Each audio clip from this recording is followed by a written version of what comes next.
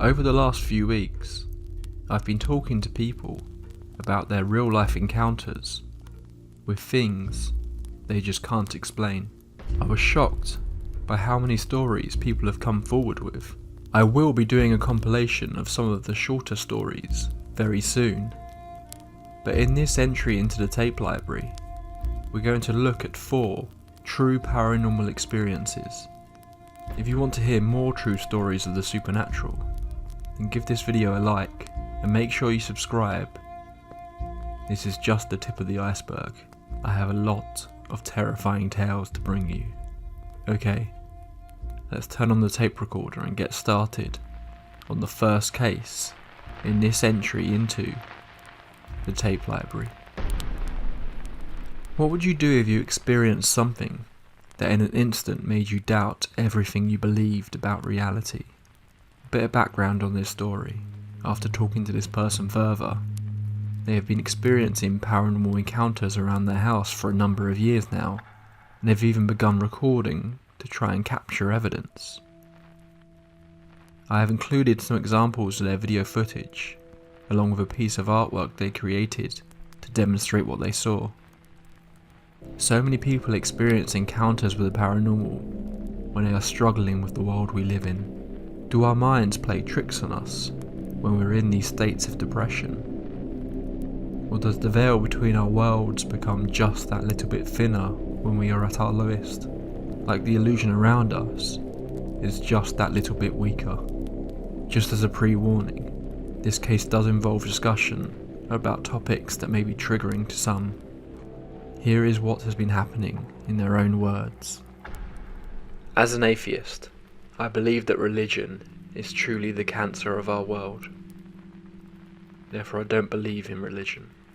That being said, I've had some first-hand experiences that have persuaded me to believe in an afterlife of some sorts, and have some scientific theories that could possibly back my thoughts on the whole ghost thing. Firstly, in a nutshell, my theory is that since human consciousness is nothing more than a spark that travels around in our brain, mixed with the third law of thermodynamics, energy cannot be created or destroyed. It can only change forms and retain and transfer information. The consciousness leaves the body upon the minutes following death, and once it has travelled too far from the host, it can no longer go back, hence why reanimation isn't a thing. First account that threw a wrench in my nothing exists outside of life way of thinking was during my temporary, successful suicide attempt. I was outside my body and was greeted by this thing. Death, Grim Reaper, Ferryman, whatever you want to call him. But to me, all I thought to call him was my guide. He looked horrific, but during this time I felt no emotion, good or bad. The best way I can describe it was weightlessness or true peace. We talked while the EMTs was busy saving my life. I remember specific details about them and blew the mind of a few nurses when I came to when describing them perfectly. But the main reason why I didn't pass it off as just a crazy NDE trip from the chemicals being released in my brain was that one of the EMTs I was describing to the docs and nurses had his phone ring, and the ringtone was Fake It by Sifa. As I said this, one little nurse almost went into a panic attack and turned pale as a ghost. The reason being was that she was the one who called the phone on her lunch break, and it was her fiancé who answered, telling her he couldn't talk and he'd see her soon, since she worked in the ER. Now the part that makes this even harder to explain was I was non-responsive for just under 11 minutes, from what my friend who found me said, before they got there, and for another 8 to 10 minutes after they arrived. Then 3 shots of Narcan, a shot of epinephrine, and 16 hours of well-needed sleep. I wake up and started explaining what I had seen. My second experience. I've had several things happening in my house over the course of 3 years. So much so I created a small YouTube channel called Borderline Paranormal to document it. Me and all who have stayed at my place have several stories. Some we experienced together, but the one that made me truly believe in an afterlife of some sorts was one earlier morning. Everyone was gone but my brother-in-law, who was crashing on our couch. I was in the half bathroom attached to my bedroom, brushing my teeth, and over the sound of our fan in the bathroom I heard footsteps on our thick shag carpet, and had that spidey sense tingle in my spine, like someone was staring at me. So I quickly turned around, taking up most of the doorway, and look where he was supposed to be standing, which was forward and to my right. But he wasn't there. As my vision came into focus, I realised something was standing towards my left, about 8 inches from my face. I was frozen instantly. This thing took 2 steps, but never changed shape, but did change thickness. It walked right through me, and the entire left side of my body had this buzzing feeling like I've never felt before go right through me. And I can't make this shit up. Stepped in front of my toilet like it was taking a piss, and disappeared. As soon as it was gone, I ran out of there, down the hall and into the kitchen, busting my ass on the kitchen floor, and had a massive panic attack. I don't get scared easy, being 6 foot 3 inches, 240 pounds, and prior military service. But that thing shocked me to my core.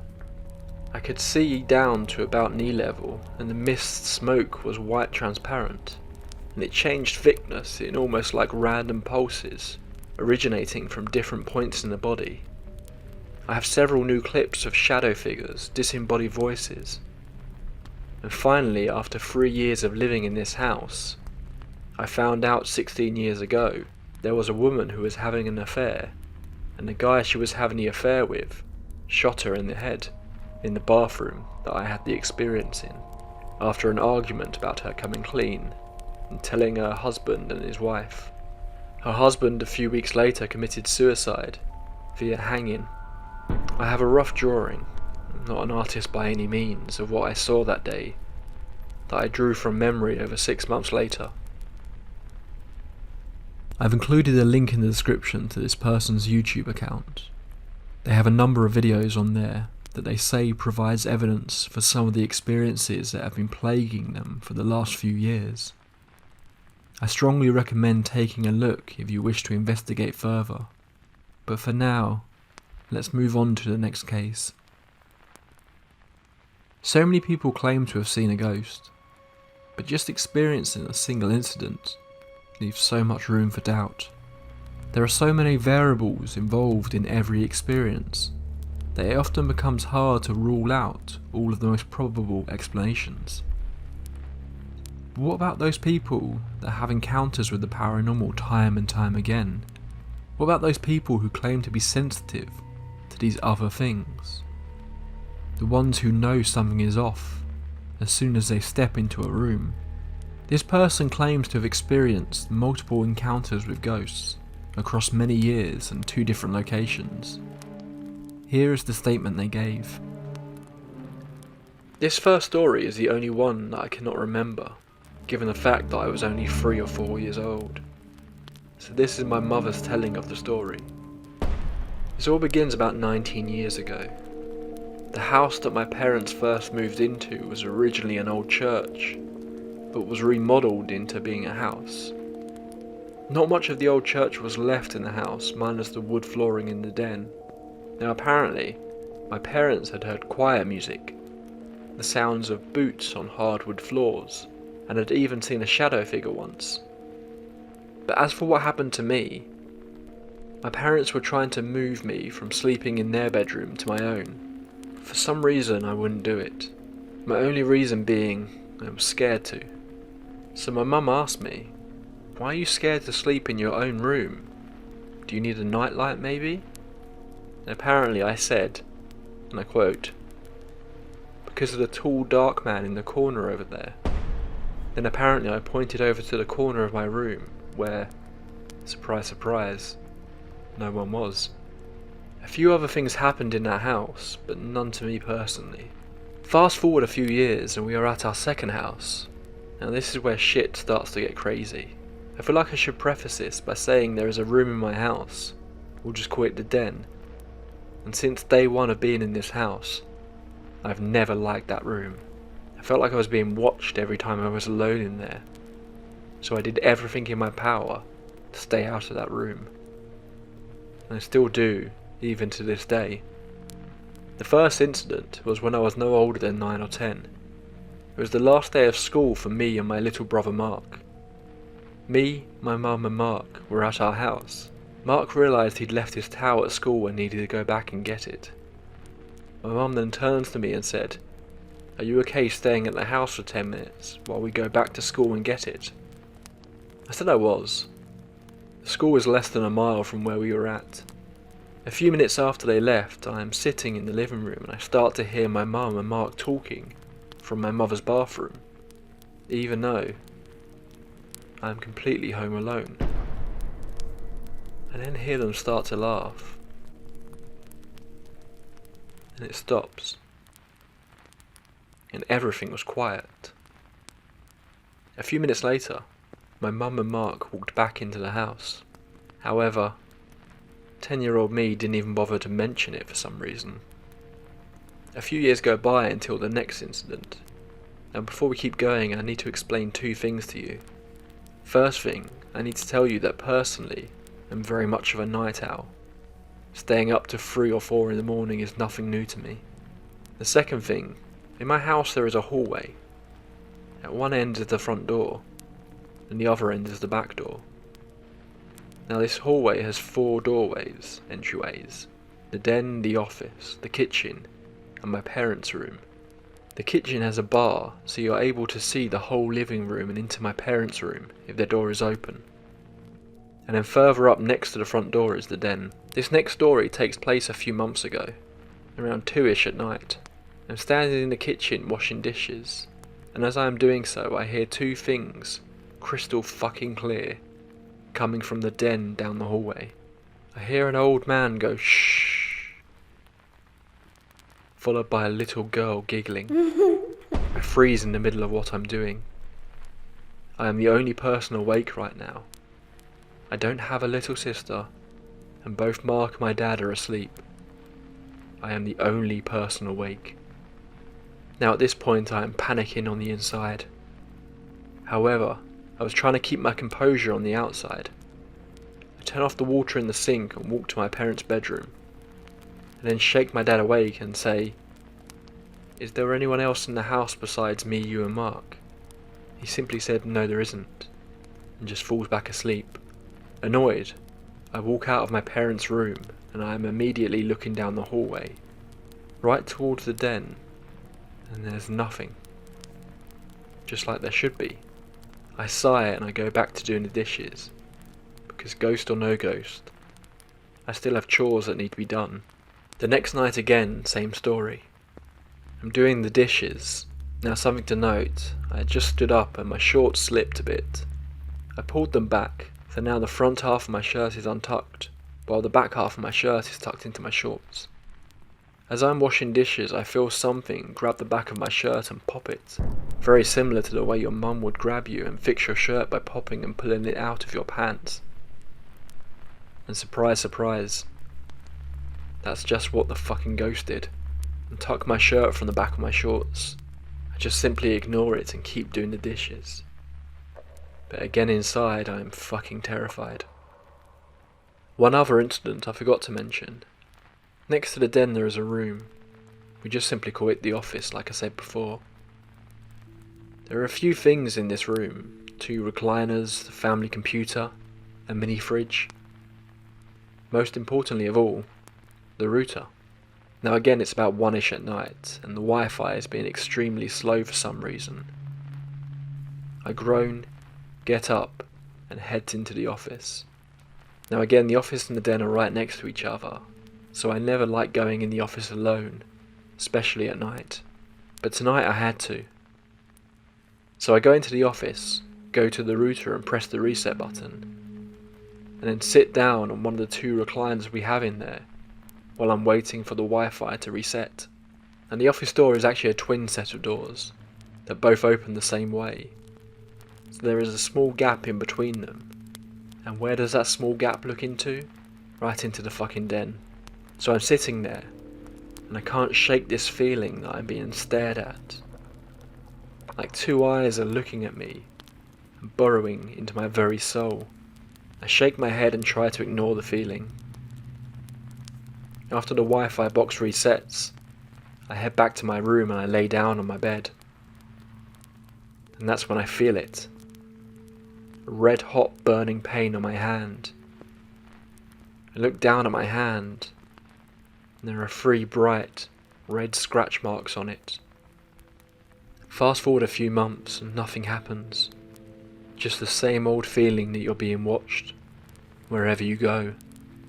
Until one night, the metaphorical dam finally bursts. I'm heading to bed. Now this involves making sure the front and back door are both locked. So, first thing, I check the front door. It's locked. So I walk down the hallway, reach the back door and then lock it. I then turn around and I see a half person walking into my den.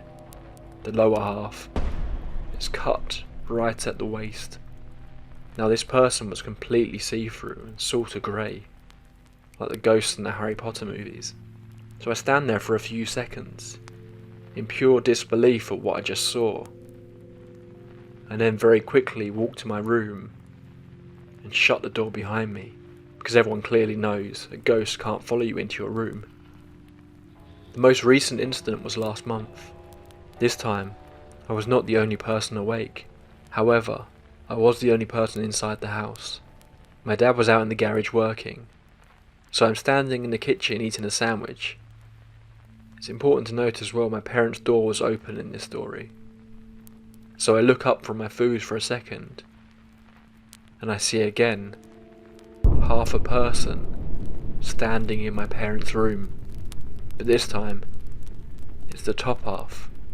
I look back down at my food. It's only after about half a second that my brain processed what the hell I just saw. I then quickly look back up into my parents' room, and there is nothing. No one was there. Now, here we are in the present day. Nothing new has happened of late. However, the feeling of being watched at night grows stronger by the day. It's actually gotten to the point where I don't like to be out in the kitchen or anything at night. Also, before anyone asks, no, I'm not the only person who has experienced stuff. Both my parents and Mark have as well. If anything else happens, I'll be sure to write another post. I'm always fascinated by experiences that take us out of the realm of a standard haunting experience and into something altogether weirder. Experiences that seem to bring together different aspects of the unexplained and the paranormal. Encounters that feel like examples of high strangeness. This person went on a camping trip and seemingly brought something back with them. About 8 or 9 years ago, me and some friends were on a camping trip, and we encountered something weird in the woods that seems to have followed us home. I was in high school at the time, and me and my friends went camping in some private land in western Nebraska, where there's some badlands in the foothills of the Rockies. Beautiful land over there. Late one night we were playing airsoft on top of a plateau. It was a sort of zombie survival game mode that we made up. Survivors would hide. The zombies search for people to shoot. If you were shot by a zombie, you became a zombie. Last man standing wins. Me and one friend were hiding in some tall grass near the edge of a roughly 50-foot cliff drop that was to our backs, so no one could sneak up on us. At one point, we spot a strange orb of light that hovered around the area for a few seconds, then with insane speed, accelerated into the air and disappeared. We have it on GoPro footage, but it was pitch black and the quality sucks, so unfortunately it's not worth much. Right after, we heard movement in the grass behind us. The grass was indented as if something was there, but there was nothing. Like I said earlier, there's a cliff drop behind us, so no one could have snuck up on us. and if it was an animal, we would have saw it. Nothing else happened during that trip. We kind of just shrugged it off, as sometimes weird shit just happens in the middle of the woods at night. However, things got more strange a few days after getting home. Me and my friends both had dreams and witnessed the same symbol in both our dreams. In my dream, I was in the woods at night, and there was a deer in front of me. The deer was just eating some grass, doing deer things. Then I heard some movement in the grass behind me, much like what me and my friend heard behind us that one night playing airsoft. Then, everything went black, and I saw a glowing red symbol in front of me, which almost resembled a dream catcher. At that point I woke up, happened to look out my window, and there was a deer in my driveway. I live in the middle of the city, with no parks or wildlife around me, so it was very unlikely for a deer to ever be anywhere near me. In my friend's dream, from what I remember he told me at least, he was exploring an old abandoned factory that was on the land we were camping at. When he opened a door inside, a blast of hot air hit him, and he saw the glowing symbol through the doorway. We told each other about our dreams and that we saw a weird symbol. Without saying what the symbols looked like, we both went into separate rooms to draw the symbol on a piece of paper and compare them. They were exactly the same. Nothing else happened until a couple of years later, when we went back for another camping trip. One morning I'm out on a hike and I end up finding a deer skull that was missing an antler. I thought it was pretty cool, so against my better judgment, I took it home with me. I left the skull in my closet on the top shelf, with the closet door closed. Keep that in mind. A few days after the trip, I have yet another weird dream. I'm in the woods at night again, and that same deer is in front of me. However, the deer is now dead, and on its side, as if carved with a knife, is that symbol. The deer is also missing the same antler that the skull is. I hear the same movement in the grass behind me, so I began to turn around. What I saw behind me is the silhouette of a tall, bipedal creature with long arms, long hair, glowing white eyes, and large antlers. An intense fear washes over me as I immediately woke up panicked and sweaty. The first thing I do is look out my window to see if the deer was there again. But what I actually saw was worse. The deer skull was on the floor in the middle of my room and facing towards me. It's been years since anything else has happened, and I still have that skull displayed on top of a bookshelf. I don't know if it's smart to keep it or not, but I guess I'll find out the next time I take a camping trip to the same area.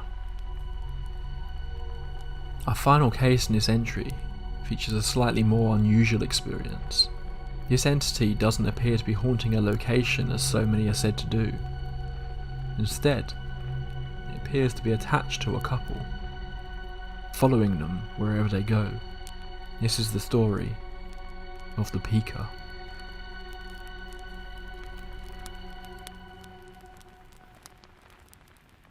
Hello all.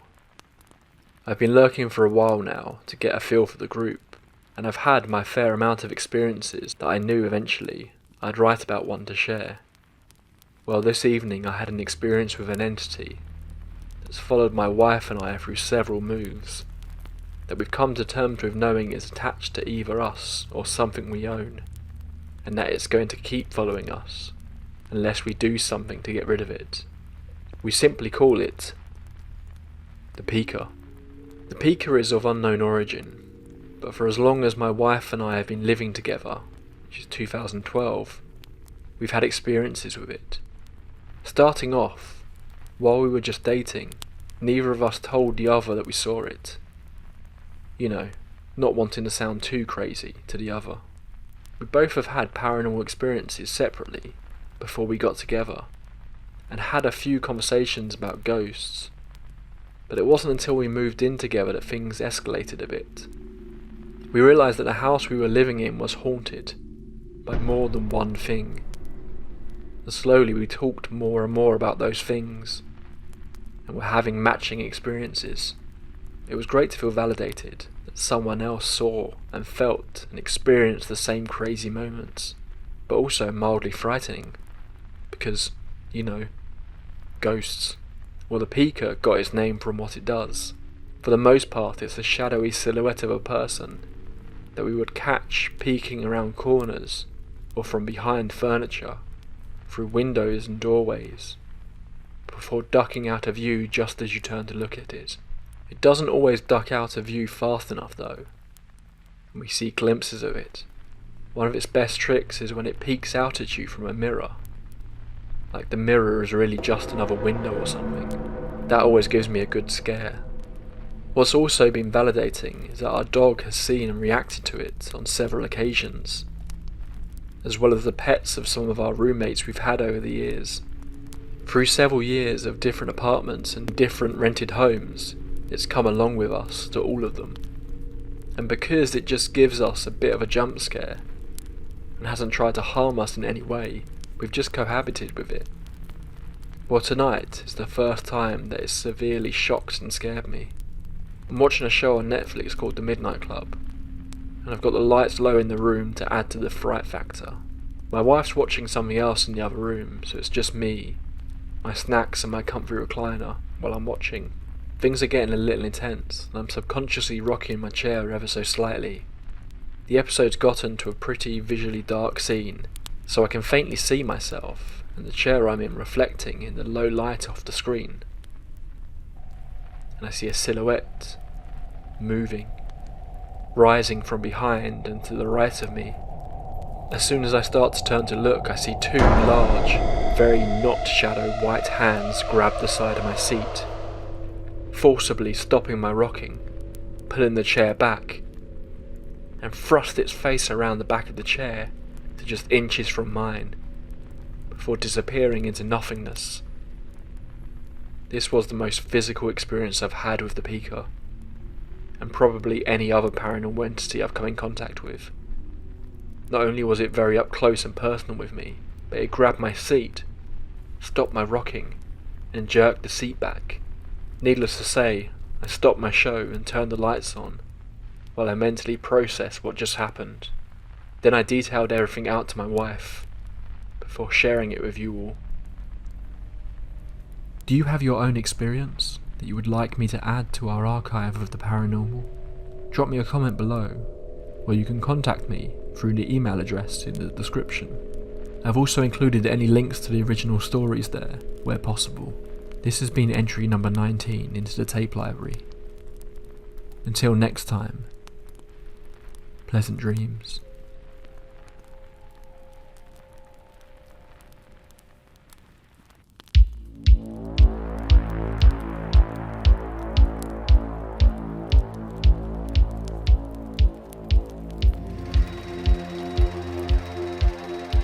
In the dim glow of the silver screen lies a realm where time is suspended, and souls dance eternally in flickering frames.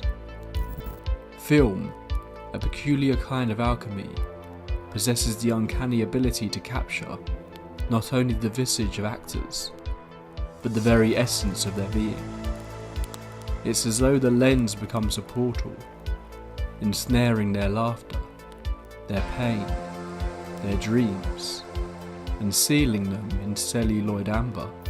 With every reel that turns, they transcend mortality, becoming spectral performers, forever bound to their roles. Yet amidst this luminous enchantment lies a darker truth. But in the depths of shadow and light, sometimes, unwittingly, filmmakers summon more than they bargained for. Like incantations etched in emotion, there are forces, uninvited, that seep through, leaving marks, echoing whispers of something beyond our understanding. These accidental sorceries, these uninvited guests, remind us that even in the art of creation, there are things we may never truly control.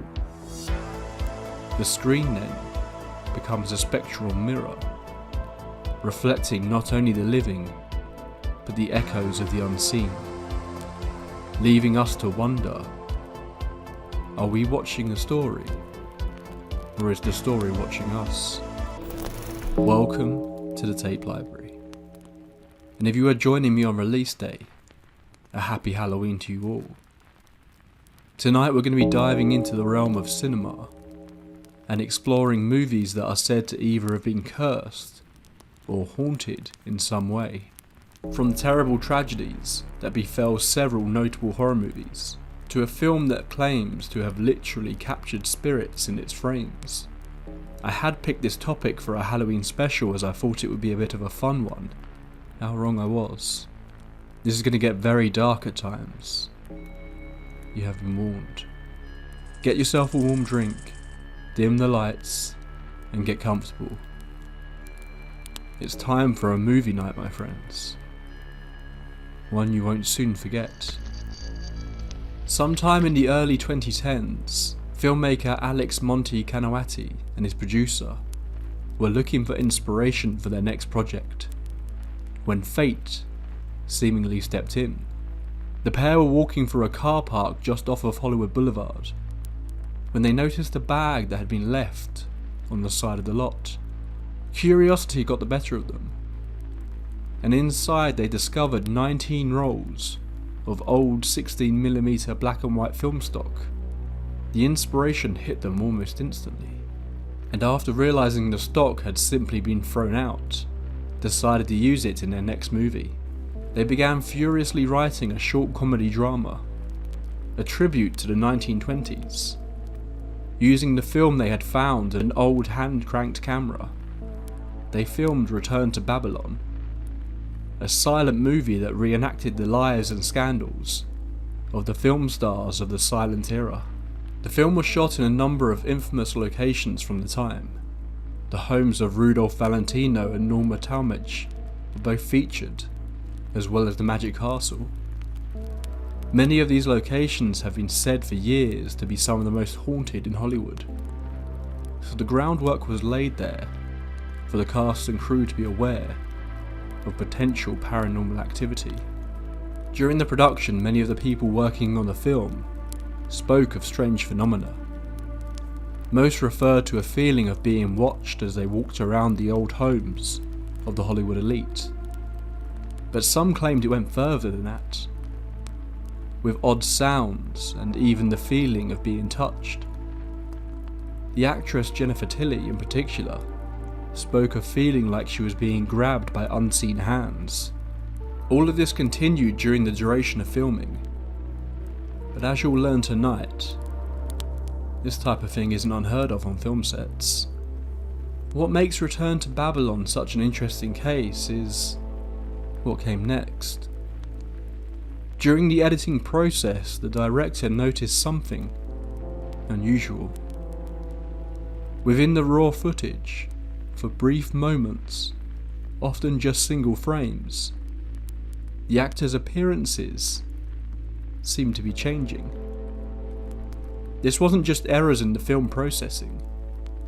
Faces would distort and take on unnatural forms. Fingers would grow into long clawed tendrils. Shadows would appear on the edges of frames. Figures would appear out of nowhere, their faces contorted with grimaces of pain or terror, and then be gone as quickly as they appeared. Some claim that some of these strange shifts made the actors seemingly take on the appearance of some of the long departed actors the film was referencing, if only for a fraction of a second. Experts have looked at the footage and struggled to decipher how these visual effects, if that's what they were achieved, but the director and crew remain firm to this day that there was no manipulation of the footage. While this could have been an attempt as a clever marketing strategy on the part of the filmmakers, it would be an odd choice to paint such a light-hearted film as proof of something much darker. While the images captured in the film look almost demonic to many, the director didn't see it that way. He believes the shape-shifting forms to look biblical in a much more positive way. He believed that this was a divine presence, making itself visible through his movie. Return to Babylon continues to fascinate and divide the paranormal world to this day. While there may be a rational explanation to what is witnessed here, it remains one of the most compelling pieces of evidence of a haunted movie to have ever surfaced. Over the years, many horror movie productions, especially those that delve into the world of the occult, are said to have been cursed. But few can hold a candle to the events that took place during the production of the 1976 movie, The Omen.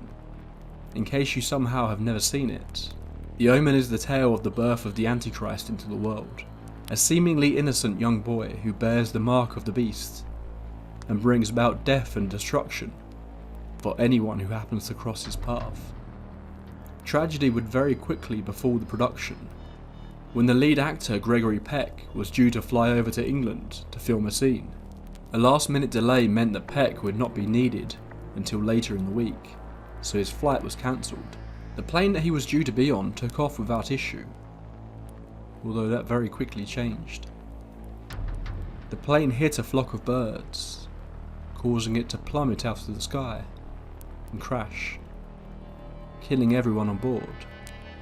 What makes this incident all the more tragic was that the plane crashed into a car that was driving away from the runway. Inside the car was the family of the pilot, all of whom lost their lives. Peck would make it to London following this incident in September of 1975, but en route his plane would be struck by lightning. Obviously an unusual occurrence, but not unheard of. However, on another transatlantic flight, just a few weeks later, the same thing would happen to producer Mace Neufeld. It would then happen a third time to writer David Seltzer. Finally, during production, lightning struck a fourth time, narrowly missing producer Harvey Bernard, while the crew were filming in Rome. Luckily, in all four incidents, the filmmakers were not hurt. Producer Mace Neufeld had another near miss when he was turned away from a fully booked restaurant just days after his brush with the lightning, only for it to be destroyed by an IRA bomb that day, along with director Richard Donner's hotel. Speaking of which, Richard Donner actually believes The Omen is a blessed film, that these near misses for the people that worked on the film actually shows that something was keeping them safe from tragedy. This protection would soon run out though. Animals involved in scenes of the film began to act strangely. The director was able to capture some very genuine reactions in the scene in which baboons terrorised the family during a safari tour, as the animals started acting unexpectedly aggressive for real. The Rottweilers that were used in the film attacked their handlers on numerous occasions, and most infamously, the day after filming the safari scenes, a zookeeper who had been hired to help with the animal scenes was eaten by a tiger. The most chilling incident though would befall special effects designer John Richardson and his partner Liz Moore. Shortly after leaving the production of The Omen to move on to their next job in Holland, the pair were driving late at night. Just after midnight in fact, on August 13th, 1976, a Friday, when they were involved in a catastrophic head-on collision. Remarkably, Richardson survived the accident with only minor injuries, but Moore wasn't so lucky. A tyre crashed through the windscreen, decapitating her instantly, in a moment that chillingly echoed a scene from the movie. Richardson would apparently go on to add an even more disturbing detail to this story. Moments before the accident, they had made a joke about the fact that they had just passed a sign for the city of Omen, and that it was 66.6 kilometers away. In 2009, Ty West released the incredible House of the Devil, a truly creepy 80s throwback that is full of occult horrors and slow burn terror. During the production, many of the cast and crew were put up in the nearby Yankee Peddler Inn. West became fascinated by the location. The crew members and himself were witnesses to a whole host of strange goings on. TVs turning on by themselves, lights that would flicker, strange phone calls that were made with seemingly no one on the other end. And all of them began to encounter strangely vivid dreams. Nothing major, but enough for a buzz to start amongst the crew, who were quickly beginning to question if the location might be haunted. And as it turned out, they were right. The hotel staff confirmed that they, and many of the people who stayed in the hotel, had encountered the exact same things, to such an extent that the entire town believed the hotel was haunted. The story of its haunting goes like this. In the heart of downtown Torrington, Connecticut, looms the Yankee Peddler, a relic of the past, shrouded in an eerie atmosphere. Built in 1891, this grand inn holds secrets that chill the bone. It's said that in 1910, the original owner Alice met her end within its walls, setting off a chain of unexplained events. Room 353, where she breathed her last, carries a lingering presence. Guests report seeing ghostly figures and catching whiffs of untraceable scents. Alice, it seems, isn't ready to leave. Her spirit is felt, a vigilant hostess, ensuring guest comfort. In the lobby, her rocking chair sways as if moved by unseen hands. But it's room 295 that bears the brunt of the paranormal activity. Guests have felt a spectral touch, an eerie companion slipping under their covers. Lights flicker, casting the room into a dance of shadows. In a chilling coincidence, one guest shared a dream their companion also vividly recounted. It's as though the boundaries of reality blur within these walls. The Yankee Peddler, once a bustling hub, now harbours Alice's lingering spirit. There's a place where the past refuses to rest, where the line between the living and the departed grows thin, and where every creak and rustle tells a tale of the supernatural. Ty West was obviously very pleased that his horror movie production now involved a very real ghost story, but rather than including this tale in the promotion of House of the Devil, he instead returned a few years later and shot a movie not only inspired by the events that were taking place at the inn, but also filmed inside the building itself. The following is all from the director's own words in an interview he did with IndieWire back in 2012. I wanted to make a ghost story. I was trying to think of how to do it cheap. Then I thought, why not make a movie we lived? The place let us there before, so they were likely to let us do it again. That's kind of how it all came to be. They let us back in and we moved very quickly. I'm a skeptic, so I don't really buy it, but I've definitely seen doors close by themselves. I've seen a TV turn off and on by itself. Lights would always burn out in my room. Everyone on crew has very vivid dreams every night, which is really strange. The one story that is most intriguing to me.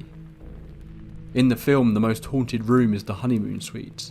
That's where the ghost stuff started in the hotel. The only reason why I picked the room that I picked to shoot in was because it was big enough to do a dolly shot. No more thought went into it other than pure technical reasons. So when we're finishing the movie, I find out that the most haunted room in real life is the room I picked to be the haunted room in the movie. It could be coincidence. It's weird that it happened that way.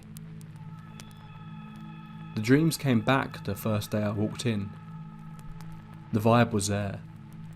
Sarah Paxton will wake up in the middle of the night, thinking someone was in the room with her. Everyone has stories. As winter began to take hold of Washington DC in 1972, a priest felt himself drawn to a street in the historic neighbourhood of Georgetown. There he approached a man. The priest claimed to not know who he was, or why he was there, but he felt he needed to give this man something, a medallion. The priest then said to the man, "Reveal the devil for the trickster that he is." He will seek retribution against you, and he will even try to stop what you are trying to do to unmask him. Before walking away, the man the priest had approached was Jason Miller, an actor. He was in Georgetown that day taking a break in between filming scenes for a little film known as The Exorcist. The production of The Exorcist was much like The Omen, plagued by a series of disturbing events. There are 9 deaths associated with the production of the film that all happened before it could be completed, including that of actor Jack McGowan, who plays the film director thrown from Reagan's bedroom window. A number of injuries happened on set as well, although it's worth noting that this was the 1970s, and did feature a director who was known to fire a gun to get genuine reactions of fear from his actors. Speaking of William Friedkin, he received a call late one night from the film's production manager, telling him not to come to set the next day. Friedkin was enraged, assuming that he was being fired from the production. That was not the case. A fire had swept through the set, destroying every part of the house, except for Reagan's bedroom. This was disturbing enough for the production crew to call a priest to set and bless it when the 6-week rebuild was complete. Another unusual story that took place during the production centres around the small role of one of the hospital workers in the film. The scene where Reagan is taken to the hospital for scans featured the real radiologists that were working there, one of whom was Paul Bateson. Bateson would later be charged with the murder of film industry journalist Addison Verrill. There were also accusations that Bateson was the man behind the bag murders, a series of killings that targeted gay men in Manhattan in the 1970s.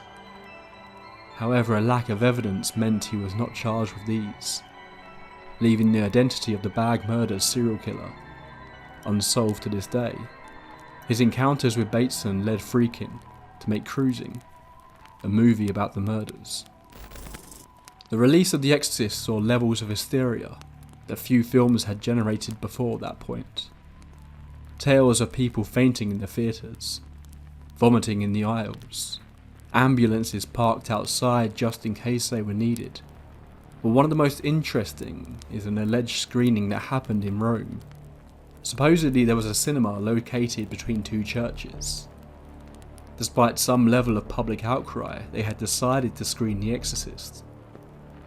Midway through the screening, lightning hit the crucifix, positioned on top of one of the churches, where it had stood for 400 years.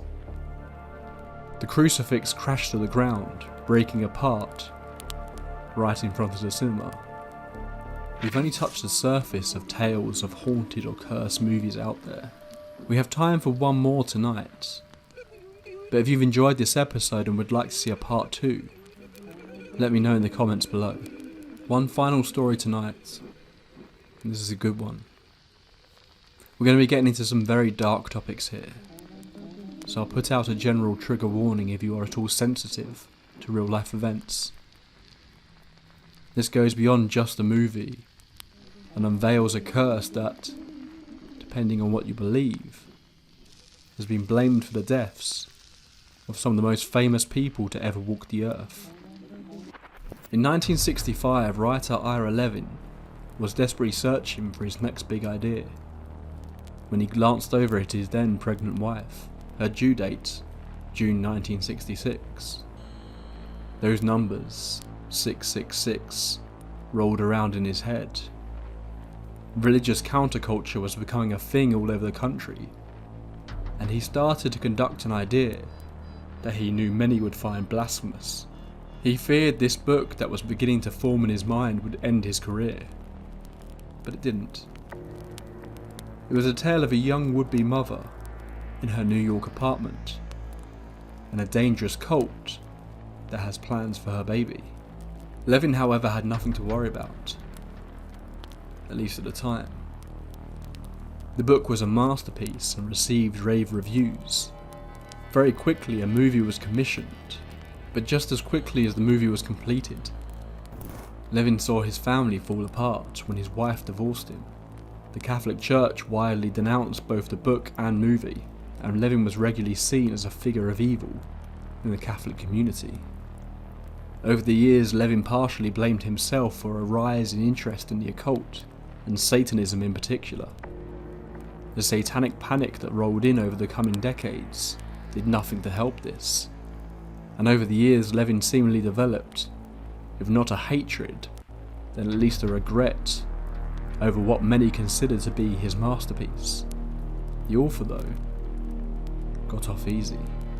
Unlike many of the films we feature today, the filming of Rosemary's Baby seemingly had no issues, beyond producer Robert Evans describing an eerie feeling whenever he was inside the apartment complex the film was set in. However, just 1 year after the film's release, the acclaimed film's composer Christoph Komeda fell off a cliff. He was left in a coma for 4 months before passing away. A tragic accident, but hauntingly, one that echoed Levin's book. This was the same fate the witches cursed Rosemary's inquisitive friend with in his tale. Famed horror filmmaker William Castle was one of the first people signed onto the project, ultimately being announced as a producer by Robert Evans. Castle received huge amounts of hate mail for his involvement with the film, seemingly the stress of which saw him quickly develop kidney stones that left him hospitalised. While there, he began to have vivid hallucinations of scenes from the film, apparently even shouting out loud during his surgery, "Rosemary, for God's sake, drop that knife." The fate of the film's director and his then girlfriend Sharon Tate have become a collective piece of horrifying popular culture. Tate had been desperate to play the role of Rosemary, but the studio opted to go with Mia Farrow instead. Tate would be present throughout the shooting of Rosemary's Baby, however, and would even appear as an extra. It is said that during this time she began to develop an interest in the occult. The pair relocated to California shortly after completion of the film, and by the summer of 1969, Tate was heavily pregnant with Roman Polanski's baby. He was due to go and work in London, but just before he left, he claims he was hit with a strange morbid feeling. The thought of, "You will never see her again." Polanski shook it off as pre-travel anxiety. He was wrong. Sharon Tate, her unborn child, and several of her friends were brutally murdered by the Manson family just days later. The following night, the family would go on to kill Leno and Rosemary LaBianca in their home, writing messages on the walls in blood at both sides, one of which read, "Helter Skelter," a reference to a Beatles song, and what Charles Manson had referred to as a calling to kickstart a race war. In the following years, Polanski's life fell apart. He turned to substance abuse. He would later go on to molest an underage child, plying her with drugs and alcohol before abusing her.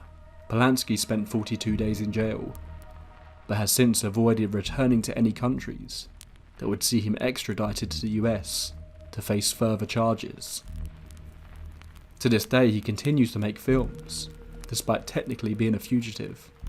People couldn't make sense of the murders, and to this day, insane rumours and conspiracies circulate around them, with some claiming Polanski sacrificed his partner and unborn child for his success, or that the Beatles were somehow involved in some sort of satanic ritual that caused the events. Interestingly, much of the White Album, the album that features Helter Skelter and Piggies, was written with the star of Rosemary's Baby, Mia Farrow, present. The Beatles obviously denounced the crimes, with John Lennon saying, "All that Manson stuff was built around George's song about pigs, and this one, Helter Skelter, Paul's song about an English fairground. It has nothing to do with anything, and least of all to do with me." Fast forward 11 years. John Lennon is living in their famous New York apartment block, the Dakota. He had no idea that for the past 3 months, a man had been planning to kill him. Mark David Chapman approached Lennon and Yoko Ono as they headed towards their limousine that evening. He asked Lennon for an autograph, a moment that happened to be captured by an amateur photographer. Later that night, as the couple returned to the Dakota, Chapman was still there. He shot Lennon 5 times, and then sat and waited for the police to take him away. In some versions of events, it is claimed that when deciding if he should go through with it, Chapman saw Mia Farrow walking past him as he stood outside the Dakota. He saw this as a sign that he was meant to do it. The death took place in the shadow of the Dakota, the building that Robert Evans had felt a creeping presence in, the building that famously was the set of Rosemary's Baby.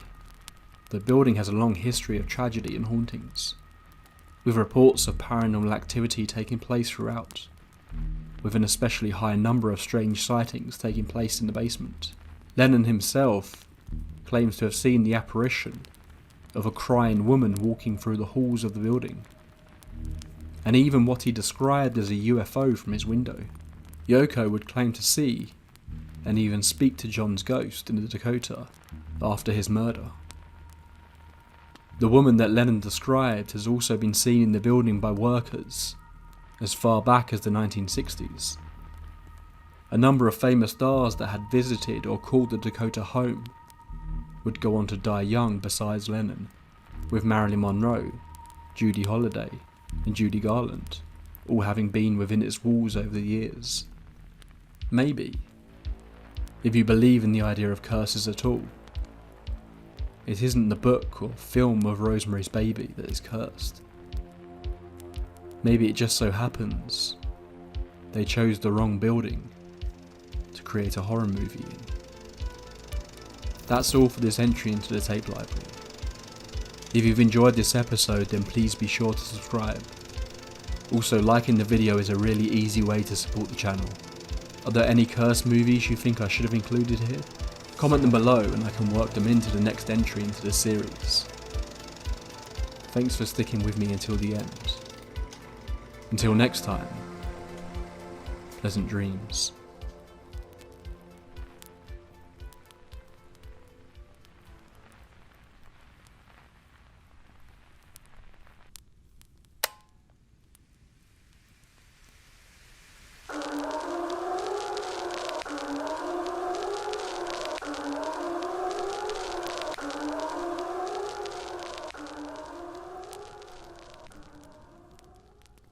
Southend Pier has stood since 1829. Over the course of the 19th century, it grew, first becoming the longest pier in Europe, then the world. It has served a practical service, allowing ships to dock at Southend, helping the town to thrive. In World War II, it was taken over by the Navy, and today it serves as a tourist attraction. But it has also been the place of tragedy and destruction. In 1931, just after the train line was first completed, a young man was thrown from one of the trams and run over. Multiple fires have broken out, including one in 1959 that saw 500 people trapped over a mile out to sea. The fact that the pier stretches out so far into the sea has also made the pier a popular spot for the suicidal. With all this, it's no surprise the site has its fair share of ghost stories. When an old flight of Victorian stairs close to land were removed as a part of the modernisation of the pier, builders reported seeing a woman hanging around late at night. One worker, left on his own to pack down for the night, suddenly felt the presence of someone standing next to him. He turned to see a woman wearing a dark Victorian-era dress, staring blankly at him. It was only when the worker saw that the woman's feet weren't on the floor that he decided to run. The most famous ghostly resident of the pier is known as the Tall Man. The most widely reported sighting of him came in 1992. A police officer had been called to the pier in the early hours of the evening. Someone had reported seeing a man acting strangely at the end of the now closed pier. The constable, heading to the end of the pier, was concerned he may be dealing with someone contemplating suicide, as so many have at the end of the pier's head. As he approached the deserted end of the pier, he saw a very tall, slim man, dressed in a long black coat. The sun had long set, and the man was too far away for the police officer's torch to illuminate his face. The officer shouted out to the tall man, who instantly started running. The policeman gave chase, but it wasn't long before the tall man launched himself off the end of the pier, into the dark, icy waters below. The policeman looked over the edge, but couldn't see anyone. The Coast Guard was quickly dispatched, but no one was found. But it turned out this wasn't the first time a tall man in a long black coat had been spotted on the pier. And it certainly wasn't the last. More often than not, he is sighted lurking around underneath the pier. Some catch a glimpse of him looking out to sea. Some have even seen the man hanging from the neck underneath the pier.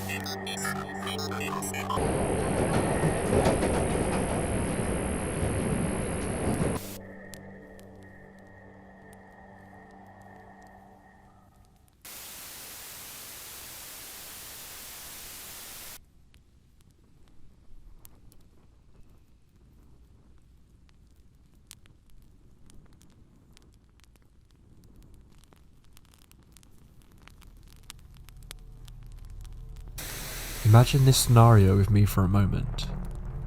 It's a dark, rainy night in the late 80s. You obviously don't have the internet, but you do have something that brings you daily information, entertainment, and some kind of false sense of community. Your television. The big TV sat in your family's living room, glowing its warm, familiar glow. Your family have all headed off to bed, but you've snuck down to catch some late-night television. You have no idea what you might find, but the world of late-night television feels so much more exciting than what you are used to seeing during the day.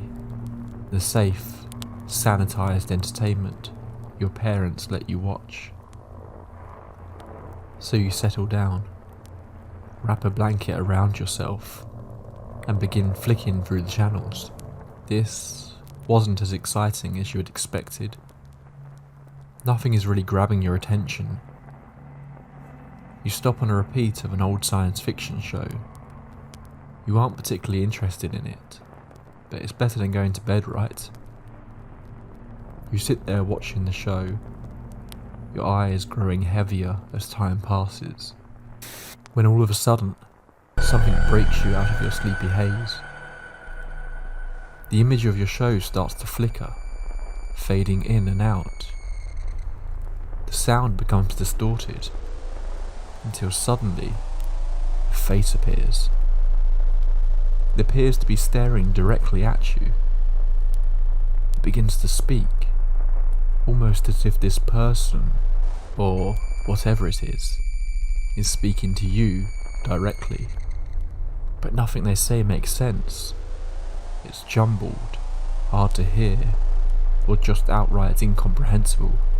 A creeping sensation runs down your spine as you realise you are watching something that shouldn't be here. The safety of the old science fiction show is gone.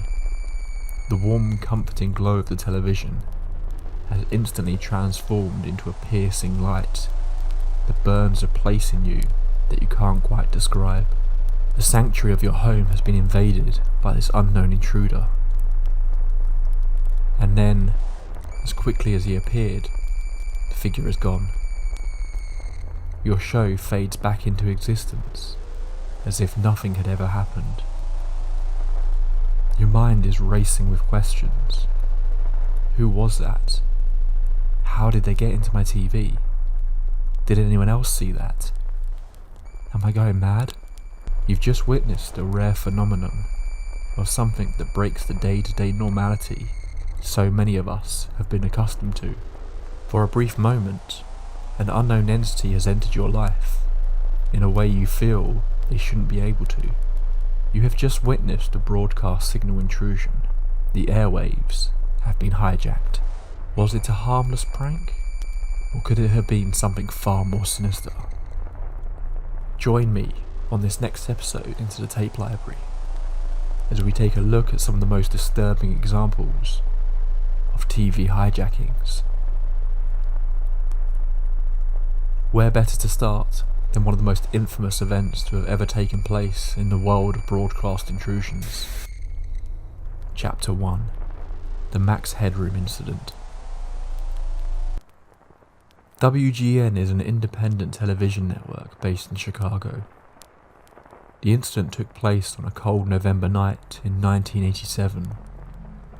Just a boring night like any other night. The station was playing its segment, recapping the day's sporting news. Little did they know they were about to become part of a mystery that to this day remains unsolved. Suddenly, viewers of Channel 9 all around Chicago saw their screens turn black for 10 seconds, before their signal returned with a bizarre new look. On screen, someone was in what appeared to be a mask of the popular character Max Headroom. He was dancing around on screen, swaying from side to side, while the metallic background behind him twisted and contorted. The only sound that could be heard was a loud, distorted buzzing. This surreal image must have been extremely disorientating, and while on paper the imagery itself doesn't seem to be all that disturbing, it's a combination of this person being somewhere they shouldn't be, and the uncanniness of the entire scenario that makes the whole incident so unnerving. The first instant being accompanied by a buzzing made the situation all the more unsettling. There, at least in the first instance, appeared to be no message. it was just there. Someone had hacked into the television network and decided to send this image out to thousands of people, and the audience at home would have no idea why. The staff in the WGN control room were in a state of panic, running around trying to regain control of their network. The unknown hackers managed to keep their intrusion going for just under 30 seconds, before the station was able to change their frequency that was heading out to the station's transmitter, and the audience was quickly back to their regularly scheduled broadcast. Sports newscaster Dan Rowan said, as he returned to the air, "If you're wondering what's happened, so am I." McMahon and McKinnon 14-0 Bears. Then the defense, which hadn't put up a sack in 12 quarters, finally did.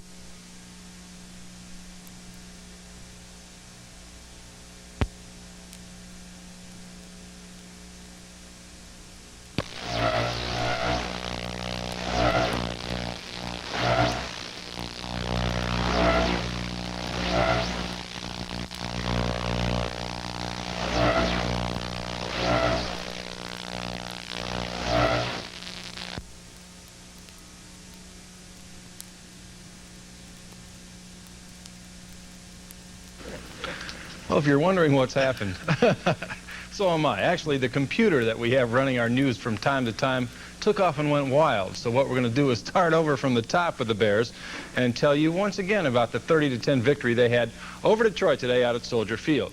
We'll show you from the top and show you again the change that they made today on defense. But this twisted version of Max Headroom wasn't done with the population of Chicago just yet.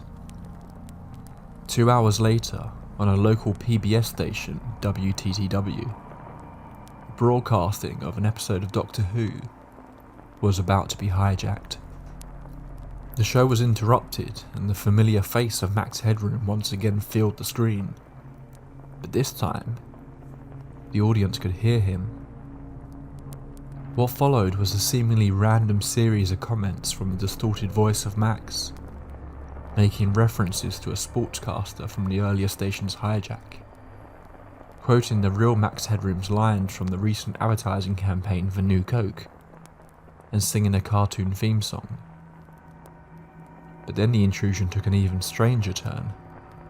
Max starts screaming that they are coming to get him, then bends over while an unknown second person starts spanking him with what appears to be a fly swatter. The heavily distorted voice of Max shouts for mercy, before the image is once again interrupted and the viewer is returned to Doctor Who. This time the hijackers were able to stay on the air for over a minute.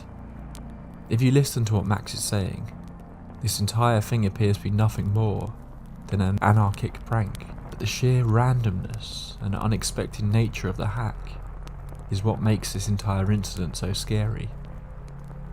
Both the FCC and the FBI launched investigations into the incident, and in recent years many internet sleuths have had their turn trying to track down the elusive hijackers. But despite some interesting leads that unfortunately went nowhere, to this day, 35 years later, no one is any wiser as to who this group of television hackers were, or what their motivations may have been. You should talk often with the old ones of your tribe. That is the only way to learn. I'll get you a hot drink, miss. I need some dry clothes. Because he's a freaking nerd. I think I'm better than Chick's worse than freaking the fool. Oh, Jesus.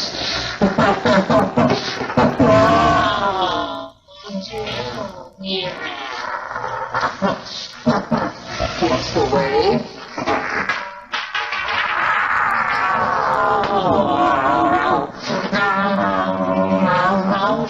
Your love is fading.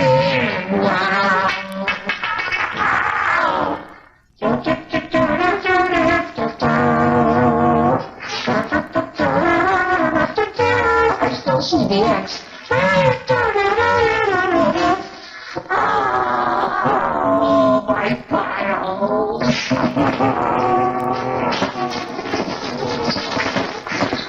Oh, I guess they're a giant masterpiece. for all the greatest world newspaper nerds. My brother is wearing the other one. But it's dirty. It's got footprints on it. Oh, they're coming to get me.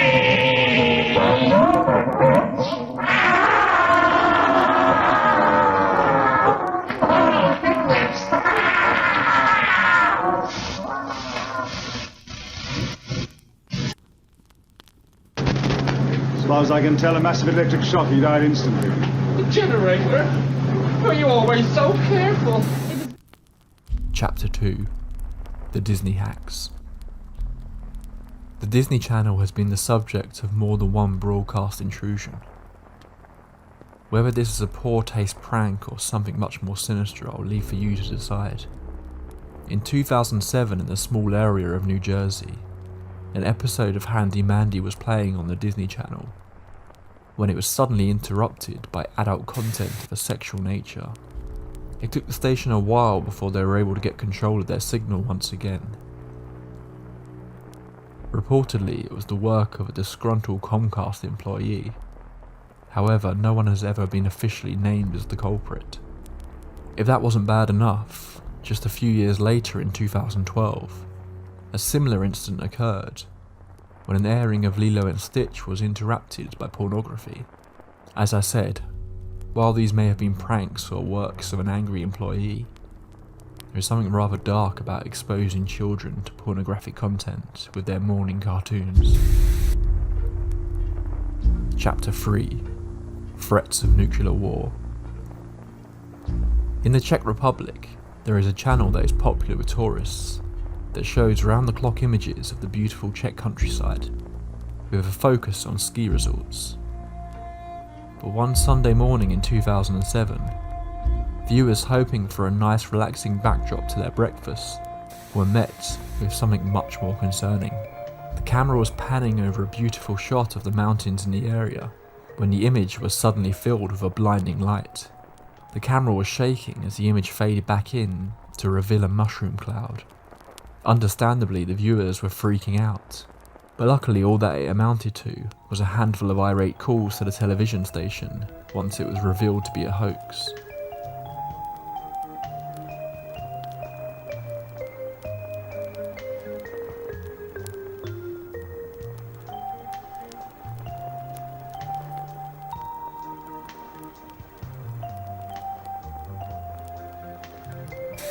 This is one of the few cases we're looking at today where the perpetrators actually came forward.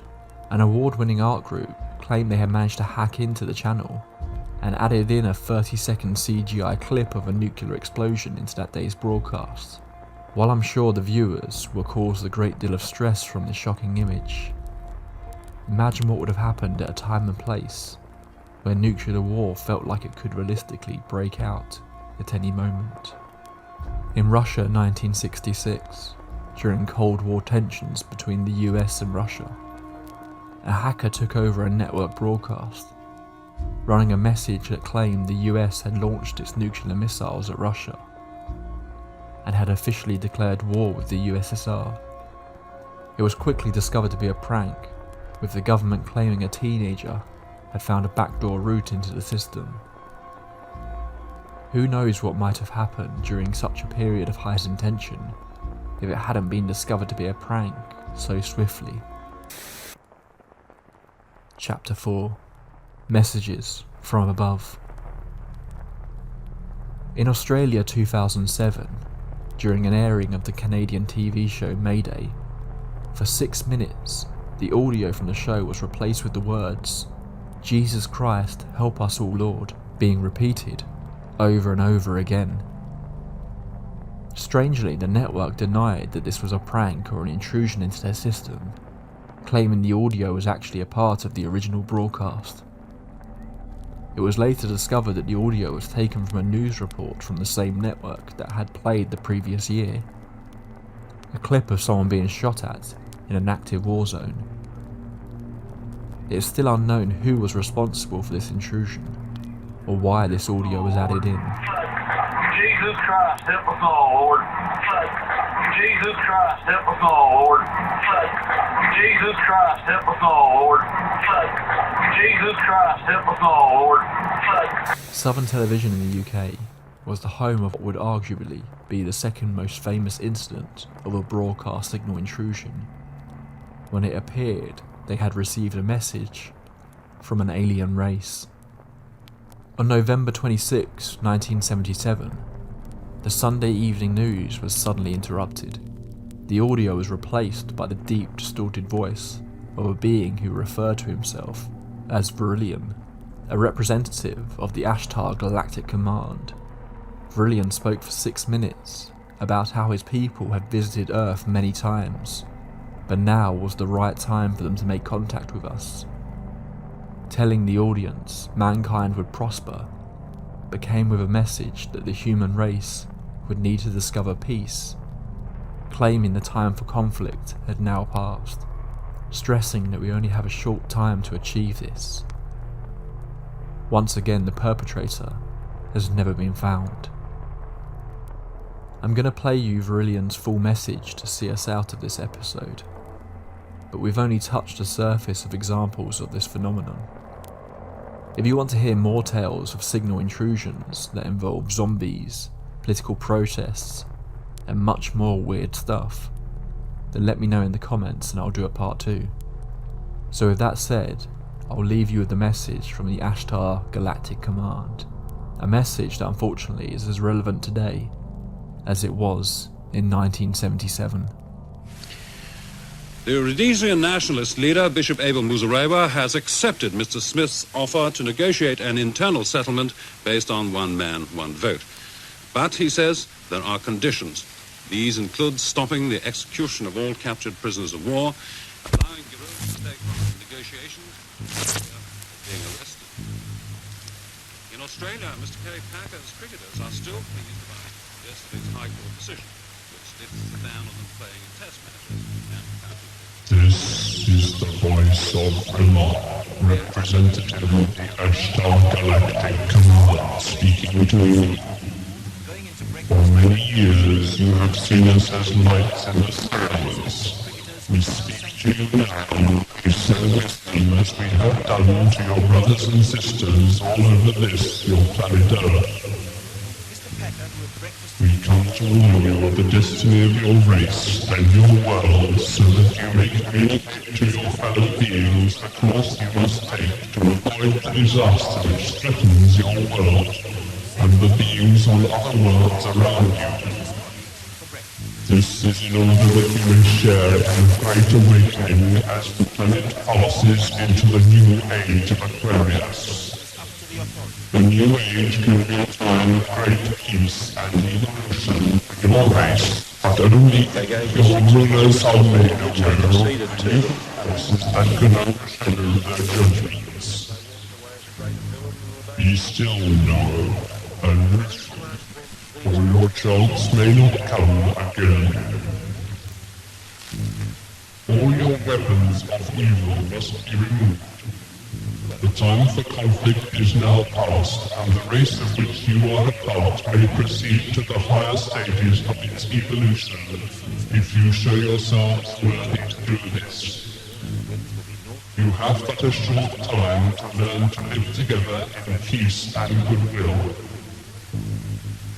Small groups all over the planet are learning this, and exist to pass on the light of the dawning new age to you all. You are free to accept the rejected teachings of those who learn to live. Many go as wide as this, then they run out. Spiritual evolution. Hear now the voice of Rilon, representative of the Ashtar Galactic Command, speaking to you. Be aware also that there are many false prophets and guides at present operating on your world.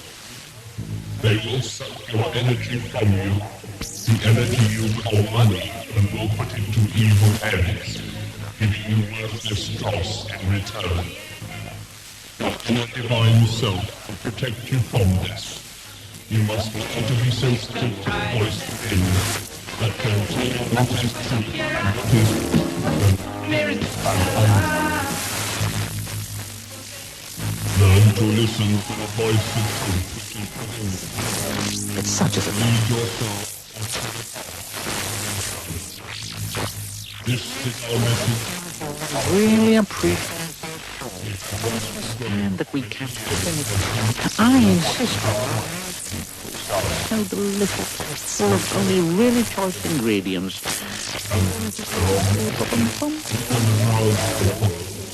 I can.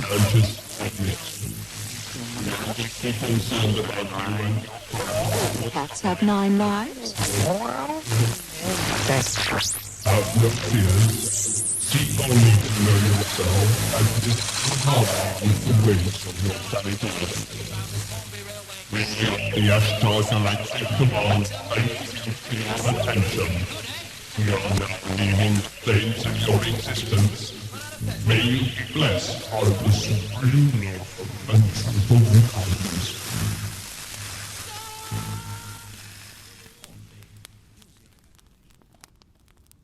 Finally, back home, engineers are trying to trace the source of what they call a rogue transmission, which lasted about 6 minutes during ITN's early evening news bulletin. It affected viewers in the Berkshire and Hampshire areas served by the Hannington transmitter. They heard a voice which cut across what I was reading. The voice said, "Earthlings, lay down your arms. This is a message from outer space." Well, thousands of viewers later phoned Salon Television, the police, and ITN here. A spokesman for the Independent Broadcasting Authority said this is the first incident of its kind in Britain. Winchester police said some people were frightened by the hoax message. They said they sent an officer to calm down one woman. Well, I hope nothing's interrupted this bulletin wherever you are this evening. From all of us here, good night.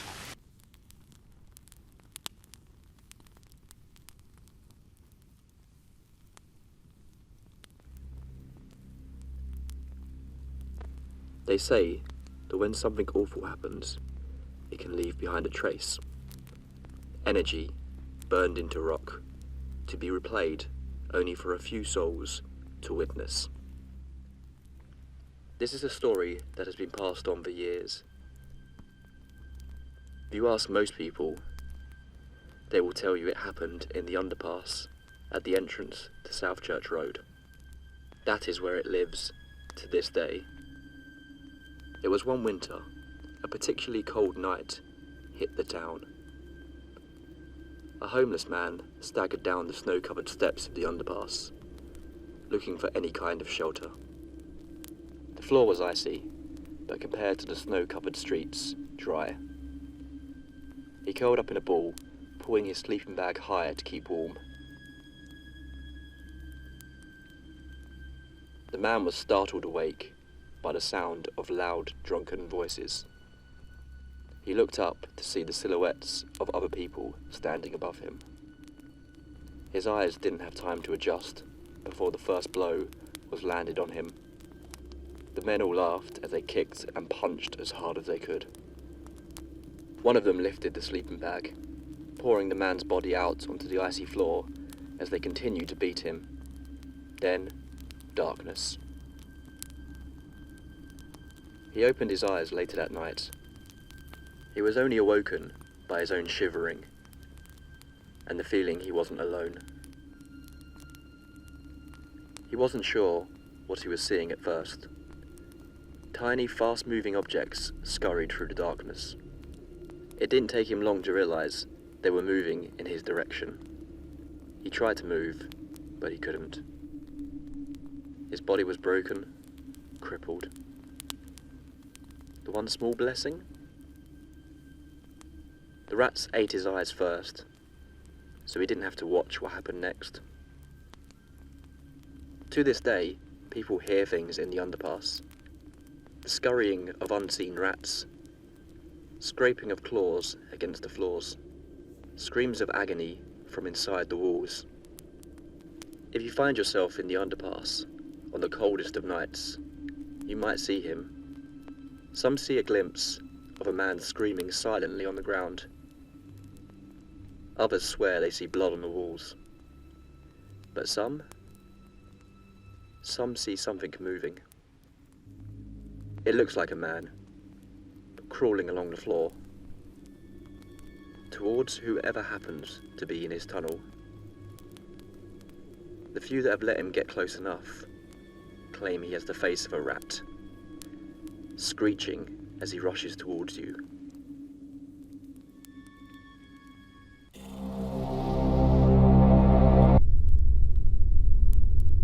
I got just a glimpse of that upper window of the face of a little girl. And I don't know who lives here. It's a boy, right?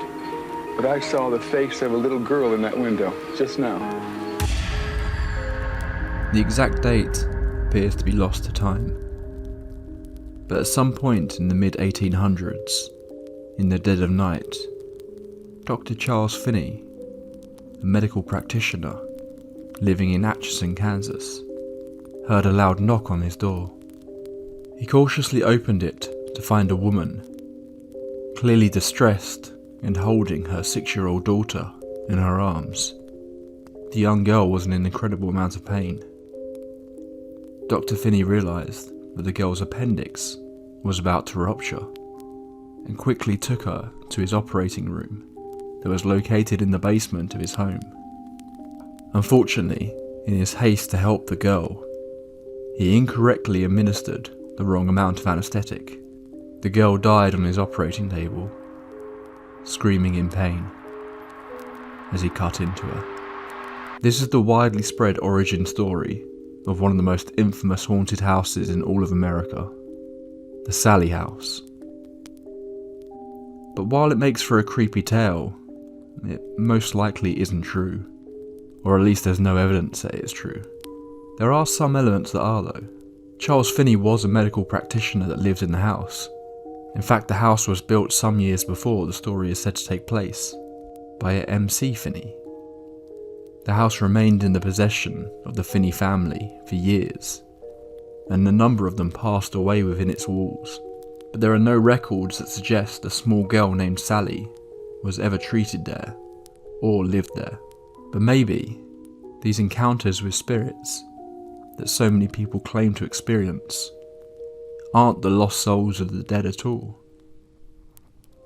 Maybe they are manifestations of something else. In this episode of the Tape Library, we're going to be visiting the Sallie House and going over the terrifying experiences of the Pickman family and their shocking, violent encounters with something that appeared to be sharing their home with them. In the early 90s, Tony and Deborah Pickman moved into 508 North 2nd Street. What followed was one of the most well-documented hauntings of all time. A big part of this was due to the TV series Sightings, who carried out numerous investigations into what they referred to as the Heartland Ghost. Because of this, there are visual examples of many of the phenomena the family encountered during their 2 years living in the Sallie House. I'll link to the Sightings episode in the description if you want to watch these clips in full. I'm going to go over some of the most notable incidents in Deborah and Tony's time in the home. There are so many encounters that they describe. I strongly recommend delving into some interviews with the couple if you want to learn even more. But here we go. Deborah was from Buffalo originally. She's always had an interest in the paranormal, but never experienced anything personally in her younger years. The two met in Kansas and bought the house in Atchison together when they were expecting their first child. Tony did not have any interest in the paranormal, though he was raised as a Catholic. It all started fairly innocently. Everything seemed fine when they moved in, but within a month of being in the property, they started to hear odd noises. Lights would flicker or dim. There were strange occurrences, but nothing that jumped out at them as specifically paranormal. Lights would dim while they were sat there watching TV multiple times a night. The chains on their ceiling fans would spin even when the fan wasn't on, or it would look like someone was almost flicking them. Again, nothing that they felt couldn't be explained as the wind or electrical issues.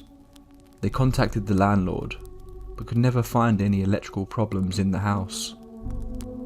The baby would wake up often in the night. Every time he'd fall asleep in his nursery, he'd almost immediately wake up again crying.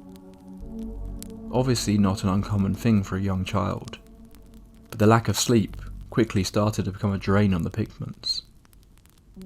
Deborah's sister came to visit to help with the sleeping pattern. She took the baby downstairs and the baby slept through the night with no issues. The sleep disruptions only seemed to happen when the baby was alone in the nursery. One night Tony walked past the nursery and noticed the light was on, which was strange as the couple had only just gotten home. Sat in the centre of the floor were 3 of their baby stuffed animals, positioned sat up and in a circle. Tony went back down to talk to Deborah and her sister, who said they hadn't moved any toys. So they went back up and looked for any explanation, but couldn't find anything. They carefully put the toys back on the shelves, turned the lights out, and went back downstairs. By the time they'd reached the bottom, they had heard the light flick back on. They walked back up. The teddy bears were back on the floor, with the lights on. This was the first time that something had happened in the house that the couple could not explain. Again, they turned out the lights and went back down. This time the light didn't come back on. But when Deborah went back upstairs 15 minutes later, the teddy bears were on the floor again, in the darkened nursery. They all stayed in the master bedroom together that night, with the family dog standing guard, and the door tightly closed. Speaking of their dog, it did not like entering the nursery, and was often found standing in the doorway, barking at seemingly nothing. From this point on, things started to escalate. Tony would hear footsteps running up and down the stairs at night.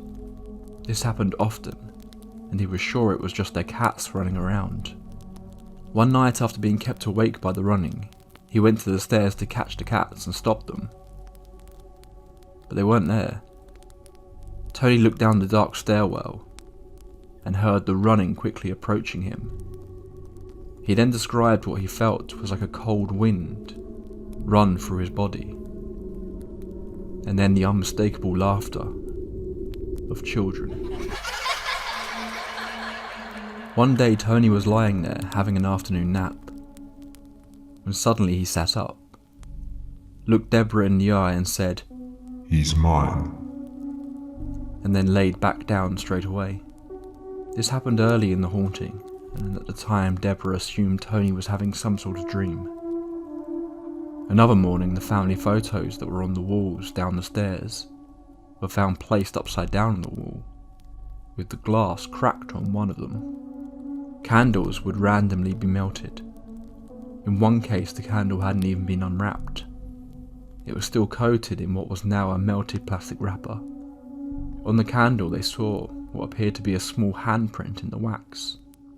What was interesting was that the wick was not burned. It was just as if something hot had been pressed against the wax of the candle.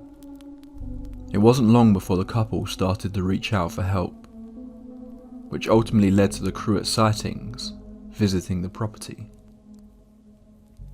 While they appeared to be skeptical about the whole thing to begin with, the team became so fascinated by the family stories and captured such compelling evidence that they would return time after time to get updates on the case. Initially, during the Sightings investigations, the family's identity was kept hidden, particularly Tony's, who didn't want anyone to know it was him who was experiencing this. It was only after numerous investigations by the team that they were willing to disclose their identity. There would be random small isolated fires that would appear throughout the house, like sudden shots of flames that would appear and disappear in an instant. One time during a family party, a doll was found on the stairs in flames. The way it had been burned, it appeared that the fire only affected specific areas of the doll, almost like the flame had come from the inside to the out. The damage done to the Pickman's belongings through these fires were really bizarre. They weren't seeing uncontrollable fire. The damage appeared to be extremely targeted, and somehow only able to damage specific parts of an object. This phenomenon was even captured by the sightings team during their investigations. Tony became convinced that whatever was doing this could potentially create a fire that, if unnoticed, could burn down the house, or even more unsettling, that if whatever this was that was waking up their baby could set the cot on fire. The family that lived there before the Pickmans also reported unexplainable fires in the home, including seeing the window frame of their nursery on fire. Deborah became convinced they were dealing with the spirit of a little girl who was desperately trying to get their attention. A suggestion that was backed up by the mediums the sightings team brought, who claimed they could see a little girl. There's a little girl that's standing right there. Right at the top of the stairs. Hello?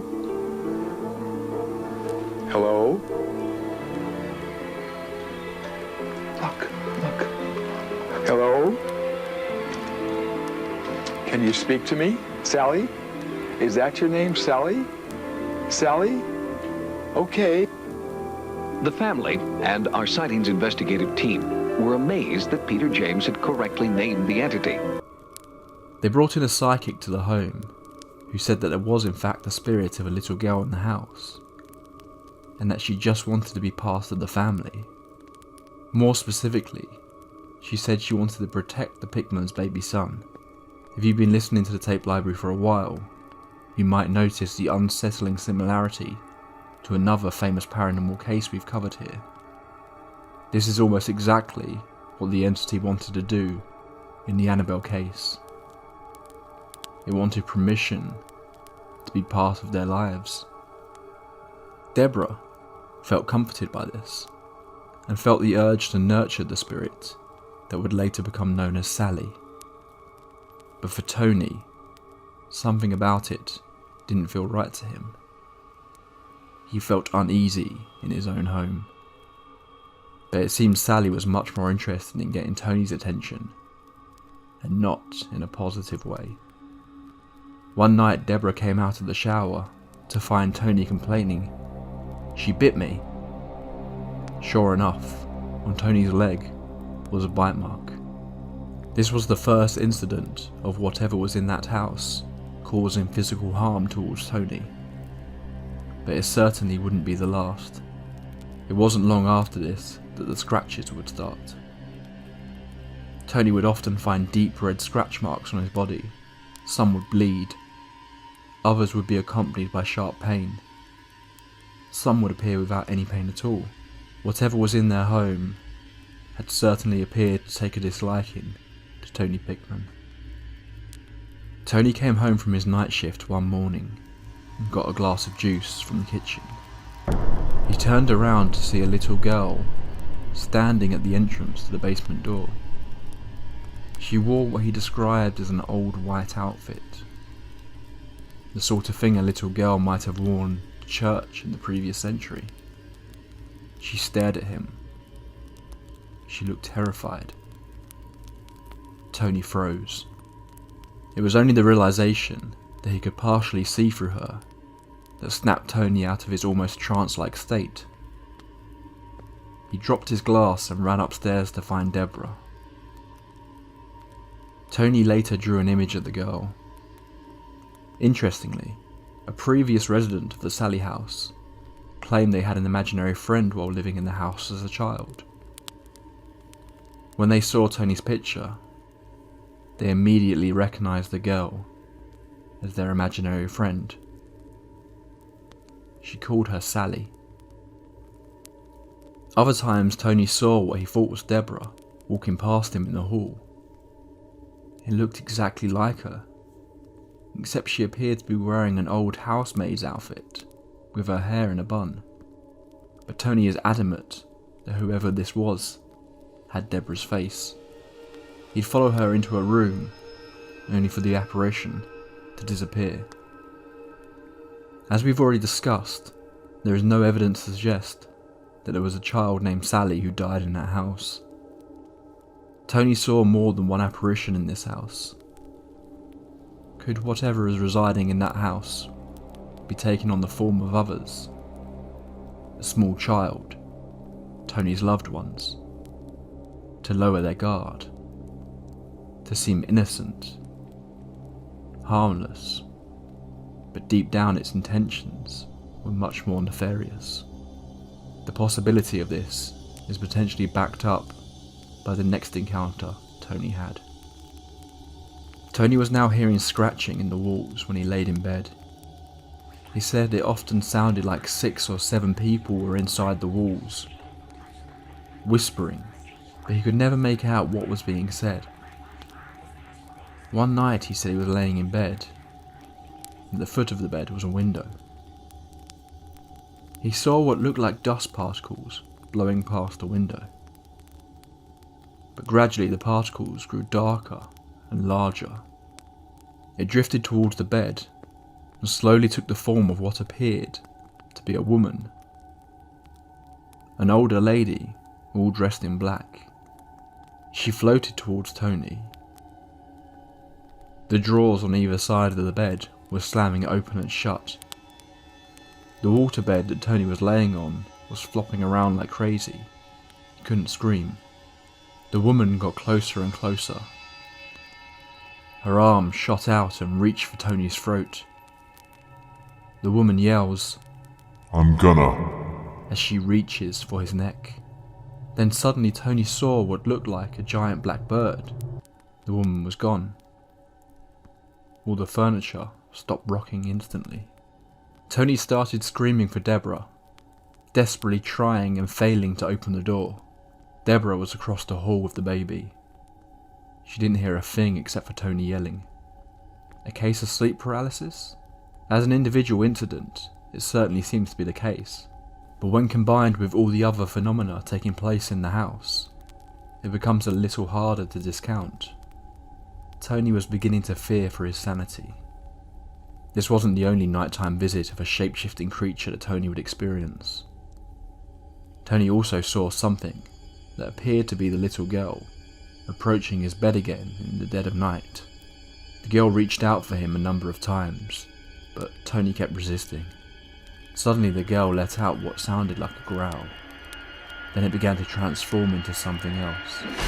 Something on all fours, hunched over, with worms hanging off its melted flesh. Each time the sightings crew would come to visit, the phenomena Tony was experiencing would get worse. The scratches, the visions, the sounds. Each visit from the crew would make things worse for Tony. The crew would check Tony for scratches anytime he was going to be left alone, like if he went to the bathroom, just to make sure he wasn't doing them to himself. Many members of the sightings team were skeptical of the whole thing, but then saw scratches appearing on Tony right before their eyes. New welts began to form on Jeff's stomach. Then, I was shocked to see mysterious welts forming on his forehead. The initials MC were scratched onto Tony's body on camera while the sightings crew were filming. You're in control here, so don't... MC.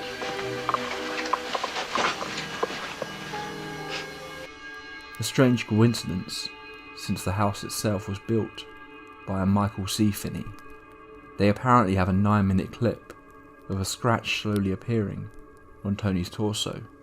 Just as a warning before we get into the next section, there are some descriptions of violent impulses, and more specifically animal cruelty. If you want to skip this part, then please do so. Tony said he turned into a different person. He would hear voices saying horrible things, such as telling him to kill Deborah. In the final months, when Deborah would walk past him, he'd be overcome with an intense urge to harm her in some way. An urge to get her out of the way, as he said. If he left the house, he felt fine. A dark anger was overtaking him in this house. He would have vivid dreams of cutting her throat with a butcher's knife when she would come home from work. One morning he woke up full of hateful thoughts. He went into the kitchen, took out a butcher's knife, saw their pet cat in the kitchen, and blacked out. Later that day, he was at his parents' house. He returned back to the family home to find the cat stabbed with a knife and pinned to the kitchen counter. Tony says he has no memory of harming the cat, but is sure he must have done it, a fact that still haunts him to this day. This, alongside his dark thoughts towards Deborah, are something that he is obviously deeply ashamed of, but he says he speaks about it to make people aware just how disturbing hauntings like this can be. There was a darkness in their home, whether literally the result of a ghost or something more psychological, that was transforming Tony into someone he didn't recognise. Tony did seek out psychological help, but nothing clinical appeared to be wrong with him. The only way he could be free of these violent impulses was to get out of this house. Probably every one of your television viewers ask is, why do you stay here? Why don't you just get out? You know, what holds you there? Curiosity. There needs to be more data so that we can know what exactly this is, what causes it. Why do these things happen to certain people, certain places, certain times? Tony tried to talk to Deborah about how bad things were getting, but she was so excited and fascinated about the entire thing. She wasn't experiencing any of the negative aspects of the haunting. She says that her reactions now don't make any sense to her, but at the time she was so wrapped up in the entire thing that she was almost blind to the effects it was having on her husband. She was completely naive to the very real danger it appears she was in.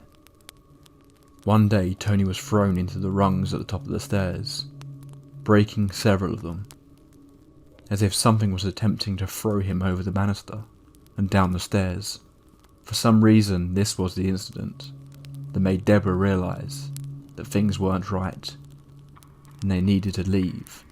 Within 3 weeks, they were out of the house. People would ask them how they stayed so long, but they said they would experience this phenomena, and then it would stop. Months would go past without anything happening. They'd begin to doubt themselves, thinking maybe it was all in their heads, or whatever was there had left, and then it would start up again. Little waves of paranormal activity that gradually became more and more dark and violent. The basement is said to be a focal point of something within the Sally house. There is an area in the back where a number of bricks have been removed, leaving a dark hole. Tony said he never felt any urge to go down into the basement, and would avoid it as much as possible. After the Pickmans left, a woman moved into the Sally house. After some time, the landlord was called, as she had apparently been trashing the house. The landlord evicted the woman. After that, he visited the property and discovered in the basement a number of strange markings and names on the walls. In the middle of the floor, the woman had painted a pentagram. Apparently the woman was very solitary, had few belongings in the house, and it appears was primarily using the property for whatever ritual she was attempting to conduct. Many paranormal researchers and TV shows have investigated the Sally house, including the popular show Ghost Adventures, in which the host brought Deborah and Tony Pickman back with them to the house. Tony claimed that he had heard so many EVPs people had recorded over the years of the voices of little children that he began to feel guilty, like maybe there wasn't something demonic in this house. Maybe they're just lost children trying to communicate. This led to him returning to the home. Yet again, Tony experienced a whole host of violent interactions, with welts appearing on his neck. Other guests experienced scratches and witnessed odd phenomena. Tony isn't alone here. Many who have visited the Sally house report, no matter how terrifying their experiences might be inside its walls, a draw to come back, just something in the back of their minds that tells them they need to return, but for what reason? There are countless examples of video, photographic and audio evidence from the Sally House. The Sally House has become one of the major tourist destinations for ghost hunters all across the world, and because of this, there are so many investigations that have taken place within the property. What is remarkable is that so many others appear to have had experiences that back up some of what the Pickmans have been talking about. I'm going to leave you with one specific piece of evidence that was recorded during an investigation into the Sally House. I try not to talk about my own personal beliefs on this channel, but I like to see myself as an optimistic skeptic. I have no evidence for the existence of ghosts or anything paranormal, but part of me really hopes it's true. Additionally, this is a horror channel. I will never knowingly include any false information in the video, but I do take things as much as I can at face value, because I'm telling the stories in the way they were originally reported. As far as evidence of the supernatural goes, I have never heard or seen anything that made me go beyond a, that's strange. EVPs in particular. While I've heard some really creepy ones, part of me always thinks this could be easily faked or could just be a strange sound happening in the distance from a very mundane source. I heard this clip I'm about to play you 2 years ago, and it has never left my mind. The moment I heard it, I froze in my seat, re-listened to it, and then played it to anyone I knew who would be interested. The podcast Astonishing Legends carried out an investigation into the Sally House back in 2018. Now, it's worth pointing out this podcast, if you're not familiar, generally doesn't do this sort of in-person investigating. They do deep dives into all sorts of unexplained stories and try to prove or disprove it as best they can in a usually grounded and level-headed manner. They are not a ghost hunting show, nor do they overly dramatise their stories. I strongly recommend their series on the Sally House if you are interested. It goes for hours, covering the history, interviews with the Pickmans, and others involved in the house, as well as breaking down their own investigation, and even attempting to debunk the evidence they themselves collected. On July 20th, 2018, they placed an audio recorder, a Panasonic RR-DR60, in the nursery room at the Sally House. The recorder is set up so it only records when it hears a noise.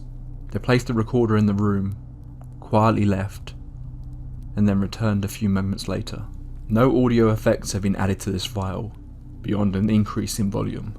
Many who have listened to this recording have experienced traumatic sensations, so please do so at your own risk.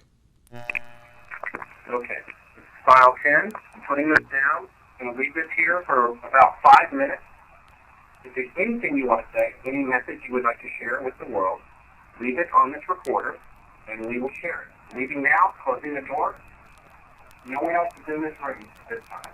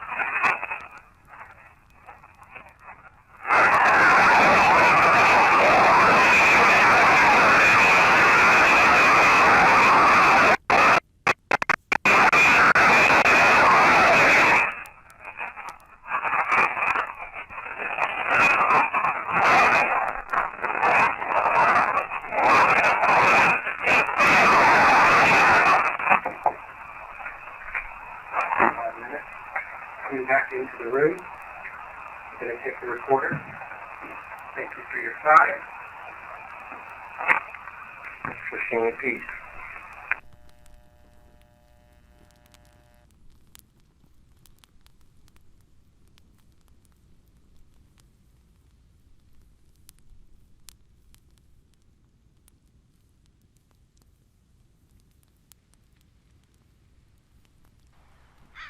Welcome to the tape library. As Halloween is fast approaching, I thought it was about time I once again scoured the internet for some brand new real-life paranormal encounters. The following stories are all featured here, with the original witness's permission. All encounters are read in their own words. Before we get started, I'm curious. Have you ever experienced something that you think may have been paranormal? You don't have to go into details if you don't want to. A simple yes or no will do. But I'm curious how many people in my audience have actually experienced something for themselves. Drop me a comment below and let me know either way.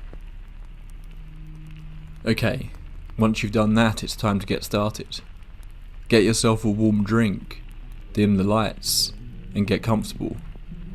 It's time to delve into our first case of the evening.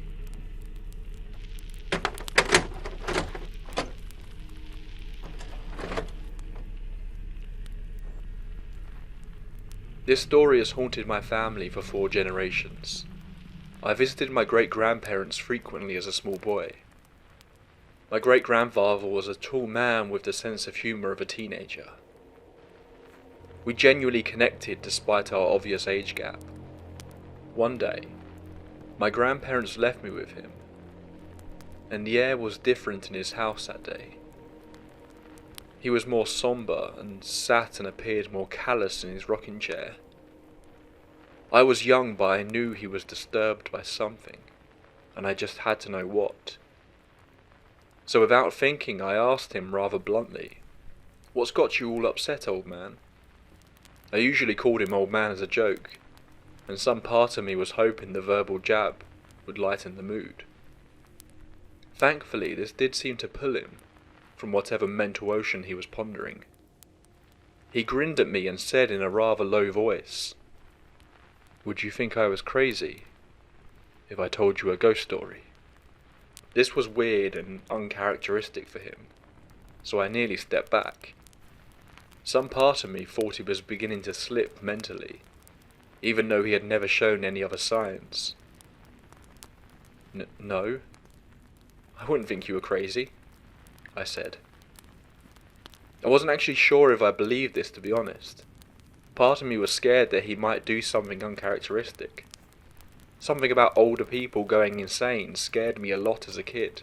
I remember being freaked out by a Ben 10 episode with old people attacking the main characters. He smirked at me and told me this. I grew up with a man named Jeremiah. He was my neighbour in the house beside this one when I was a kid. We played together when we were very young, and were best friends throughout high school. I joined the military and he went to college. However, when I finally came home after being stationed in Japan for 6 years, we reconnected. One weekend, we decided to go hunting together. We planned the trip and were packed up the night before.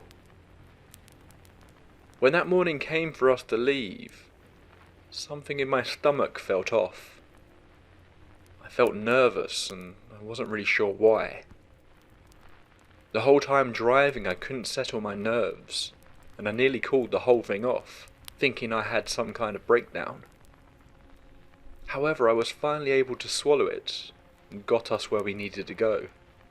I parked my truck and Jeremiah parked up next to me. He mentioned he was having some kind of motion sickness on the way to our spot. I mentioned I had similar symptoms and we shrugged it off, thinking maybe it was the road. Walking through the woods, I came across a clearing I didn't remember when I originally set up the spot. The air felt light, and it felt like every instinct I had told me to turn around and go home. I pushed through, and about halfway through the clearing I realised I heard footsteps and breathing right behind me. The wind seemed to spiral around the clearing, and my nerves finally broke, and I wanted to leave. I told Jeremiah to step back a bit, but when I looked back, he wasn't there. I called for him for a bit and used the whistle I packed, hoping he would hear it and say something or whistle back. When he didn't, I ran towards where we parked until I made it back to my truck. His truck was gone, and I immediately got upset that he just dumped me in the woods without saying anything. I drove back pissed and went to his house to figure out what was going on. When I got there, his parents were there. They passed the house on to him when he turned 20 and hadn't lived there in a few years. When I asked them about when Jeremiah would be back, they looked at me shocked, saying they never had a son called Jeremiah. I was very confused by this, and eventually started asking everyone else. Nobody had ever heard of him. He wasn't in our yearbooks or school pictures. The only evidence he ever existed was a list of things we packed for the camping trip that I still have. It is worn and old now, but it has his name and what he was expected to bring. My great-grandfather looked a little downtrodden when he finished the story, and I didn't really know what to say. I remember hugging him and hoping he wasn't losing it. When my grandfather picked me up to go back home, since I was raised by my grandparents, I told my grandfather I thought his dad may be starting to need more help, being looked after, and I started to tell him the story I was told before he cut me off. He isn't beginning to lose it just yet, my grandfather said. He's been telling that story with that paper in his wallet since I was a kid. He told it to your dad when he was growing up as well. I believe him, or at least that he truly believes it. I didn't know how to take this, since my grandfather didn't believe in ghosts or aliens or any cryptids. I still think about it sometimes, since my great-grandfather has passed. And I still have the packing list for the hunting trip him and Jeremiah were supposed to go on. Every couple of weeks I bring you deep dives into famous paranormal cases and hunt for those lesser known encounters like these. If you want to hear more stories like this, then please subscribe. Also, clicking like on the video is a really easy way to support the channel. Time for case 2. Hi all. Here is some context first. I moved into my college home when I was 19 years old. The house was built in 1926 and I live in a pretty sketchy area. I will hear, see, feel things somewhat frequently in the home. It's an old house. I will normally just say aloud that this is my home. I don't welcome anything negative here whatsoever. And then I won't have any other experiences for a few months. I've only ever truly been scared inside the house once. I was in the bathroom getting ready for a date, and I saw and heard the doorknob of the bathroom jiggle, like someone was trying to come in. I assumed my fiancé was just picking on me. I opened the door and he wasn't there. He was in his office playing on the computer. I've told my fiancé multiple times about seeing and hearing things. I very frequently get that feeling on the back of my neck, like someone is in the room with me when I'm alone, or that I'm being watched. He always just laughs and never believes me. Until this morning. We were both upstairs in bed. I was asleep and he was lying awake on his phone. Both of our dogs were asleep in our bed as well. There was a loud thud at about 3:30 AM, maybe just before. It woke me and the dogs up. One of our dogs barked once and the second was growling. My fiancé immediately jumped up, looked out of the window, and didn't see anything. He stepped out of the room and then came back in, grabbed his gun, and told me to call the cops. The look on his face when he came back in the room told me everything I needed to know. Somebody was in our house. I called the cops, and we both armed ourselves, and we stayed on the line with the operator. He insists he heard and felt someone walking around downstairs. So much so that he had me call the police, and he would never do that if he didn't genuinely think someone was in here. It took less than 5 minutes for 3 cops to arrive, and they had us meet them on the front porch. They came through and cleared the whole house other than the room that had the doggies in it. Nothing. Couldn't find anything that could have made the noise. All of the doors were dead bolted. Nothing downstairs was touched. The robot vacuum was stuck in the corner, but it shouldn't have made a noise that loud, and I went and checked the app and it had shut off at 3 on the dot. We looked everywhere ourselves and couldn't find anything or replicate the noise at all. He stood at the top of the stairs and had me walk through the house, and he said it sounded exactly like it when I was walking, as if I was trying to sneak through the house, coming from the living room into the dining room. We can't explain it at all. We're used to hearing bangs and stuff outside and creaks in the house because it's old, but he said it sounded and felt exactly like someone was walking around downstairs. And the initial thud sounded like someone slamming one of our doors downstairs, with a vibration through the house, if that makes sense. We do have cameras that didn't pick up any movement, unfortunately. One more thing to note, he and I had just talked on Sunday afternoon about how I'm convinced the house is haunted, and he denounced it entirely. So what are the odds that this would happen at 3:30 AM the following morning, when only he is awake? Has anyone experienced anything similar? If you're a cop, would you be annoyed responding to this call? We felt so bad and they probably think we're crazy. Can you think of any debunking explanation? Enjoying these tales so far? If you want to answer the questions posed in that last one, you can find all the links to the original posts in the description below, so check them out if you want to learn more. Case 3 now, and we're taking the short trip to the Pink Room. When I was a child, I had an insane imagination. I can remember a ton of dreams from the ages of 5 to 7 years old.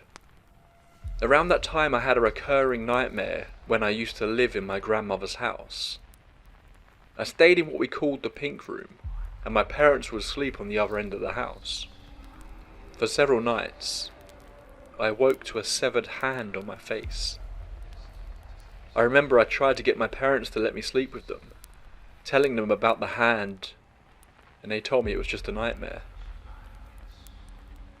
So again, like always, I awoke to the hand on my face. This time I smacked the hand off me and pulled the covers over my head, and listened to it scamper out of the room against the hardwood. After that I never saw the hand. Again I assumed that was a recurring dream for the 10 years that followed. It wasn't until I was 17, my biological mother and her new boyfriend came over to visit me. I was playing the piano and her boyfriend blurted out about how haunted my grandmother's house was. I perked up because I always thought the house had something wrong with it too, even aside from the recurring nightmare. He told me they slept in the Pink Room, and one night he woke up to a hand on his face.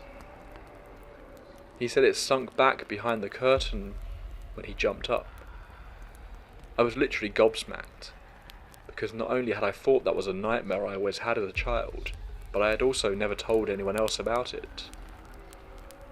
Somehow me and this guy had the exact experience, in the exact room, of the exact house. I felt so crazy afterwards, and now I question how many of those nightmares I had as a kid were actually real. This next case brought to mind the movie It Follows. This one gave me the chills. I have one story that always stuck with me, and simply just creeps me out to this day. When I was about 10, my family decided to go see a movie, Meet the Robinsons, at this pretty old theatre. When we sat down, I remember a woman with blondish hair and curls sitting right behind us. I was the one that sat directly in front of her. As the movie was playing, I remember feeling little kicks and what felt like someone touching my hair.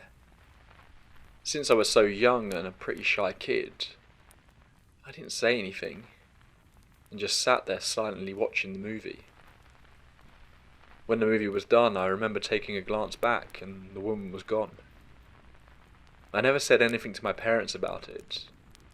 I remember feeling creeped out, but didn't think too much into it. Fast forward a day or two later, my friends and I were playing outside. I lived in a cul-de-sac then, and my room faced where we were playing. As we were playing, I remember my friend saying, "Who's that in your room?" When I looked, the same woman from the theatre was waving at us through my bedroom window. I remember my heart just dropping. No one was home, as my parents and brother were shopping. She stayed waving at us for a few seconds, before walking out of view. My friend who asked who was in the room remembers it just as vividly as I do. I don't remember who that woman is. We lived in that house for 3 more years before moving. During that time, the same stuff, like feeling I was being kicked or my hair being played with, happened while I was sleeping some nights. It's an odd story and I have no explanation for it. I've never seen the woman again. Have you had any paranormal experiences yourself? If so, I'd love to share them on the tape library. You can find my email address in the description. I always enjoy hearing stories from people who listen to the show. Our last 2 cases come from people who have experienced multiple incidents across many years of their lives. Let's get into the first one, shall we? A few years ago now, we moved out of the home all the upcoming events I'll be talking about happened in. I really don't have a solid explanation for any of them, even after years of debating how they could have happened. And not all of these stories are from my perspective. Some of my other family members and a friend contribute to these experiences. Also, me and my family are very religious and believe in a God and spirits. I don't know if us being superstitious could have affected our take on what's happened in front of our eyes, but to me, they very much did happen. Anyway, rewinding years back to our old house where all this happened, I'll start with what I have experienced. I'm honestly still terrified by this first experience, and I remember how it felt in the moment it happened. Me and my sister shared a room in that old home, and we had a bunk bed. She had the top bunk and I had the bottom bunk. I was sitting on my bed, I think, reading or on my phone. I don't remember, but I was preoccupied. No one else was in the room with me, and I wasn't really paying attention to any of the background noises like the heater or the TV in the distant living room. The door was also shut, so really any other noises would have been drowned out. Clear as day though, I remember hearing breathing coming from the top bunk. No one else was in the room. Extra noises wouldn't have been that clear. It sounded like an old man, heavy breathing right above me in that same room. I was terrified. I remember holding my breath and still hearing it. It was creepy and I wasn't staying. I literally booked it out of my room. To this day I don't know who it could have been, but it sure as hell wasn't me or my family. I'm related to a man breathing above me, but I was also confronted with something else. In my parents' room I remember sitting on their bed doing homework or something like that. It was just me again, but I swear to God, I saw my great-grandma, who had recently passed away at the time, standing in the room with me. I could also feel a strong presence of something as soon as I saw a glimpse of her. It was such a strong feeling that tears came into my eyes. I never felt such a strong presence feeling since then, if that's how you describe it. But it felt so real. My last experience I remember is just seeing a shadow figure in the corner of my eyes. It easily could have been shadows playing tricks on me, but I just remember distinct humanoid figures in the corner of my vision, looking the way I saw them, and then seeing nothing. Going to my family stories now, I haven't asked them much about it, but my sister has some. Once her and a friend of ours was over. We were in the basement watching TV, and I told them I was going to go upstairs to get something. I didn't come down for a while, so they decided to come up and make popcorn while I waited. They did that and then started heading back down. As they were leaving to the steps, they saw me down the hall, walking from my room to our parents' room. No big deal. But the thing is, I wasn't up there. I was downstairs. I came downstairs just after they came up to get popcorn, and I was waiting for them. No one else was home. 2 people saw this other person walk from room to room, but it wasn't me, and it wasn't anyone else. I still don't know who it could have been, but I hate it. I hate how we couldn't think of an explanation, and still can't.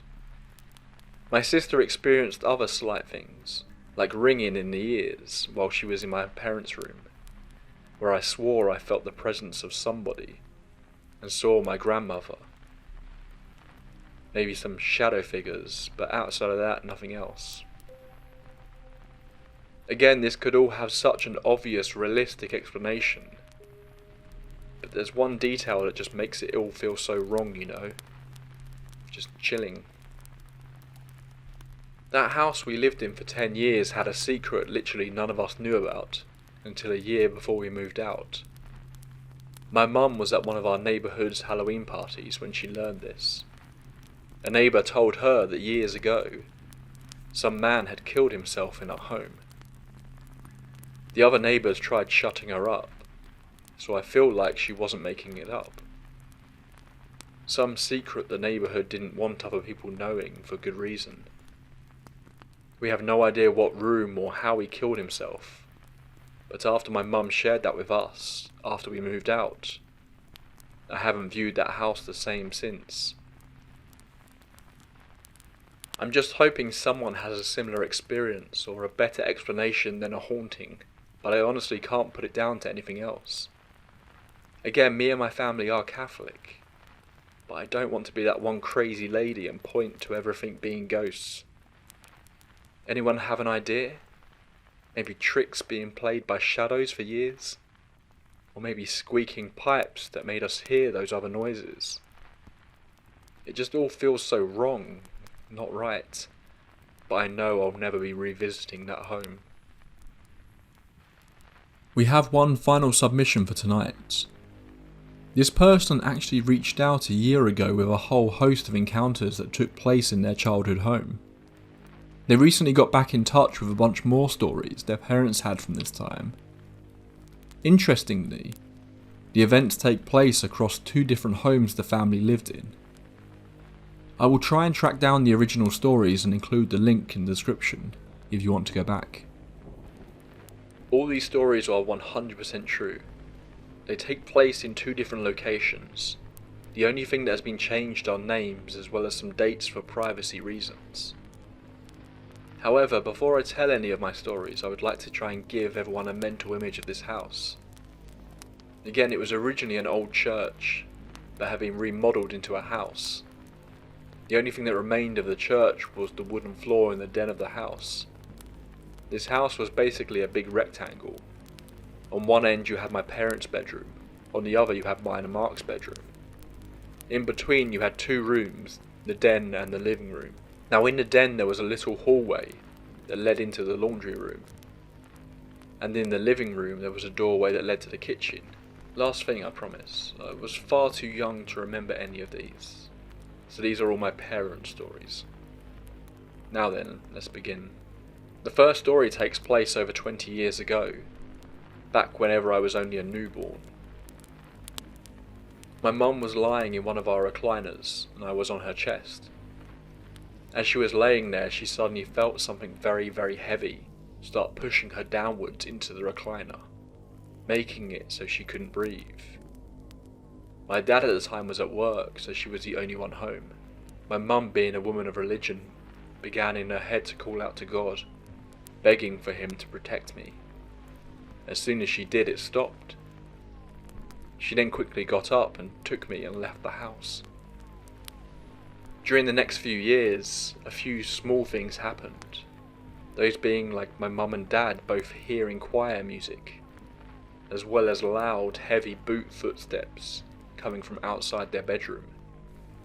Again, this happened multiple times. One other small thing that happened, my mother was doing laundry. Now this is probably around 2006. I'm up the road hanging out with a friend of mine. Mark hadn't been born yet. My dad was at work. Our dryer had this little piece of metal sticking out of it. The point of this was so the dryer door would stay shut. There is no way to open the drawer without forcefully pulling on it to open. My mum, who is once again home alone by herself, realised that her dryer was done. So she stops whatever she was doing at the time to go get the clothes out the dryer, only to then see the dryer door is hanging wide open. Something opened it. My mum in the heat of the moment just said, and I'm not making this up, "Well, the least you could have done was fold the damn things," before very quickly leaving the house. The next big thing that happened, it was late at night, probably around 11 or 12 AM. My dad was just about to go to sleep and he was laying down in bed. He saw a dark, shadowy figure standing at the foot of his and my mum's bed. According to my dad, he grabbed and cocked his handgun and pointed it at the figure. However, by the time he had the gun pointed at where the figure was, they were gone. This all happened within 5 seconds.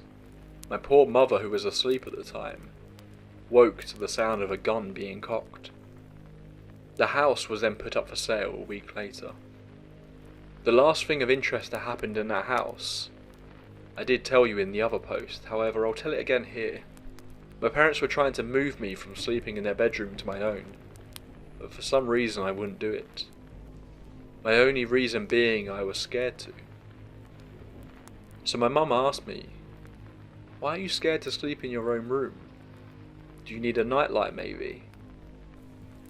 And apparently I said, and I quote, "Because of the tall dark man in the corner over there." Then apparently I pointed over to a corner of my room where, surprise surprise, no one was. Fast forward once again, and we are at the current house I live in. I have a question for you. Have you ever walked into an empty room and the second you walked in, you knew something was just off? You can't explain what it is other than the feeling of being watched. I ask only because there is a room just like that in my current house. We'll simply call it the den. I remember the very first day I was in the house, I felt like I was being watched. Like there was someone just out of sight staring at me. Even to this day, over 10 years later, I still get that feeling. I avoid that room at any cost, and I hate stepping foot in there, day or night. I feel sorry for the constant explaining reader, but this will hopefully be the last thing. I just feel it's very important for you to have a mental image of everything. In my current house there is a central hallway. At one end is the front door, at the other end is the back door.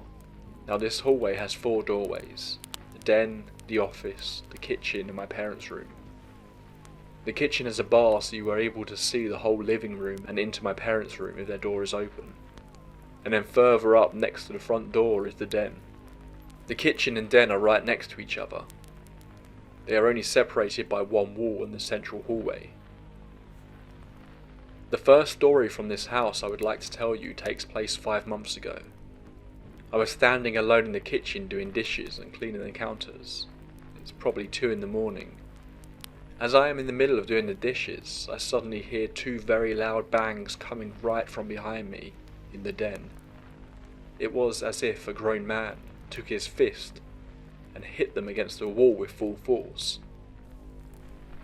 After a few seconds it starts up again, however this time much closer.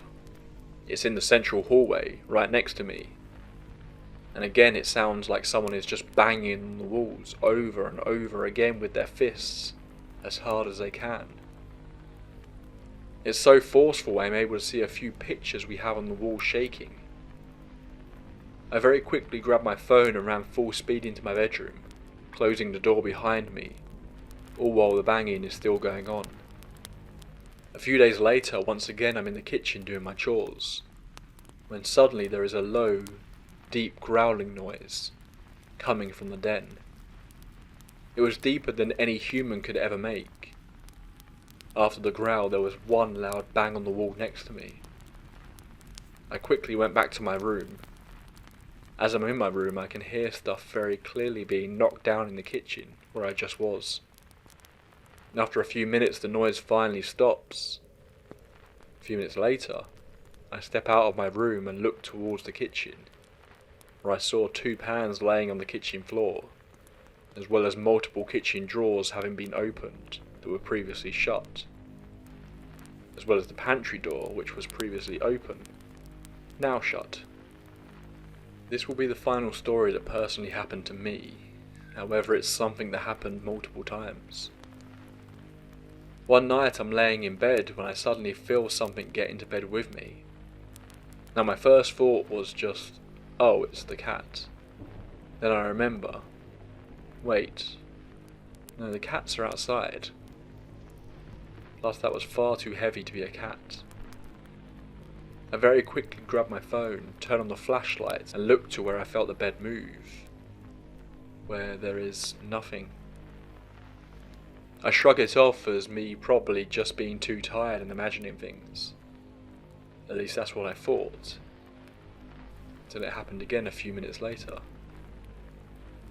This time when I shined my flashlight, I actually saw the bed sinking down a little bit, like a person was sitting on the edge of my bed. Right as I noticed it, it went back to normal, as if the person just got up and left the bed. Fast forward to the next night, same thing. I'm in bed by myself, when I then feel something crawl into bed next to me. I turn and look, and again there's nothing. This happened for multiple nights in a row. This also didn't just happen to me.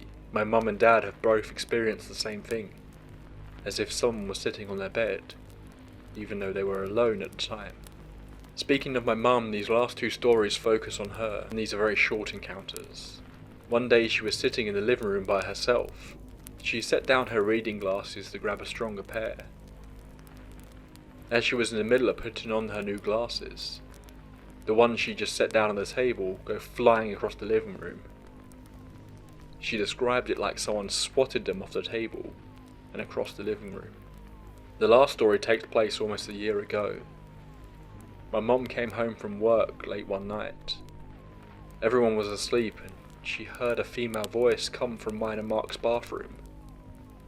The voice just said, "Hello?" She stopped. She said hello back and asked who was in there. When there was no reply, she turned on the bathroom light to find there was no one in there.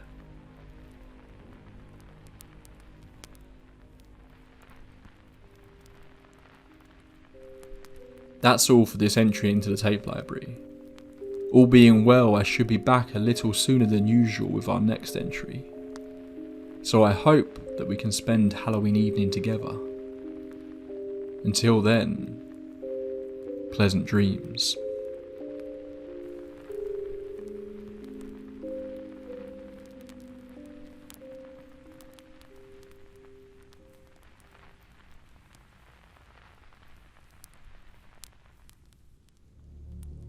Welcome to another entry into the tape library. Tonight, I will be reading some of your real-life paranormal encounters that you have submitted to the channel. Tales of doppelgangers, hauntings, a 7-foot-tall creature, and a couple of children that seem to be from another place. As always, if you have an unexplainable story to share, then please do get in touch. You can find my email address in the description, and if you like hearing true horror stories, then make sure you subscribe. I've got plenty more on the way. All stories here have been read with permission from the original authors. If you are interested in learning more about their cases, I have linked to their original post wherever possible, so please check out the description. Okay, let's get into it. It's often the case that when a location that has some history is messed with, some of that history seems to bubble up to the surface. That appears to be what's happening here in this apartment complex in California.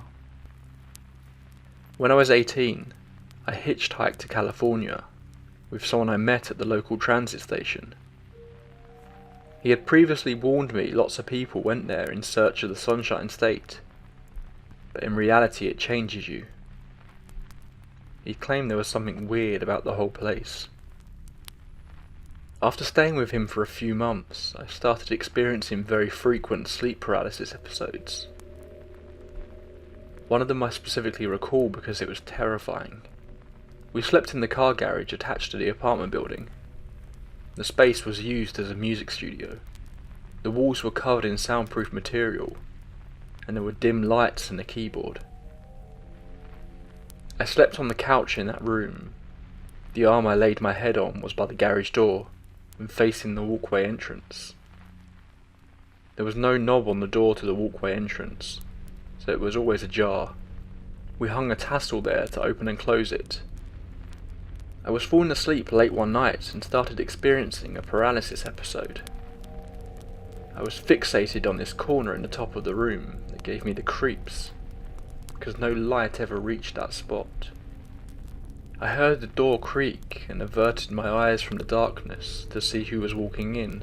It was dim and I was having trouble sleeping, but it was almost like my vision zoomed in on its face. Peeking through the space in the cracked doorway, I saw a long crooked nose that led to a red, cracked, bleeding face. The flesh on its face looked like Jack Link's beef jerky, with blood oozing from the dried cracks. Its eyes were yellow, and it had long fingers that wrapped around the door, with more joints than a human would have. I couldn't move. I could only stare at every gruesome detail of the thing. I was so scared it would intrude further, but eventually my mind gave in to sleep, and I faded off terrified.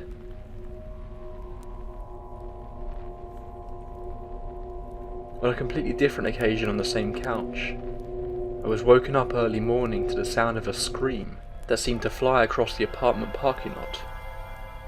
I heard it coming up from the street, and it flew by the garage door, shrieking the entire way. I ran outside, thinking maybe someone ran by screaming and needed help, even though it really didn't sound like a noise that could come from a person in my opinion. There was nothing there.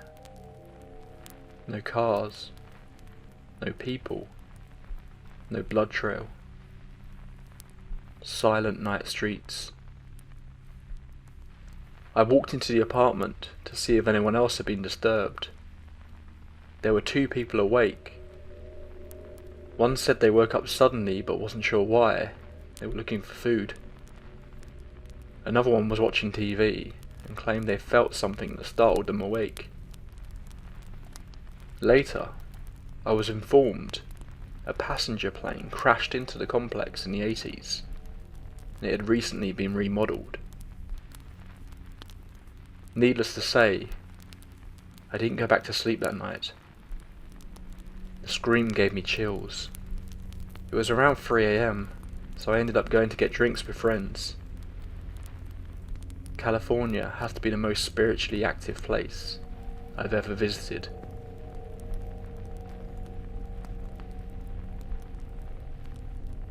There are so many stories out there about children that approach adults and ask a seemingly basic question.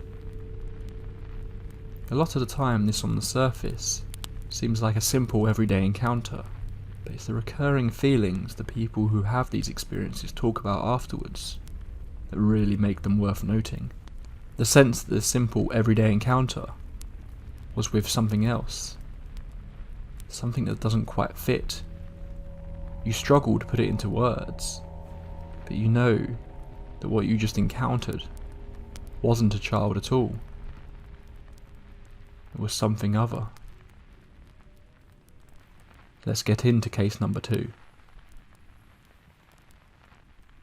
Earlier this spring, me and a friend were in Naples, Italy. One night, around 2 or 3 a.m, we were headed home to our hotel. A girl, between 9 to 12 years old, danced up to us and asked for a cigarette. She did this in perfect English. We told her we didn't have any cigarettes, and she followed up with, "Do you have a lighter?" I had a lighter on me, so I gave it to her. The fact that this was literally a child didn't cross my mind even once, and I, to be completely honest, would have given her a cigarette too if I had one. It felt like she could have asked for anything, and I would comply instantly. It felt like she was in total control. After she received the lighter, she said thanks and danced along further up the street. During this whole interaction, I had the feeling that something isn't quite right. And after she moved on, I said to my friend, "Yeah, that was a spirit or something. What the fuck was that?" My friend totally agreed. Both me and my friend are not very superstitious or spiritual, and we sat up until early morning just talking about this experience. Both of us began crying somehow after she left, and it all felt really weird. I really can't explain what that was, but it was like a rush all through my body, and both me and my friend are still to this day convinced she wasn't human. Also, she had a boy with her, even younger, but he did not say a word. I don't know if this makes sense at all, but it is what it is. Has anyone ever experienced something similar to this? I think about it pretty much every day. I just can't let go of the thought that this was something out of this world. Since posting this, many have asked. No, she did not have black eyes. She took the lighter with her. It isn't the fact that a child asked for cigarettes in the night that's eerie. It's just the feeling we got. Either you believe me or not, it doesn't really matter either way. Mainly I just want to know if someone has felt something similar to this.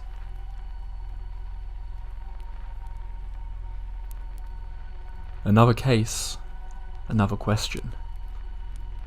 If you have any experiences with the eerie children, then please do let us know in the comments. Or maybe you've encountered what this witness describes as a light being. Case number 3. When I was little, about 8 or 10, I was lying in bed trying to sleep, but hadn't actually fallen asleep. My bedroom door was open and the hallway light was still on. Suddenly, I felt someone kiss my cheek. I thought it was my mum coming in to say goodnight.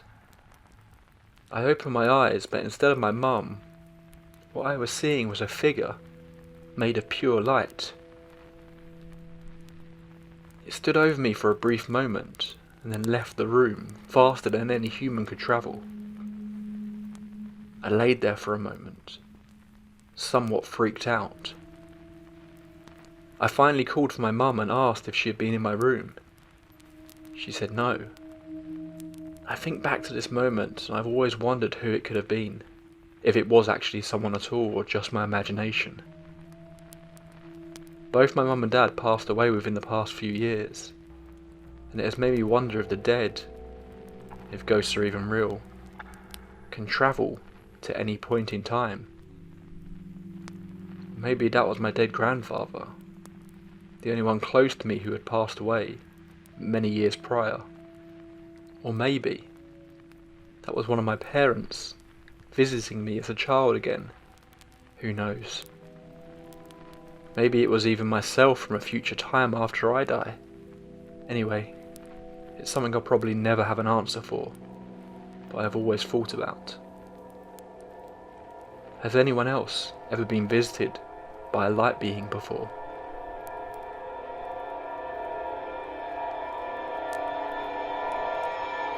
You know that feeling when you experience a nightmare that is so vivid it sticks with you for years? I can certainly remember encounters from my childhood like this. What is it that makes these incidents stick in our memory so clearly, when so many other dreams just fall away the moment we wake up? Maybe we aren't experiencing a dream at all. Maybe we've fallen into something else. This witness appears to have unwittingly fallen into an encounter between several different types of entity. Case number 4. I'm kinda hesitant to share this story because I know people will not believe or judge, and I don't blame them. When I was 17 years old, I hit a huge bump in my life, causing me to lose myself and what little innocence I had left. I lost faith in myself and in life. Then, on February 23rd, 2019, I came home from high school, extremely tired from all the schoolwork. After getting off the bus, I immediately went straight to bed for a nap. I woke up to someone pushing me, trying to wake me up with urgency. I opened my eyes and saw a little girl with black hair, crying, telling me, "Get up, get up, he's coming." I responded with, "Who is coming? Who?" She said, "He is coming. You need to go right now." Right there I heard something fall from the kitchen. She immediately stopped crying and looked at me wide-eyed. And she said, "He's here." I got up and she was hiding behind me. For some reason I was not afraid, only concerned. So I saw the doorknob start jiggling, like if someone was trying to turn it. Then the door flew open, and I saw nothing but darkness. Before I could even question the darkness, a probable 7-foot or taller creature stepped into my room, bent over due to it being too tall and the roof too low. It sounded almost like a clicker from The Last of Us, combined with a police siren. It had pointed teeth and a long, sharp tongue, but the eyes were just 2 yellow glowing dots in the middle of the eye sockets. It was just pitch black and it was dripping with some sort of black liquid like oil, but it smelled terrible. It smelled worse than a decaying animal. I had no idea how to explain it. I stayed there, the little girl gripping my hand, and she started crying again. Then from behind me I saw a pure white light start to shine. Before I could turn, I felt a hand lay on my shoulder. I did see the hand. It was the hand of an elderly man, and he said with an echoing voice, "This is not your fight, son. It is mine alone." I then woke up, jumping out of my bed, struggling to breathe. I never got out of my room until my family came home hours later. I am 20 years old now, and I still can't get over the trauma to this day.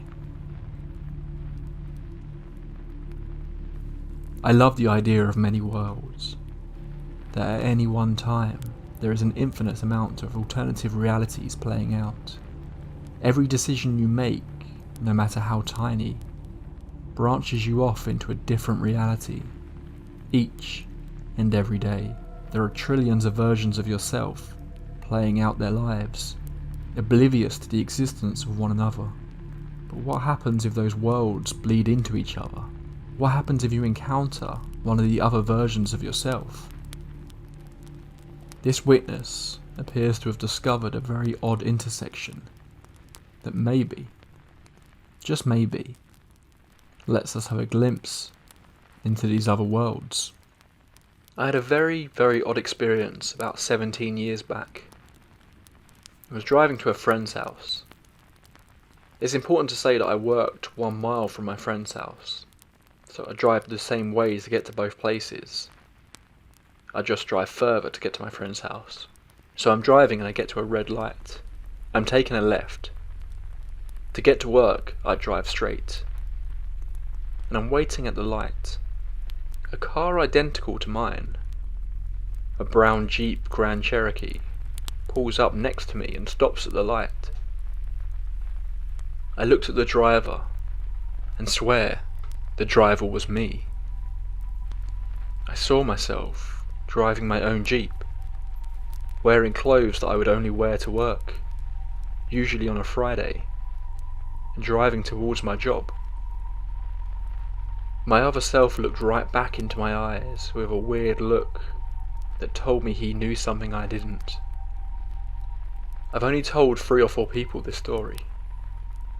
2 of them believed me and told me they also had very weird stuff happen at that intersection. One friend told me he saw what looked like small electrical pulses or crackles coming off the ground. And my other friend saw some sort of apparition there.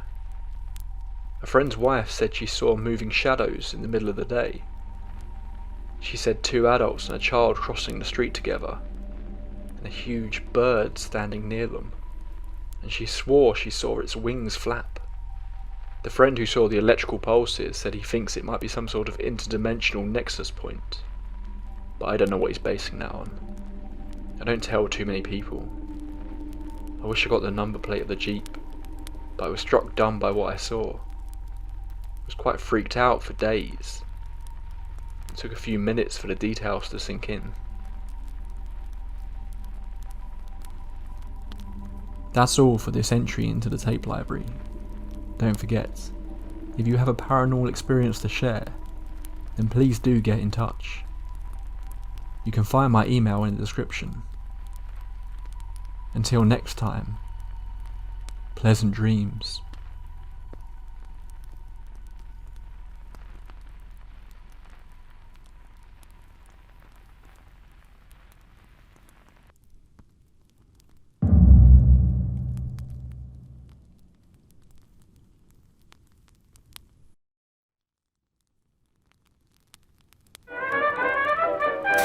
There is one creation in the world that is said by many to be the most haunted object of all time. A doll with the supernatural ability to haunt households, curse families, and destroy lives. A doll with such a malevolent power that thousands of people find themselves having to apologise for doubting it. A doll that is said to be so haunted that delving into his story puts us all at risk of incurring his wrath. It is said by some that even seeing an image of that doll's eyes can be enough to curse those who find themselves curious about him. This is the terrifying true story of the most famous haunted doll in the world, the origins of this strange toy, and the haunting legacy it has left. This is the story of Robert the Doll. Where Robert originally came from is, as is the case with many of these tales, a story of conflicting origins. Some say it was a present from a family member who had been travelling and wanted to bring the young boy a gift from their time in Europe. Others say that a maid who worked in the mansion that Robert would soon call home was caught practicing voodoo rituals. When this was discovered, the maid was instantly fired. But just before she left, she would give a gift to the young man of the house. That young man was Eugene Otto, and that gift, in either version of events, was the doll that would soon come to be known as Robert. But at the age of 4, when the doll came into his possession, Eugene wasn't referred to as Eugene at all. That was his middle name. His actual name was Robert. It would appear that according to experts, the doll is a one-off, potentially created for a window display in Germany. The doll stands at 4 feet tall and famously wears a white and blue sailor outfit, with a toy dog next to him. Some have suggested that the scarily lifelike hair on the doll's head may in fact be human hair. When given to the youngest of the Otto siblings, the doll would have basically been life-sized, a new child for the family. Robert loved his new toy, and the pair almost instantly became inseparable. This attachment quickly took a strange turn, however. A few weeks after receiving the doll, Robert said that the doll also wanted to be called Robert, but that name couldn't be shared between the two of them. Instead, the boy wanted to now be referred to as Eugene, while the doll would take his actual Christian name, a change that he stuck to for the remainder of his life. Now known as Eugene, the young boy made sure that Robert the doll was treated as part of the family. The boy began sharing his clothes with Robert. In fact, the sailor outfit that Robert still wears today is thought to have belonged to Eugene Otto. Robert would even have his own seat at the family dinner table. Wherever Eugene went, Robert would be there. But then things started to get odd. Eugene would shut himself away in his playroom with Robert for hours at a time. The family would hear the normal sounds of their son playing with his toys. But it was when he was playing with Robert specifically that they noticed something peculiar. They would hear his normal youthful voice talking to Robert, but then would hear replies coming in a much deeper voice. No one else was ever in the room with Eugene, just the boy and his toys. And the family were never able to get Eugene to recreate the voice in front of them. And he would be adamant that he wasn't creating the deeper voice himself. He had been talking to Robert, and Robert had been talking back to him. Both visitors to the house and family became convinced that the expression on Robert's face would change slightly when they weren't looking. Nothing drastic, but just something off about the face, making it appear different than it did moments before. He was also said to move, but again only when there were no eyes directly on him. It became a source of amusement for the family, as they began to convince themselves they were just paranoid and imagining things. It was just a doll after all. One night, Eugene's parents were awoken by panicked screaming coming from his room. They rushed only to discover that every item of furniture in his bedroom had been placed upside down. Eugene pointed to the doll on his bed and told his family that Robert did it. This was just the beginning of the apparent paranormal activity in the home. Glasses would be broken, furniture moved, strange noises would echo around the large home. Eugene would always be there when these things happened. But of course, as they were never apart, so was Robert. And Eugene blamed all of these strange occurrences on his doll. In one incident, one of Eugene's favourite toys was found destroyed. The boy pleaded with his parents as they told him off, that he wasn't to blame for it. It was one of his favourites. He loved that toy. But Robert didn't. The family had enough.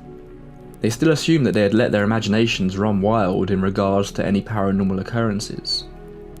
But it was undoubtedly true that Robert seemed to encourage bad behaviour in Eugene. His parents decided it was time to separate the two. For what wouldn't be the last time, Robert was banished to the attic, something that despite all the trouble Robert seemed to be getting the boy in, Eugene protested greatly. He had become worryingly attached to the toy, and was completely distraught at the thought of being apart from him. Locking Robert away didn't seem to stop the strange events, however. Over the years, servants who would come to work at the estate would often quit promptly after joining, with no explanation. Despite his banishment, the Otto family was said to hear Robert the doll moving frequently around the upstairs portion of the house, with his footsteps said to echo throughout areas of the property that were completely empty.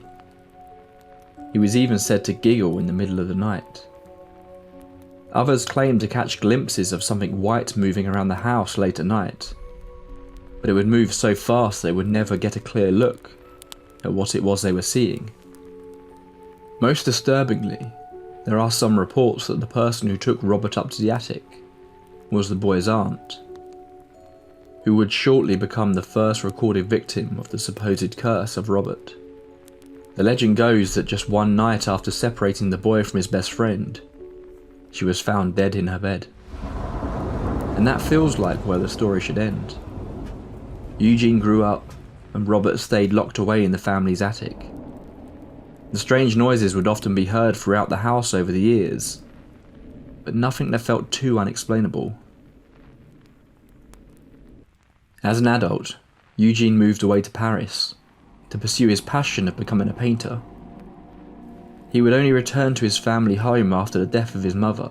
His older siblings signed over the estate to Eugene and his new wife Annette, and the pair would return to live in the large mansion in Key West, Florida. Now he was home, however, and strangely, after so many years had passed, one of Eugene's first actions was to head to the attic and find his beloved childhood companion. The bond had not been broken after all these years. The pair immediately picked up where they had left off and became inseparable once again. Eugene started having furniture commissioned for Robert, who would bring the doll everywhere with him and would refer to him as though he were a real person. Eugene's wife Annette claimed to have never seen Robert do anything strange directly, but she was not keen on the doll. It gave her weird vibes and clearly had a strong effect on her husband whenever Robert was near. Even as an adult, when Eugene would do anything that could be considered abusive or cruel to Annette, he would place the blame on Robert. An understandable attempt at deflection when he was a child maybe, but that fact appears much more sinister as an adult. Eventually Annette was sick of Robert and asked Eugene to put him away somewhere. Eugene reluctantly took Robert to his childhood bedroom and placed him in the window so he could look out onto the street. A fact that clearly affected the locals, as children reportedly started taking different routes to school to avoid walking past the Otto house and come under the glare of Robert. It has been suggested that the room Robert was kept in was requested by the doll himself, so he could have a view. Eugene spent a good chunk of the next 40 years of his life in that room, painting and talking to Robert. In 1974, Eugene passed away, and the first thing his widow Annette did was put Robert back in the attic. The doll clearly had a very strong impression on her, and something about it made her want to get away from it as quickly as possible. Later that year, Annette sold the Otto estate, leaving Robert behind to become the problem of the new owner, one Myrtle Reuter. Myrtle started to hear strange noises inside her new home, footsteps and giggling late at night as she lay in bed. After some time and investigating, she began to realise that these sounds were coming from the attic. There didn't appear to be anything strange up there to begin with, and if it wasn't for what she was certain was the sound of laughter, she may have just chalked the incident up to rats. But then she found an old dusty trunk that had seemingly been left there by the previous owner. She carefully unlocked it, and inside, found Robert. Myrtle's immediate reaction to the appearance of Robert wasn't one of fear. She found the doll charming. She brought the cute-looking doll down with her, in the strange hope that this would make Robert happy and keep him from causing a disturbance any longer. But of course, bringing Robert into the main house just amplified his apparent abilities. Myrtle said that any time she or any visitors ever said anything negative about Eugene Otto, Robert's facial expression would change. Whatever the strange relationship between Eugene and Robert might have been, it appears the love for one another went both ways, and that Robert clearly still thought fondly of his previous owner. Myrtle would find Robert in different positions or places around the house, but despite these strange occurrences, Myrtle seemingly was not scared of Robert. In fact, much like he had with the Ottos, Robert became a permanent fixture of her home, keeping him around for 20 years. While Robert appeared capable of mischief and strange behaviour, it would seem that those close to him would form a strong bond with the doll, and seemingly Myrtle and Robert's relationship was mostly positive. That was, until everything changed. In 1994, Myrtle moved out of the Otto house and took Robert with her. But Robert seemingly did not want to leave his old home. A few days into being in her new property, Myrtle awoke in the night. She walked to her bedroom door to go get a glass of water. But much to her confusion, she could not open the door. Myrtle struggled and struggled with the handle, but despite not being locked, she was seemingly trapped in the room. The remainder of what happened that night in Myrtle's new home has not been disclosed, but whatever took place this evening clearly was enough for Myrtle. The very next day she donated Robert to the Fort East Martello Museum. Not long after this, Myrtle would be found dead. The details of her death have not been made public. Again, there are conflicting stories about how much Myrtle informed the museum's assistant director about Robert. Some reports suggest that she introduced him as a member of the Otto family, and that he was haunted, and she just couldn't handle him anymore. Intrigued by the history, the museum director agreed to take Robert in. Others have said that Myrtle hadn't made it clear to the museum what they were accepting when they agreed to house Robert. To them, it was just an interesting artifact from the turn of the century, and a piece of local history. There wasn't really space in the museum for Robert when he first arrived, so to begin with he was kept in a back room. But Robert seemingly didn't want to be kept locked up again. Workers at the museum claimed to see what they described as a white blur at times around the storeroom. Many of those who interacted with Robert found the doll unsettling, but while he was stored away, his legend was growing in the wider community. Visitors would come to the museum and request to see Robert. Reluctant museum workers would then bring him out of storage, so that the interested parties could meet the supposedly haunted doll.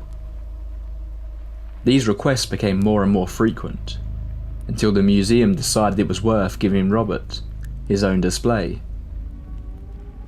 The curator of the museum dismissed her co-worker's stories about a possessed doll running around the museum. That wasn't until late one night when she was working alone, prepping the exhibition area for Robert to be displayed. Whatever happened to her that night, she has refused to speak about publicly, but something scared her that evening, to such a degree that witnesses claim she came running out of the museum, screaming at the top of her lungs. Weeks later, another employee was the last one at the museum, so it was their responsibility to turn off all the lights and lock up for the evening. As they walked across the darkened car park to their car, they were shocked to see all the lights in the building turn back on, simultaneously. 8 different switches controlled the lights throughout the building. It would have been impossible for a single person to achieve this. Robert has become a source of fascination and fear for the workers at the museum. One suggested that maybe they should show Robert respect by giving him his own display case and his own toy, a small stuffed dog to keep him company. But this didn't seem to have the desired effect. While the stories about Robert's past are sketchy, it isn't until this point in his story where people actively started claiming that Robert was capable of cursing anyone who gazed upon him, or at least anyone who didn't ask his permission first. To begin with, visitors would report strange occurrences when they tried to take photos of Robert. Digital camera batteries would die in his presence, and then begin working again once outside the museum. Photos would come out blurry, blank, or entire memory cards would be wiped of images.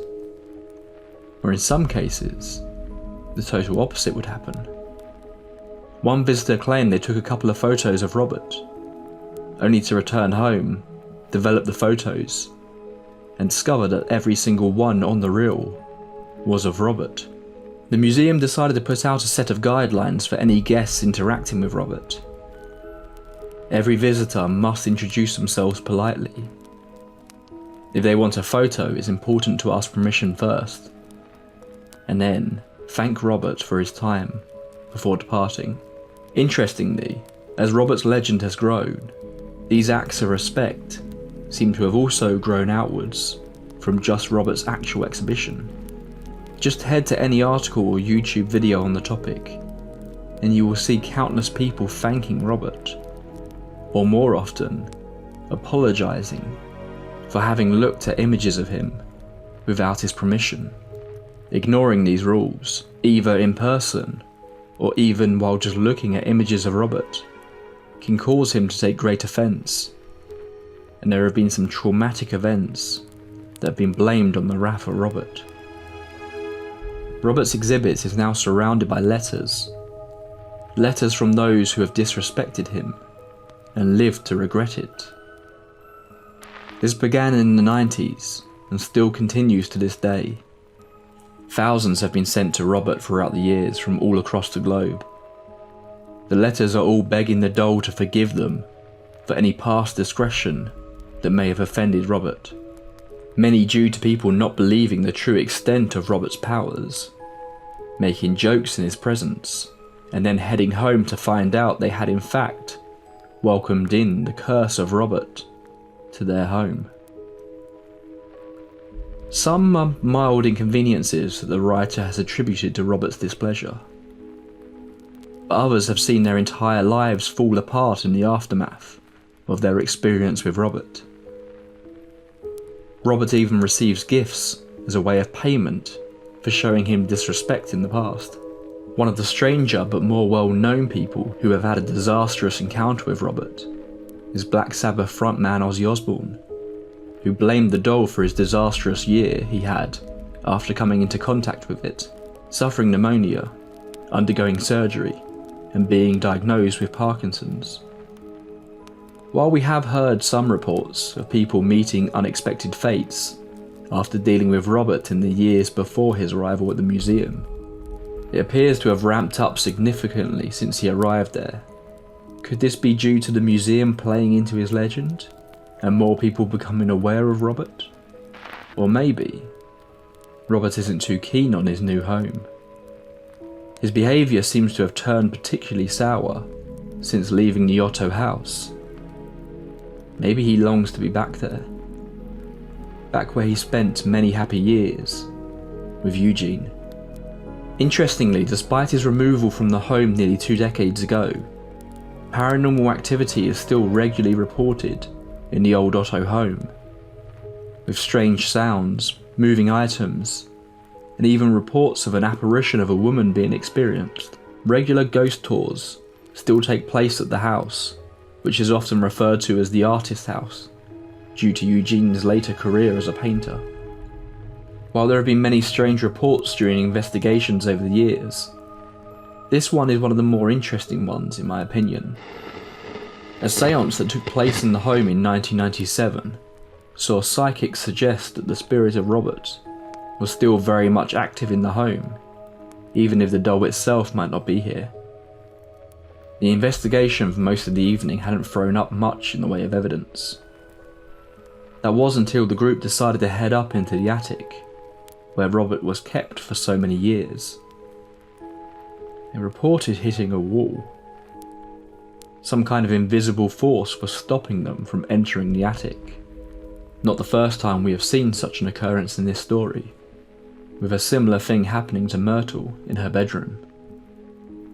When they finally did manage to push through the hatch, they witnessed orbs of light shooting around the attic and leaving the building from all different directions. One of the psychics who was downstairs while this was happening claimed they experienced the spirit of Robert walking through them, suggesting that Robert somehow has the ability to return to the Otto home when he so chooses, although based on other reports, he may not be the only spirit that resides there.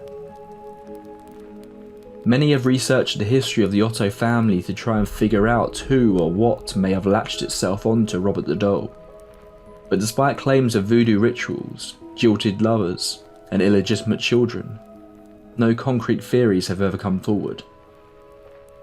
So to this day, Robert remains in his case at the museum, terrifying and fascinating visitors in equal measure, and seemingly impacting the lives of the thousands of people who decide to test themselves against this curse. Now that you've heard the story of Robert the Doll, it's very possible that from his home in Florida, his eyes are trained on you in some way. Many people have heard this story over the years, but every now and then he seems to single out someone who takes an interest in him. If this ends up being you, I am very, very sorry. Just to be safe, it might be worth asking Robert for forgiveness, as so many others have done. That's all for this entry into the tape library. As always, if you've enjoyed this episode, then please do give it a like and subscribe. Until next time, pleasant dreams.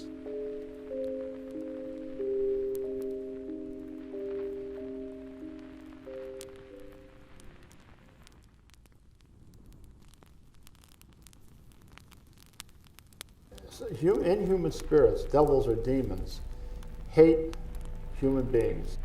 Sometime in the early 80s, a 37-year-old housewife by the name of Janet Smurl was alone in her basement, loading the machine with her family's dirty clothes.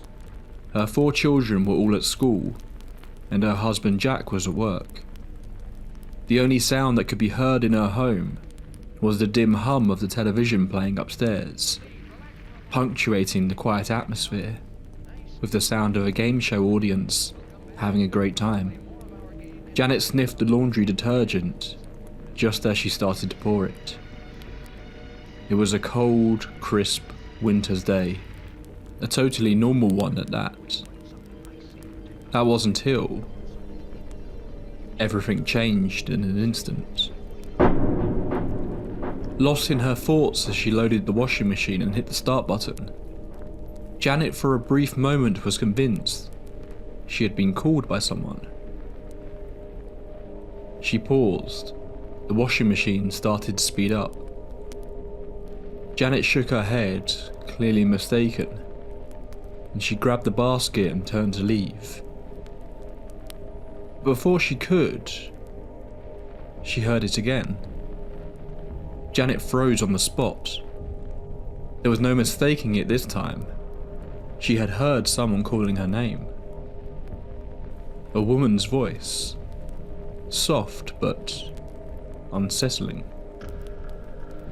She glanced around the basement and all she saw was boxes of Christmas decorations. The daylight seeping in through the small high-up window was enough to illuminate the darkened corners of the room. There was no one else in there. Janet, the voice whispered again. This time it came from behind her. Janet spun around, her blood running icy cold at this point. She slowly backed towards the stairs, and the voice called out once again. A soft, whispery voice that Janet would later describe as eerie. Then it came a 4th time, almost in a teasing, mocking tone. Janet was sure she heard a slight giggle as it called her name. Whoever it was clearly enjoying her fear. Janet backed to the stairs. The voice would punctuate the air a couple more times before she could reach the stairs. But once she did, Janet plucked up the courage to shout back. "What do you want?" she yelled. There was silence. Just the gentle thudding of the washer, and the laughter from the TV upstairs. Janet backed onto the first step, glancing around with a full, clear view of the basement. It was empty. Was she imagining things? Maybe she was spending too much time alone at home. Just as she was about to breathe a sigh of relief, the voice called out to her, in that same mocking tone. Janet turned and ran up the stairs as quickly as she could, slamming the door behind her. The strange events that had been plaguing her family home since they moved in had just moved up to a whole new level. Welcome to the Tape Library. In tonight's episode, we're going to be delving into one of the most infamous hauntings in American history. The Smurl family and the terrifying incidents that took place in their home on Chase Street. This is one of the most vicious hauntings that has ever been reported, and grabbed the attention of people all over the world as it took place. We'll be getting into all the dark details, the controversial involvement of Ed and Lorraine Warren, and try to figure out what really took place within those walls. A quick trigger warning, this does get pretty rough at times, and there are some reports of sexualized violence within this encounter. The timeline of the events that took place here is a little confusing depending on what source you use, but I've tried to keep the events in chronological order as much as possible. If you enjoy tales of the paranormal and the unexplained, I'd love it if you could join us here every fortnight as we uncover new cases. Hit the subscribe button now so you don't miss out. And if you want to support us, you can do that simply by clicking the like button. Now with all that out the way, grab yourself a warm drink, dim the lights, and get comfortable. It's time to get into the haunting tale of the Smurl family and their demonic infestation. When people have a haunting that's going to occur, a really bad one, these are all the things that occur to those people. Doors opening and closing, footsteps, psychic cold spots, hearing what we call magic whispering. These are all the beginning stages, Tony. The first few years of marriage were bliss for Janet and Jack Smurl. Jack's job meant his new family were able to live comfortably, and their first two daughters were born, Dawn and Kim. Janet gave up work to become a full-time mother, and the couple were especially close with Jack's parents, John and Mary Smurl, who they shared a house with in Wilkes-Barre, Pennsylvania. However, tragedy struck in 1972 when Hurricane Agnes decimated the area. The family's home was flooded underneath 12 feet of water in an instant, and although luckily no one in the family was hurt, the house was ruined. John and Mary did attempt to fix the place up, but the house was taken over by the local redevelopment authority. With a young family in tow and unsure where to turn next, Jack's parents were the lifeline they needed. They didn't see this incident as a reason to split up their family, and it just so happened they found a duplex for sale in the nearby town of West Pittston. John and Mary proposed that they would buy the entire duplex, and then Jack and Janet could purchase the other side of the duplex at a discounted rate. The home was old and was a bit of a fixer-upper, but it gave both sets of the family a home to call their own at a very reasonable price. However, they didn't know that this particular property on Chase Street was the focal point of a lot of local rumours. Locals said the police would make regular appearances over the years to investigate disturbances. Some said that odd noise could be heard from the property, even when the place had been empty. Others said that residents that lived there previously had practiced witchcraft. Others reported seeing odd faces peering at them through gaps in the curtains as they walked past. But it was all just stories. Every town has their creepy house that kids dare each other to approach on Halloween night. West Pittston itself was once a prosperous mining town. However, the long-closed mines are now filled with water, even causing decades of mine cave-ins that caused some homes to collapse. Although since the 1940s, the ground has become much more stable, homes were still prone to making grumbles as the foundation settled beneath them. In one of the stranger discoveries, a number of these homes that caved in led to the apparent discovery of pig bones buried deep within the mud, surrounding the properties. Jack, Janet and the girls quickly settled into their new home, and Jack and Janet both became prominent members of the local community, getting involved in any way they could. They were both seen as friendly, helpful and well-respected people within West Pittston, and no one ever thought to bring up the silly childish stories about their house being a little strange. The events, like in so many of these cases, started out pretty minor. The first reported odd occurrence from the home came in the mid-1970s, when Mary Smurl purchased a new rug for their half of the duplex. When they rolled it out across their living room, however, they were shocked to discover a large greasy stain in the middle of it. The stain was still wet, so had clearly somehow appeared since the rolled up carpet was in their home. Mary and John gave it a thorough clean and went to bed, but 2 days later, the stain reappeared. They kept cleaning, but each time, after only a few days, it would come back. This wasn't the only pain the families would experience while trying to fix the place up. The renovations were quite big and took a number of years to complete. During this time, a number of pipes were replaced or repaired. But even after being freshly soldered, they would unexpectedly spring a leak, soaking Jack and Janet's home. This was despite the work being carried out by John, an experienced welder. Tools would often go missing and then reappear in strange places. This meant that small jobs that should take a few minutes were taking Jack and John hours to complete. At one point, Jack and Janet completely remodeled their bathroom. When they walked in the following day, their new sink and bathtub had been scratched beyond repair, with large chunks ripped out of the porcelain. Then the fire started.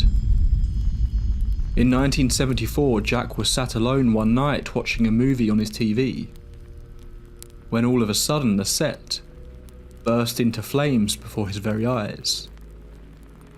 Other appliances within the home would start to smoke or even catch fire. This could maybe be chalked up to electrical issues in the home, but that wouldn't explain why the same thing happened to Jack's car one day. In 1975, their daughter Dawn started making regular appearances in their bedroom late at night, seemingly too scared to sleep in her own bed. After a few incidents like this, Jack asked his daughter what it was that was scaring her so much, to which she told him there were people floating around her room. Each night that Dawn would run in screaming in floods of tears, Jack would go to investigate, to find nothing amiss. While you would normally pass these off as the nightmares of a young child, the fact that the strange things were continuing to happen throughout the home gave it a bit more weight to Jack and Janet. Radios would turn on all by themselves at full volume. Footsteps would be heard echoing throughout the upstairs, even when no one was up there. The toilet would flush in the dead of night, when everyone was tucked up asleep. And most persistent of all, banging could be heard, coming from inside the walls. 1977 rolled around, and Janet gave birth to twins Shannon and Karen, bringing the Smurl children up to 4. As the years continued to pass by, the couple continued to notice odd phenomena in their home. In the dawn hours of one morning, Jack and Janet found themselves awoken to a strange creaking sound. They followed the sound downstairs to their front door. They opened it to see their lawn chairs rocking back and forth in the windless morning air, as if someone was sat in them. Jack and Janet had almost come to terms with the fact that there was something in their home besides them. It had been years at this point, and despite the fact it could be a bit creepy, it was mostly harmless. They joked about sharing their house with a ghost, but really they just brushed it off as all being explainable in some way. The odd quirks of an old rundown house. Then one night, Jack woke up to the feeling of his shoulders being rubbed in a sensual manner. He came out of his slumber to the pleasant surprise of his wife's touch, only to glance over his shoulder and see Janet, fast asleep, facing away from him. Jack didn't get much sleep that night. By the time 1983 arrived, the family were met by a phenomena that would be consistently appearing throughout their remaining years in the home. A foul smell would appear and spread through the house, but they could never find the source for it. Around this time, John and Mary were becoming concerned about their son and his wife. They began to hear arguments, clear as day through the walls. The sounds of Jack screaming, shouting and swearing at Janet. At times building into such a fit of rage, they began to genuinely worry for Janet's safety. One day Jack Smurl was fed up with hearing his son talk to Janet like this. He stormed out of his front door to the other side of the duplex. He opened the door and walked straight in, only to find Jack and Janet and the Smurl children sat having a relaxing evening in front of the TV. They had no idea what Jack was talking about, and that was when Janet had her encounter in the basement.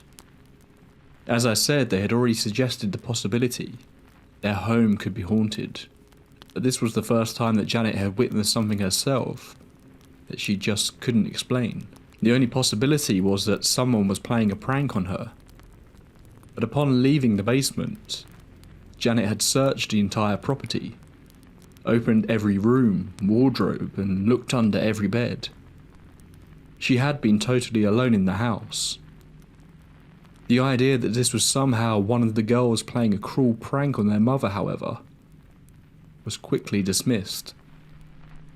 Just weeks later, Janet once again found herself alone in the house.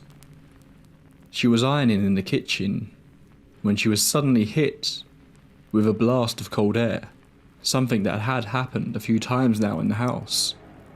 She glanced up, half expecting to see that she had left a window open and that the cold February wind had whipped up suddenly. But that wasn't what she saw. Standing in her kitchen just a few feet away from her, in broad daylight, was a human-like shape. Shape is the only real way to describe it. You could see the vague outline of a person, but its body was made up of an almost smoke-like black substance. While Janet got the sense it was looking back at her, its face was completely featureless. Whatever this thing was, it stood looking at Janet, and Janet stared back, frozen to the spot in shock. Then suddenly, it began to move towards her, and that's when she noticed something fluttering behind it as it walked, almost like the outline of a cape, but made of the same black moving smoky substance. It only took a few steps before the creature was on top of Janet, but as she winced back in fear, it simply passed through her and continued out of the kitchen door and into the living room. Janet slowly crept out of the kitchen, trembling in fear, but the thing was gone. The living room was empty. In a panic, Janet stormed out of her home and ran next door to Mary and John's place. She entered and found Mary sat in a chair in the living room. She barely even acknowledged Janet's presence. While this was out of character, Mary had been unwell and was recovering from a recent heart attack, so it didn't immediately strike Janet as anything to be concerned about. Before Janet could tell Mary what she had seen, the old woman began to speak, telling Janet she thinks she might be losing her mind. She then proceeds to tell Janet that just moments before she came in, she saw a black smoke-like humanoid shadow walk through a wall and out into their hallway before disappearing again. However, it seemed that the odd activity in the home had reached its peak. The incident with the shadow was followed by weeks of relative peace. As time created a distance for the family and the incidents, it became easier to just once again think their minds had been playing tricks on them. The smells are often referred to as the traditional good Catholic family. One evening, Janet is in the kitchen with her girls. Kim's Holy Communion was coming up, and Janet was ironing her white communion dress, ready for the occasion. Janet and Kim were lucky enough to duck as they heard the sudden creaking noise. A 4-foot lighting fixture that was above their heads suddenly fell without warning. Young Shannon wasn't so lucky and caught a glancing blow from the light as it fell, but was luckily not seriously injured. When Jack inspected it afterwards, it didn't look like the light had gotten loose. The ceiling looked damaged to such an extent, it appeared the light had been ripped from its place. And we have a 4-foot by 2-foot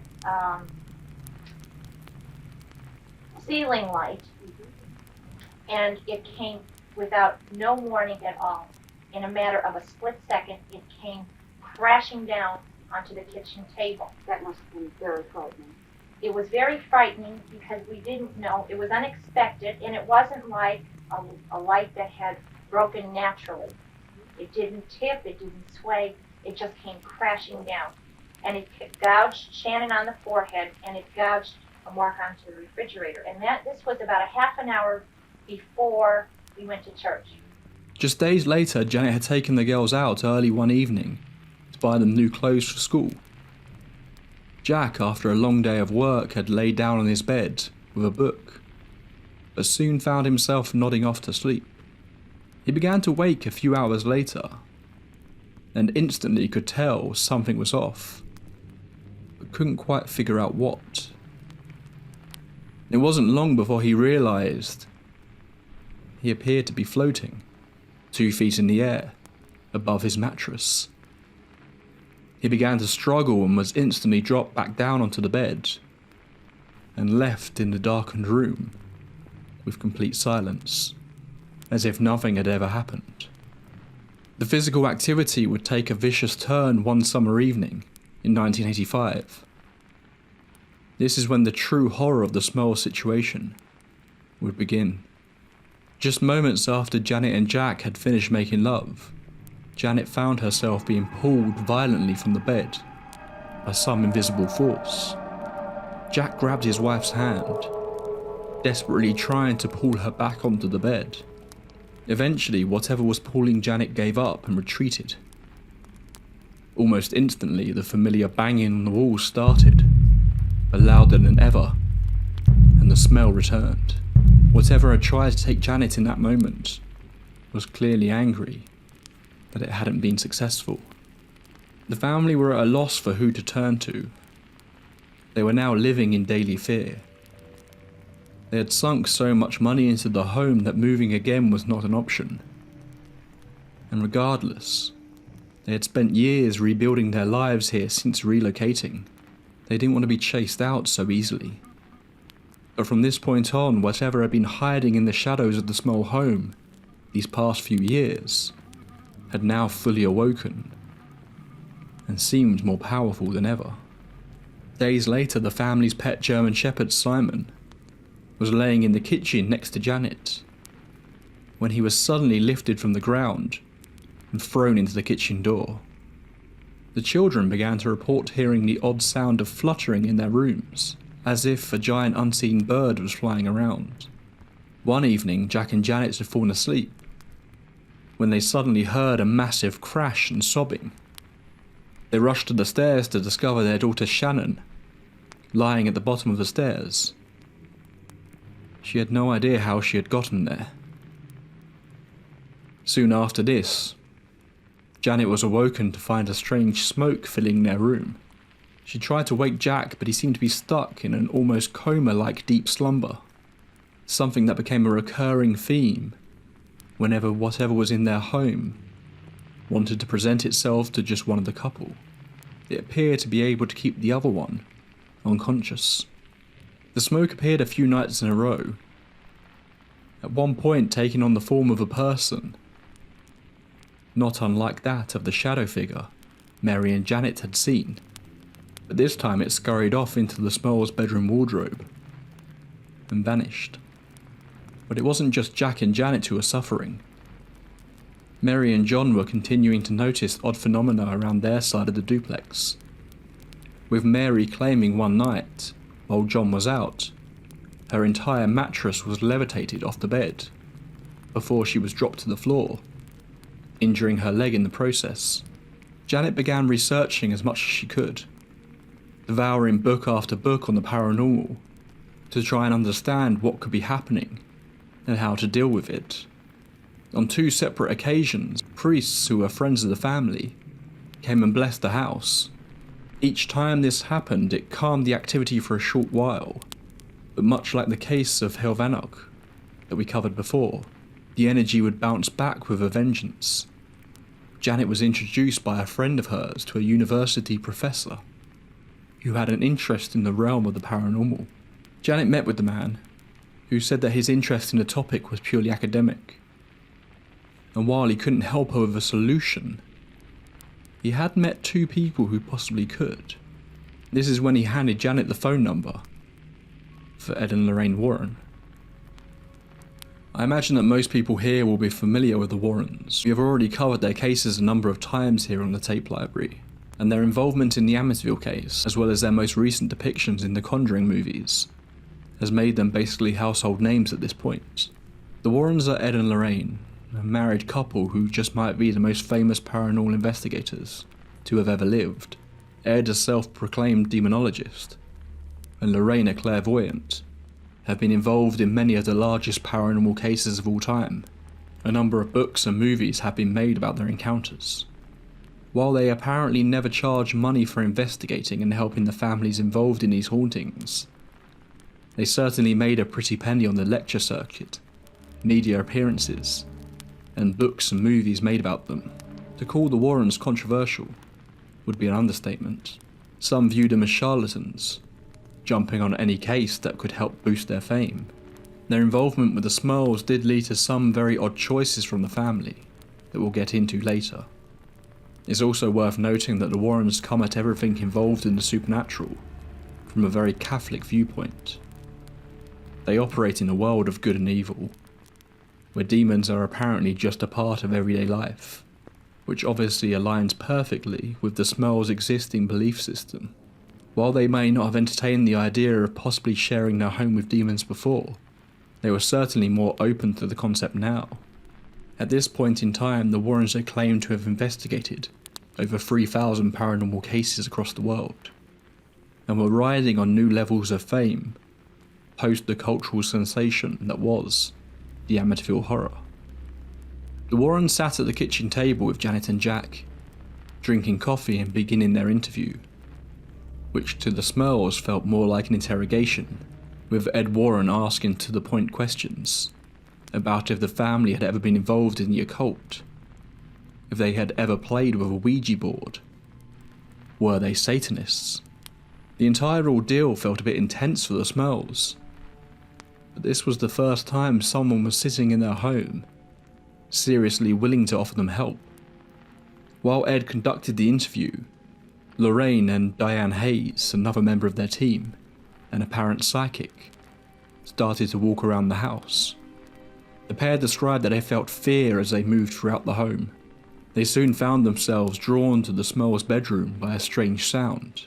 As soon as they opened the door, they were hit with the strange smell that had plagued the Smells for years now. They found themselves drawn specifically to the wardrobe, with a strong sense that something was hiding in there.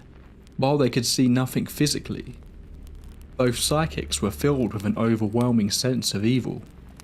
They returned downstairs to fill the family in. Lorraine told the Smells that she had sensed 4 presences in their house. She said one was an elderly woman who seemed very confused, possibly suffering from dementia before she passed away. While she may seem scary, she appeared at least to be harmless. The second spirit was of a younger woman. This one was described by Lorraine as insane and violent. The third was a man. Lorraine knew he had a moustache and was capable of violence, but not much beyond that. The fourth, however, wasn't a spirit at all. It was a demon, and was seemingly capable of controlling the other spirits. It had likely been in the property for decades, but for some reason had been awoken by the Smell family. This demon would feed off the family as though they were batteries, their fear and confusion giving it energy. The demon would keep the family in a constant state of edge, never quite making sense in its actions, being unpredictable and at times violent. This was when Ed laid out the 4 stages of demonic activity: infestation, oppression, possession, and finally, death. And these 4 stages were already well underway. The Warrens' investigation began that very night, and straight away they witnessed some of the phenomena the Smells had been experiencing. The mirrors in their bedroom began moving unexpectedly, and a small portable black and white TV that had been left unplugged through fear of fire suddenly lit up. In the static they swore they could see figures, as if they were looking back at the family through the screen.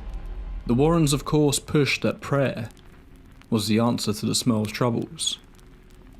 They should go out and purchase holy water to sprinkle around whenever something would happen, and pray as hard as they could.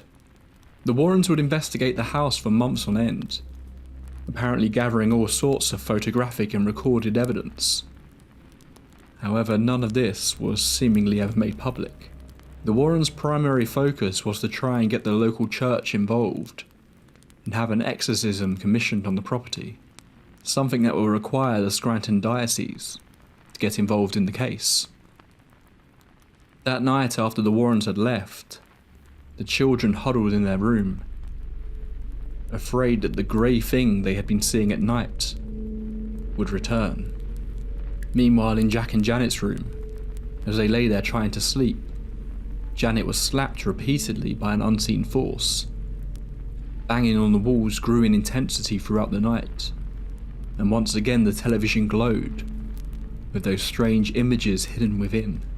By 3 AM the activity began to calm down, but both Jack and Simon the dog patrolled the house throughout the evening, in a vain hope of keeping everyone safe. Simon refusing to leave the hallway outside the young girl's bedroom. The Smells purchased several items from the church shop and took them to a priest to have them blessed, per Ed Warren's instructions. The priest was hesitant to do so, but still went ahead. It was clear the church were not taking the Smells' predicament too seriously, and post-Amityville, the involvement of the Warrens likely made them even more hesitant to get involved. The last thing they wanted was to be involved in a media circus like that. Just days later, Janet was taking a rare moment to relax in the bathtub. As she sunk into the water, she suddenly felt extremely uncomfortable, like she wasn't alone, like she was being watched.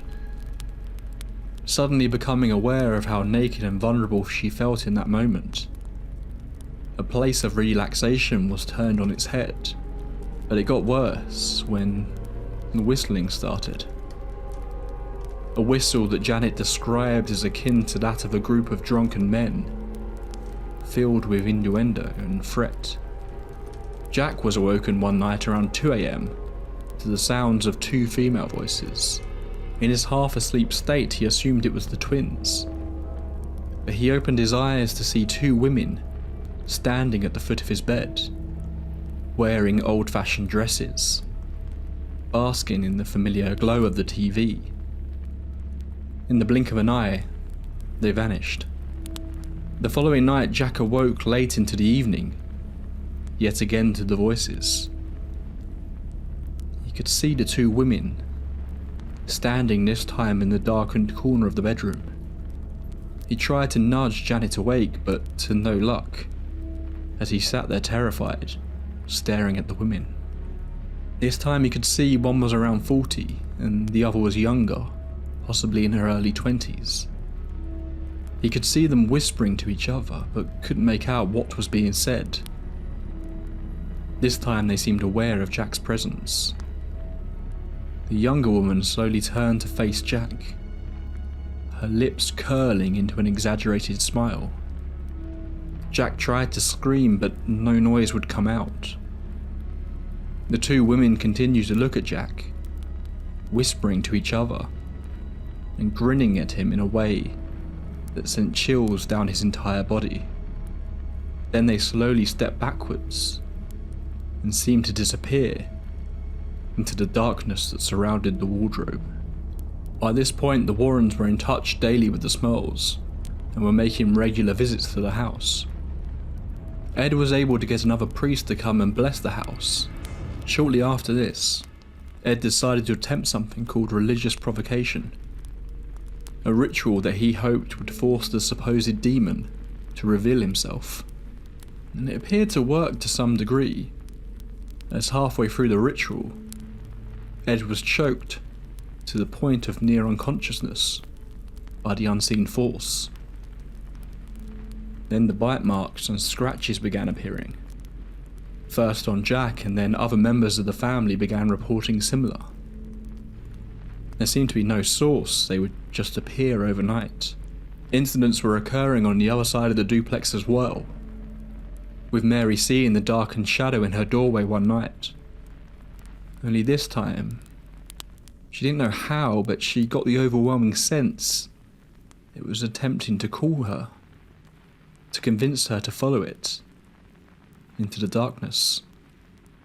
At this point, incidents were happening every single day, but it took on a whole darker level on the evening of June 21st. Jack, once again asleep in bed, was jolted awake violently. He looked around his room in a sense of panic, but nothing seemed to be wrong. It wasn't until she was already climbing onto the bed that Jack became aware of the presence of the woman, if you could call her that. What Jack saw crawling up his bed was an old woman's face with the body of a much younger woman.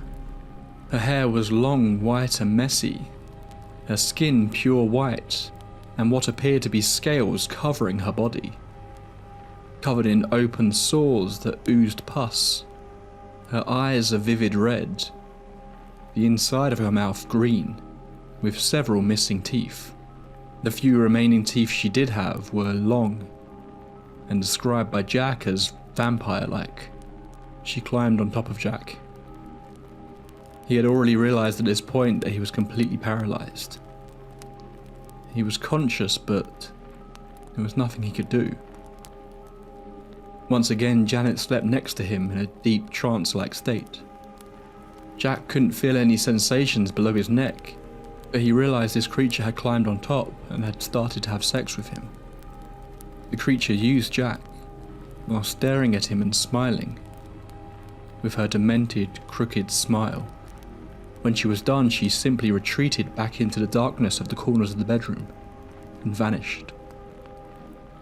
Soon after Jack was able to move, he realized he was covered all over in a smelly, sticky substance that appeared to be oozing off the woman's skin. Jack took himself off and scrubbed himself in the shower till his skin nearly bled. He could have passed it off as some sort of nightmare or sleep paralysis hallucination, if it wasn't for the soreness that ached through his body the day after. Jack told Janet everything. His wife burst into tears, terrified by this massive escalation. The following morning at breakfast, Dawn told her parents about a nightmare she had. She had seen exactly what happened to Jack in her dreams. After this new attack, Janet once again contacted the Scranton Diocese to ask the church to help them. Once again, her request was seemingly not taken seriously by the higher-up members of the church. Soon after this, Janet too was a victim of sexual attacks from whatever was in their home. While at this point it didn't go as far as Jack's encounter, she reported feeling like she had been sexually assaulted by an unseen person. One of the Warrens' team relayed this story to the Warrens over the phone, and then proceeded to play them a recording he had made, There was the familiar bangings from inside the wall, but in between the banging was the unmistakable sounds of pig squealing.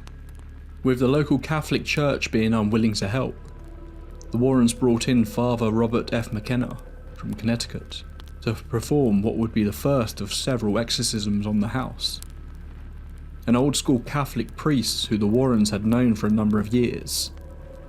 The night before he could arrive, however, Jack was once again visited by the two women in the night. Only this time they had a middle-aged man with them. The man got right up into Jack's face, who was once again paralysed in his bed, and said, "You will pay for this." He repeated this phrase to Jack multiple times, while the women continued to whisper and look at Jack, even laughing at him in his terror as he lay there helpless, before all three simply faded away before his eyes.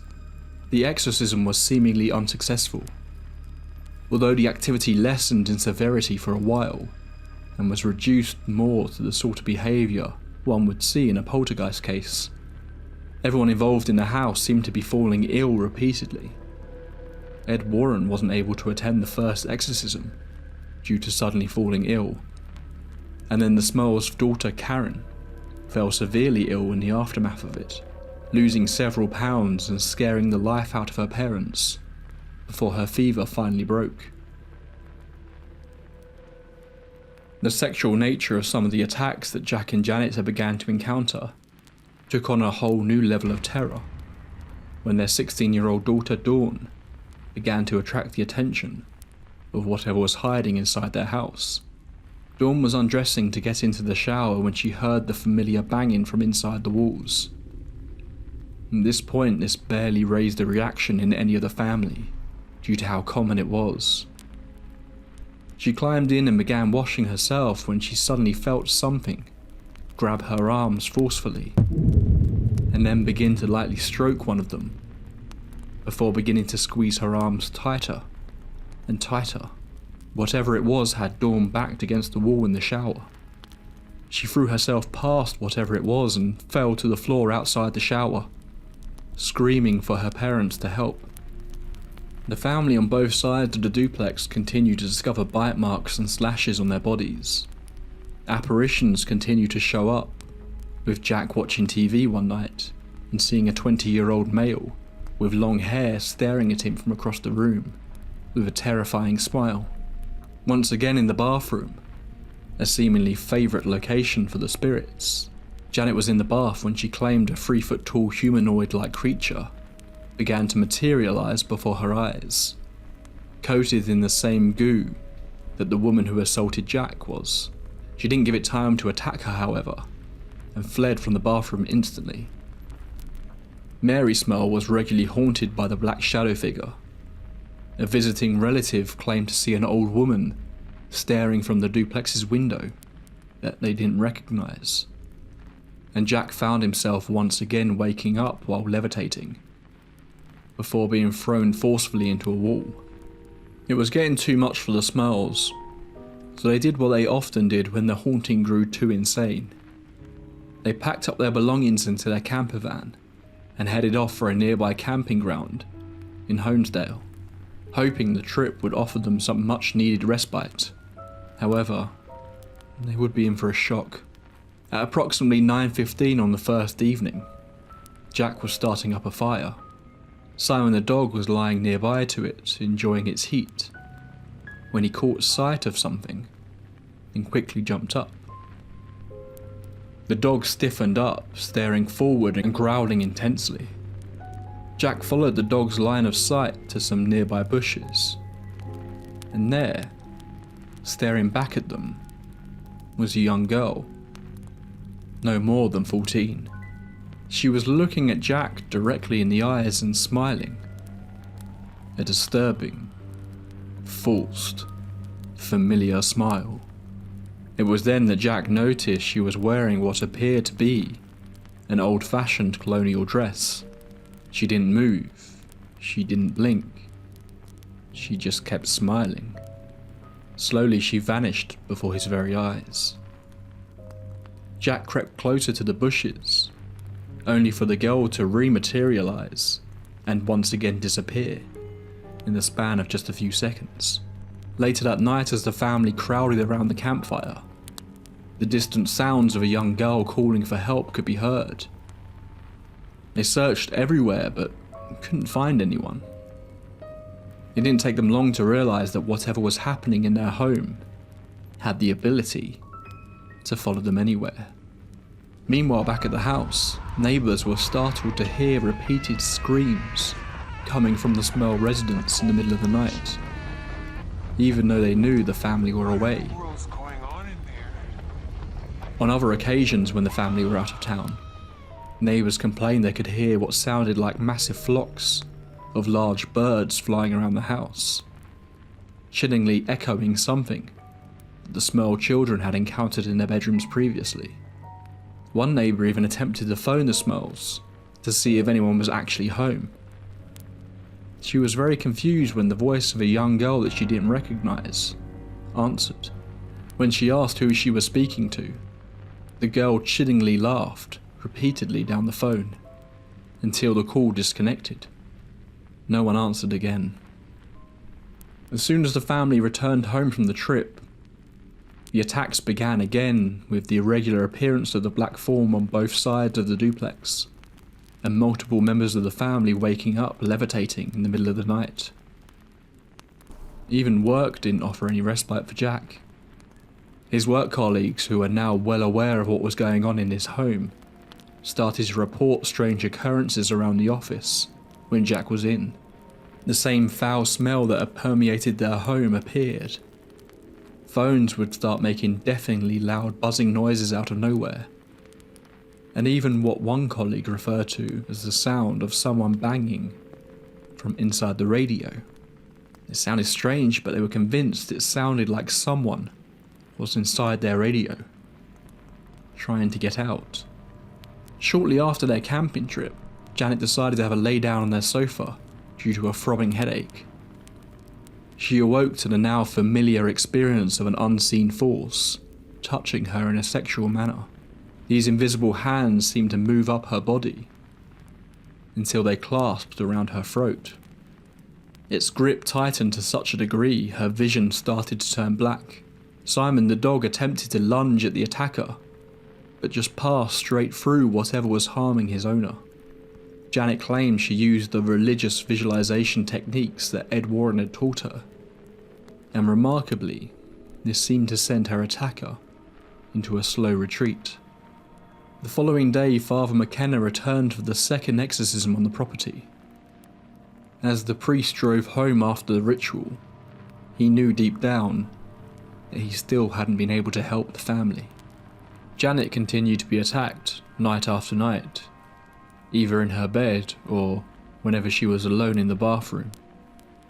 Whatever was doing this seemed to take great pleasure in attacking or appearing to the family when they felt the most vulnerable. One night, after another sexually motivated attack, Janet saw the apparition of an old woman looking at her from the foot of her bed. But for the first time in years, this was a rare moment that didn't feel threatening.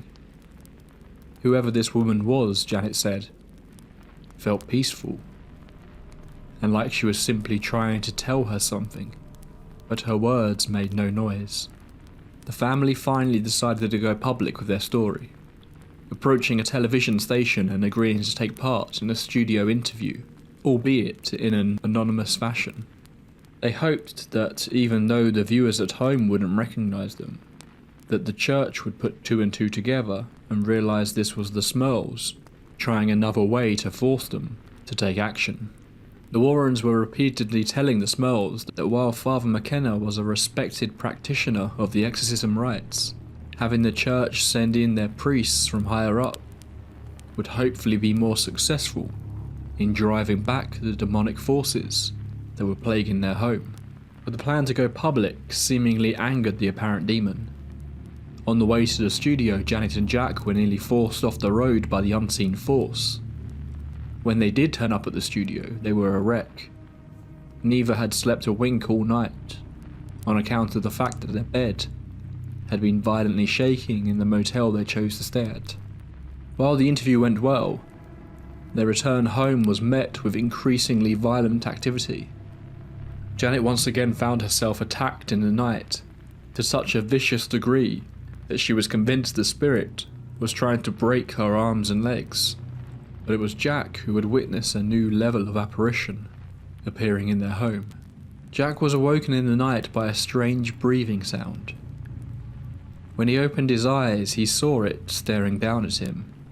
He described whatever this thing was as 8 feet tall, standing on 2 legs with a furry head, red eyes and a pig snout on its face, waving its rake-like fingers as it lumbered towards Jack in his bed. Jack screamed as loud as he could, for once actually managing to wake Janet. But it was gone. However, she could see in the state her husband was in, whatever he had seen had broken him. Just days later, Janet saw the figure of a moustached man with animal horns protruding from his head. Even after all this time, the house was finding new ways to shock and scare the family. They were long past the breaking point. Janet and Jack rarely slept now, and Jack's parents' health was rapidly deteriorating. The strange beast creature Jack saw would return just a short while later. He was up one night and headed to the bathroom. As he flicked on the bathroom light, it materialized in an instant. The same half-man, half-animal creature he had seen in his bed. Only this time, it started charging at him, squealing as it did.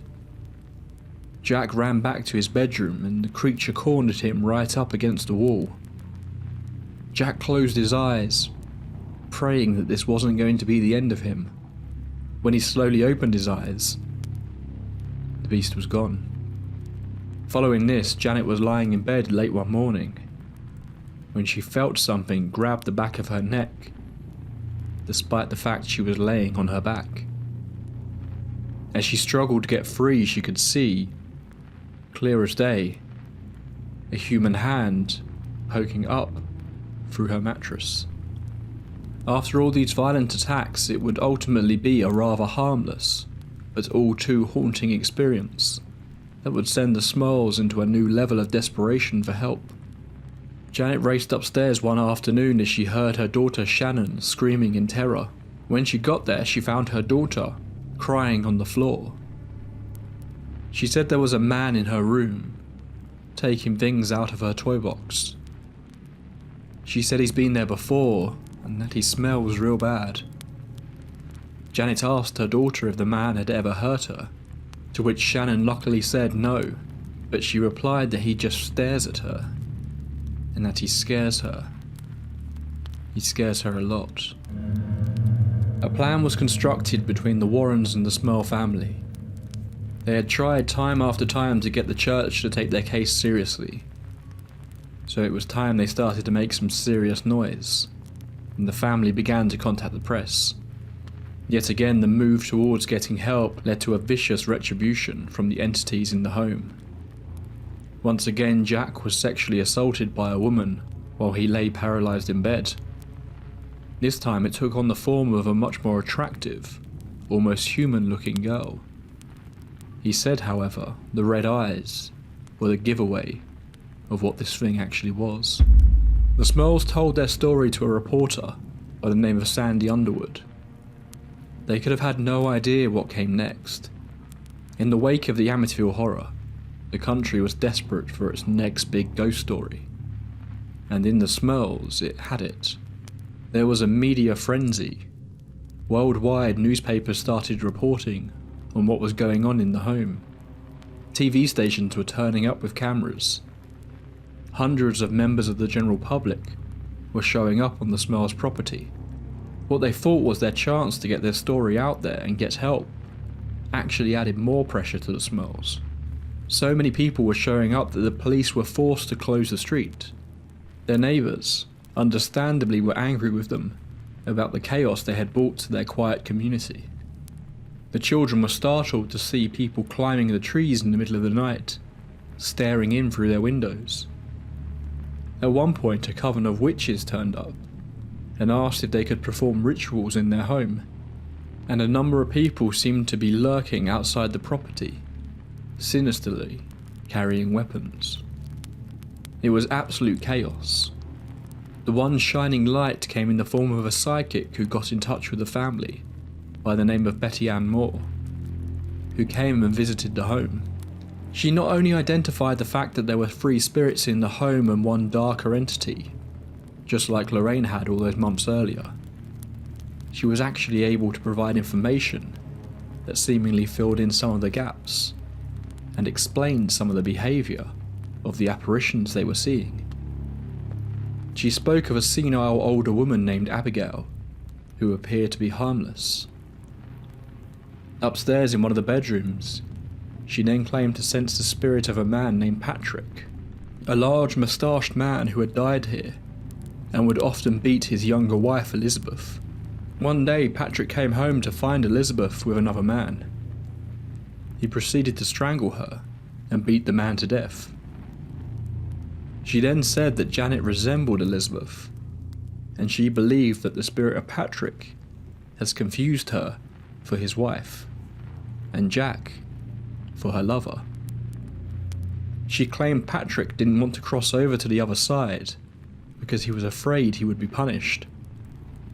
Punished by what or who wasn't clear. Interestingly, she claimed that the third spirit, presumably the younger woman who had been spotted regularly, wasn't Elizabeth. It was a violent, insane woman who wanted to cause the family harm and was somehow working alongside a demonic entity in the house with the aim of possessing a member of the family. She was also capable of making Patrick commit violent acts. Then there was the demon itself, which she described as being everywhere in the house. It had infested its very walls. Meanwhile, during the media circus, the neighbours once again started contacting the Smells. Although seemingly not to complain about the chaos outside, 6 different houses close to the Smells started reporting banging in their walls, strange odours, and screaming late at night in their homes. It seemed, with the awareness and recognition, the entities were growing in power. What they hoped would be their salvation had turned on them. The Smells couldn't leave their home without being hounded by the press and the public. But if they stayed inside, they were endlessly being tormented by the spirits within. This seems a good time to talk about some of the more skeptical takes on this case. As the press continued to feature the Smells story, public perception began to turn on them. Rumours of a book deal and movie began to circulate, and many started to believe they were simply doing this for fame and money. The Warrens became the public-facing entity in this case for a lot of the press. Some suggested that the plan to go public had nothing to do with the Smells, and it had been done entirely by the Warrens. Stephen Kaplan, a parapsychologist with some connection to the Amityville case, claimed that while he believed the Smells had in fact experienced a haunting, that the suggestions that a demon was to blame had been entirely inserted into their heads by the Warrens, something he claimed they had also done in Amityville. The organisation of CSI Cop, wanting to investigate the case, casting a more sceptical eye over proceedings. While initially the Smells said they could, when the team arrived at the property, they were met on the porch by Jack Smurl, with Ed Warren flanking him. They were then told they would not be permitted entry into the home. The Smells later claimed that CSI Cop was one of the first organisations they got in touch with when looking for help, but they were not taken seriously, something CSI Cop deny having any record of. Jack Smurl then said no other paranormal investigators beyond the Warrens would be allowed to investigate. He apparently feared that any provocation of the entities could put his family in further danger, and that any help would need to come from a strictly religious source. The church hadn't completely ignored the family's pleas, and had been willing to bless the house. However, organising an exorcism required sign-off from higher-ups in the church, and particularly once the Warrens got involved, there was a strong sense of skepticism amongst them about how serious this really was. The Warrens told the press time and time again they had video and audio evidence of many of the events that took place in the home. However, when asked to present these, Ed first claimed it had been given to a TV station that he didn't recall the name of, before then claiming it had all been given to the church as evidence. Another interesting theory came out when it was reported that Jack Smurl had brain surgery in 1983 to have water removed from his brain. It has been suggested by some psychologists that this could be the root cause of some of the things he was seeing and experiencing, and that his fear and belief in what was happening was fuel to his family's fear, creating a kind of mass hysteria that then saw everyone close to them start believing they were experiencing stuff too.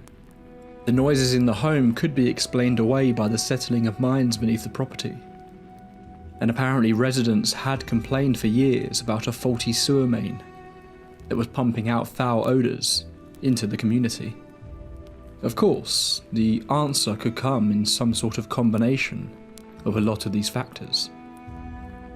Maybe the family really were experiencing something, especially in those early days.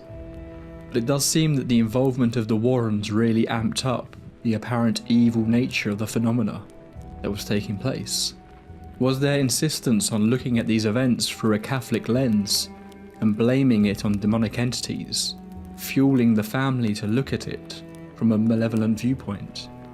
The other possibility is that the family really were scared and were feeling abandoned by their church, so began to exaggerate the stories that were happening to them in the hope it would force the church into action.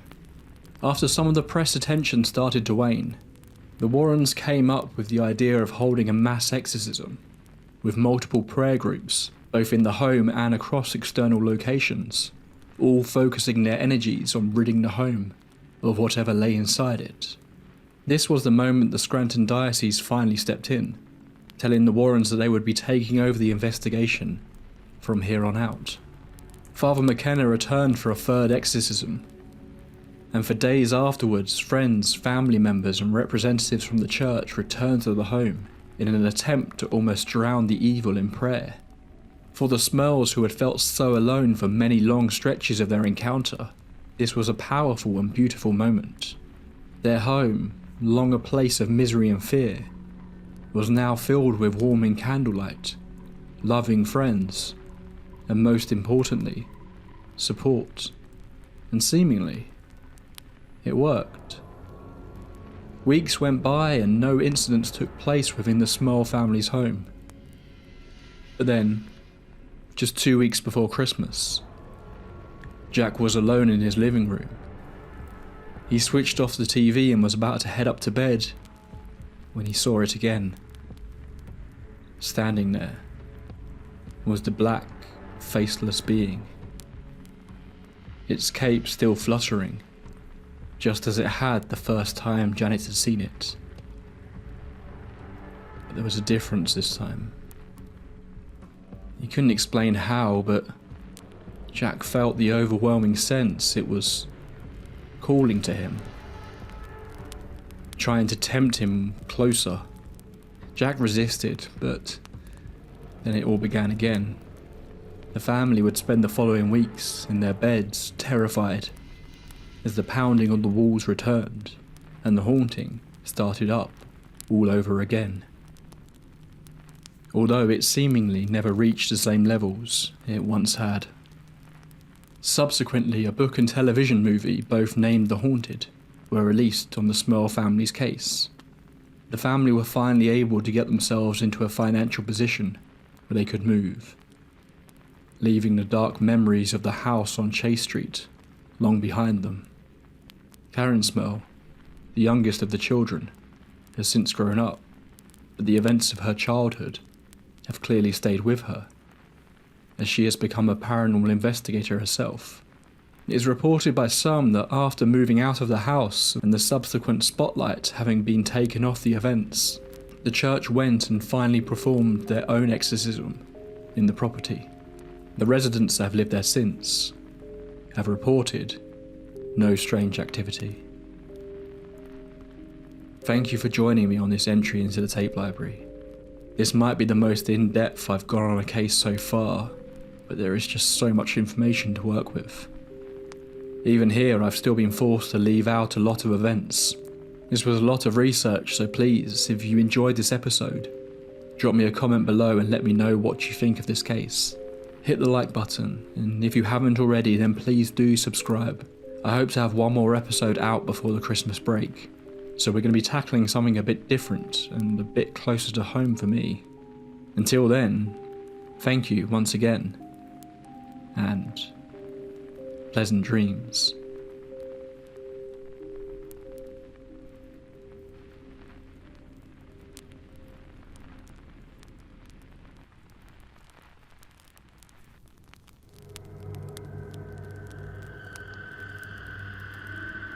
There will always be 6 witches in Canoodan, free of wool, free of silk. This is the way it has always been, and the way it always will be. With its surrounding marshland, the tiny Essex-based village of Canoodan feels isolated and otherworldly. At its highest point, St. Nicholas Church sits atop a massive hill, casting a long shadow across the land. Spending just 5 minutes here makes you understand how this place has a reputation as one of the most haunted places in the country. Canoodan's most famous resident moved to the village in 1865. His name was George Pickingill, a tall, almost silent man who walked the streets with a trademark walking stick. Thought to be a witch, he performed many of the expected services a cunning man of the time would. But there was a much darker side to George's magic. The locals claimed he would often be seen communicating with animals, perhaps his familiars. Many were terrified of his apparent powerful ability to place curses on those who have wronged him. Still to this day, Pickingill is a famous figure in the Wicca community, although many choose to distance themselves from the so-called Devil of Canoodan. Famously, he served as a mentor to a young man at the time named Alistair Crowley. Pickingill moved to the area for its strong connection to witchcraft. Many were tried and killed in Canoodan for being practicing witches. However, the witchfinder general himself, Matthew Hopkins, never made it to Canoodan. It may be down to the isolated nature of the village, making horseback travel near impossible for its barren marshes. Others say even a monster like Hopkins was too afraid of the place. It is said, every time a stone falls from St. Nicholas Church, one of the 6 witches will die, to be replaced by another. The church seems to be the centre for most of the supernatural experiences in the village. Countless apparitions have been spotted, from orbs to the most regularly occurring, a faceless lady in grey. One of the most famous urban legends of the area centres around the church. The exact process and outcome seems to vary depending on who you ask. Some say you need to walk around the church anti-clockwise, others that it must be clockwise at midnight. Some say 9 times, some say 6, some say just once. Regardless of the method, the act of moving around the church apparently brings about some sort of event. Some see figures watching them. Others have claimed to slip through time. Supposedly, a gate to hell can be opened. And there have even been reports of seeing the devil himself. Without a doubt, the feeling you get in Canoodan is hard to describe.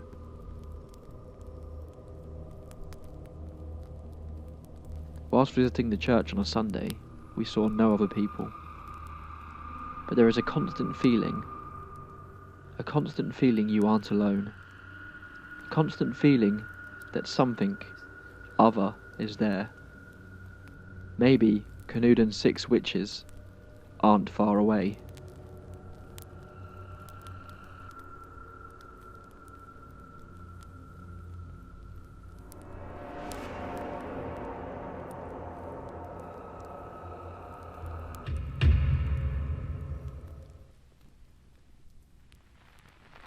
The stories you are about to hear are intended for entertainment purposes only. Please do not try any of these games at home. Not only do you run the risk of very real-world accidents, you could unwittingly open a door to something far more insidious.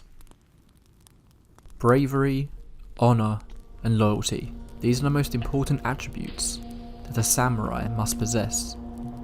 A role that would see them literally fall on their own swords if they failed was not any place for the mentally weak. Not knowing what could come their way at any time, it was important for the samurai to not just be brave in the face of their enemies, but to also be in control of their own existential fears, and even be stoic in the face of threats from other places. Darker places. Places that don't always seem to be present in our world, but are there, just beyond the shadows, just beyond the veil of our reality. It was in 1660 that the first recorded incident of this game being played took place. A group of young samurai gathered late one night with the intention of facing their ultimate fears. The group placed a mirror on a table before surrounding it with candles, slowly taking it in turns to light 100 of the candles. They then retreated to another room and sat in a circle. It would take the bravest of them all to start the ritual. The first man stood up and began to tell a story, a terrifying story of the demons that live in the darkness. The group hung on his every word as he spoke in this darkened room. When he had finished the story, the man went to the room where the candles were lit, looked deep into the mirror, and blew out one candle. He remained there, in silence for several minutes, before rejoining the group. This practice continued long into the night. Each man would take it in turns to tell stories of the strange and the unsettling, the intention being to strike fear in the minds of their companions. One by one, after each story, the teller would head into the candlelit room, look into the mirror, and blow out a candle. Hours passed. You can only imagine what was racing through the minds of the young samurai at this point. Their imaginations ablaze with tales of the impossible.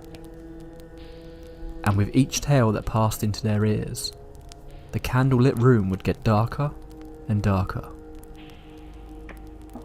Over the years, many who have played this game claim to have experienced hallucinations throughout, growing more and more vivid as the room grows darker. But it is the final storyteller who really seems to be at the most risk. After the 100th story was told, the last samurai walked into the room. The mirror, now lit by a single candle, flickering in the pre-dawn breeze. It's hard not to imagine he would have hesitated before blowing out that candle, and being plunged into complete darkness.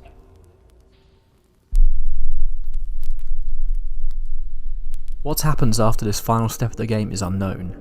Very few have completed the process, and the ones that have normally don't like to talk about it. Blowing out that final candle is a step into the unknown. A place where the darkness is all-encompassing, and the things that live in the darkness have free reign.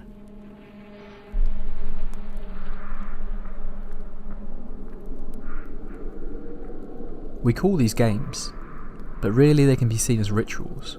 Throughout history, ritual magic has been used by those on the fringes of society to supposedly achieve their heart's desires, or to peek behind the apparent illusion that is our reality. These rituals are not just artifacts of history though, they have grown, evolved over time. Many make use of modern advancements in technology, and with the prevalence of the internet, tales of these ritualistic games have spread faster and faster. This game, like the remaining ones in this episode, is one you must play on your own. Not that you should, and let me be very clear about this, play any of these games at all. You will need a building with an elevator, and at least 10 floors. The order in which you perform the actions is very important. One slight discrepancy will either make the ritual fail, or worse, create an undesired outcome. The player enters the elevator on the ground floor. The sequence you visit the floors is very important. Do not forget it. First, push the button and go to the 4th floor. When the elevator arrives there, do not get off. It's very important that you stay in the elevator until the first part of the ritual is complete.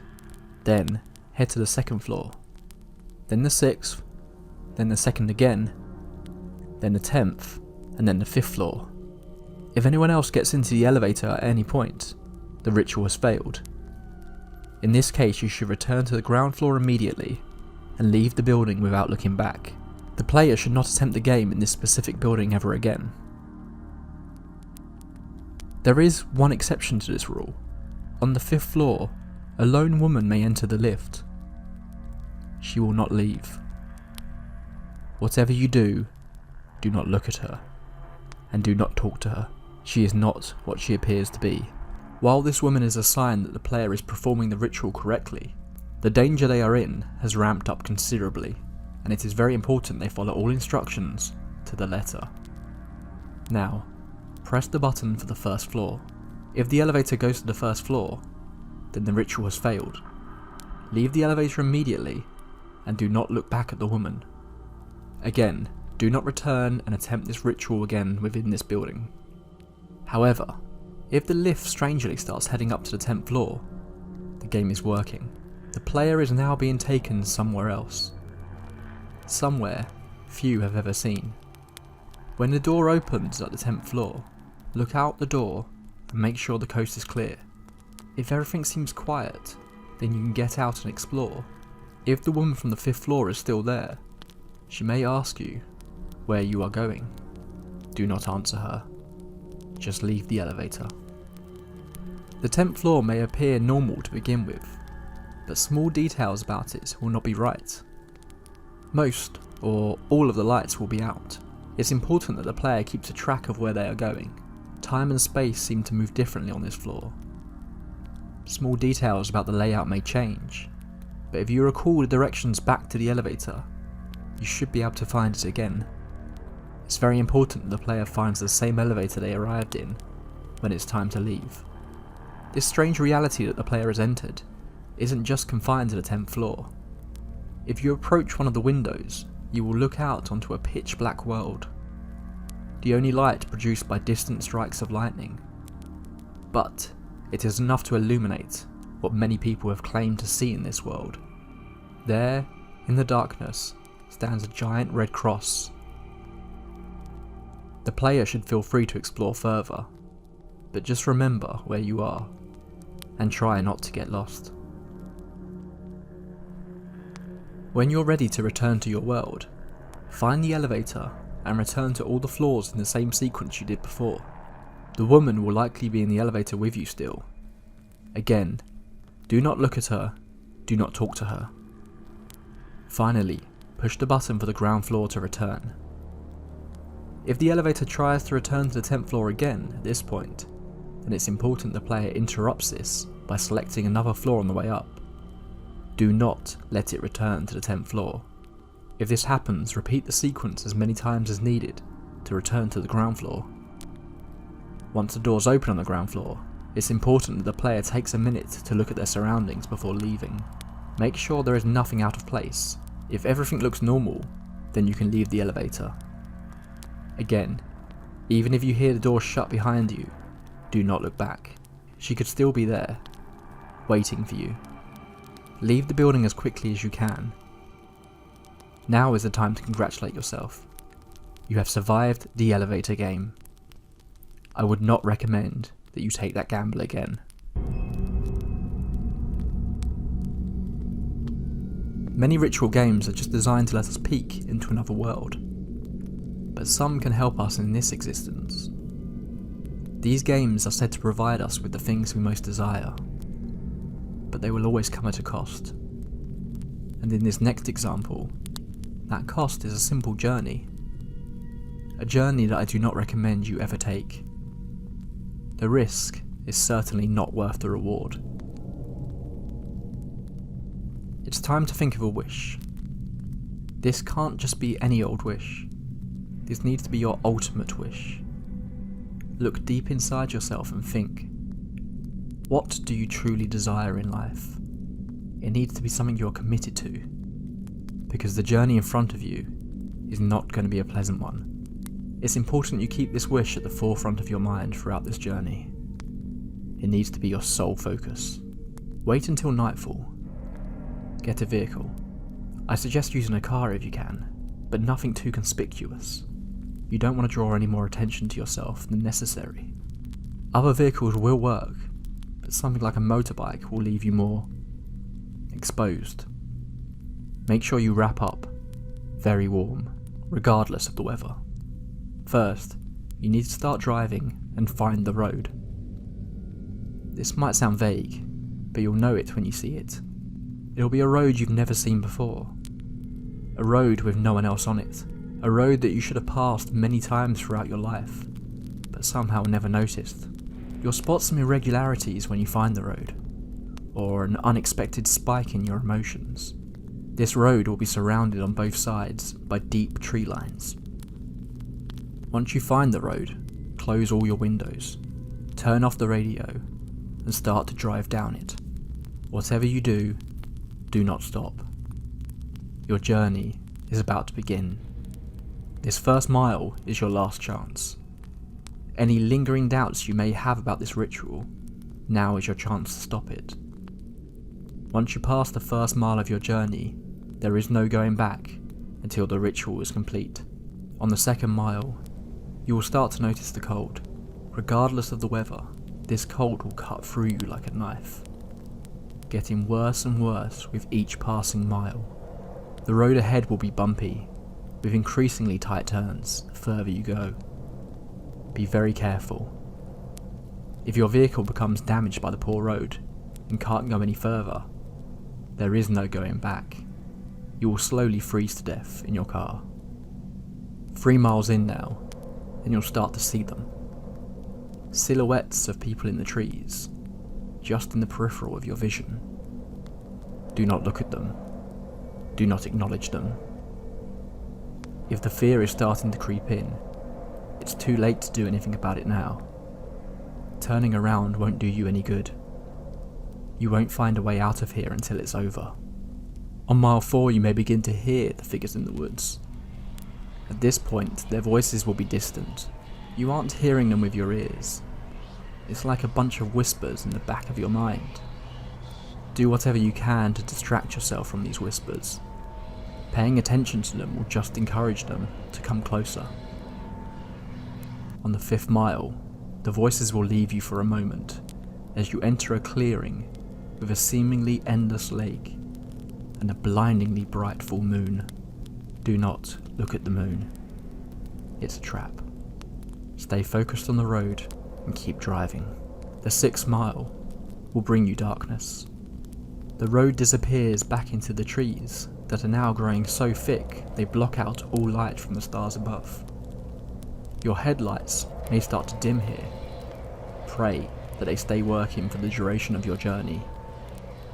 Those voices I mentioned earlier, they aren't done with you. Without warning, your radio will switch on at full volume, emitting a horrific screeching sound. They are trying to scare you so you have an accident. Stay focused. After the sound, you'll start to hear a voice on the radio. It'll tease you, mock you, play on your deepest and darkest fears. Again, do not focus on it. The more attention you give the voice, the stronger it becomes. Focus on the road. You won't be able to turn the radio off. This is your challenge, and at this point, you have no choice but to conquer it. The 7th mile will see the return of the figures in the trees. Only this time, they are much clearer. These are said to be the people who have taken the journey and failed, left to haunt the road for all eternity, and drag others into their personal hell. You may hear their voices a lot closer now. You'll hear screams and yells coming from them. It may even sound like one is coming from the back seat. Whatever you do not turn around. Watch the road. Looking at one of the beings directly will be the end of you. Mile 8. The figures will become more persistent. You'll hear them yelling, clawing at the car, climbing on top. As long as you don't stop, they can't get to you. And the road is very dangerous from this point on, so whatever you do, don't look away from the road. The cold will almost be unbearable at this point, but there's nothing you can do about it. Just keep driving. At some unexpected point on mile 9, your vehicle will stall. The beings from the woods will be surrounding you now, screaming in your mind, torturing you with their voices. There will be hundreds. The sounds will make it impossible to have any rational thoughts. As soon as the car stops, close your eyes so you can't see them. Restart your car as quickly as you can and drive. Once you reach mile 10, they will slowly retreat back to the trees, watching you as you continue your journey.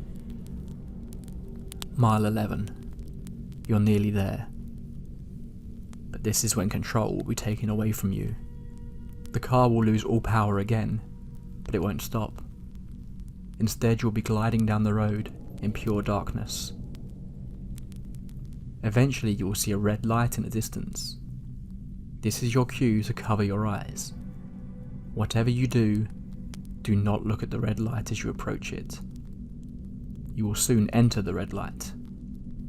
I cannot stress this enough. Do not open your eyes. You will hear screaming. Screams so painful you can't stand it. The crippling cold will turn to extreme heat. You will feel like the vehicle is cooking, that it's falling apart in a ball of flames. You will think your skin is peeling off your bones. It's not. Keep your eyes closed and hope that it will end soon. You only have 31 seconds of this torment to get through, but most do not manage it. Just as quickly as it started, you will feel everything vanish. The cold will return. The power of your vehicle will be back on. Open your eyes, and you will be back on the road. Drive for a few more seconds, and you will reach a dead end. Stop the car and sit there. Close your eyes and think carefully in your mind about your wish again. Picture it as vividly as you can. Then slowly open your eyes. You will find yourself back at the start of the road. Now, some say that if your wish was a physical item, you can get out and look in the back of your car, and it will be there waiting for you. But even now, I would not recommend leaving that vehicle. Instead, drive away and look when you get home. If the wish was something bigger, then it will come to you in time. If you do survive the 11-mile drive, you'll be left with a memento beyond just the thing you desired.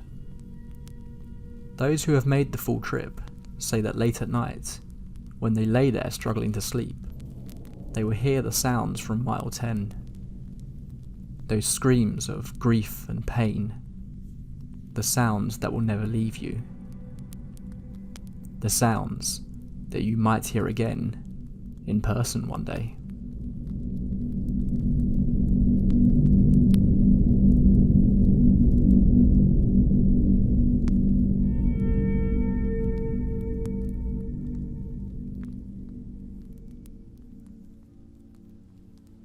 Our final game tonight also had the potential to provide you with a great reward. However, to do so, you'll be playing a game with an entity who doesn't lose often. For this game, you will need a large backyard, or ideally, a house with a large field.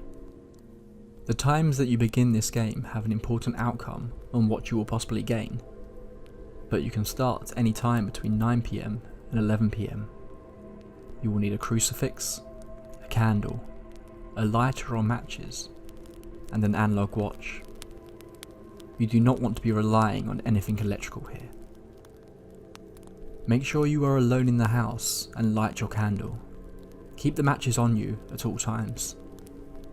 Head to the backyard and make sure you're facing the house. Then you will whisper 7 times, "Who will keep the crows away? Who will keep the crows away? Who will keep the crows away?" Who will keep the crows away? Who will keep the crows away? Who will keep the crows away?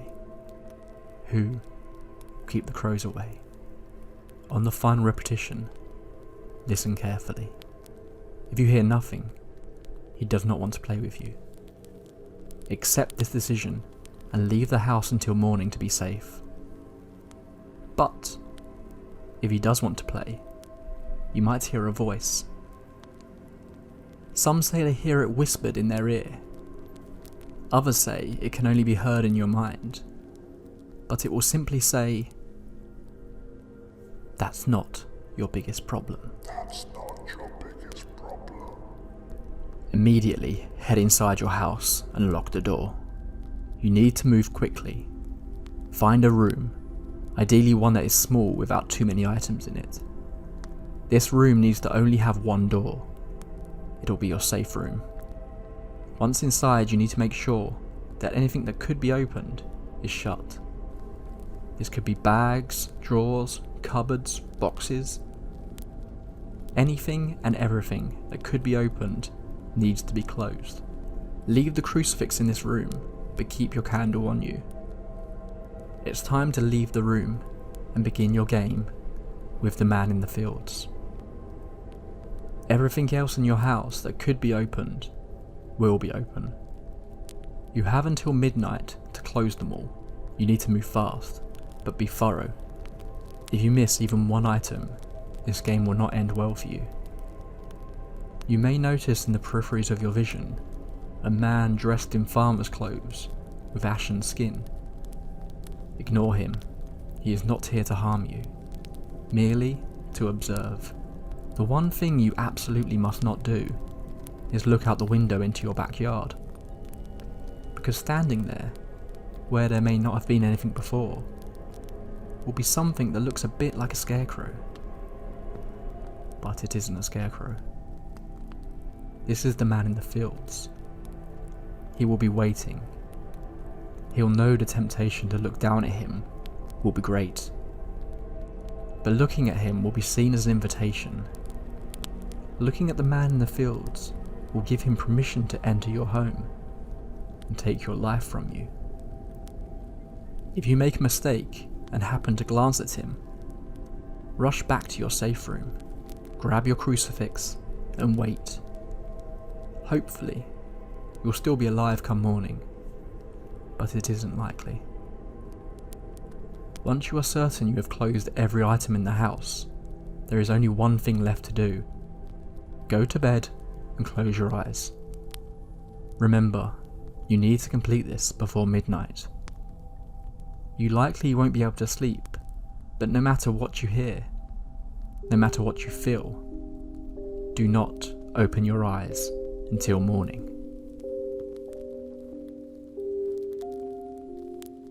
When you feel the morning sun on your eyelids, it's safe to open them. So what do you gain from playing the dangerous game with the man in the fields?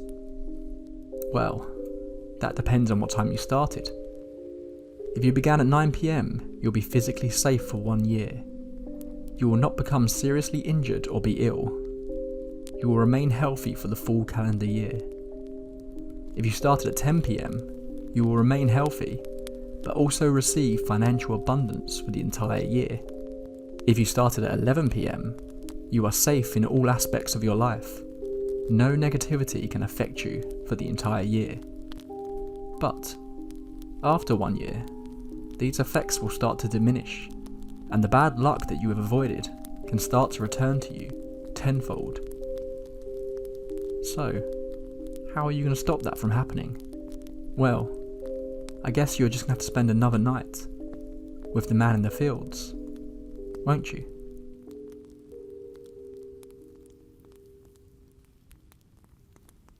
I just want to credit the podcast Morbid for their spooky games that will ruin your life episodes. In the most recent one, they suggested the book Dangerous Games to Play in the Dark by Lucia Peters, as well as her website, The Ghost in My Machine, which were fantastic resources for this episode of the Tape Library. I'm sure you all already know it, but I'll leave a link to their podcast, as well as to the book in the description. If you're interested in creepypastas or rituals and sleepover games, It's the perfect little book to have. As always, if you've enjoyed this episode, then please subscribe and also be sure to like the video. It really helps us get these stories out to more people. That's all for now. Remember, do not play any of these games. But if you do, be sure not to lose. There are certain outcomes that are much worse than death. Pleasant dreams.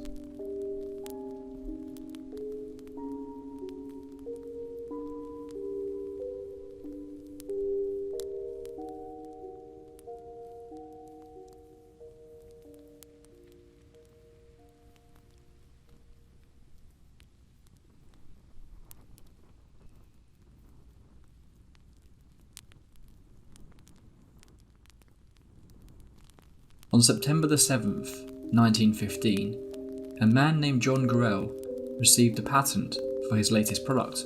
Years earlier, his daughter had bought him a plain-faced doll she had been playing with. John picked up the doll and studied it carefully. "I think it's missing something," he said.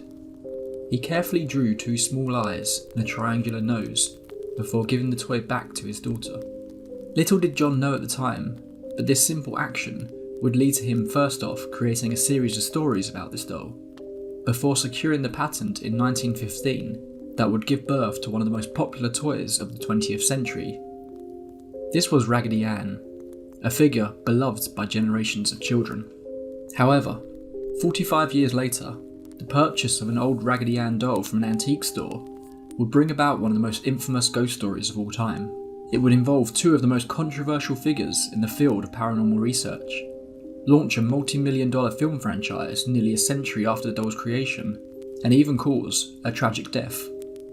So get yourself comfortable, dim the lights, and we'll hit play on the first tape in the library. This is the true story of the most famous demonic doll in the world. This is the story of Annabelle.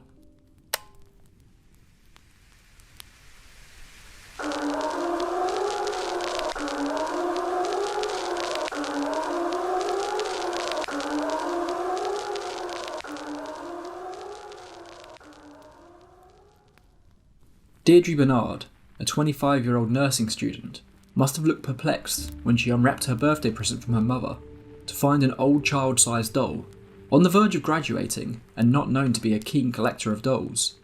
The reasoning behind this gift appears to be unknown. When quizzed about her mother's purchase, Deirdre simply said, "It was just something novel, a decoration. Maybe it was just a random purchase, a fun gift to give to your daughter." But knowing what was to come, maybe something about this particular doll spoke to Deirdre's mother, drew her in, somehow manipulated its way into her arms. Either way, the doll ended up in Deirdre's student apartment that she shared with another young woman named Lara Clifton. Deirdre would keep the doll on her bed during the day. Each morning she would make her bed and place the large Raggedy Ann doll on top, sitting up, arms at its side and legs stretched out before it.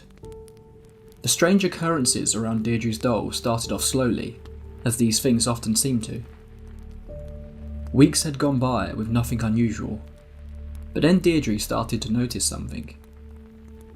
She would position the doll the same way each morning, arms at its side, legs stretched out. But when she returned home in the evening, the doll would be in a slightly different position. One night, its ankles would be crossed over. The next morning, Deirdre would place it back how she always did, then return at night to find Anne's arms folded in her lap. To begin with, Deirdre assumed Lara, or maybe Lara's fiancé Cal, was playing a joke on her. So after a few weeks of noticing these strange irregularities, Deirdre started to run a test. She would do something different with the doll each morning, crossing its legs, or sitting it in a different position. Each evening, the doll would be in a slightly different pose. After a while, Deirdre confronted her roommate about the doll, but Lara pleaded complete ignorance. One night, the pair returned home together to find Anne hadn't just uncrossed her legs. They opened the front door to find the Raggedy Ann doll directly in front of them. Kneeling on the ground, the doll, soft and full of stuffing, wasn't poseable, and despite repeated attempts to replicate the pose, the doll would just fall down any time Lara or Deirdre attempted it. This was when things started to take a darker turn. Lara and Deirdre started to find notes around the apartment, scrawled in messy, childlike handwriting.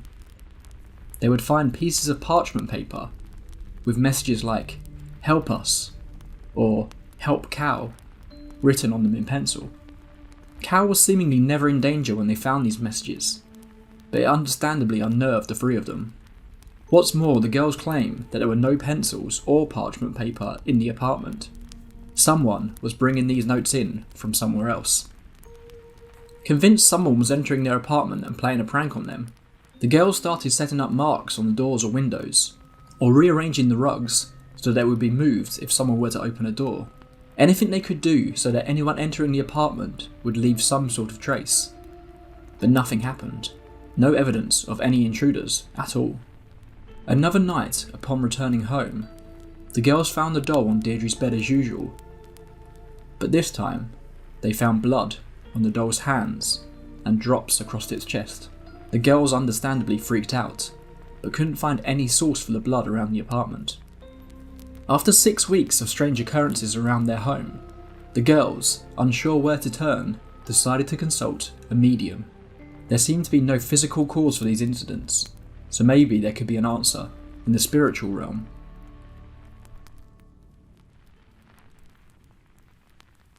Lara and Deirdre decided to get in touch with a medium who visited the girls, and between them, they held a seance. Lara and Deirdre might not have been the sort to normally entertain such things, but they were out of ideas. Something was going on with this doll. Something they couldn't explain. What they would find out though was more surprising than they could have expected. Someone was in fact moving the Raggedy Ann doll around their apartment. Someone, supposedly, who was no longer alive. During the seance, they were seemingly contacted by the spirit of a young girl named Annabelle Higgins. The medium told the girls that Annabelle was a spirit who had died when she was just 7 years old. She told them she used to play in the fields here. Long before the apartment complex was built, she's always been in this apartment, but it has always been occupied by adults. Annabelle wasn't interested in playing with adults, so when these young, caring nursing students moved in, Annabelle thought they would understand her. Annabelle wanted to make friends, so she started to move around the doll. To play with them, Annabelle told the medium that all she wanted to do was be loved and looked after, something she never had in life. Annabelle asked, would the girls let her move into the doll so she could stay with them? The girls said yes, a decision they would soon come to regret. It wasn't just a doll anymore, it was Annabelle, Deirdre said in a later interview. The girls began treating Annabelle as a real little girl, talking to her every day, involving her when they would play games, and even buying the doll jewellery. Looking back on it now, maybe we shouldn't have given a doll so much credence, said Deirdre, but really, we saw the thing as being no more than a harmless mascot. It never hurt anything, at least not until the other day. It never crossed the girls' minds that maybe, just maybe, the spirit that contacted them wasn't telling the truth. Lara's fiancé Cal never liked the doll. The entire situation unnerved him, even more so now that the girls had seemingly invited a spirit into it. The thing's got a mind, and dolls don't have minds, right? So from the beginning, I didn't think this thing moving around the apartment was cute, he said. The thing gave me bad dreams, recurrent ones, but what I'm going to tell you is not a dream as far as I am concerned. Cal was plagued by dreams about the doll from the moment he laid eyes on it. To begin with, they weren't anything to worry about, but one night, at his own home, Cal fell into an extremely deep sleep. He describes the following as seeing, like he is switching between his own eyes and an outer body perspective. Cal's eyes opened, laying in his bed, the room dark. He instantly felt that something wasn't right. Glancing around the room, nothing seemed out of place, until he looked down the bed at his feet. There was Annabelle, slowly gliding up his body. The doll reached Cal's chest. Frozen in fear, he couldn't do anything as he watched the doll's arms moving to either side of his neck. Annabelle began to strangle him. Cal fought to throw the doll off, but it wouldn't even move an inch. Cal awoke, terrified from the experience. The dream felt more real than any he had ever experienced. Cal's story sounds like an example of the phenomena of sleep paralysis, something I'm sure we'll go into in a later entry of the tape library. But what happened next can't be so easily explained. Cal, early one evening, frustrated with the whole insane situation, threw the Annabelle doll from a chair in the lounge into Deirdre's room, slamming her door after. Later that night, Lara and Cal were sat alone in the apartment when they heard a loud noise from Deirdre's room. Worried someone had broken in, Cal went to investigate. The noise continued as Cal crept toward Deirdre's closed door before suddenly stopping. Cal slowly opened the door and switched on the light. Nothing seemed out of place.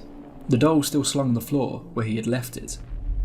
Cal slowly approached the doll when he felt what he described as a presence. Cal swung around. No one was there. But suddenly, Lara heard Cal scream out loud. He staggered back into the room, doubled over, clutching at his chest. He unbuttoned his shirt to reveal 7 distinct bloody scratches across his body, 3 vertical, 4 horizontal, like something had been violently clawing at him in a frenzied rage. Cal described the sensations as a burning pain, but despite the blood, all his wounds cleared up within 24 hours. This attack on Cal was a step too far for the girls. Something wasn't right, and they no longer felt the warm, comforting presence from Annabelle that they once had. It was at this point the girls contacted a priest who taught at a nearby college called Father Kevin's. When asked later why they called a priest rather than a doctor, Deirdre said simply, "Do you think someone off the street would have believed where the claw marks on Cal's chest came from?" It suggested that the vast majority of paranormal experiences go unreported for this very reason. Who exactly are you supposed to turn to when something seemingly impossible happens? The priests listened to their story. The trio were convinced that no one would believe them, but Father Kevin's believed all right. He told them that he didn't want to speculate on what exactly was happening in their apartment, but he would contact someone higher up in the church, Father Everett, a man who could perform an exorcism. While he had the necessary knowledge needed to perform the rites of exorcism, Father Everett wasn't hugely knowledgeable on the paranormal, or more specifically, as he would later find out, the field of demonology. So he contacted a pair of investigators who had been working with the church for a number of years. This is how Ed and Lorraine Warren became involved in the tale of Annabelle.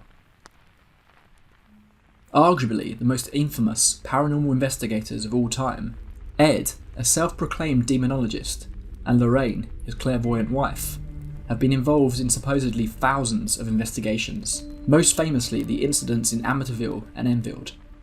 The pair made a name for themselves on the lecture circuit, telling incredible tales of their battles with nefarious spirits and demonic entities. Ed and Lorraine are 2 controversial characters, often outright called con artists, but for years they didn't make money from their investigations, and dedicated their lives to this single pursuit. If they were con artists, as so many have said, they were dedicated ones at that.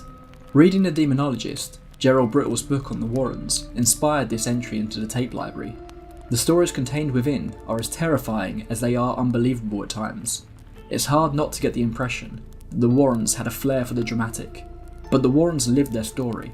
They recorded film and photographic evidence. They interviewed countless witnesses to the paranormal. The Warrens saw these paranormal experiences through the lenses of devout Catholics, and as such, Ed in particular saw himself engaged in a battle between good and evil. The Warrens would go on to inspire the hugely successful Conjuring series, something that would turn them into a household name for an entirely new generation. The Warrens spoke with Deirdre, Lara and Cal at length before Father Everett arrived, pushing for any possible rational explanation for the experiences within the apartment. After hearing their whole story, it was clear to Ed what they were dealing with here. The girls had given this entity the recognition it desired, had given it further power through the doll, and in Cal it had seen an obstacle to its plans that it was desperate to remove. But ghosts, human spirits, plain and simply can't bring on phenomena of this nature, Ed told them. He then revealed that what they had brought into their home was something demonic. When Father Everett arrived, Ed laid out the entire story for him. Ed is quoted as telling Father Everett, "A spirit, in this case an inhumane demonic spirit, began moving the doll. Once it aroused the girls' curiosity, they made the predictable mistake of bringing in a medium, who took matters a step further. Communicating through the medium, the entity preyed on the girls' emotional vulnerabilities, and during the seance, managed to extract permission from them to go about its business. Permission, or welcoming a demonic entity in, is, according to Ed, an important part in the entity being able to influence more of our world. It aroused fear through the weird movements of the doll. It brought about materialization of disturbing handwritten notes. It left a residue of blood on the doll, and ultimately, it even struck the young man. Ed made it clear there never was an Annabelle Higgins, and the doll was not possessed. The entity was simply using it as a device. Lorraine could sense the presence. It was in the apartment with them as they spoke. Ed offered to provoke the demon, to provide the priest with evidence, but Father Everett, already stunned by what he had heard, politely declined. "Why don't I just do what needs to be done?" said the priest. The priest performed the ritual and blessed everyone present without issue. Lorraine could feel the presence of the entity was lifted. Their work was done. But as they went to leave, despite Ed's proclamation that the doll was not possessed, Deirdre begged them to take the doll. The Warrens have their own museum of the occult in their home that is filled with items from their investigations, so they were only too happy to take Annabelle home. But despite what Ed may have claimed, this doll appeared to carry something with it. The horrors that Annabelle brought about hadn't ended. It was now on the move. Placing the doll in the back seat, the Warrens began the long drive home in their new car. It was only once they were on the road that Lorraine became aware of an aura of what she described as vicious hatred. At each dangerous curve on the dark country lanes, the car began to stall, causing the power steering and brakes to fail. After the third near accident, Ed pulled up to the side of the road and doused the doll in holy water. There were no more incidents on the drive after that. When they got home, the Warrens had a taste of what Lara and Deirdre had been experiencing. The doll would appear in various rooms. Locked doors didn't seem to stop its teleportation, and Ed even reports seeing the doll levitate. A black cat would often appear in Ed's office, fascinated with his belongings, especially Annabelle. As quickly as the cat would appear, it would vanish again.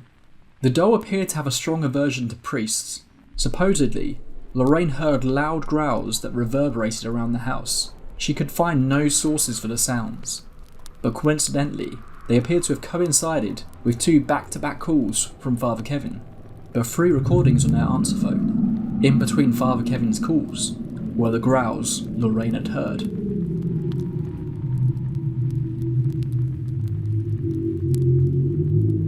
A detective who was investigating a murder that had been linked to witchcraft met with Ed at the Warrens' home. Ed went upstairs to take a phone call and told the detective to feel free to look around the museum. Ed would never find out what happened, but within 5 minutes the detective had run upstairs, white as a sheet. He just kept saying, "The doll. The rag doll was real." Annabelle has been a key feature of the Warrens' occult museum for decades, and there are countless stories of experiences people have had with her, from a priest whose car was totaled after mocking the doll, to ornaments exploding in the Warrens' home when the doll was present. Workmen who visited the house often asked for the doll to be removed. The atmosphere Annabelle seemed to create had an impact on anyone who came near her. But the most tragic incident comes from a young couple who visited the Warrens' museum. The man, seemingly trying to show off to his girlfriend, started banging on Annabelle's display case and started goading the doll to scratch him, like it had to cow. Ed had already warned him to be careful with the items in the museum. They had a strict no-touching policy, and with this show of disrespect he asked the couple to leave. Later, the girl returned, clearly in shock and almost in a daze. She told the Warrens that after leaving the museum, her partner lost control of his motorcycle, crashing into a lamppost. He was killed instantly. It seemed the exorcism in the girl's apartment was a success. No further strange incidents occurred, and they didn't speak about Annabelle to anyone ever again.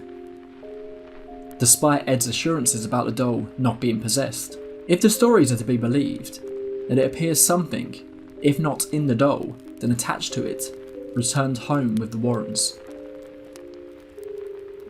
Ed and Lorraine have since passed away, but their museum remains, albeit at the time of this recording it has been closed for an extended period of time. Nonetheless, Annabelle remains in her glass case, next to a sign that reads, "Warning. Positively, do not open."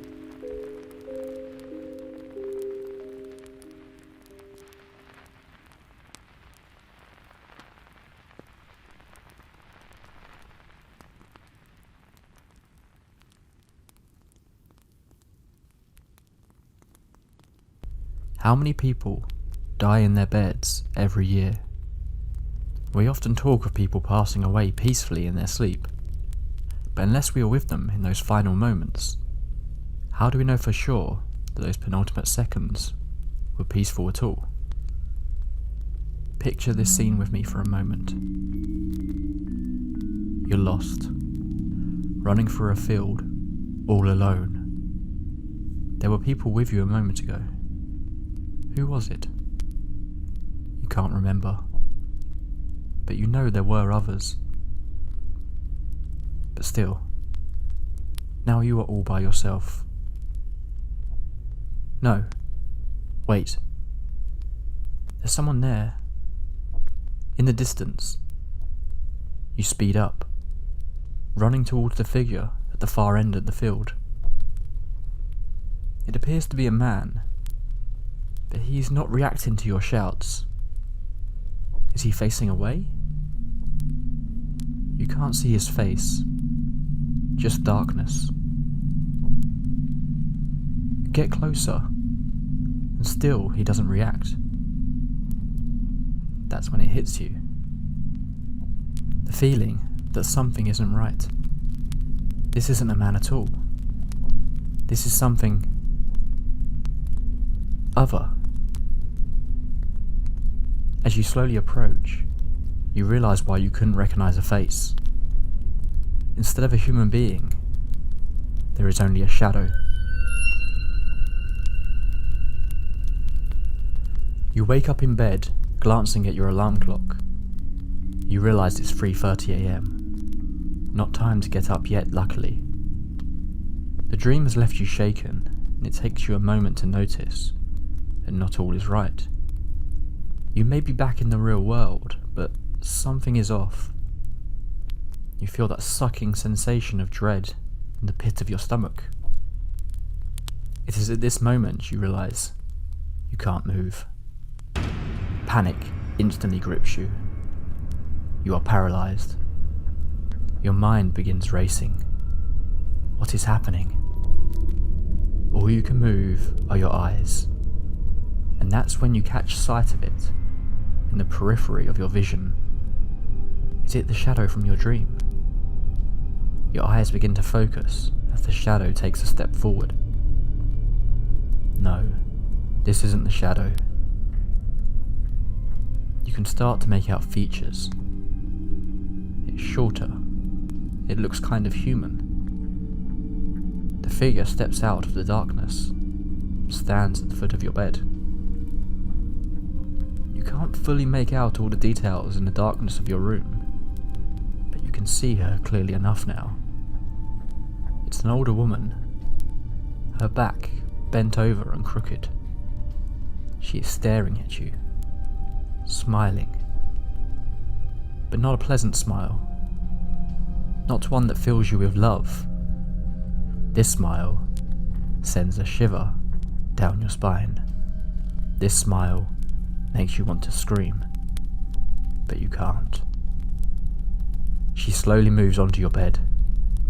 You are trying to muster up every ounce of energy you have to move, but nothing will happen. She begins to crawl up your body, her eyes never diverting from yours. Eventually, she reaches your chest and sits down. straddling her legs over you. The weight feels heavy as she presses down, heavier than a woman of her size should feel. You can see her in detail now. She looks like a woman, but something is off. Something isn't quite right. Like it's actually an imitation. A copy that just has the slightest error, making it stand out from the real thing. That's when, with the grin still on her face, she places her hands around your neck. That's when she starts to strangle you. If you're lucky, you'll notice that you're able to move. It might just be your fingertips or your foot, but life appears to be coming back to your body. If this is the case, the woman will slowly fade out of existence before your eyes, leaving you shaken, but alive. You have just met the old hag.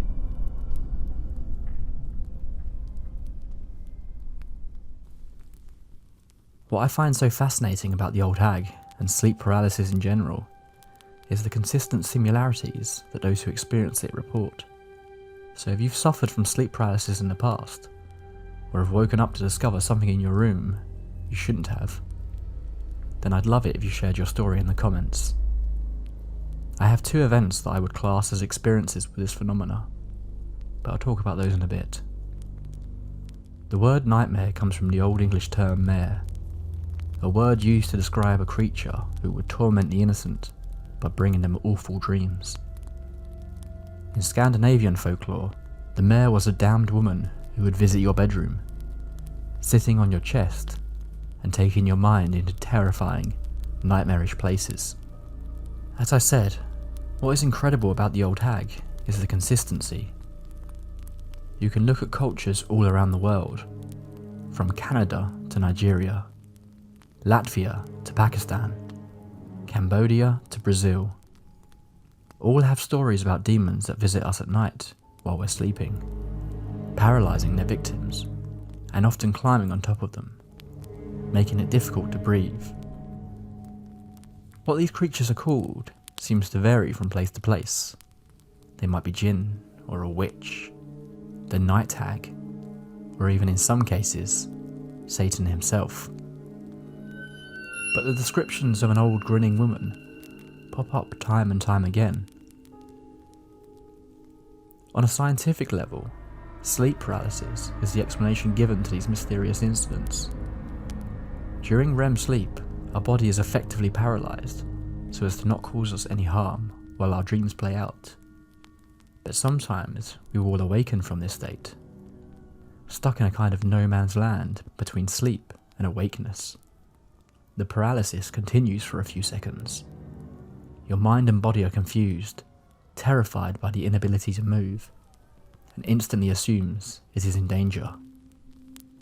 This, combined with the sudden emergence from the dream state, is often said to cause hallucinations.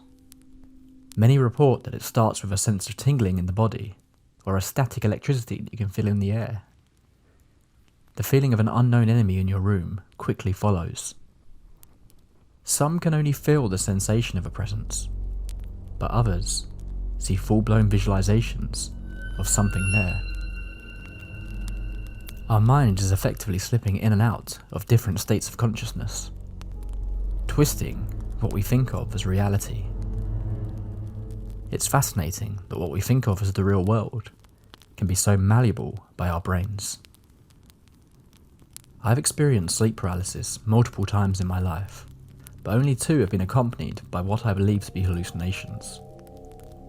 The first time, I opened my eyes to see a red square lit up and floating around the room in the darkness, before slowly fading out of existence. This incident left me feeling odd and confused, but obviously was not a particularly scary experience. The second time, though, was much more intense. That time, when I opened my eyes, I don't think I was immediately aware that I was paralysed. It felt much more like I was being held down, and what I saw was there the instant I opened my eyes. It was a figure, sat on top of my abdomen, looking down at me. I struggled to put into words what it looked like. It was almost like it was made up of lots of smaller apparitions. Hundreds of small white smoke-like objects, all joined together to form an almost humanoid-like shape. Where its eyes should be were just two holes in the smoke's form, but beyond them was darkness. A darkness that felt like the pure absence of light. While the room itself was dark, it didn't compare to these two small areas of pure, full blackness. Its body was wide and rounded, but its head almost came into a tip at the top. I must have only looked at it for a fraction of a second before it reacted.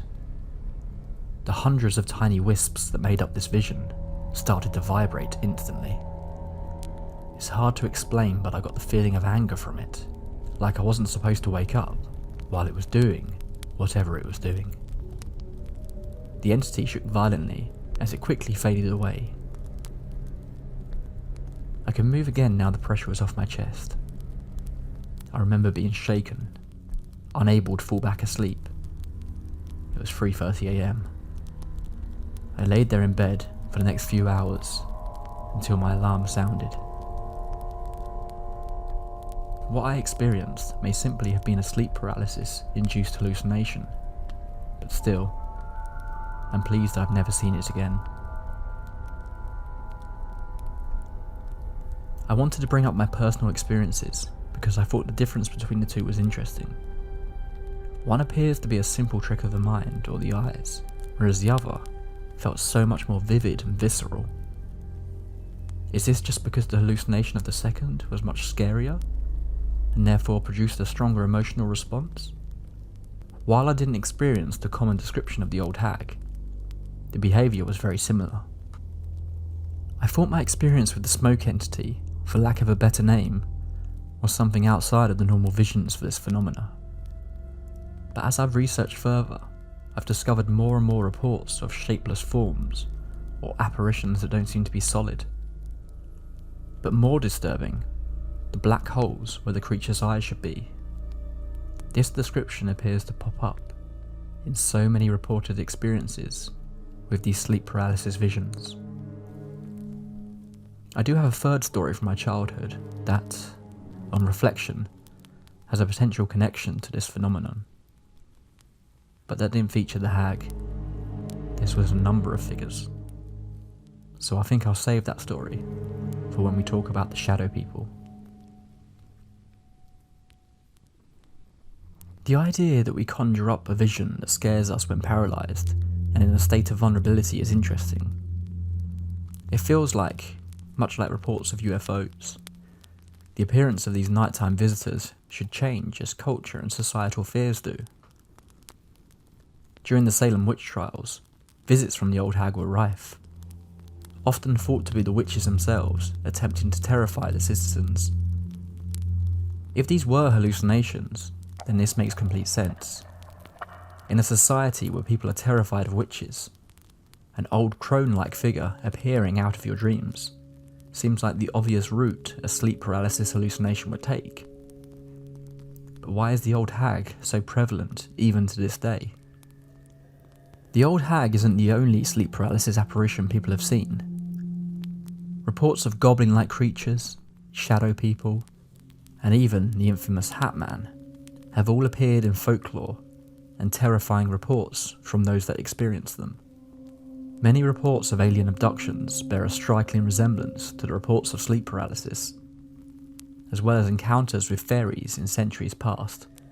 You could even look back into tales of the incubus and succubus as possible examples of this phenomena.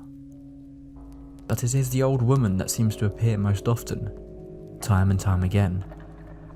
Over the course of hundreds, if not thousands of years, people have claimed to see her. Some have suggested that these other creatures, often referred to as sleep paralysis demons, are actually just various avatars of the old hag. Maybe the old woman, smiling as she creeps into your room, isn't its true form at all. I think one of the scariest aspects of the hag is the report of its movement. The hag is often described as moving slowly. You wake up in the middle of the night and see her, standing in your darkened doorway, with that smile plastered across her face. It knows you can't move. It knows there's no way you can defend yourself. So its movements are slow, deliberate. It doesn't creep or try to hide from you. It moves as slowly as it likes towards your bed, like it's enjoying the fear it creates, like it needs the fear. Maybe the hag doesn't need to cause us any physical harm. Maybe what it wants to take from its victims is something else. Newfoundland in Canada is home to so many experiences with the old hag that the term hag-ridden is commonly used. It is estimated that experiences with this phenomenon are so common worldwide that around 1 in 4 people have had an encounter with it.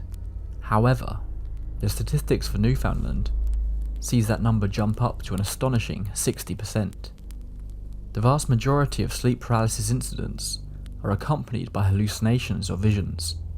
It appears, though, that only a very small percentage of the world's population experiences sleep paralysis regularly. So if you find yourself being visited by the old hag often, you are part of a very unlucky minority. If you are of the belief that these are paranormal events, then they may be the most commonly witnessed paranormal encounters of all time. Millions of people have experienced visits from these entities, but most have simply shrugged it off as a simple trick of the mind.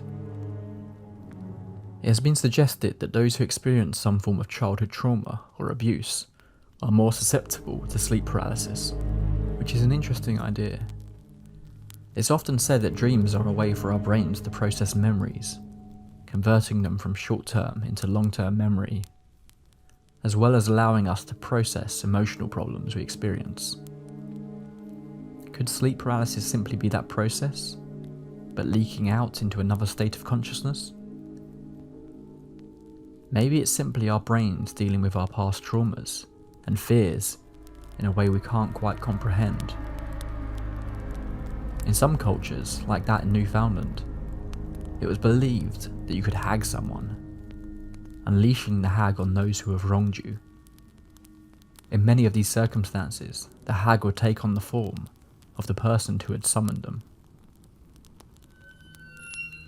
As I said at the start of this episode, so many people are described as passing away peacefully in their sleep, but maybe that isn't always true.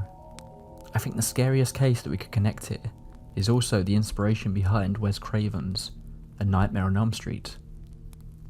Craven came across a news story in the LA Times about a child refugee from Cambodia who was terrified to sleep through fear that he would be attacked in his bed.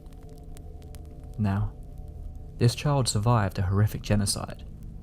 I don't think this sort of trauma-induced fear would be that surprising. Except for what happened next. The child finally did fall asleep. His parents were obviously relieved and hoped this would be the end of their sleepless nights they had all been having. That was until they heard the screams in the middle of the night. The parents rushed to their child's bed, but it was too late. He was dead. The cause of death? Unknown. What makes this even more terrifying was that he wasn't alone. Dozens of South Asian refugees around that time passed away in their sleep under mysterious circumstances, leading to the diagnosis of sudden unexplained nocturnal death syndrome. Why they seemed to be targeting a specific ethnic group that was relocating to America, however, has never been explained, though some have suggested that a strong belief in demons, coupled with experiences of trauma and moving to an alien country, could have created a deadly cocktail of events for the mind to play on, twisting their fears in their sleep until their hearts could no longer take it. I'm not sure what idea is scarier, that this is a paranormal entity coming into our rooms at night and tormenting us, or that our brain is capable of scaring us to such a level that we instantly die. The organ that we most identify as ourselves turning against its own body. In the 1800s, people in Germany were known to recite this prayer before sleep to warn off the demons that the night could invite in. Here I am, laying down to sleep. No nightmare shall plague me, until they have swum through all the waters that flow upon the earth, and counted all the stars that appear in the firmament. Thus help me God, Father, Son, and Holy Ghost. Amen. Maybe, just for tonight, it might be worth giving it a try, unless that is, you are curious enough to let the night hag come and visit you.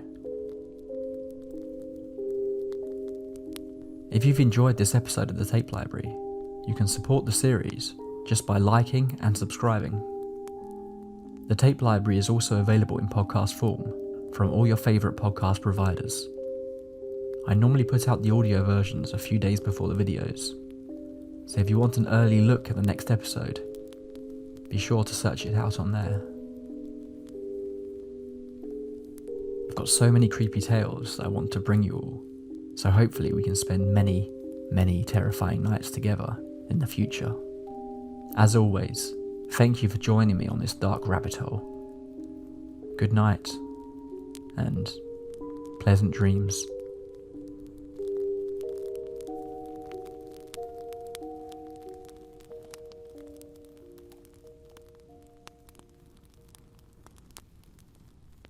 Good evening. I'm hard at work on the next proper entry into the tape library, but I like the idea of creating some simpler, story-based episodes for you. So welcome to the campfire. The idea of this series is that I'm going to tell you some scary stories to help you relax.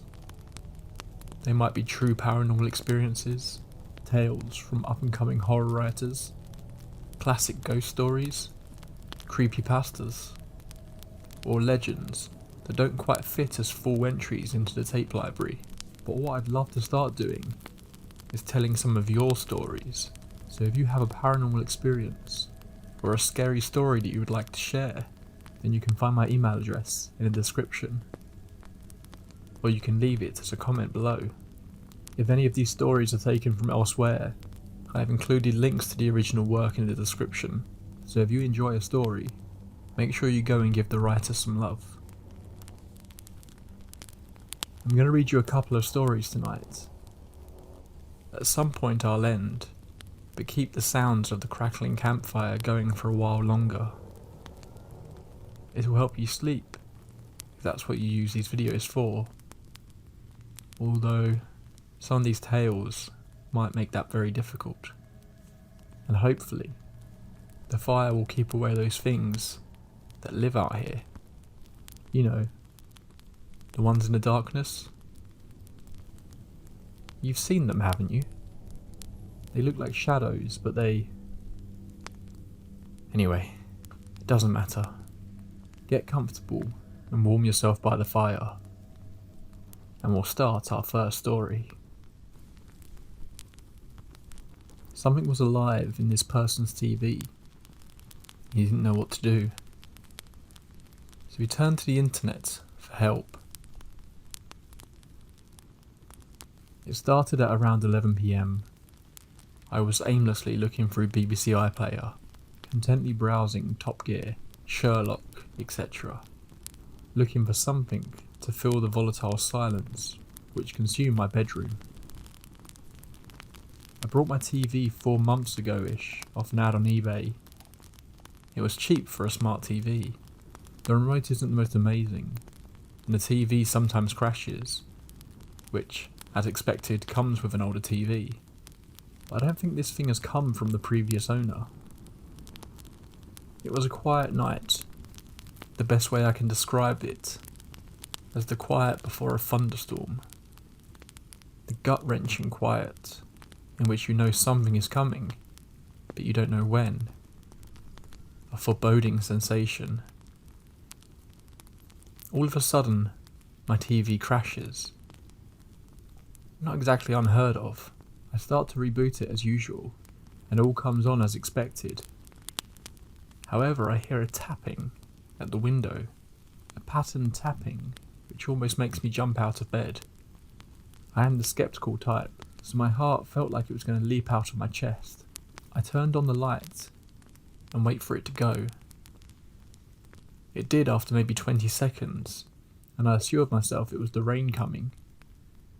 The weather did say scattered showers, and my window was shut, along with my blackout curtains. I shook it off and returned to my TV, turning on BBC iPlayer, when all of a sudden the screen becomes distorted, the suggestions all scattered in disfiguring pattern, with the words taken from the top suggestions spotted amongst the random coloration of different shows. The words "seeing is deceiving" in red, moving in an unusual way, almost as if the words were trying to escape whatever was holding them capture. As you can imagine, I was horrified and immediately tried turning off my TV. It wouldn't budge. Trying and trying again for a good minute, hearing my heartbeat course through my eardrums, until finally the TV turned off. I again, trying to reassure myself and keep that part of my mind from overthinking at bay, turned the TV on again. Holding back my stomach from turning itself outwards, it turns on as normal, and I was happy again. I switched on an episode of Top Gear, and it played as normal. Now, I'm an insomniac, and I really struggle to go to sleep at night. I try to drown myself with boring stuff to help me sleep as part of my routine. And at this point, maybe 11:30, 11:45 PM, I was not tired, like at all. Sitting bolt right up in bed, I get the urge to go to sleep, which is unfamiliar. And if this happens, I would usually thank the Lord and try to go to sleep. But for some reason, my gut kept telling me not to. This time I listened to that, but I just couldn't help it. And I shouldn't have fallen asleep, but I did. Still completely upright in bed, I passed out. I don't remember what time, but God, I shouldn't have fallen asleep with the TV still playing. When I woke up, it was maybe 4 AM. Still that quiet, still, humid darkness outside my bedroom that I had grown familiar with. I was confused and out of it, and realised I was still sitting upright, which is absolutely unheard of. I never sleep upright. Not on planes, cars, chairs, anything. The glaze over my eyes started to fade, and a horrible realisation came over my body. I started to tremble, my organs in my body swirling around like they were in a roller coaster. Instead of Top Gear still playing, there, in my TV, was a face staring at me. A face I could best describe as human. However, the features were perverted and warped in a way a child would draw a human. Not quite right, but with the intention of looking like a human. Its smile was too wide, blonde hair sprouting out like a scientist, glaring black eyes that were not level nor the same shape, staring into mine. I knew it was looking at me, analysing me, with the same red words bouncing around the screen. Seeing is deceiving. I leapt up and scrambled looking for the remote, bed sheets flying through the air, clothes going every way possible until I spotted it. Underneath that window, which made the tapping noise, all while that thing, that creature, analysing and evaluating me through the screen. I grabbed the remote, breathlessly and exhausted, frantically turning the TV off. It is now 5:30 AM while I write this. I haven't turned my TV back on, and I want to burn it. I don't know what to do. That gut-curdling feeling hasn't left my system. And my parents will look at me like my last brain cell was left if I try to explain to them what's just happened. But for some reason, deep down, that thing wants me. I don't know what for, but it wants me. And I feel like it's already advanced. I just don't know what into yet.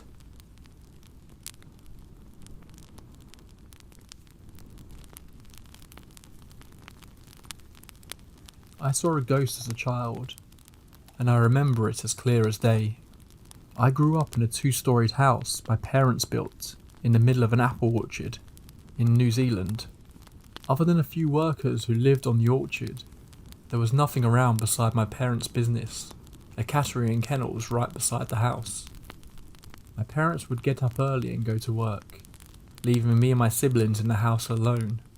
One morning, I got up at about 7 AM and went to the living room downstairs, and I sat with the family dog, a very loving, huge Rottweiler, on the couch. I was too tired to turn the TV on, so I was sitting there in dead silence, knowing my mum would get back from work any minute. I sat facing forward, but to my right were glass double doors that opened to a deck that wrapped from one side of the house to the other. I watched outside because I heard the sound of my mum's gumboots on the decking from the direction of the cattery. It sounded identical to her footsteps. As I was watching and waiting for my mum to come into view, my dog woke up and started growling. Before I even had time to question why she was growling, a see-through woman walks into view. She was completely transparent, exactly like the ghosts you see in old photos, wearing a long dress. My dog saw her too, as she growled even louder when the woman came into sight. The woman was looking forwards at first, but turned and stared directly at me before vanishing into thin air. She would have been 2 meters away from where I sat. I remember being so scared that I physically could not move. I just stared as my whole body was paralysed with fear. Even writing about it now gives me goosebumps. I don't know why, but I didn't tell my mum about this until recently. I'm 26 now and still think about it often. My mum wasn't surprised at all when I told her, and said she also saw things at that house, as did my siblings. We moved out when I was about 8. I had other experiences in this house, but nothing else has ever compared to that.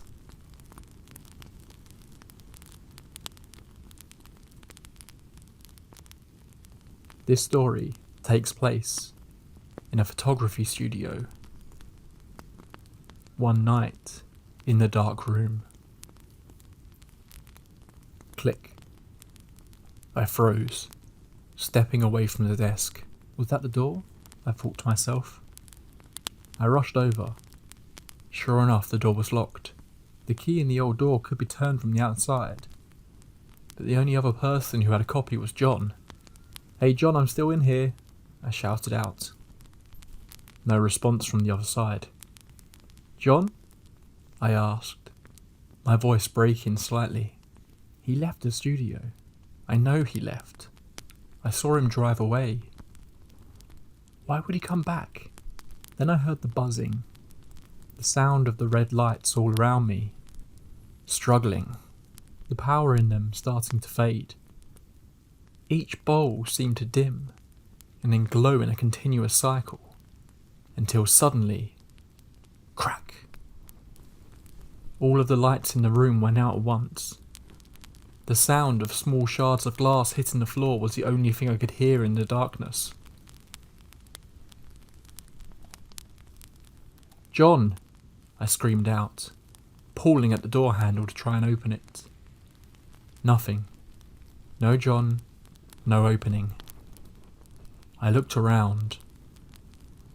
My eyes had adjusted to the darkness slightly, but not enough to be helpful. I stopped for a moment.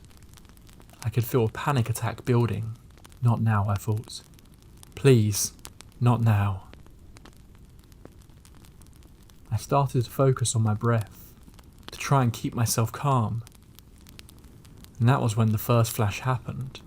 That was when I first heard the familiar sound of the mechanisms inside an old film camera moving. The camera bulb flashed again. Each time was an intense feeling as my eyes struggled to adjust to the drastic changes in the light. Flash.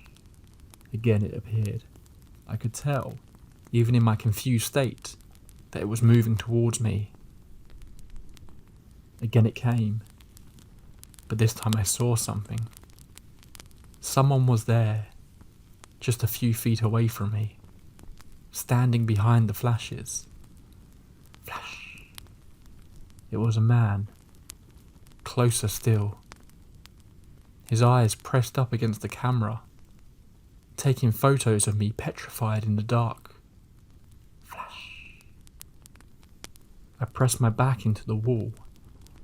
He was close enough that he could reach out to me now, but he didn't. Flash. One final time he took the photo, right on top of me. I could make out what seemed to be a stained brown suit.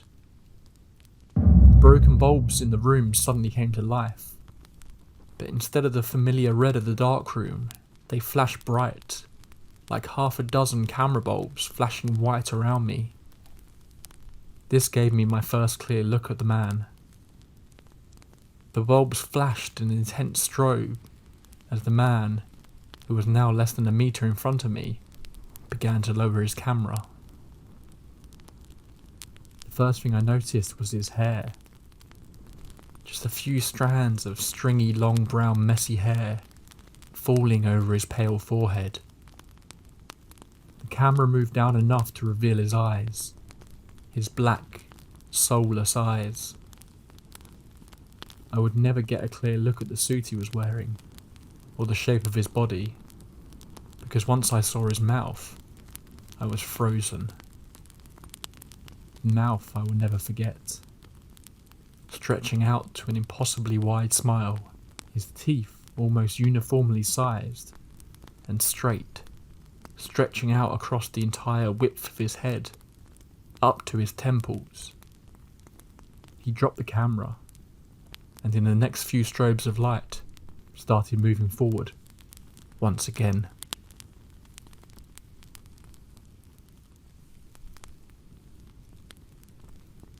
We love creepy sleepover games here at the Tape Library.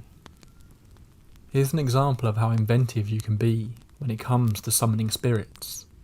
I don't recommend you try this at home.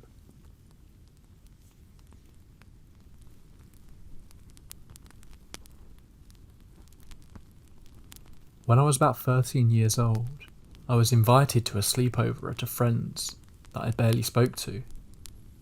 I ended up going because my best friend was going to be there, so I thought it would be great fun. It was me, my best friend, the friend I barely knew, and their girlfriend. After we settled in and the night grew closer, we all got bored, so we decided to make a Ouija board. We spent hours cutting cardboard and painting all the numbers and letters on, including the yes, no and goodbye. We also made the planchette and used plastic as glass for the eye. When we first used it, the planchette kept getting caught on the ridges of the cardboard, and the paint kept chipping off, so we threw it away and made a makeshift paper one. My friend and their girlfriend got too scared to play, so they watched as my best friend and I continued the game. We thought it was a good idea to play the Ouija in the room where my friend's dad died, so I wasn't fully prepared for an answer. We circled the planchette around the paper board a couple of times and asked the basic questions. Is anyone there? How old are you? What is your name? How did you die? After getting a response, we lit my friend's dead father's candle and put it next to the board, and then asked, "Is my friend's dad here? Can we speak to him?" The light in the room flickered and the candle went out before we heard a loud banging on the window. We screamed and ran out of the room. Sitting in the living room for a while, we went to sleep that night in the living room, scared out of our minds. When we woke up, we had realised that we had forgotten to end the game. So we went back to the Ouija board and ended the game, burning the paper board and the planchette in my friend's fireplace.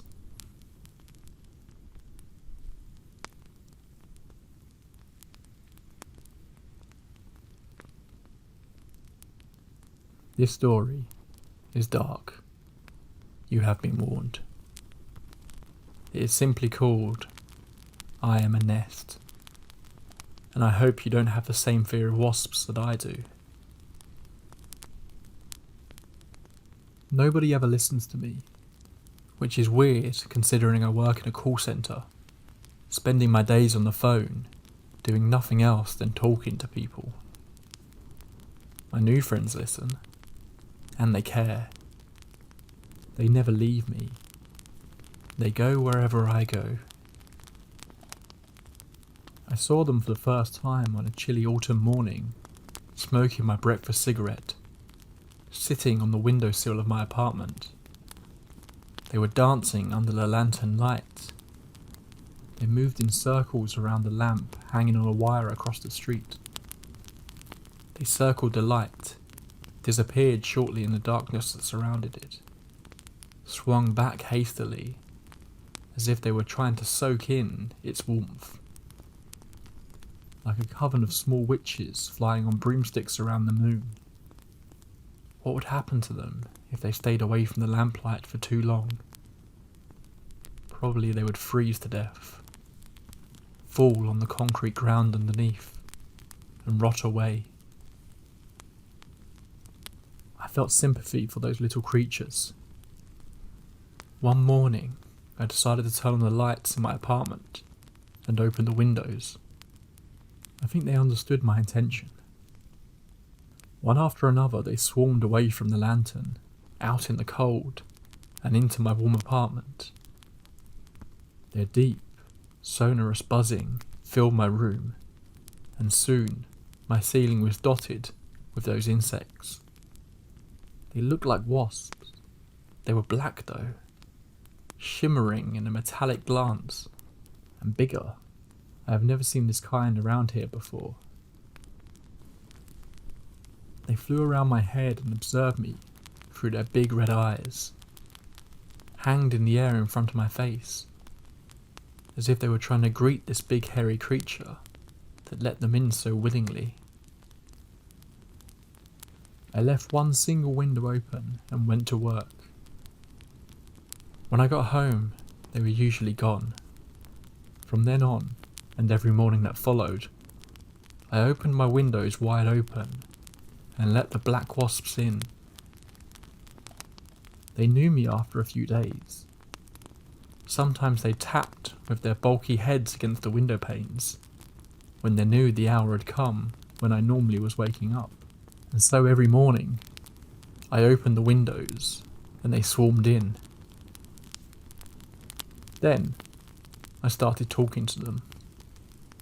Nothing spectacular. Asked them how their day was while I smoked my cigarette. Their answer was the deep buzzing all around my head and ears. I felt as if they understood, or listened at least, and answered in the only way they could. Winter was on its way. The mornings got colder. A light blanket of frost was visible on the car roofs in my street. My wasps chose to stay inside my apartment for the whole day. I left them fruits and old meats on the table, and when I came home the food was gone. But they were there, waiting for me. I asked them how their day had been, and told them all about mine.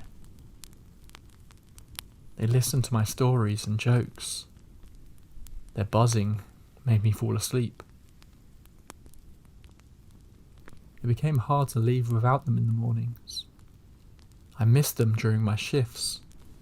Their buzzing echoed in my ears. I just wanted to be near them, listening to them, and them listening to me. So I started to put them under my shirt before I left the house. I felt their countless legs scuttling over my stomach and my back.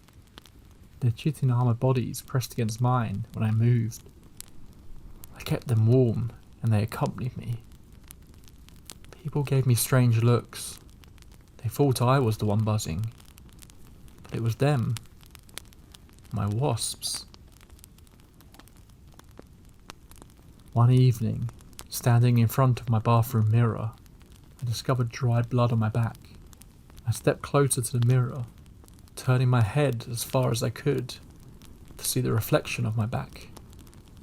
My wasps had begun to dig little holes with their mandibles.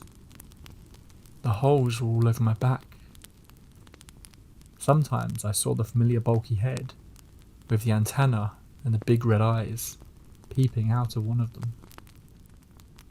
From time to time when I lay awake in my bed, I look at her pictures on my phone.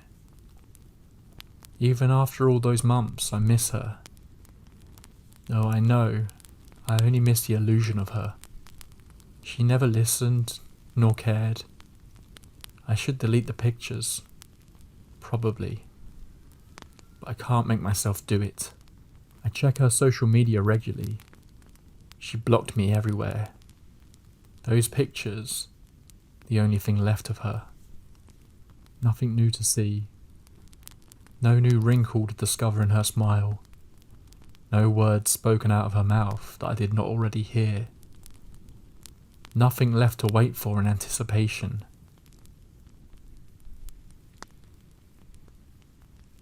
I need to eat much more now, drink a lot, to make up for the blood I lose. The wasps are comfortable in those holes. It itches terribly on some days, but they are beginning to heal.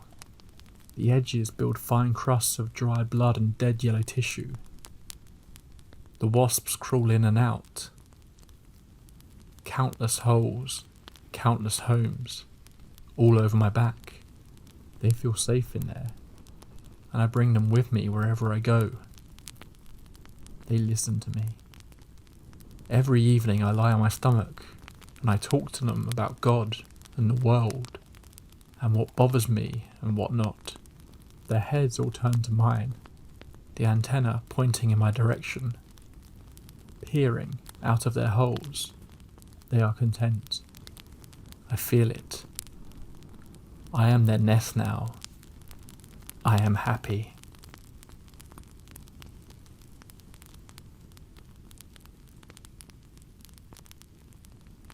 She looked out into the darkness that covered the sea.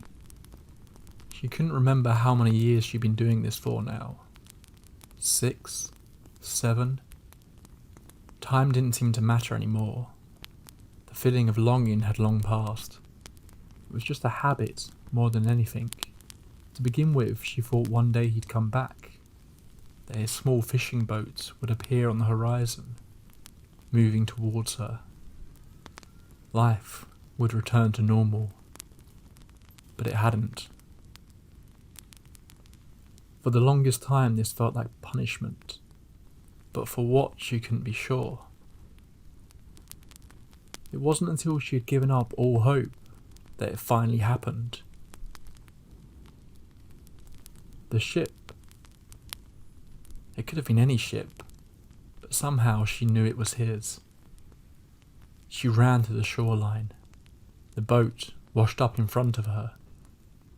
Empty. She turned, tears in her eyes. It was only then she felt his hand on her shoulder. But it didn't feel like her husband. His hand was cold. She shuddered as she felt the icy touch on her skin. When she turned around, Someone was there, but she didn't see her husband. Only the decay of what he had become. This is one of my favourite stories I've come across in some time. Did you know the lakes in your hometown are actually bottomless? Well, this person decided to check out if that is in fact true.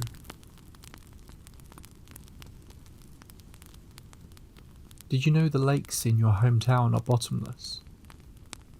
I mean, sure, there's probably a nice beachy area where people swim, and it's all pretty and safe and well known. But I bet you there's a part beyond that. Usually just out beyond where a person can touch bottom, where you can see the start of the creeping muck, the slime that accumulates in the bottom of all lakes. Did you ever think about where all that goes? Do you know anyone who's ever checked the centre of your little local swimming hole? What happens to all the stuff that falls in every year? All the nature stuff, leaves and pine needles and sticks. I bet you never stopped to think about it. And if you did, you might assume it biodegrades. You might think it all flushes out, year by year, rolling down a river or something to empty into the sea. And some small portion of it does. But most of it stays down there. I'm a scuba instructor. I've checked. And after a few experiments that still make me shudder, I'll never dive in a lake again.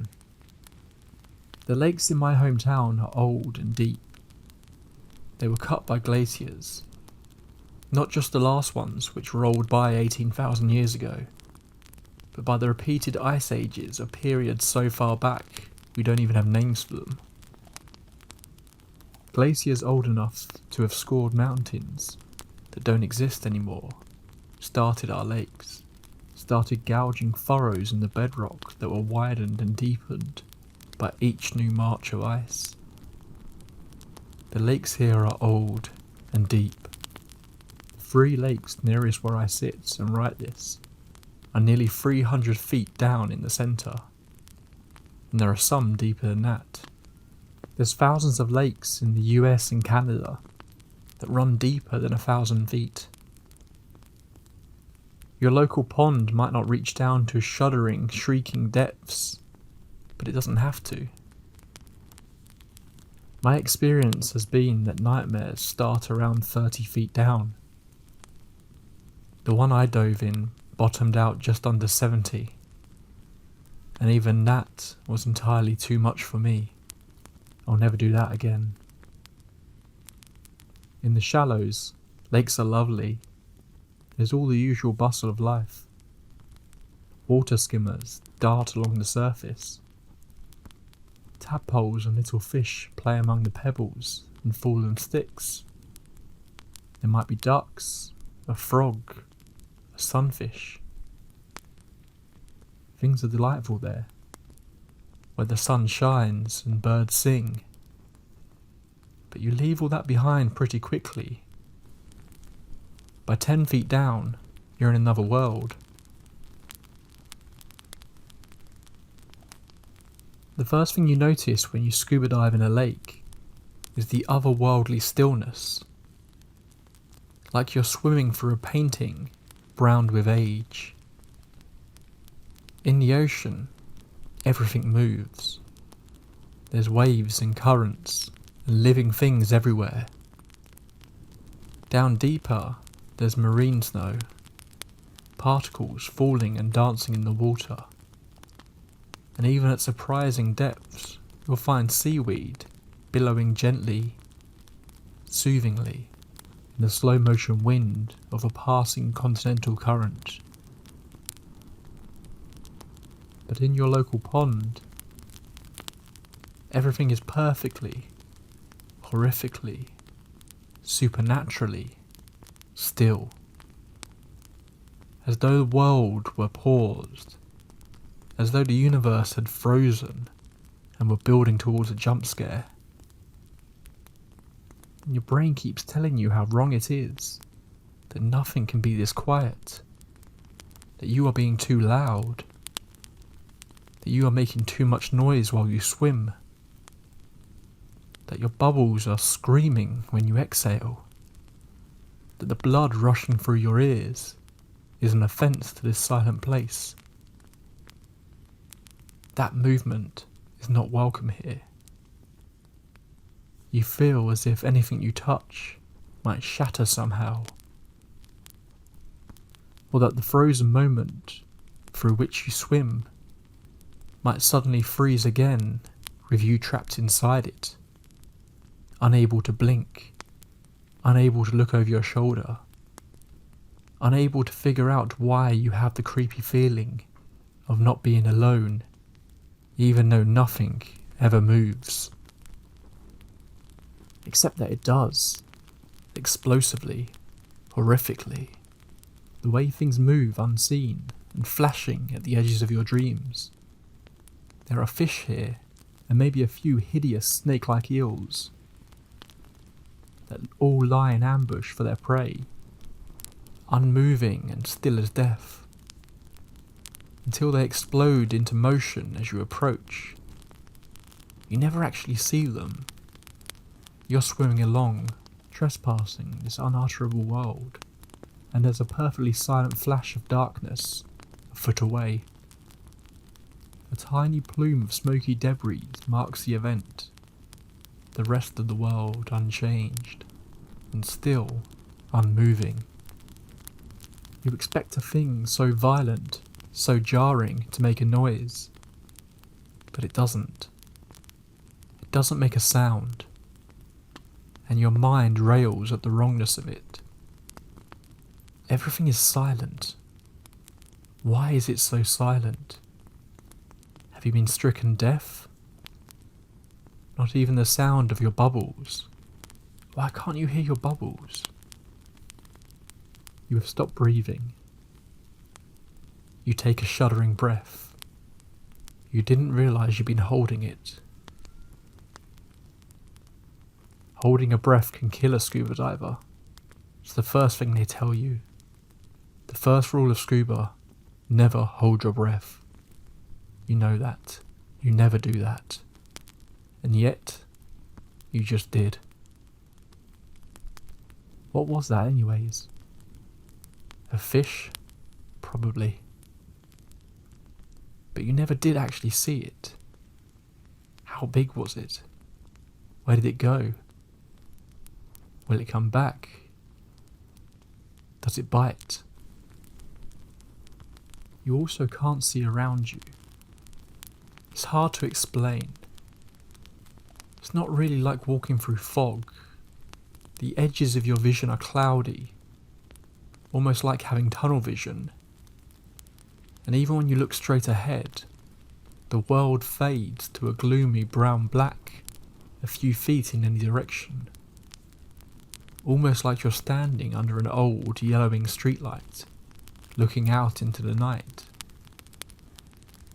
There is no colour.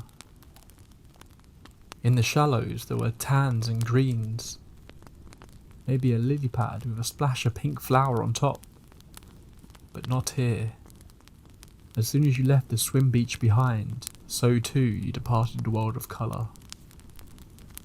Everything is either black or shades of muddy unearthed brown, and with every foot you go down, more of those browns surrender to shades of grey and darker black. Did you know they train scuba divers not to panic? That's the second rule of scuba. Don't panic. And so you try to focus on what you're doing. You set a little mission for yourself. You have a dive plan. You have something to accomplish, depth to reach, or a distance to swim, or a thing to find. But in the oppressive, terrifying stillness of a lake, your mind starts to wander. Why is it so damn quiet? You keep swimming through the sepia-toned twilight, passing into water more closely the colour of strong dark tea. There's a creepy forest here, a tangled nest of otherworldly vegetation that looks more like hairy worms, thin and long, with puffy coats of what looks to be dandelion fluff, only matted with the pond scum of the previous decade. It looks like it wants to writhe, like it had been moving when the moment froze, and burns with the need to move again. You cannot see the bottom anymore. It hazes out of your vision, even though it's only 3 feet away. You keep swimming, wraith-like, gliding over the reaching wormy vines, too thin to be tentacles, too thick to be hair, too furred to be grass. Was that another flash of movement? Was it bigger this time? You swim on. You can't really see anymore. The alien worm grass is gone now. The bottom has dropped away. The lake bottom is a hill, steep enough to be called a cliff if it were on shore, though it's not quite vertical. You can't see, but somehow you feel like it's not dark enough to turn on your light. There's simply nothing to see around you. You cannot see the surface, though there is a hazy, indistinct luminosity above you. You are distinctly uncomfortable, but you came to explore, and so you decided to go down, farther into the gloom, trying to deny the bulking dread, trying to master the fear of your inner child, and failing. You take a breath. You press the button. A hiss of bubbles. You feel yourself sinking, and you look up and watch as the gauzy, distant penumbra of the surface fades away to paler, darker brown. And then breathe again as the last of the light is lost to you. You close your eyes to gather yourself. You can feel yourself sliding deeper. Feel the water flowing around you, swallowing you, pulling you deeper.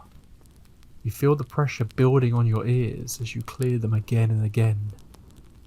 Deeper and deeper, trying to marshal yourself to open your eyes.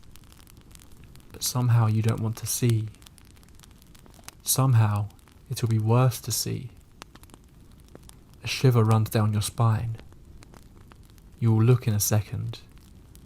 You will make yourself look and it will be okay. But not yet. You are still sinking. This is too much.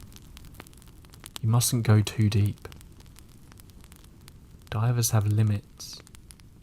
But you know this lake bottoms out at 66 feet or so. It should be perfectly safe. You should be on bottom by now. Why are you not on bottom? You reach for the button again, somewhat more desperately than you intended, and halt your descent. You kick a bit, directly below you, to halt your downward progress.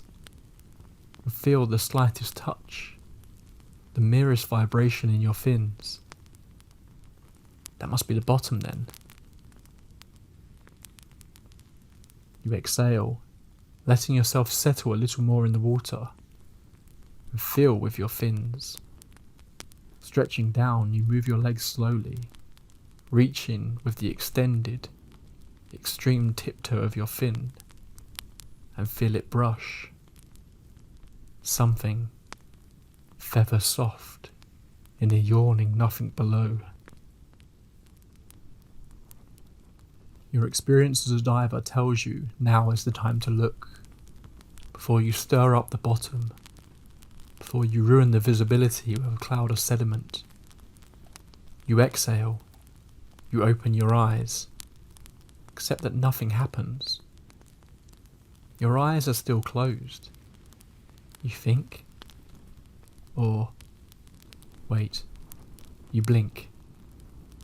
Can't blink with closed eyes. They must be open. But you can't tell. There's just nothing. No light. No reflection. Nothing. Nothing is this dark. Your eyes must be closed. You blink again. Can't you feel if your own eyes are open? What does it feel like when your eyes are open on the surface? You float limply, trying to figure out if your eyes are open or not. You focus on the sound of your bubbles. It is the only sound other than your heart, beating faster than it should. You grope around your body for your flashlight, tethered to a fire pocket. You turn it on. Nothing happens. Scuba divers do not panic. You turn the switch again. Nothing happens. Again. Your eyes must be open now, right? Must be. You gulp, swallowing the lump in your throat, as dry as sandpaper. Scuba air is always too damn dry. You exhale. The bubbles wail. You reach for the backup light on your other thigh. The switch clicks. Nothing happens. You exhale slowly into the gathering chill in your spine. This is not hell. You are not already in the belly of a monster. A scuba diver does not panic. Two lights can't break at the same time, right? You try to check your gauges. They are supposed to glow, but they are invisible. You blink more to assure yourself your eyes are open. You bring the light up in front of your face. Click, click, click. No change. The darkness is becoming a living thing. It is the darkness of a cave. It is the darkness of the grave. Click. It is the darkness of death itself, and a scuba diver does not panic. Click, click, click. You hear the bubbles, but you cannot see them. How much air do you have left? How will you know if you cannot see your gauges? Cannot see your watch? You should abandon this dive. This is not a place for humans. But you are here. You must explore. It's why you came. It's what you do. A diver does not panic. You feel your eyes close. You breathe. A diver does not panic. You cannot have killed two lights. You press the flashlight bezel to your mask, glass to glass. You try the switch again, and your skull explodes with the brightest light you've ever seen. You yank the light away and are immediately cast in darkness again, with the afterglow of retinal burns flashing before you like throbbing auroras. You hold the light away and try again. You see nothing. You aim the light towards your face again and see nothing. You bring the light slowly closer, a full bent elbow, and you see nothing. You bring it closer, as if it were a microphone, and you are about to sing, and see nothing. It's 8 inches from your mask and invisible. 7, 6, 5, and it's as dark as the void between the stars. 4, 3, 2 inches, and you can see the barest, faintest gloaming of light. But even that is black somehow. And suddenly you understand. It's not just dark here. It's not that you are so far from the sun. It's that you are swimming in ink. The water itself here is as black as a coffin nail. A scuba diver does not panic. You hold the light against your gauges to recharge the glowing needles, and then press the gauges to your mask. You have plenty of air. You have plenty of time. You are at 63 feet. The bottom should be at 66 or 68 according to the chart. You have come this far. You feel a strange compulsion to know what the bottom is. That is why you came, right? To see this lake floor? To tell your students about it?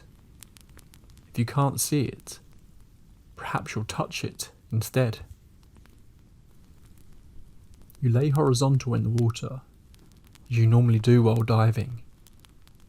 You reach for your button again, which hangs from a hose on your left shoulder. Another squall of bubbles, and you descend slowly. Slowly. You can't feel the fall this time.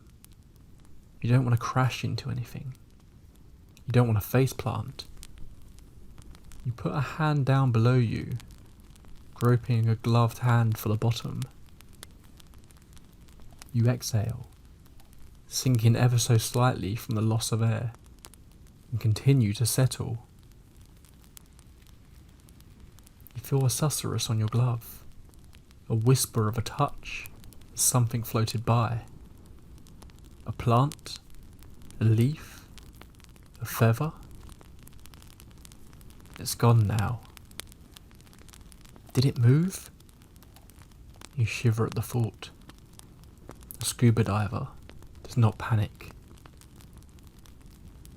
You realise your eyes are closed again without your knowing. You reach, focusing on your hand. You feel more now. Fingertips brushing something. Another touch on your wrist. More worm plants? You reaching down through vegetation? It's getting more crowded. Is that the word? Around your fingers. The touches come more often. You begin to feel them on your forearm, but still no bottom. Maybe this is a bad idea. What the fuck are you touching?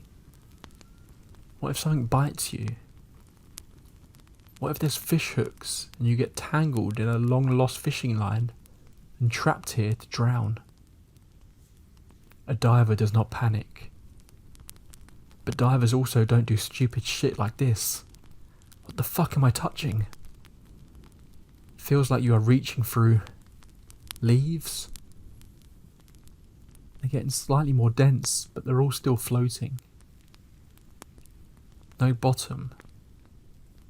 You're in up to your elbow now, and feel a touch on your face. This happens a lot when you're stirring shit up on the bottom. Just a leaf or something. Or maybe it was a leech. You feel a twig in your hand and grasp it between thumb and forefinger. It snaps. Was that a bone? You continue settling into the weirdness. You feel contact on your knee through your wetsuit. It yields.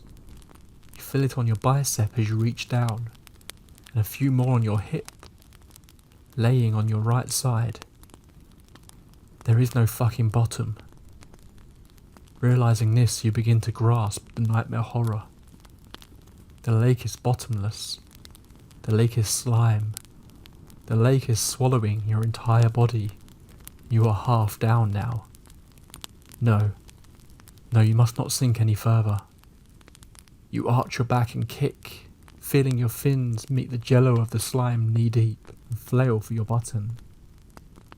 You try to retch your arm out sideways and feel the mass of God knows what resisting. The makings of a scream are tightening in your chest when you hear an explosive whoosh from behind you.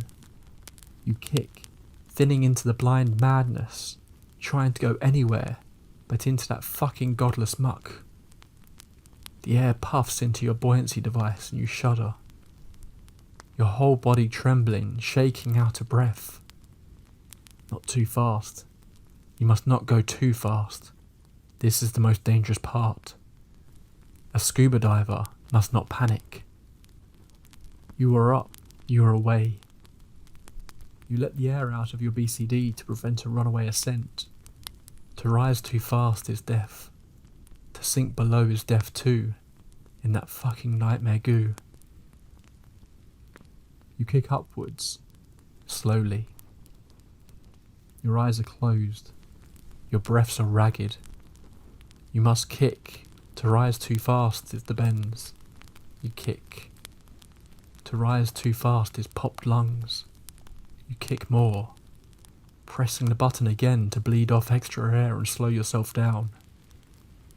To rise too fast is embolisms and gas bubbles in the blood. You kick.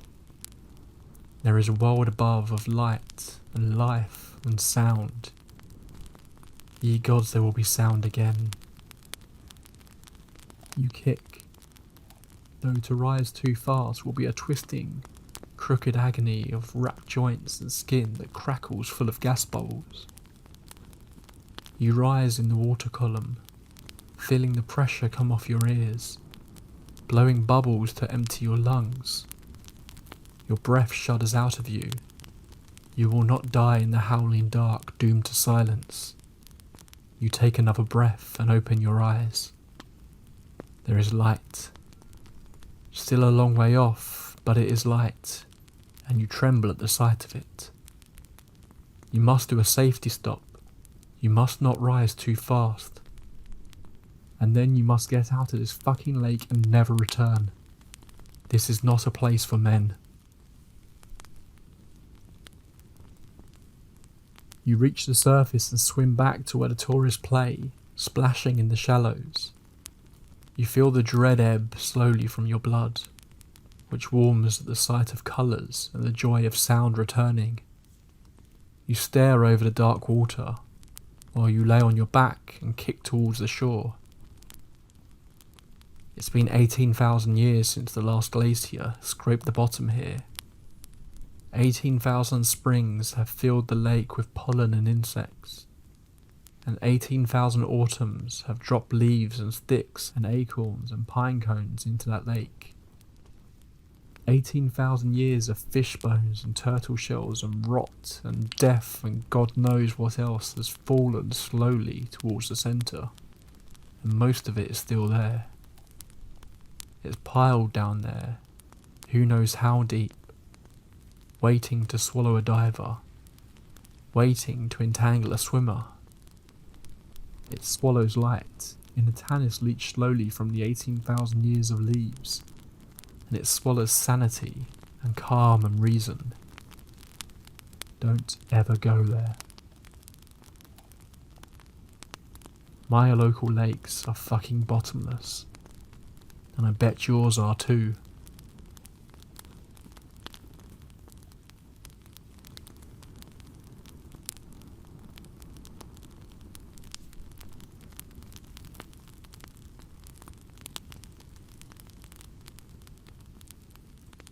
I saw a ghost at my sister's pool party. First off, I didn't see it in the pool.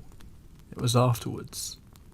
After my sister accidentally kicked my eye in the pool, I decided to pull a prank on her and pretend she gave me a bruised eye. So I grabbed my mother's makeup palette and did the best I could to fake a black eye, and it seemed believable. I walked up to our upstairs loft where my sister and her friends were hanging out, and I showed her my eye, and she obviously freaked out. I made her apologise before she wiped my eye and realised it was makeup. She punched me and we had a laugh. I went downstairs to the bathroom to wash it off. As I was bent over to wash my eye, in the peripheral of my vision, I saw a small frail boy, wearing a striped shirt and boarding shorts. He had a bowl cut and was glaring at me with distorted facial features. Knowing there were no children as young as he looked at this party, I immediately stood up straight and looked towards him. He was gone. I backed up into the corner of the bathroom and looked around the room, my heart coming out of my arse. I ran out the room and told my sister as she helped get the rest off my eye. After a few months had passed, I had completely forgotten about the event, and so had my sister. One evening I went into my parents' room to collect a shirt I had left in there from the previous night. My parents' room and bathroom are connected by a pair of double doors with frosted glass, just like most of the doors in our house. I found my shirt and was on my way out when I noticed two small handprints on one of the frosted glass panes. I stopped myself to have a better look at it. Each handprint was as small as the palms of my hands. I felt shocked, and then I got shivers on every inch of my body as I remembered what happened after the pool party not too long ago. My heart sank and I ran to the kitchen, grabbing some cleaning supplies, and desperately tried wiping it off. But because it was frosted glass, it didn't come off at all, and somewhat made it clearer.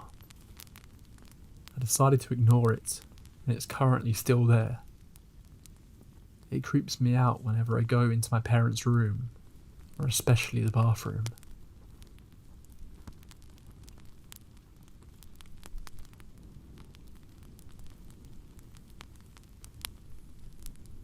Moving forward into the area of light and facing the window, it showed for the first time what manner of thing it was.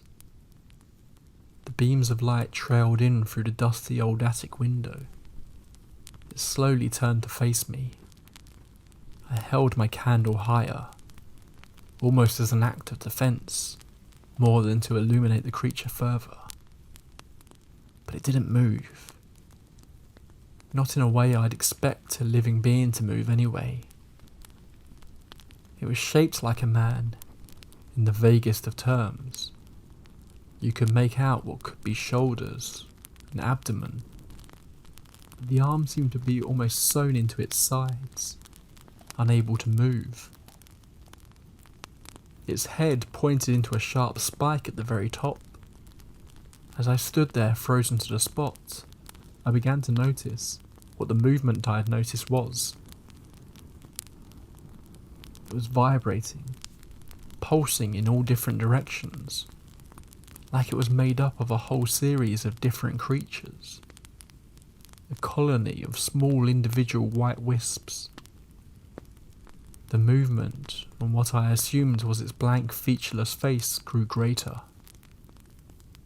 Suddenly, some of the wisps began to move inwards, hollowing out sockets where its eyes should sit. They crept in deeper, leaving dark shadows where its eyes should be. Then the same began to happen, from side to side. A line appeared. A long, inhumane smile stretched across the top part of it. The mouth began to open, and that's when it began to move towards me.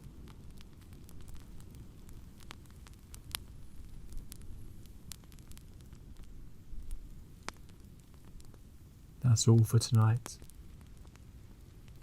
Be sure to return to the campfire soon, and I hope you have pleasant dreams.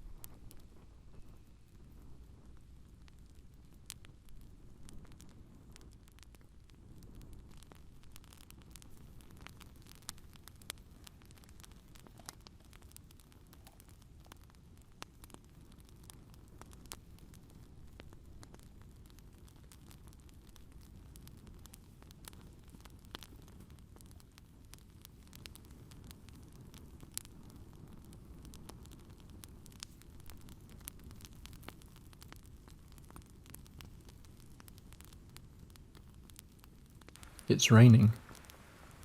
It wasn't supposed to rain, but there it is. What a dark, cold, miserable night. I guess we won't be going outside. Not that you have much choice anyway.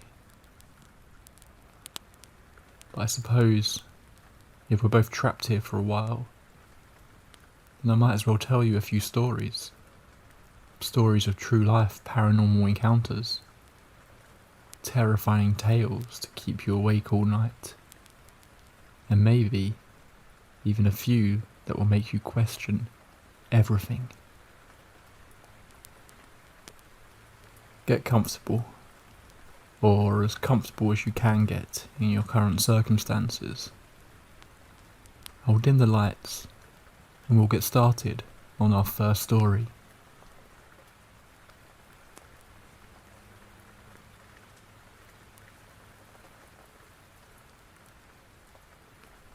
After many years of having wrote this, but always forgetting to post, and constantly losing my draft, I finally managed to share with you my account of the one and only time that I have seen a ghost. This is my own true paranormal experience. I've always considered myself to be a calm, rational and logical person, and so when it came to the paranormal, I was always on the fence. That is, until this day occurred. This incident happened several years ago, in August 2016. I was driving to meet up with my girlfriend and get food. I'll never forget glancing down at the clock to notice the time was past 8:30, with the sun beginning to set. Against my better nature, I stupidly decided to take a shortcut and drive through a notoriously haunted road. Some background information. This road is situated exactly behind a huge cemetery where I have many family members buried, and a crematorium. I personally knew 2 people that died in a car crash around here. However, I have been down this road many times over the years, and never experienced anything even remotely paranormal until now. There's actually 2 adjoined long stretches of road, Forge Lane and Park Lane, that make up this journey, which used to be national speed limit roads. This means that in the UK, you are legal to drive up to speeds of 60 miles per hour. The limits on these particular roads have been changed and lowered since. Therefore, that should make you aware that I am focused, alert, and have my wits about me. In addition, these roads have absolutely 0 streetlights. The only form of lights are the small cat-eye reflectors that's built into the middle of the road to reflect car headlights and show the path. Lastly, there are no pavements or sidewalks on these roads. This is important for later. I'm cautiously driving at a high speed and completely in tune with my surroundings. We continue moving along and quickly end up reaching halfway between these 2 connected roads. It's a point where the trees on each side of the road form into a sort of tunnel, which only add to the eeriness. As I go through, I'm heading towards the end of the tunnel. I suddenly see a masculine figure in the distance up ahead, so as any sane driver would do when they spot a person in the middle of the road, I instinctively took my foot off the acceleration. But it's at that exact moment that I quickly remember there are no pavements for the pedestrians to walk on, and on top of that is a 60 mile per hour road. My mind instantly went into overload. I started to go through a series of questions in my head. At the same time as this, I feel an absolute flood of emotions and an impending sense of dread begin to creep in. But I remind myself that I need to remain calm, driving on this dangerous, unlit road. As I get closer, to within less than 50 yards, I can finally make out a bit more detail. It's now that my emotions really start running wild. My hands are shaking, tears are rolling down my face, and I'm beginning to sweat profusely. Eventually, I start coming to terms with what's in front of me, and in trying to hastily debunk this whole scenario in my head, failed to come up with a clear or logical answer. I'm in a state of pure shock and disbelief with what I am seeing in front of me. I see a hooded, brown-robed figure. No face, no feet. He is literally in the middle of the road, hovering. Then, almost as if he sensed that I was coming closer, I'm now less than 10 yards and within distance of hitting him. He drifts to the side of the road into some nearby bushes, and then completely vanishes. I barely maintained my composure long enough to drive to the end of the road where I park up. I was speechless. My face had gone so pale and I was drenched in sweat, with tears still coming out of my eyes. For the next few minutes I just sat there in shock, trying my hardest to comprehend what I had seen.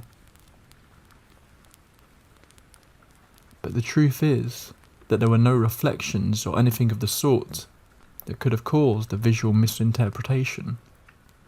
There were no paths for a random person to enter this section of road. Any interference from other external sources were ruled out, and no headlamps from any cars coming in the opposite direction whatsoever. I eventually, after what seemed like an eternity, began processing in my mind that the only thing I could come up with was that I had just witnessed a full-body apparition of a brown-robed Benedictine monk. And do you know what the funniest thing was? My girlfriend was there for the journey, but she was looking down at her mobile phone the whole time. It all happened so fast, and with me being gobsmacked at the time, I couldn't even open my mouth to tell her what was going on right in front of us. She did, however, end up having her own experience after I drove down the same road again some time later.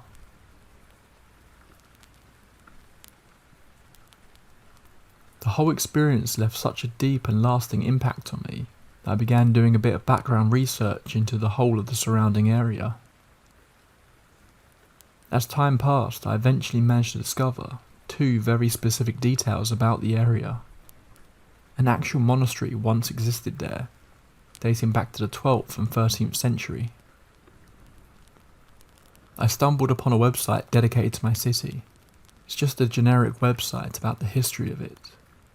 However, I managed to find a thread. The topic was about ghost locations in and around it. And so finally, having browsed through some 12 pages, I find a comment by a person mentioning sightings by multiple people of a monk in the exact same location.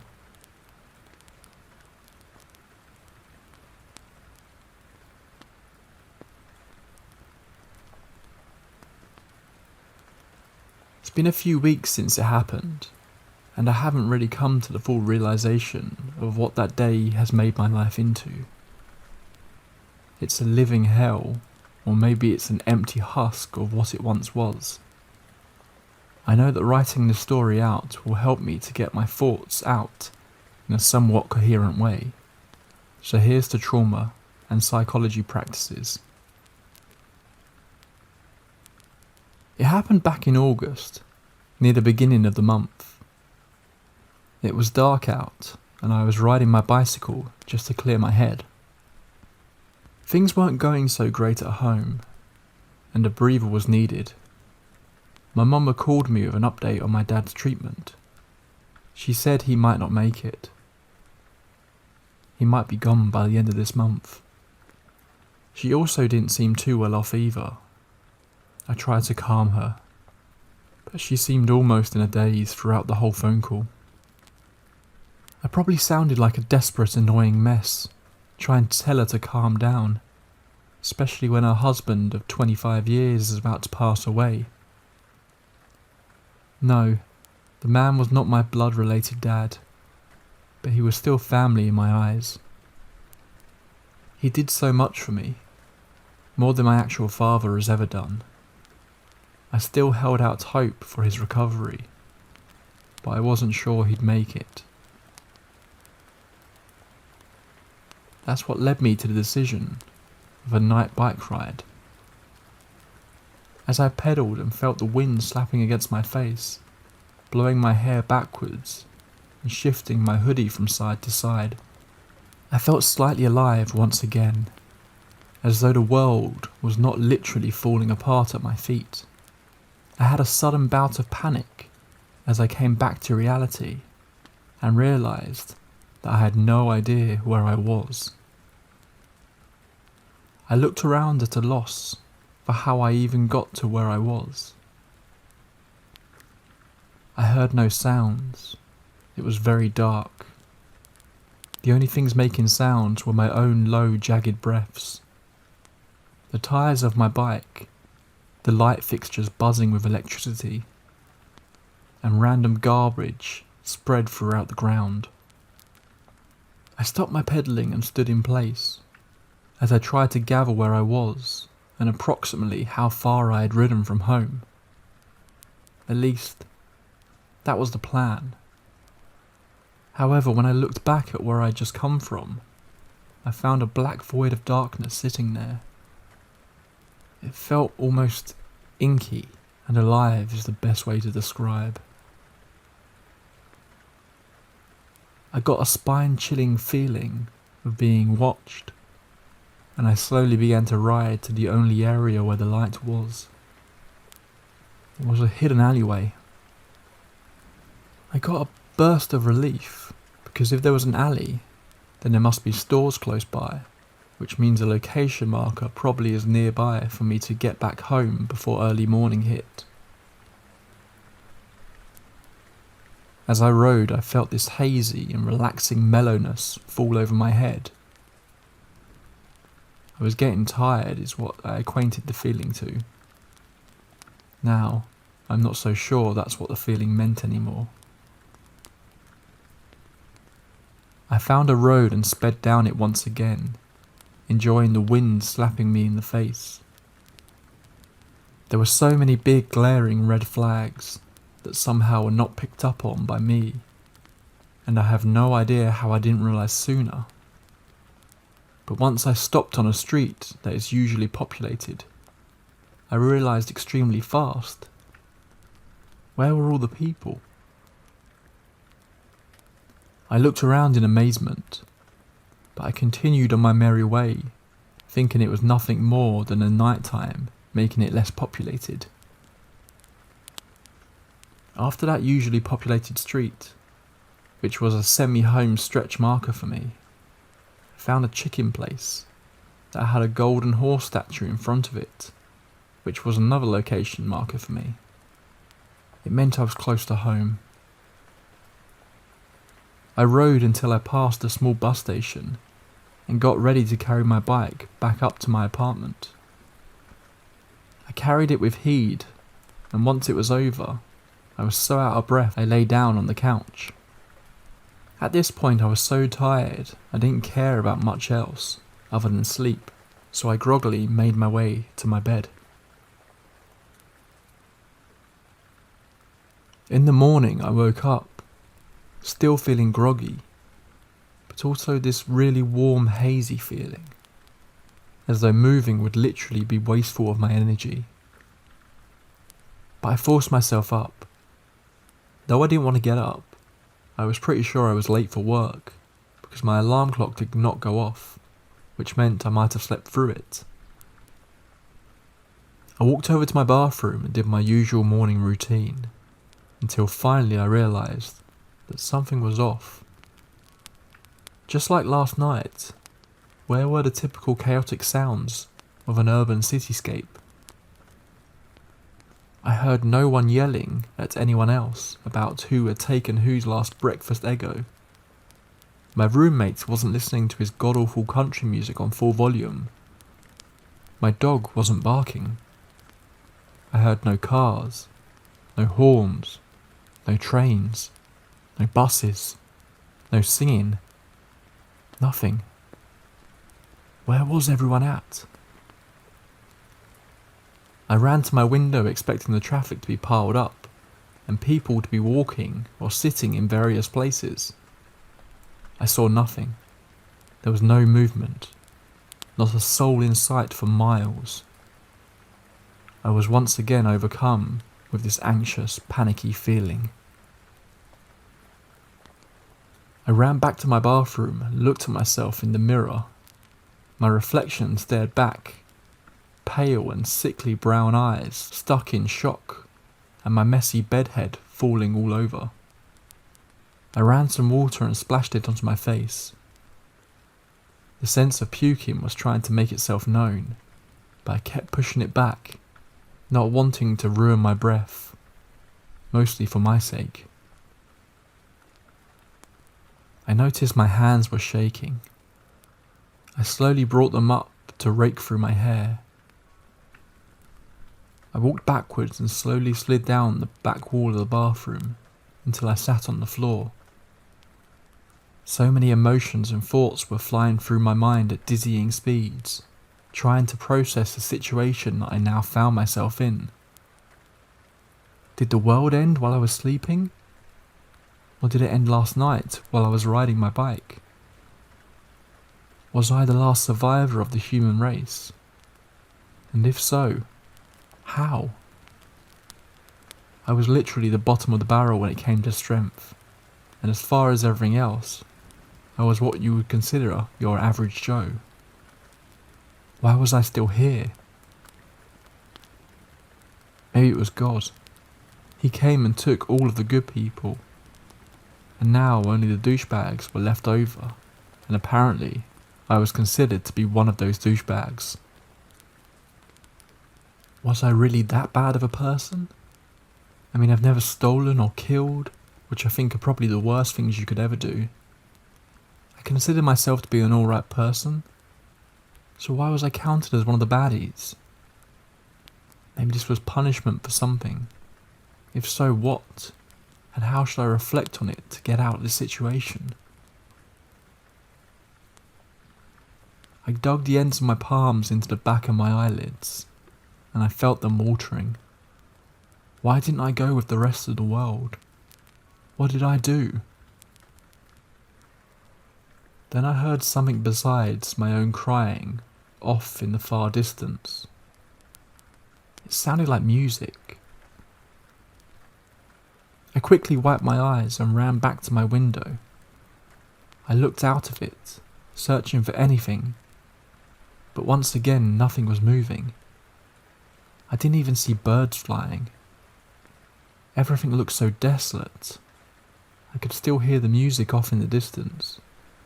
So I grabbed my work bag for some reason and ran out of the apartment.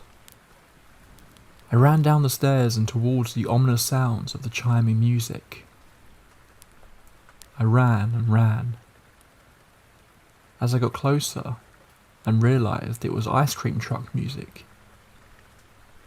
There I found it laying in all its glory.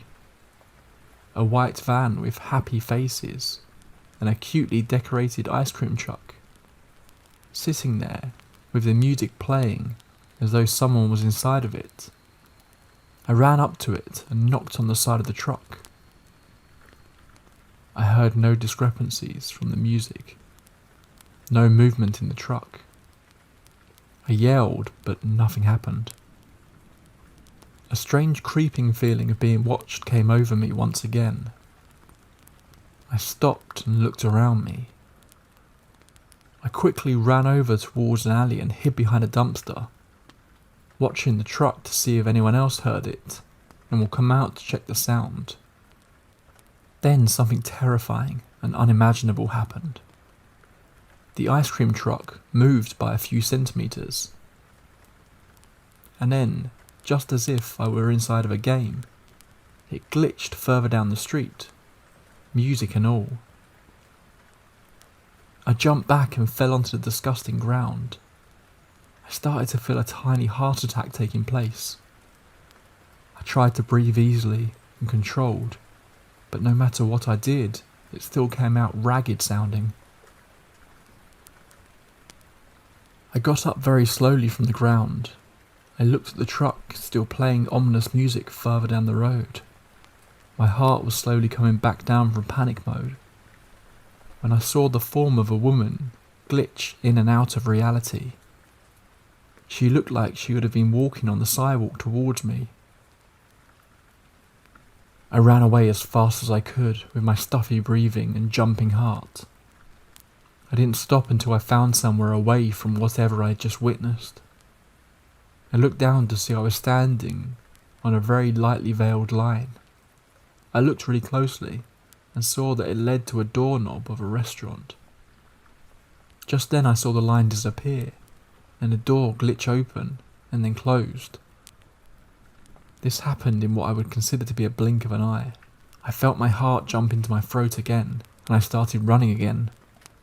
I didn't know where I was going anymore, just away. Maybe if I found another city or town, it wouldn't be so terrifying. Maybe I could find actual people, a dog, a companion, anything. So there you have it. I got freaked out and ran as far away from the crazy. But what I didn't realise is that the crazy is everywhere I go. I haven't found anyone. No animals, no fish. The only companions I have are plants. I can watch movies and shows. I can even stream shows. But I feel like there is something huge here. I just don't understand what it is. The food in the markets and even restaurants are restocked as though there are people here. But where are they? I sometimes see glitching figures of people walking, doors opening, music playing, and random things that make no predetermined sense. Right now I am in someone else's home, but I have no idea where anyone is. I sleep, eat, and do everything I normally do everywhere now. The whole world is mine, and I don't want it to be. I want to see my dad before he passes, if he hasn't already. I want to hug my mum again. I wish, and I can't believe I'm saying this, I could yell at my roommate for having his music up too loud again.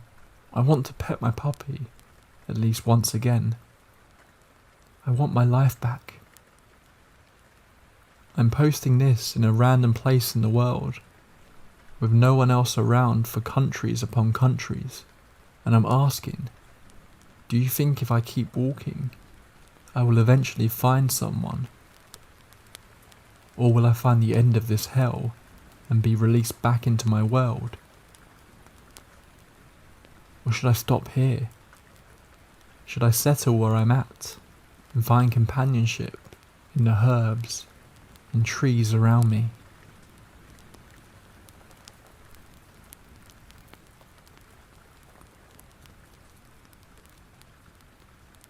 Your wrists look sore. I'm sorry about that. I can't really loosen them. Not while you look so awake still. Maybe in a bit. Don't worry. It shouldn't be long now. And I'm sure this rain will stop soon. Then we can leave this house. And then all of this trauma will end for you. Once and for all. I read a short encounter with a ghost that takes place at Christmas. Would you like to hear it? There's something about that time of year where the veil between our world and theirs becomes so thin. I know I've experienced that feeling myself many times.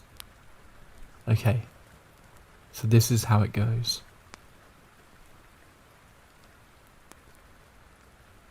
I have so many ghost stories from my past, but here is one that will stay with me forever. When I was little, I lived on the grounds of a very old manor house in the UK. The manor itself was used as a college for teaching courses, and was fully fitted out to cater for people to stay for week-long courses. There were bedrooms and a fully functioning restaurant, as well as the course rooms. My dad actually ran the place. That's why we lived on the grounds. House came with the job kind of thing. Anyway, at Christmas, when my grandparents would come and stay, they would stay down at the manor house, as we didn't have enough bedrooms at our actual house, and it was only a 5-minute walk away.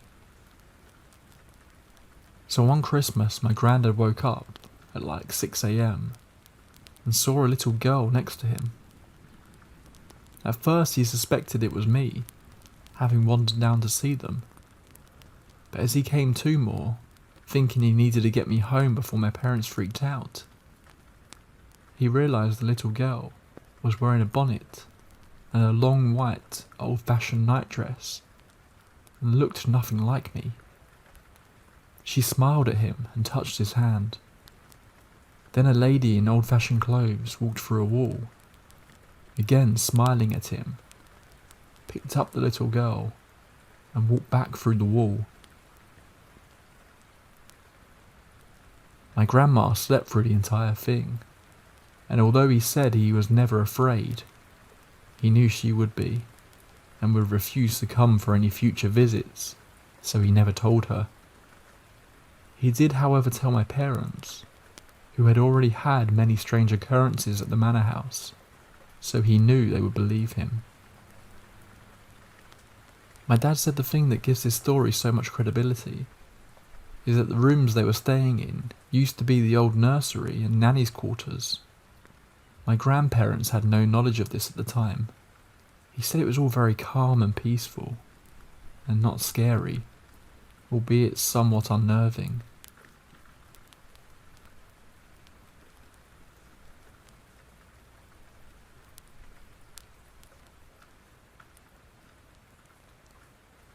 To start, in my culture, we avoid saying ghosts, especially the particular ghost names. For example, in the Western culture, there's Banshee, Woman in White, Boogeyman, and stuff like that. In my culture, I'm Malaysian, we have ghosts like Pontianak, Pokong, Toyo, Langsur, among others. Saying their names out loud is said to summon them. I love ghost stories, but not the Western kind. I love Asian ghost stories. Perhaps because that's what I grew up with.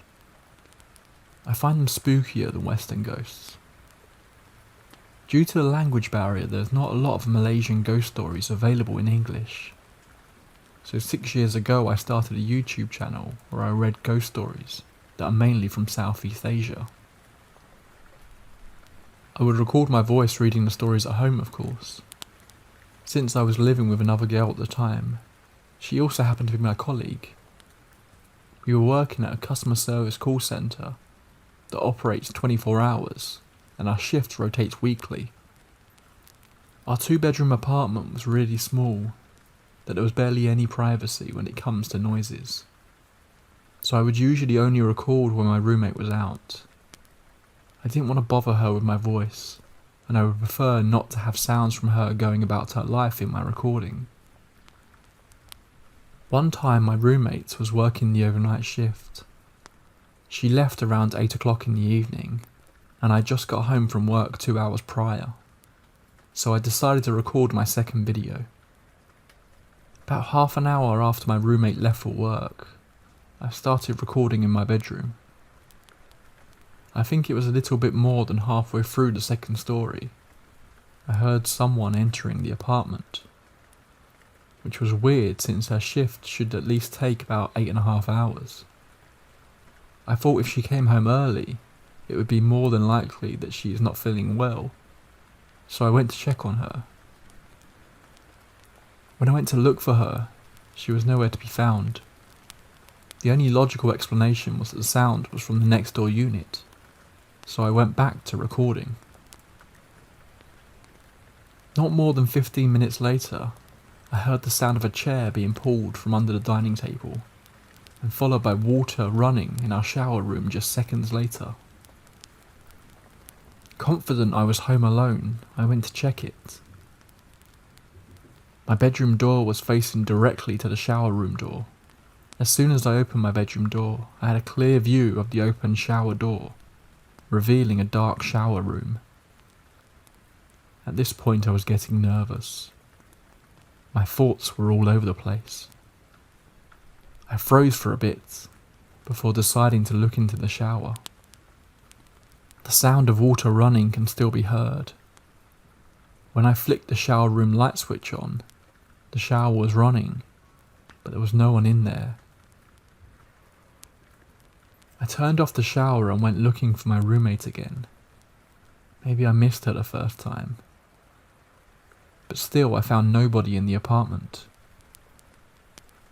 I was a little nervous, but I was determined to continue recording.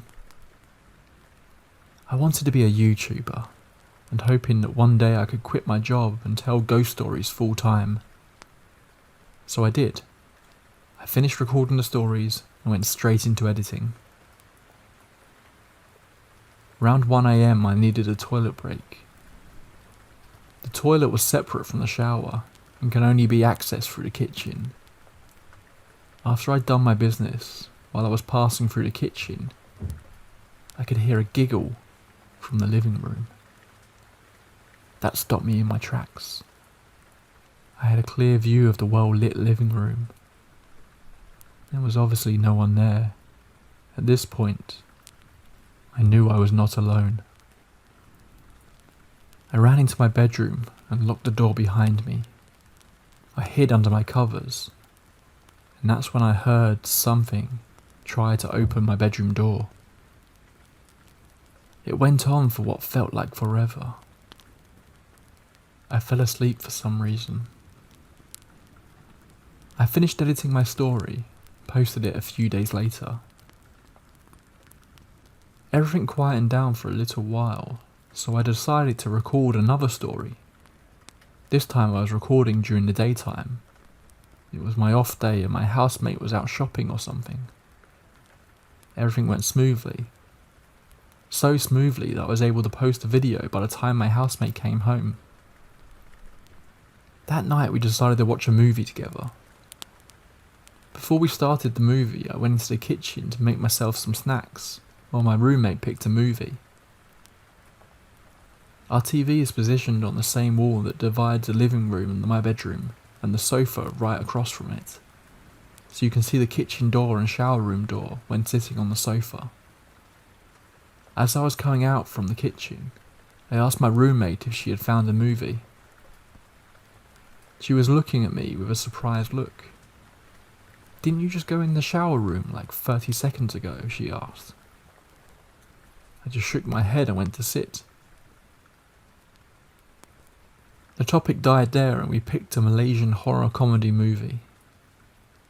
Mid-movie, our shower room door whipped open violently, and we heard what sounded like a giggle.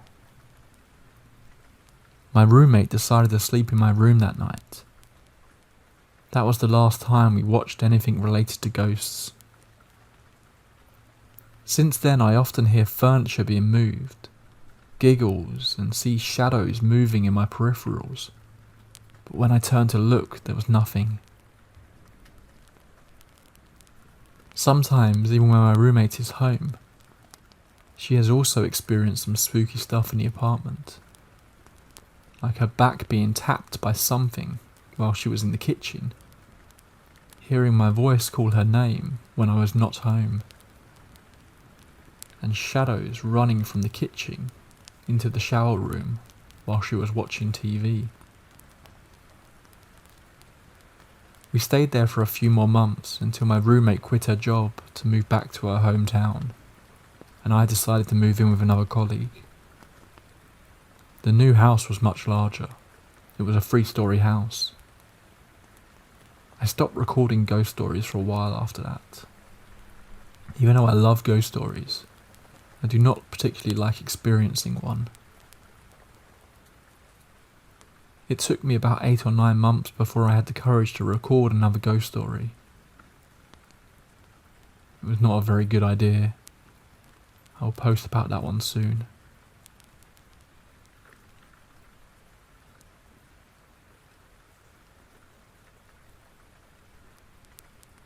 The art of a good horror story is something that is hard to pin down. Don't you agree? But there are those who truly have a natural ability to provide us stories that can delve into our psyche and tickle that little part of us that fears the unknown, that believes there is evil in this world that we are unaware of. Or at least, most people are unaware of. I'm sure you are not. At least not anymore. I can see your eyes are getting heavy. That took longer than I expected. Don't worry. Your torment is almost at an end. But let me read you one last story.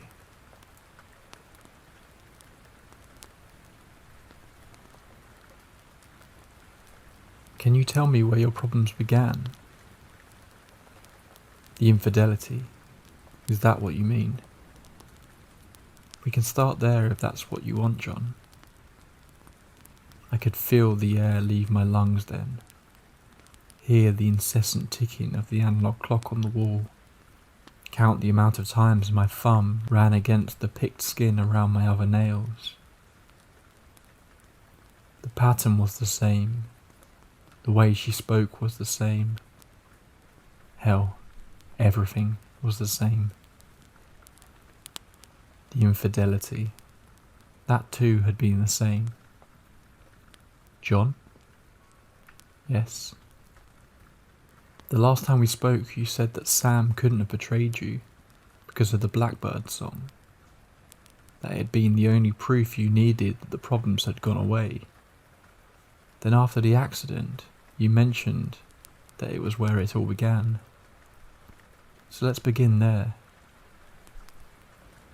She crossed her legs, smoothing out her skirt, in the manner that most did subconsciously. She had the same habit when we did our sessions. As if she was trying to cover something up, she analysed me. What is the Blackbird song, John? When did your problems begin? My mother used to tell me of the Blackbird song. We would be sitting together out on the porch with the summer's breeze blowing across us and the hum of nature filling our ears. Mother would still be wearing her Sunday's best from church, her fine shoes long gone with the dust of dried summer dirt coating her feet. I'd still be wearing my finest clothing too. My cloth, like my flesh, stained by Montana soil. The cool stone of the steps and chipped painted porch of the house would act as our own altar, as we merely existed. Our hands working away on the green beans that we had picked earlier, as we separated them between our woven baskets, building up a decent rhythm that was only beaten by the rest of the world. Those were the good days. Good in how predictable they were. I always knew that when we finished we'd go inside, wash them and cook them, that we would have a good dinner for the night before the week would start again. And somewhere in between, Mother would tell me of the Blackbird song. Although the time of day she gave it was inconsistent, I still considered it a part of the routine that I held dear, and I listened intently each time. I could paint the picture for you even. My mother, a fond smile on her face, her eyes dancing to the sunset or sunrise of the swaying of distant trees. The Blackbird song she would tell me was one that meant many things. That it was comfort from family long gone. That it was a promise of return. That it was a reminder that even in isolation, we were never alone. She would hum the song then, or at least a short tune of it, before giving me a fond smile. She'd stroke my hair or kiss my cheek, and promise me that one day it would come for me. Not once did she provide me with the lyrics. She would never whisper a single word of it.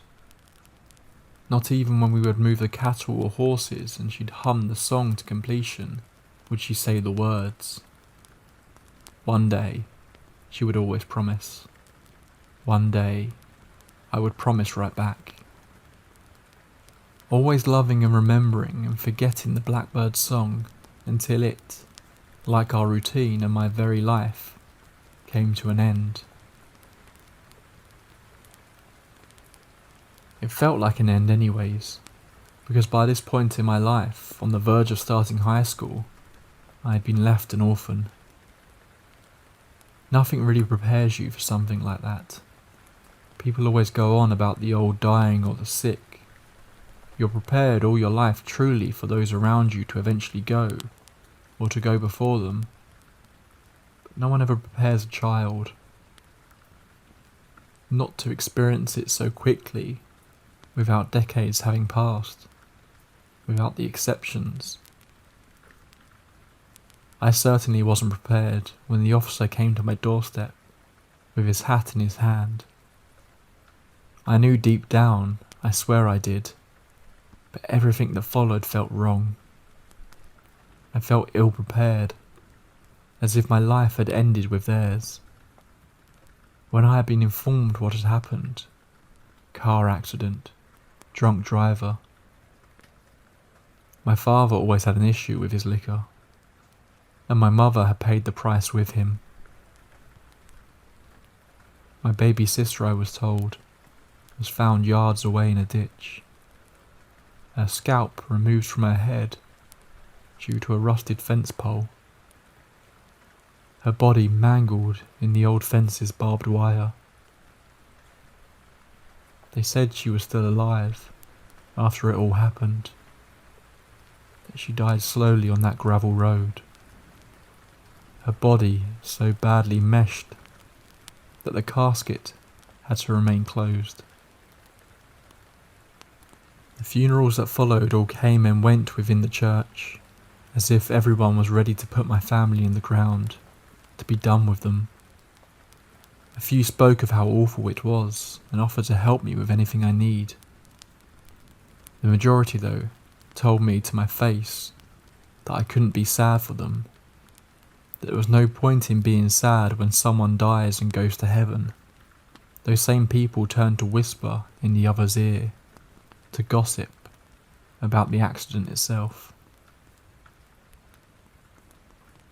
The details carving themselves into my head until I finally asked the preacher why no one seemed to care that death had come and taken them.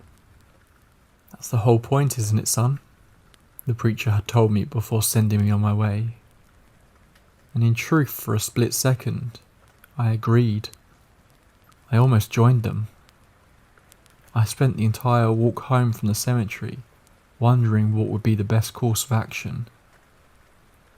It wouldn't be an accident like theirs, but I was alone and forgotten. By the time I got back to the house, I was sure that I must have hated myself, because I had already made several plans, all of which were cowardly things. I almost went through with it too, until I met her, Eliza Harlow. I never knew of any other Harlows. My mother's family had all been dead aside from her, my sister and myself. My father didn't have any family to begin with. I had been alone for an entire day and an entire walk home, and then suddenly I wasn't. Eliza claimed that we were cousins, that she was here to take care of me. I can gratefully state that I stood there on the porch, sweat collecting beneath the cotton of my suit, as she smiled up at me. She couldn't have been more than a couple of years older than me, in her late teens. Her light blonde hair was pulled back in a braid, tan round face scattered with freckles, with a smile that was all too white, all too sharp. Her brown eyes matched mine though, and they were warm, and I was alone. I didn't care whoever Eliza was, if she even truly was my cousin, because at that time I was just happy to have family, to have some sliver of life brought back into me. I didn't think of the Blackbird song for a long time after that. A full year had passed before the memory of it came curling within my chest. A full year I had spent carrying on as if my life hadn't changed and ended. Eliza lived in the house and kept company with me. She'd tend to the crops and the livestock and ensure that I had dinner, even on the nights when she would simply walk off into the darkness of the plains. Though she always returned bringing groceries and news, and ensuring that I continued with my schooling when winter came. It wasn't until one specific night when I caught her humming that I felt a pain chill fill my bones. Eliza hummed the Blackbird song from the porch, her gaze lost within the sunset as the sounds reached my ears, bringing with it a hollow kind of sorrow, as the knowledge that it had died with my mother carved itself into my soul. Only it hadn't died, had it? Just as all my family wasn't dead, the song wasn't dead either. But I couldn't bring myself to move, to speak, to ask. I contemplated the song, feeling it dance across my tongue, before I finally got the courage to ask, "Do you know what that song is? The one you were humming the night before?" Eliza looked at me then, a warm smile crossing her face. "The Blackbird song?" she questioned, though it didn't feel like a question. I already knew deep down that she knew what the song was, that she knew perhaps more than she should have. I could only nod. It's a song of remembrance, of calling when you feel alone in this world, a calling to family.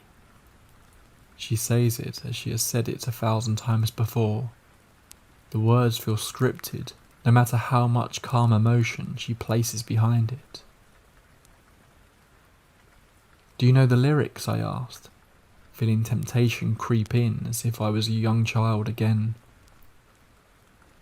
"Why do you ask all of a sudden? I've been here for a year, yet you never spoke of it." "I thought it died with my mother." She kept the knowledge to herself of the lyrics. "I didn't expect to get it until you were older, holding her at the edges of death. That usually is how it goes. But she died too early for her time." Eliza purses her lips, folding a strand of hair behind her ear, before turning away from him. The chimes on the porch blew in the wind. The birds and the crickets began their own song. Eliza didn't dare look at him. Something like that. I feel knots from within my stomach. Hot molten lead dragging me down as every warm memory of my mother seemed to surface. Words like that bring out a certain kind of feeling in your soul. Make you wonder if the wording has any meaning, or if it's merely for show, like a preacher standing on a pew. Only in my case, Eliza was the preacher, and I was the follower in the pews. If I tell you the Blackbird song, then I will have to leave you. You will never see me again, say, from your deathbed, should you be the last. And with that, I will never be able to help you. Why? You don't need to know why, John. You just will. If I tell you, you will understand. But then I will have to leave. Can I think on it? She huffs then, a shrivel of annoyance flaring in the way she holds herself. Go to bed, John.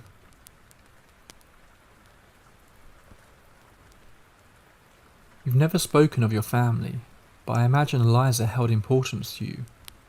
Through what you have said, it would seem that you fought on it and accepted it. I swallowed then, counted the books marking the shelf on the back wall until the entire row was completed, traced the outline of the dolls that sat imprisoned forevermore on the shelves above it. Eliza told me everything, and then she left. I never thought I would see her again until long after Sam was dead, and our grandchildren were roaming my family's land. The weight of it, the importance of such a thing, is why I didn't think Sam would cheat.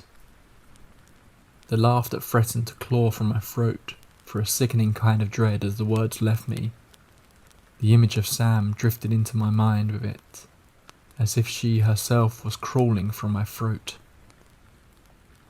I trusted her with something that wasn't hers to take. Well, let's start with the beginning for Sam and lead up to the end. Sam. Samantha. She never liked going by the name Samantha, but always insisted on it when her maiden name was involved. Sam Miller sounds like a man, she'd say on our long walks home. To which I would usually joke that Sam Harlow was no better. A terrible comeback really, but that's what builds relationships from what I found. I didn't think much of Sam at first. I'm not even sure of when we exactly decided to become friends, or if we had just been brought together by one too many school projects. But it didn't matter much to me. She was all long-limbed and thin-boned, one of the only redheads I had ever seen, with pretty green eyes and skin that stretched over herself too tauntly, as if she had been starved for the majority of it.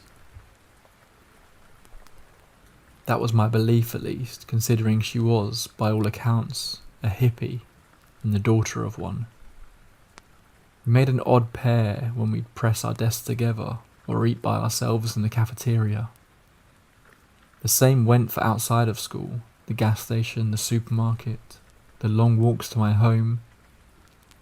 We had joined at the hip during our junior year of high school, and the oddness just stuck, all the way up until graduation.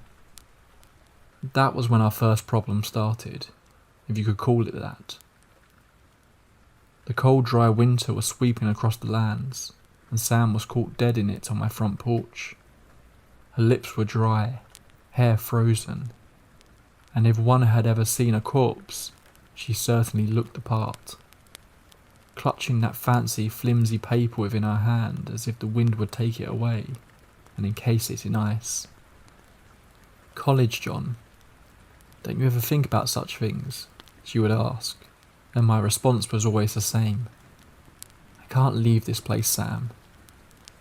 Because of some family member that abandoned you years ago. John, can we please talk about this instead of dancing around it? We are talking, Sam. Don't you get that? It's more than just Eliza, okay? It was his mother sitting on the porch. His baby sister laying bent and butchered in the road. His father roaming the backyard for some tool he'd lost. It was his family, the memories of them, and all those that came before him. Each one singing that same song until they too passed, and were sung for. Leaving for college just seemed like closing a door on it all. It felt like abandoning them, like forgetting. Sam didn't understand that though. She never did. John, Sam ran her hand along her head before slapping it to her side. She seemed to give up in a defeated slump at the small kitchen table, abandoning her acceptance letter right next to the salt shaker. I love you, John. I love you, and I never let it stop me before. Not when it led to me being bullied more than I already was. Not when it left me feeling isolated out here. Her green eyes welled up with tears. Even freezing and on the verge of tears, she was as beautiful as the fresh green of spring coming into the world. I want this one thing and I want to understand it. You. I just don't know if it'll be worth it when I'm giving up my entire life for it. The Blackbird song. The words felt heavy across my tongue. I had rarely spoken of it when Sam was involved. Oh, don't get me wrong, she knew of it, knew the importance it held and what she'd have to do to get her hands on it. She had even heard a brief melody caught within my throat a summer back. It had actually been one of the reasons she came back to me in the beginning. One slip-up, one small mention, and that's all it took. Sam was hooked on the mystery, as if my family was some mystery novel that she couldn't quite skip to the end of. You know what will happen for me to tell you that song? The bond we would have then. John, just fucking marry me already then. Be a man and marry me. She married you to get the song then? She married me because she loved me. The idea of me at least. I wouldn't lower her into being that obsessive and willing to throw her life away for a simple family tune. She did love me, somewhere in that heart of hers. I just wasn't enough, clearly. Alright, we have to start. Typically I don't jump to the end, but why don't we bring clarity to the matter? The Blackbird song shows you that Sam wasn't being faithful. Let's restart there then. Our marriage came with the summer sun that following year. Sam pushed off going to college, but it wasn't solely due to her marrying me. That night that she had placed her college acceptance letter on a table and asked me to marry her had simmered down to an agreement. She would do the community college while I ran the family farm. Then after 2 years I would take care of our first child, while Sam would begin online university courses. She'd never have to go too far, and I'd get to have my new family by my side. I'd never have to leave the place where I had walked the earth for so long, and she'd get to not be so strapped down to me. A win-win for everyone involved. And it had been good. Sam made for a beautiful bride, and our honeymoon had been spent with us chasing the other around the outside of the house with a paintbrush. We'd have movie nights in the living room with wine, that we kept saying we would save but never did. I'd ask her how her day at school was and kiss her goodbye when she said she needed to head off to her classes once again. There wasn't anything spontaneous in our lives other than the odd meals Sam liked to make, and I enjoyed that. I really did. I never saw any problems until the problems made themselves abundantly clear. Our first problem was when the pregnancy test came back positive. Have you seen the Angelus painting? It was created by a French painter during the late 1850s. The old painting depicts two individuals, a man and a woman, standing in the Great Plains. The man has a hat within his hand, the woman prays. Buried in the ground between them is their dead child. Sam had insisted on it, a burial behind the house. We'd stand there like that couple for the painting, as if we were recreating it. The first time Sam had silently wept. The second time, a single tear ran down her face. The third time, she had asked me to sing the Blackbird song to her. We had looked at each other then, as if time had stopped. As if both had nooses around our necks as the winds of the plains blew away the top layer of soil at our feet. And the horrific part, the part I still wonder about, is the fact that I wanted to say no. Without even thinking, I already knew the answer that I was going to tell her. I hated myself for it, bit the inside of my cheeks, until the taste of copper filled my mouth and slid down my throat. Don't make me regret this, John. she'd say, as if it was a warning towards me rather than a damnation. Which leads into the second problem that came, because I didn't say no to telling her the song. I took her out that night as the sun began to set and our third child laid to feed the carrion eaters, and I sang the Blackbird song, repeating the lines over and over until the lyrics drifted into the darkness. We both cried as we held each other, the worst of it all being that this was the first time in our entire existence together that we truly felt for each other. After that, the next morning to be precise, I almost regretted finally telling Sam. Anxiety beat around my chest and made me chew my nails down to the quick. I feared that Sam would leave me now, that maybe it had been for nothing, that Sam was obsessed, or that it just hadn't been worth it. All of the pain and sacrifice. The walk down the stairs into the living room was like my own personal funeral. How fitting it would have been had the divorce papers sat where her acceptance letter had once been. Only Sam didn't leave me. I found her sitting at the kitchen table, a brilliant smile on her face that I hadn't recalled for so long, as Eliza sat across from her. She hadn't aged a day despite the near 5 years that had passed since she left. She hadn't even changed the clothing that she wore. "Well, good morning, John. I must admit that I've missed you." Eliza's smile felt like deja vu, like I was that young teenager once again that at 40 was alone in the world. Only I hadn't been alone for a while, and now the last of my family had returned again.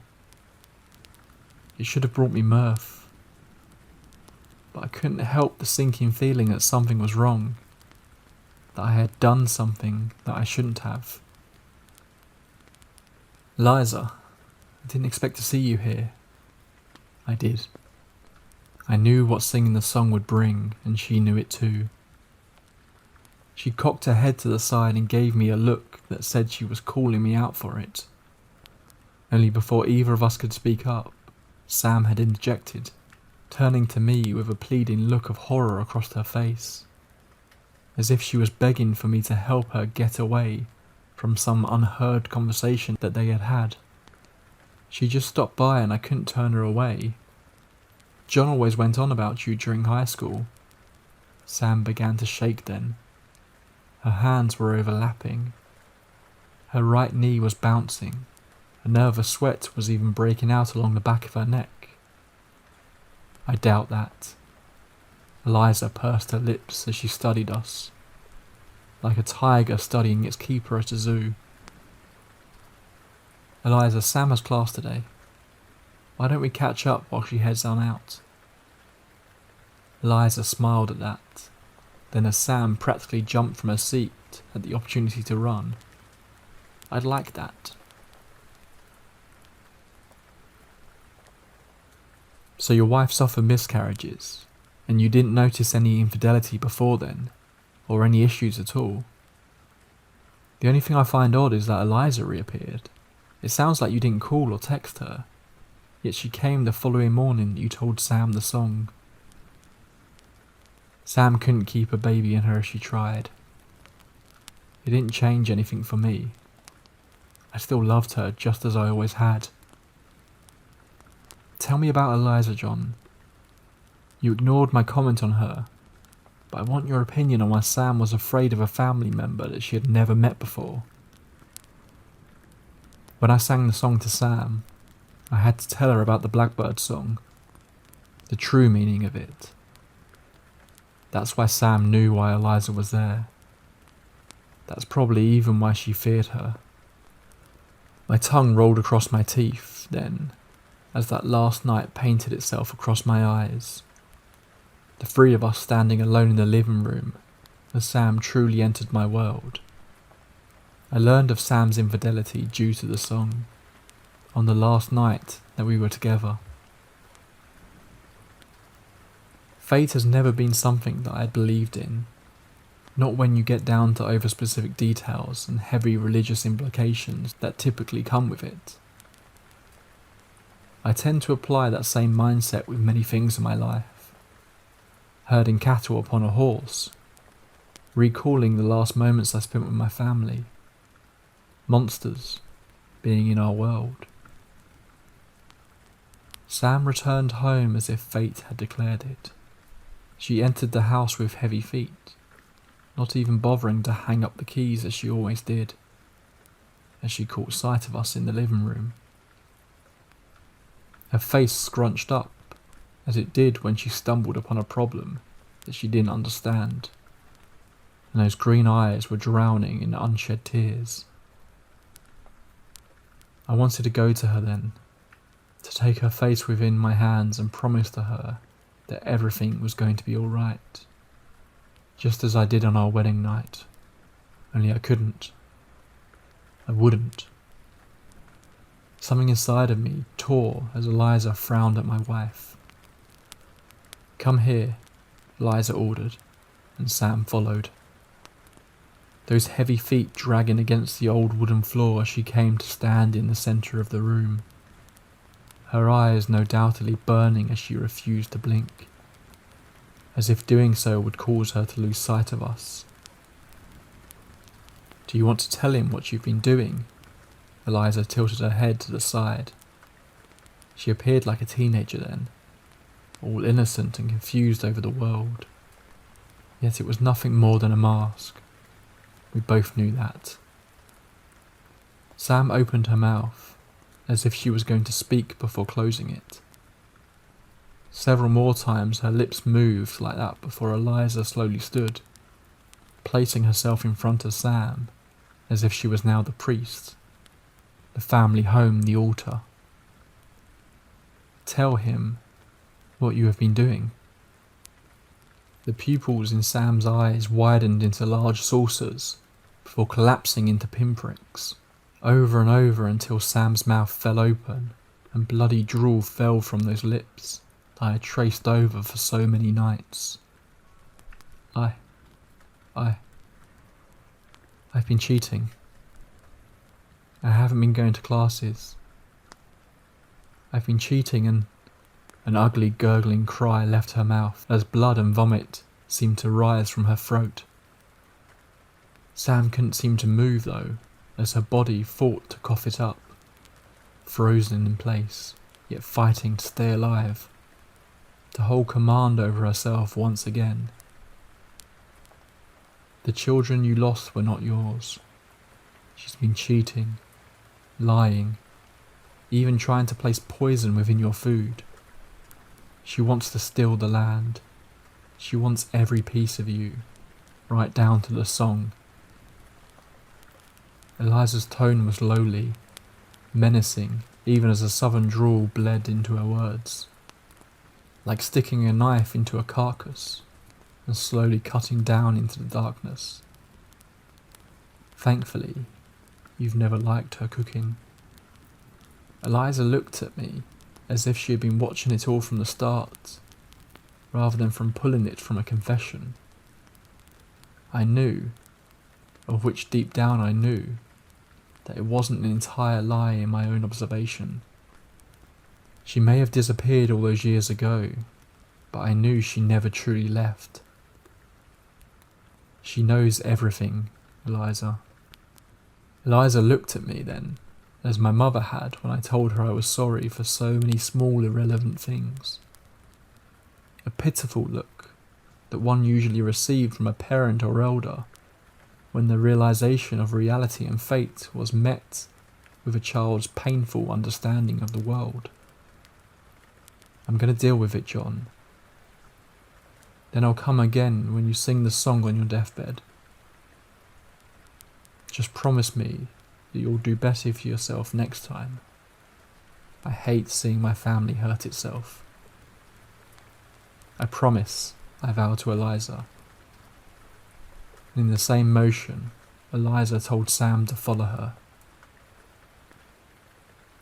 She took her hand and walked her out the back door and into the Great Plains. like death leading a lost soul back to the grave. And I let her. Dear God, I had let her.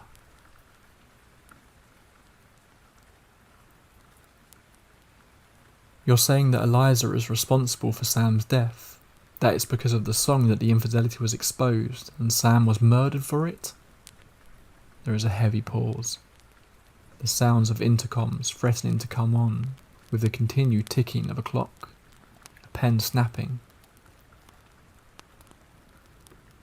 John, when I looked up Eliza Harlow, I couldn't find anyone by that name in the entire state system.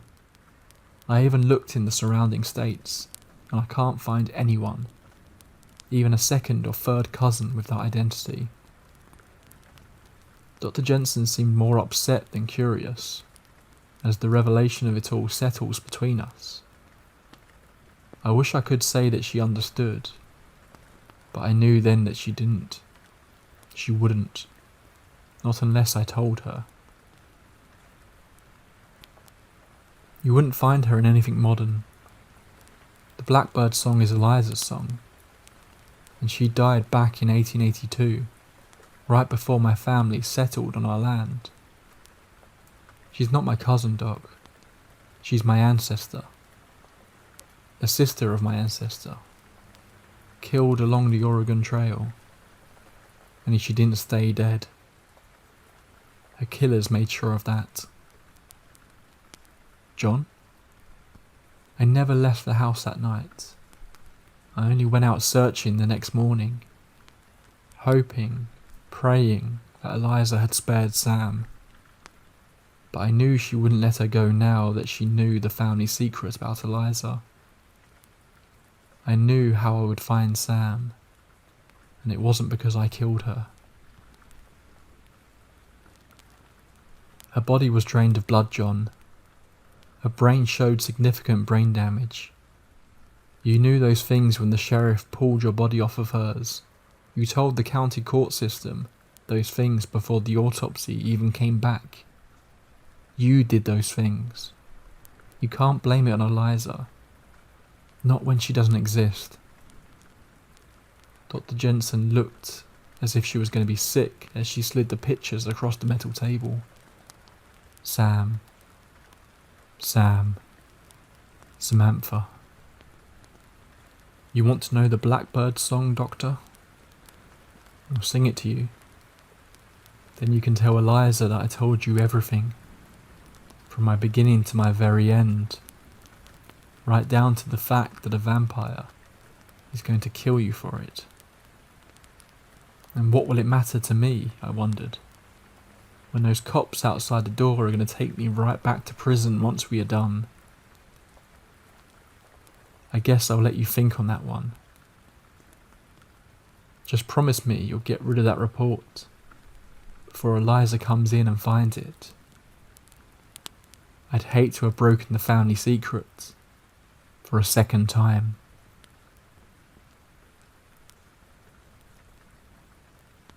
Close your eyes. It's all going to be okay. I think the rain is easing off now. We can leave soon. Fall fast asleep. Everything is going to be okay. You won't have to worry about anything ever again.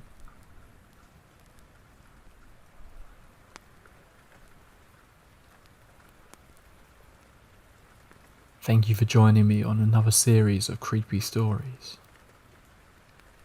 All of the stories featured are either true-life paranormal encounters or writings from up-and-coming horror writers. All authors have given their permission to feature their stories here, and you can find links to their original posts in the description. Be sure to check out their other works and give them some love if you've particularly enjoyed one. I always love featuring your stories and encounters too, so if you have a creepy tale to share, then please drop me an email. You can find how to contact me in the description. I've already got a whole bunch more being sent over, and I'm planning some more deep dives into scary topics. So please, if you've enjoyed this video, be sure to give it a like and make sure you subscribe so we can spend many, many sleepless nights together in future. Until next time, pleasant dreams, one and all.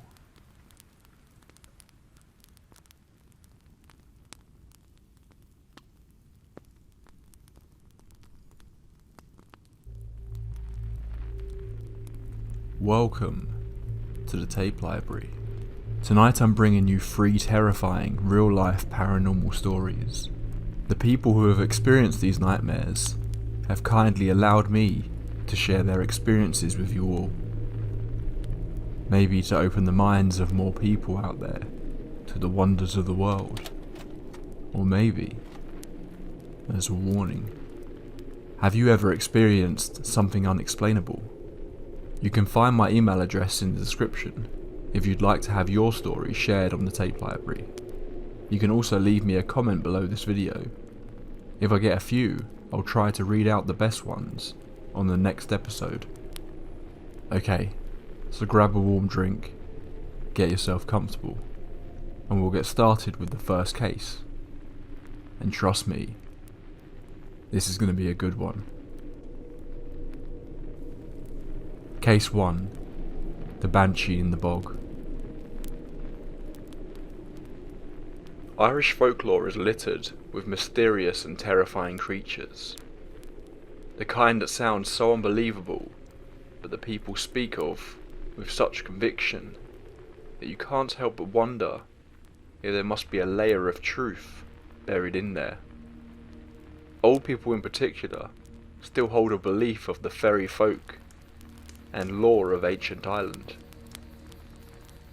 Before she passed away, my grandmother would have us sat down in her cottage and filled its walls with the tales of all kinds of spirits, from silently watchful black hounds to the kelpie, a water horse that would seduce you into riding it, before darting into the depths of a lake and galloping into its murky depths.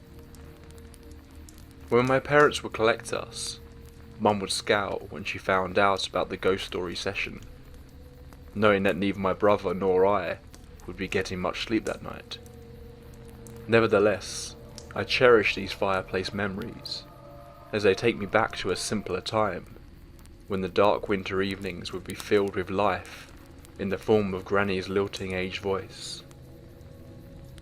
My favourite of these creatures, or least favourite I suppose, given the endless amounts of nightmares it implanted into my mind as a child, was the Banshee, a spirit tied to particular families.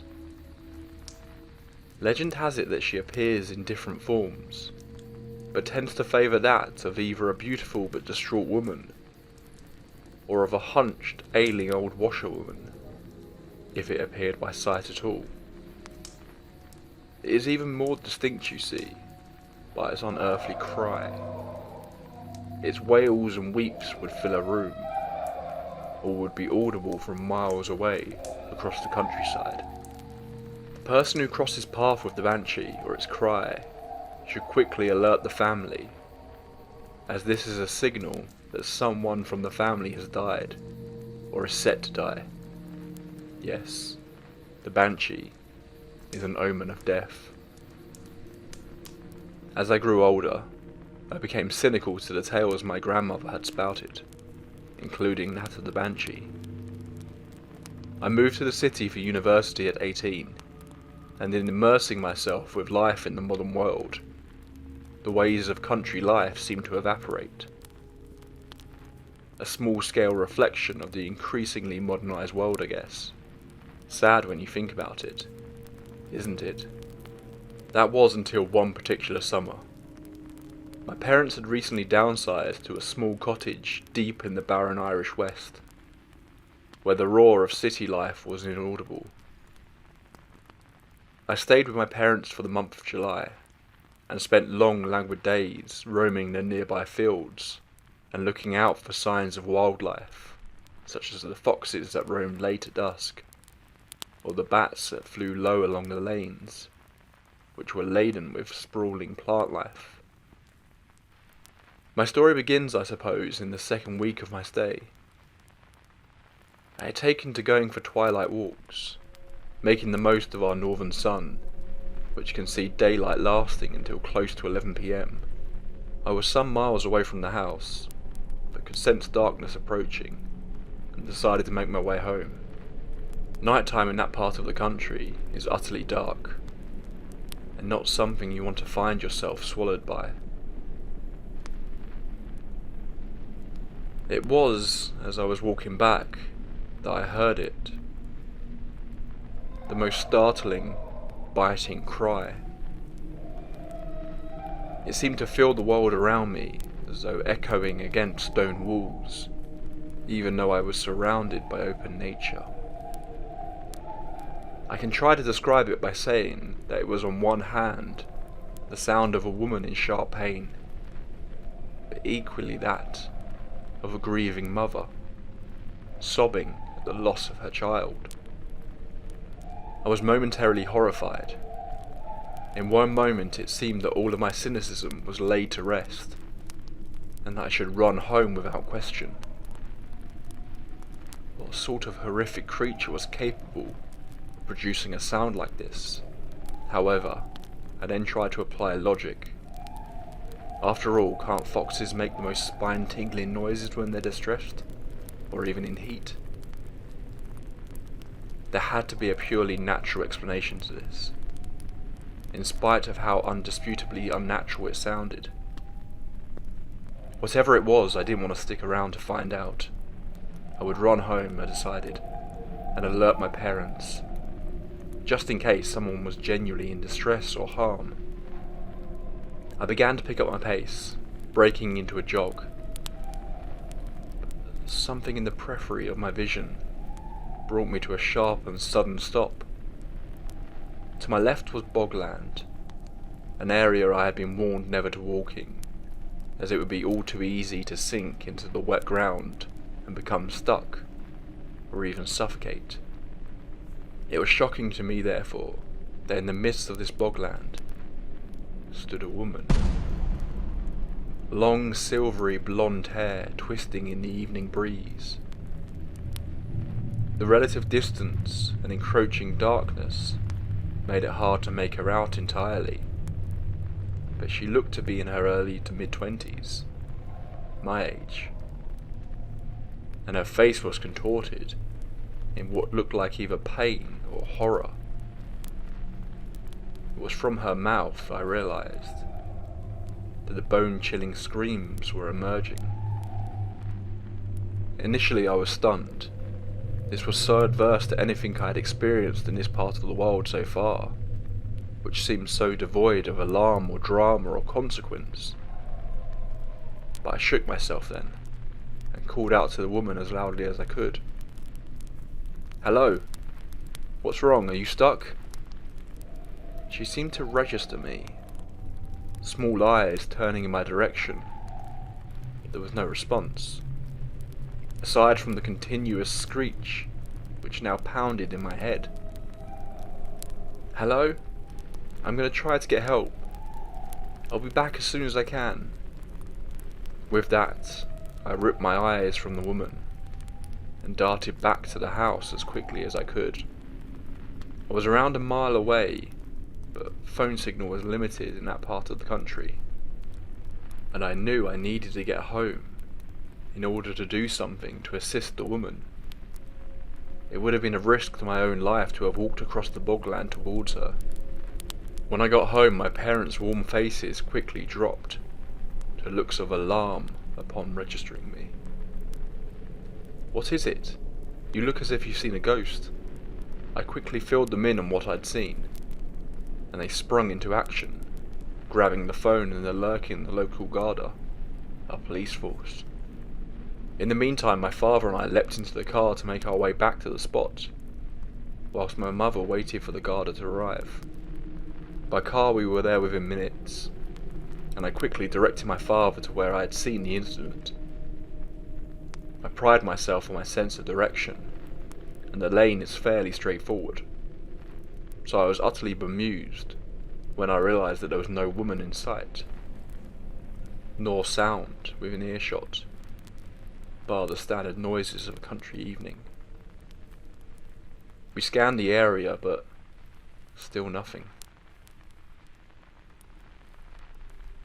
When my mother arrived with the constable, he questioned me about where I had seen the woman, and raised his eyebrow when I said she was no longer there.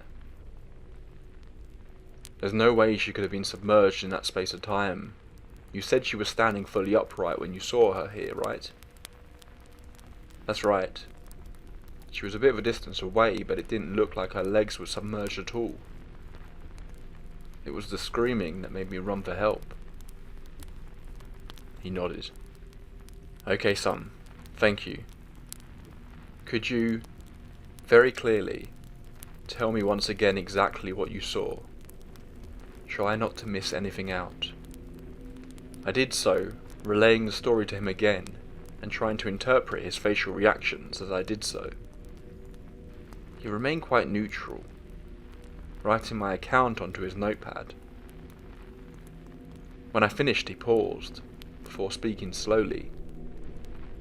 Right, I'm going to say that first off, that given how few people live around here, I myself can't say that I know anyone fitting that description. I like to think I know each and everyone around these parts. However, I'm going to file a report and investigate this further. It might be that she got herself free and walked off again. Here he stopped and bit the end of his pen, looking thoughtful, before continuing with some visible discomfort. I want to thank you for alerting me about this. I just want to say though before I set off, I've heard cases like this in the past. Figures, women, appearing around the countryside, and alarming a passer-by with their cry. Well again, officially I'm going to handle this, as I'd handle any other case, but I want you to do me a favour. Check in with your family this evening and see how they're doing. It might sound odd, but can you do that for me? Dad looked perplexed at this, and seemed like he was going to ask further questions, but Mum interjected, nodding. Yes, officer. I think I understand you. We'll do that. With that we drove home. The darkness of the land around us was impenetrable. Aside from the light of the car's full beam, it was a moonless night. We didn't need to contact our family members that evening. Well, we got in contact, but what I mean to say is that they reached out first. My mother's brother-in-law had sent her a message when we'd been out. The message wasn't long, it simply read, "Hi Bridget, tried to contact you but no reply. Please call." When Mum got through, she was distraught to find out that her sister had passed away that evening. It had been a sudden medical event that nobody had predicted. Aunt Sarah had been living with her husband and family in the USA for years. We saw her biannually most years, but the death shook us up nevertheless. In the days that followed, we sprung into action, assisting with funeral arrangements in whatever way we could, and booking flights to Boston. I didn't voice it to my parents, not wanting to upset them further. I couldn't help but consider the incident with the woman in the bog, and what the officer had said to us. My logical mind tried its best to protest, but my memory kept tiptoeing back to the stories my grandmother had told me years ago, particularly those of the Banshee. Was it possible that this could have been the explanation? Was the woman in the field trying to alert me, to warn me about the impending death of my aunt? It took 2 years for me to bring this up to my mother. I was once again visiting home, and we were drinking tea in the garden. It was yet another summer evening at twilight, and I was taken back to that night by the bog. I voiced my memories to my mum, and asked her if she remembered what the constable had said.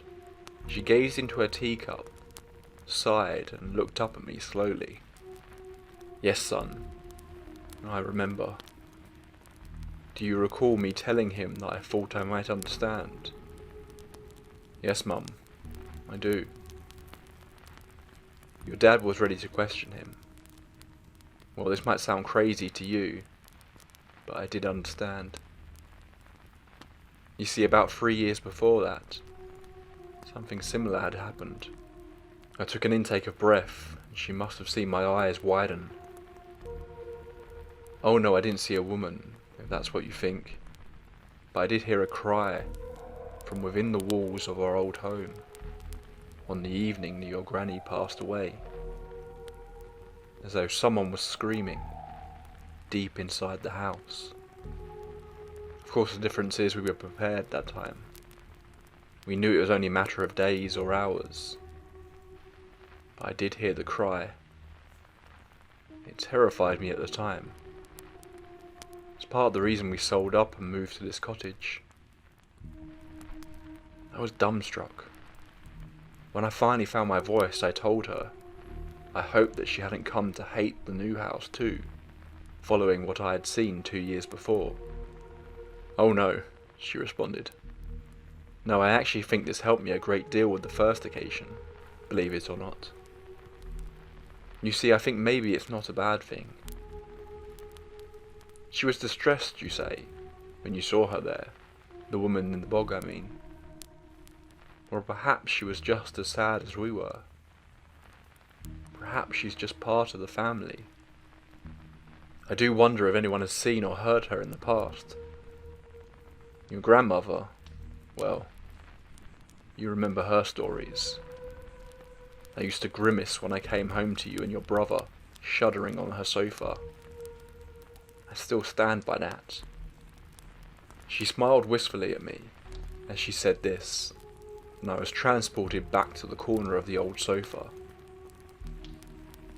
But it could be that she knew there was some truth behind what she was saying. Perhaps your grandmother, my mother, had seen our sad friend too. With that, she finished her tea, lifted both cups from the table, and walked to the sink, leaving me filled with thoughts, nostalgia, and an overwhelming sense of closeness to my own family, culture and land that I hadn't felt before.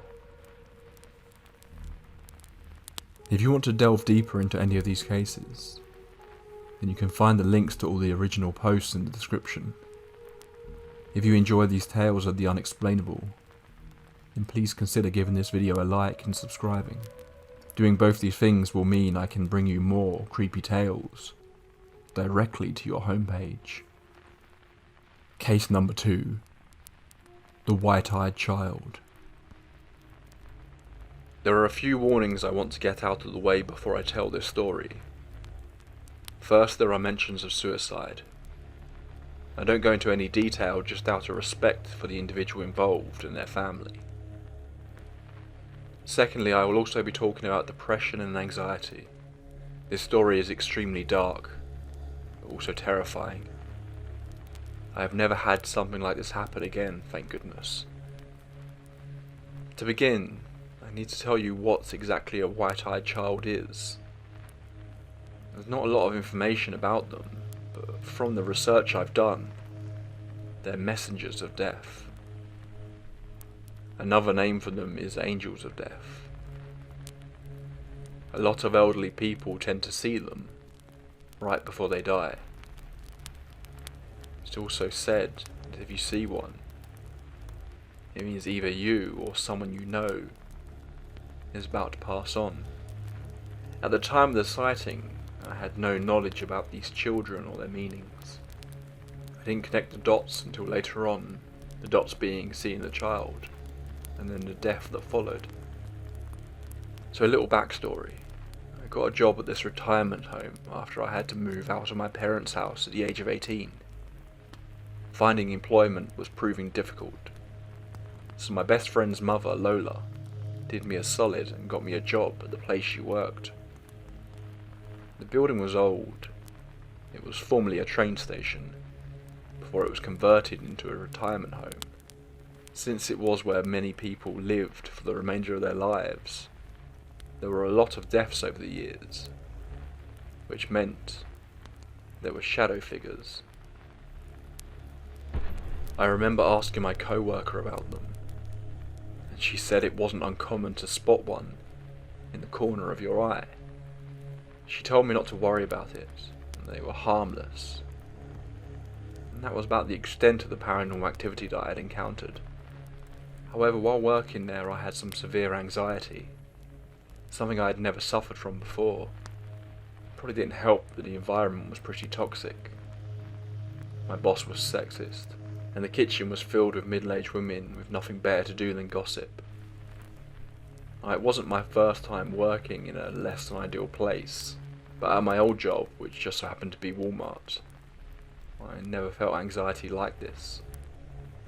It was always dread. I actually had my first anxiety attack working at that retirement home. It was scary and out of the blue. Probably one of the worst experiences of my life. And I never had anxiety again after I left. Anyway, the day I saw the white-eyed child was just a regular work day. I worked as a dishwasher, but I also helped prep, mainly peeling potatoes and helping out with other things. So I was on my way to the pantry to grab something, when this little girl popped up in front of me. It startled me so badly that I stopped dead in my tracks, half expecting to mow a little girl down. She was gone just as soon as she appeared. I remember glancing around the kitchen, seeing if my other co-workers spotted the little girl, but they were all carrying on with their tasks, as if nothing had happened. I recall some of her details. She wore a white olden day dress, blonde pigtails, a white nightcap, and white eyes. I might have only seen her for a millisecond, but I'll never forget how her eyes had no irises or pupils. To describe Dishpit, it was in the shape of the U. Beside my workstation was a door that led out to the dining room. The door had a small window. This is important to the story. These large windows in the dining room overlooked the street in front of the building. It was around 2 PM when I spotted red and blue flashing lights in that little window. My co-worker came in shortly after in tears. I asked her what was wrong, and she informed me a resident had taken their life. For some reason I decided to walk out of the kitchen to see that the entire street was filled with fire trucks, ambulances and police. Again, I won't go into detail, but I will say it was horrible. I knew who the resident was. They were kind, they were caring, and they were a wonderful human being. Their passing weighed heavily on us all, making working at that place even harder. I'm unsure how to describe this next part, but the atmosphere felt heavy. Not sad, but evil. I know I sound insane, but it's like on top of being sad for our friend, it was also like something had taken up residence in that building. Like it was feeding off of our misery. There were a lot of deaths following this passing. A lot of health problems, and even the employees were suffering from the effects. I fell into a deep depression that I'm still suffering from, though that has been something that I've been struggling with for a while. Anyway, that is the story of the white-eyed child. It's incredibly dark and does not have a happy ending, but I'll never forget it. I will say that if you or someone you know is suffering, please reach out. I know I sound like a broken record, but from one broken person to another, you are not alone. And more importantly, don't be ashamed of reaching out. You're not weaker for admitting you need help. You're a heck of a lot stronger for it. We've got time for just one more short story tonight, but I couldn't resist another encounter with the shadow people. Case number 3. Are shadow people dangerous? This was a few years back when I was still high school aged. It was during the summer and I remember that, if only because of how hot it had been during the day. I had to go to sleep in thin pyjamas with my fan going full blast to keep me cool during the night. Next thing I know, I'm waking up and I looked at my alarm clock. It had been 2:40 something AM when I got up to drink some water because I was parched. I had just stepped out of my room and opened my eyes because I had been rubbing at them to wake up a little more before I paused. My nightlight was on. Yes, I use a nightlight. So what? And there was something in front of me, sucking up the light from it. Say about 5 feet away. It was tall, black, and had what looked like some type of hat on. Pretty sure it was a fedora because of the way it tipped. I just froze up for a bit while staring at it, before flicking on the hallway light. I could feel the hairs on the back of my neck rise the longer I stared at it. Once I had flicked on the light, it was gone. I've never felt so terrified before or since. Are those types of shadow people dangerous or something? That's all for tonight. If you take anything from these 3 encounters, I hope it's this. If you happen to see something strange tonight, something that doesn't seem quite right, something you can't explain, then check in with those you care about.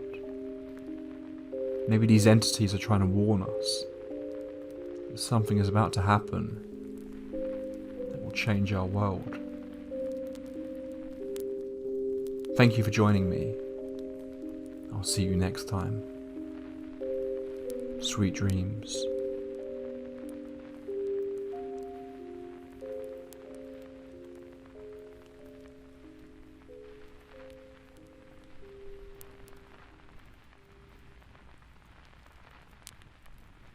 Tonight, I have another series of your real-life paranormal experiences to share. We've got 3 brand new cases to investigate, and trust me, these are some of the best stories I've come across so far, all of which have only been reported in the last few weeks.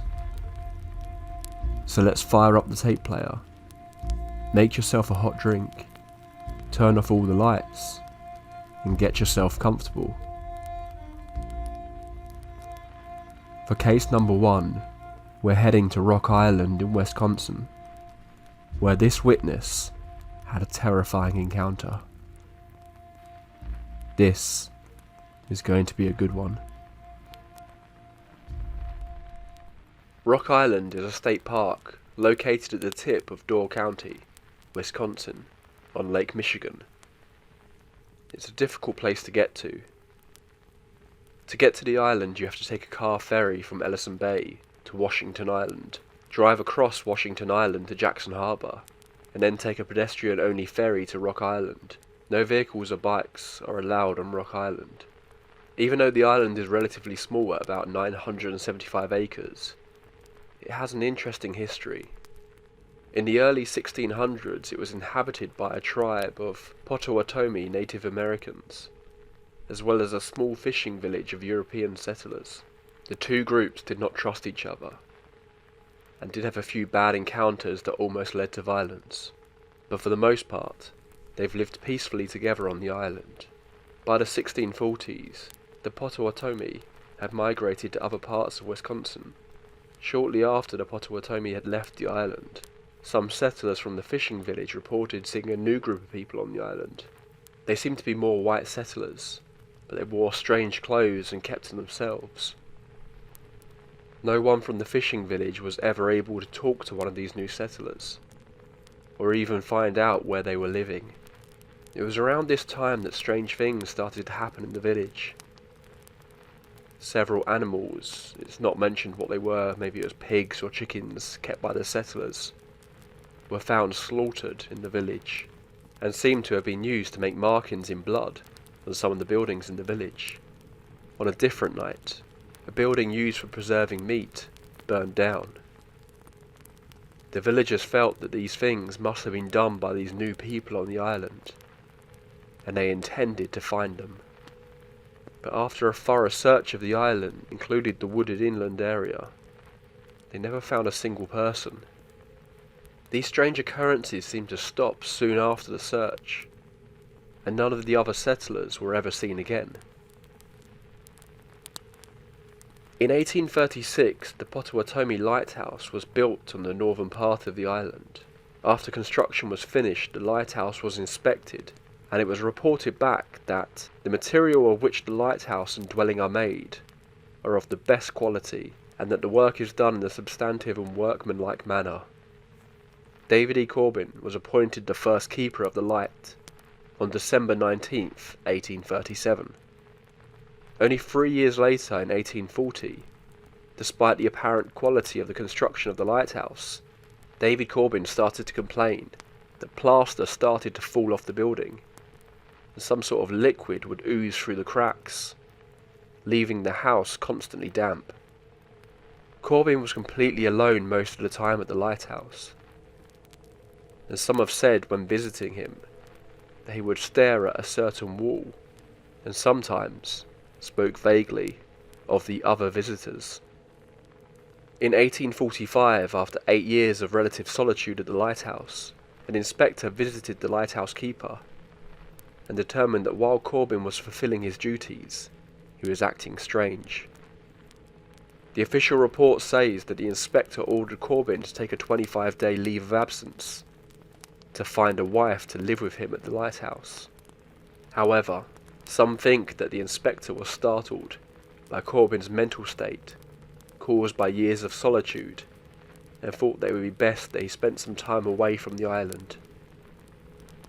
In 1852, Corbin reportedly fell ill and died that December in the lighthouse. He was buried in a small cemetery just south of the lighthouse. The next lighthouse keeper also reported the surprisingly quick deterioration of the lighthouse. Some friends that have visited the new keeper say that he would talk of seeing strange things in the house at night, but he wouldn't elaborate on what he had seen. In 1858, after only 22 years of service, the original lighthouse was torn down and a new one was built. From that point on, the lighthouse keepers were required to have an assistant keeper, or a family with them at the lighthouse. No strange occurrences were further reported in the lighthouse logbook, outside of strong storms and occasional shipwrecks, except on January the 20th, 1876. The keeper at the time, named Betts, reported that he saw 2 men attempting to row to the mainland from Washington Island. He wrote a terrible storm came up shortly after their departure, and they never made it to their destination. Over 3 months later, on May 3rd, 1876, Betts wrote, "The 2 men who were lost last January have been seen several times, once from Caney Lighthouse and once from Jacksonport. The men were apparently frozen stiff and sitting upright in the boat among a mass of ice. At last account they were still adrift. There is not much hope that they will be found and buried." By 1900, most of the island's inhabitants left for better fishing areas on Lake Michigan.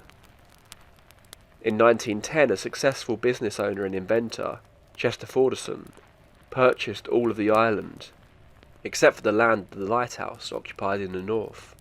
He used the island as a private summer retreat from his business in Chicago. Forderson is responsible for the unique and mystifying buildings and structures that are still on the island today.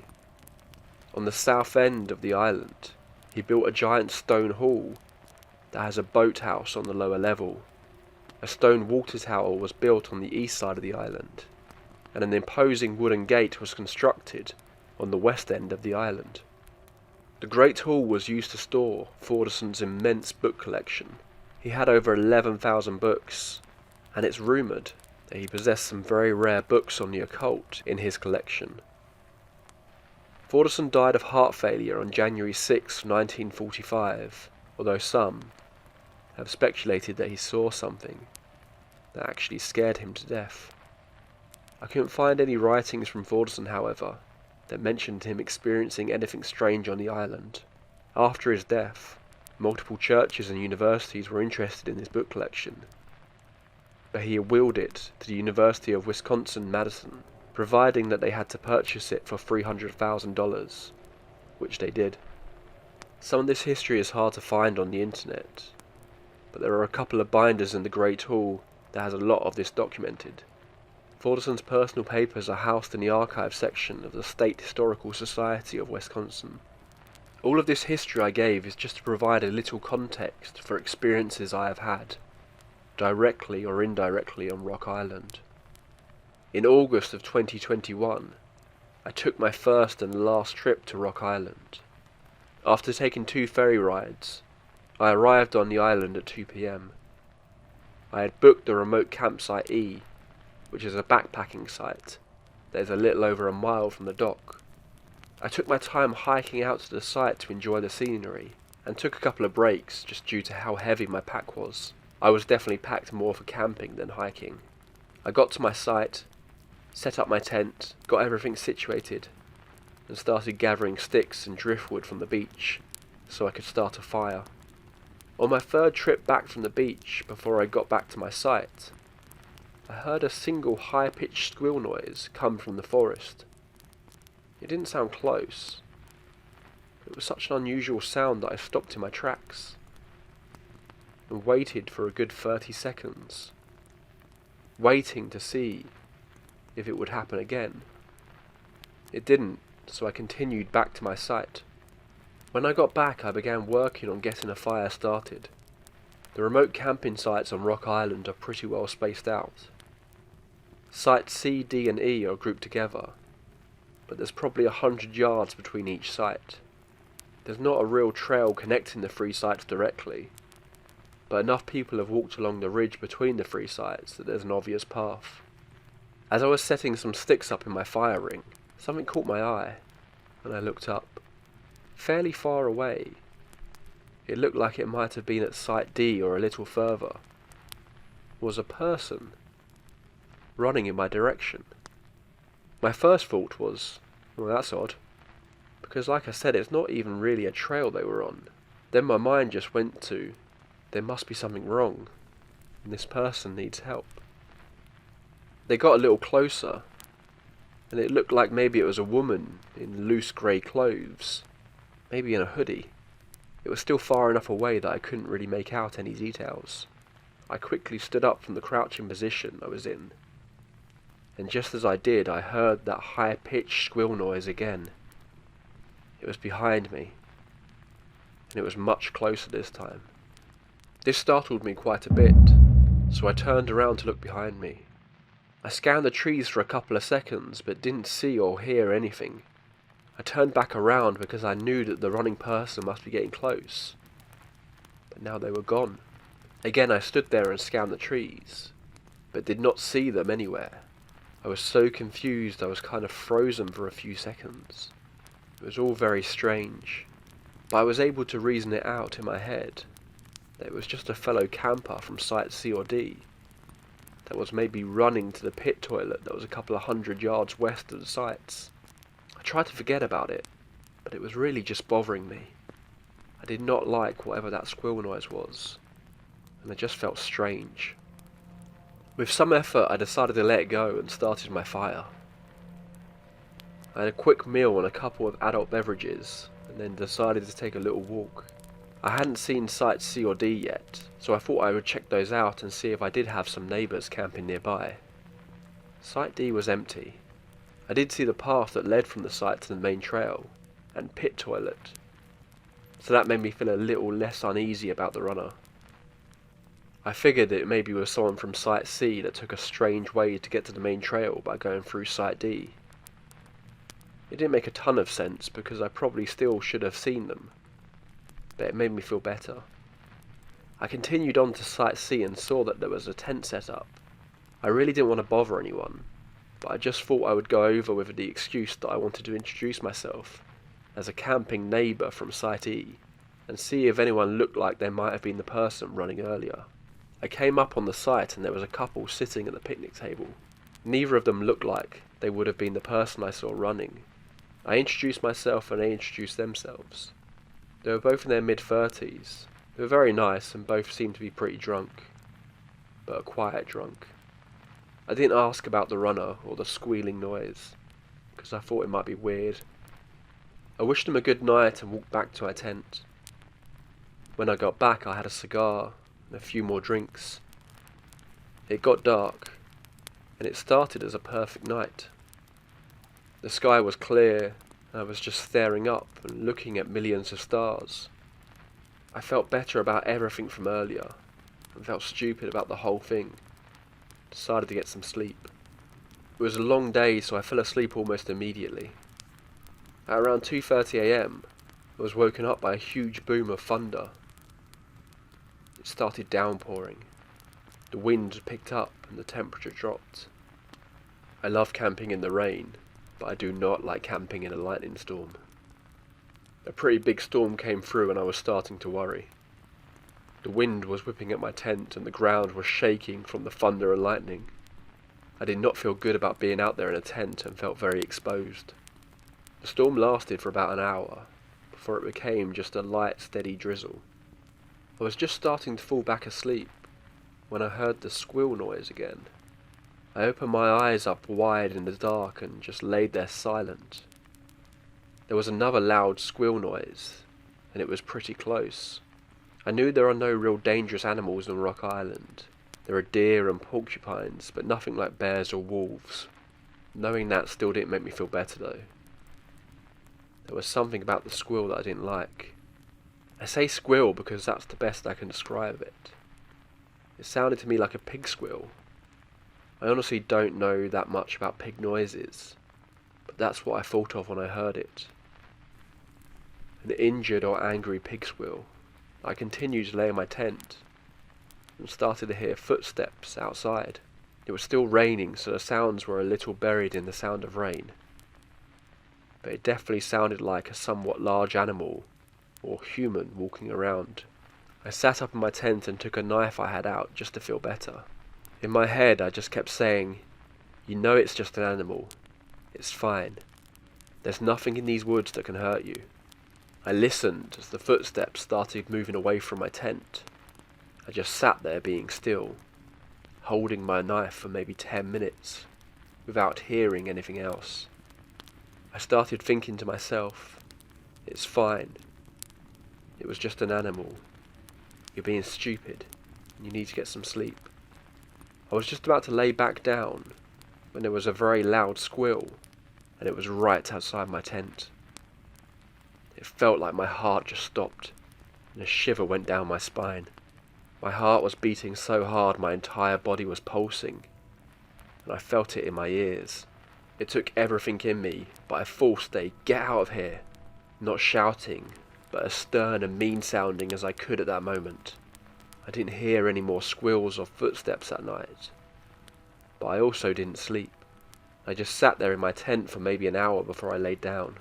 Eventually the rain stopped and I kept laying there until the sun came up. All that time reassuring myself that I was just being stupid. It was just an animal. It was probably 7 AM before I decided I had to get out of my tent to relieve myself. As soon as I stepped outside my tent, I saw that my picnic table had been turned over and was upside down. When I saw this, I surprisingly calmly thought, "Okay, this is enough. I'm leaving the island today." I checked my surroundings and nothing seemed out of place. I eventually reasoned with myself that the wind had blown the table over during the storm. It still seemed a little strange, because the table was pretty heavy, and I felt like I would have heard the table flipping over, but that might have made sense. I made some cold instant coffee, had a bite to eat, and started to feel better about the whole thing. Then decided to go for a hike. I admit I get easily scared when I'm camping by myself in the woods. Maybe that's natural. After I had some coffee and food and the sun came out, I realised that nothing I heard or saw was really anything that couldn't be explained. Other than not getting a good night's sleep, I was having a pretty good time. The reason I came to the island in the first place was to hike the 7-mile Forderson Loop Trail that has a lot of interesting things to see, and I was excited to start the hike. I packed a few things in my backpack and started off. Fairly close to my site is the water tower. I have no idea how it originally worked or why it had to be a tower, but it's an impressive building with a fireplace that looked like someone had recently had a fire in it. A little further down the trail was a cemetery where 2 sisters and a few others are buried. It's believed there are still more buried here in unmarked graves. These likely are some of the settlers from the old fishing village. The island has 3 cemeteries. There is one by the beach, and that's where Chester Forderson is buried. There's one on the eastern part of the island, where the 2 sisters are buried. And there's one on the northern part of the island, where the original lighthouse keeper, David E. Corbin, is buried. There is also at least one Potawatomi burial area on the island, but no one knows exactly where that is. I kept walking on the trail until I came to a nice scenic overlook area with a bench, where I sat down and drank some water. I started to hear some talking on the trail ahead of me, but I couldn't see anyone. There was a bend in the trail and the trees were thick, so I sat on the bench waiting for these people to come around the bend. The voices were coming closer. I could tell they weren't speaking English, but I couldn't place what language it might have been. Both voices were very, very deep and guttural. Then back in the woods, I hear a loud and quick "woo, woo." Immediately, both the voices I was listening to respond with their own "woo, woo, woo, woo." I kind of smiled, because it sounded like these 2 heard whatever it was in the woods, and they were trying to be funny and mock it by responding. I got off the bench, put my backpack on, and started walking in the direction further down the trail, where the voices were coming from. But I never did find these people. The rest of the hike went very well. I visited the cemetery where David E. Corbin is buried. I took a self-guided tour of the Potawatomi lighthouse. I passed a wooden gate that apparently used to be part of the larger structure. I walked by the Great Hall and the dock area from where I arrived on the island, visited some of the other structures on the island, came across the cemetery where Chester Forderson is buried, then finished the loop by returning to my campsite. It was a very nice hike with a lot to see, and wasn't especially difficult, but I was tired. I did walk down to campsite C to ask the couple I spoke with the night before how they did with the storm during the night, but they had packed up and left. I was disappointed because I also really wanted to ask them about the squealing noises during the night. The rest of the evening was pretty uneventful. I built a fire, made some meals, had a cigar and some drinks. As soon as it got dark, I was ready for bed, since I had so little sleep the night before. I got in my tent and quickly fell asleep. I might have been asleep for about 3 hours when I woke up suddenly and was immediately fully alert. Nothing I was aware of caused me to wake up, but I felt something was wrong. I sat up in my tent, and this part is a little hard to explain. A feeling of complete dread washed over me. It was unlike anything I'd ever felt before. It felt like there was something in the tent with me. I could feel that it was angry, seething with anger, rageful even. I could feel its hatred for me. It felt like something very bad was about to happen, and I couldn't do anything about it. I started to shiver uncontrollably. There was a smell of garbage or rotten meat, and it got stronger and stronger to the point where I wanted to throw up, but couldn't because I was frozen. I had never felt so exposed and helpless. I stared forward at nothing, just frozen. The weird thing is, I accepted whatever was about to happen to me. It was like my brain telling me whatever is about to happen, even if it's death, will at least be a relief. And then I passed out. At least I assumed I passed out. That's all I remember until I woke up at about 8 in the morning. When I woke up, I was laying outside my sleeping bag, on top of it, and my legs were in an unnatural and uncomfortable position. I was on my back with my left leg straight out, and my right leg was bent and my foot was up against my left knee. My heart started pounding, but I kept thinking to myself, it was a dream. I'm leaving right now. It was a dream.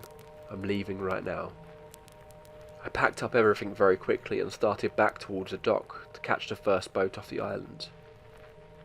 Since the first boat from Washington Island doesn't arrive until 10:30 AM, I had to kill a little time around the Great Hall and dock area. I wanted to get off the island so bad, but I did feel a little better just being out of the woods, and I could see other people.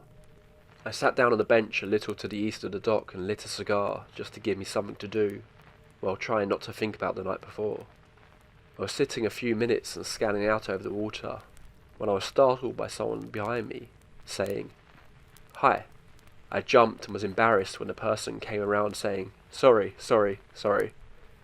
Didn't mean to scare you. I saw you smoking and just came to ask if you had a lighter." I felt like an idiot and told him that's fine. I just didn't sleep well last night and was kind of zoned out. I handed him my lighter. He thanked me, lit a cigarette, and then handed the lighter back to me.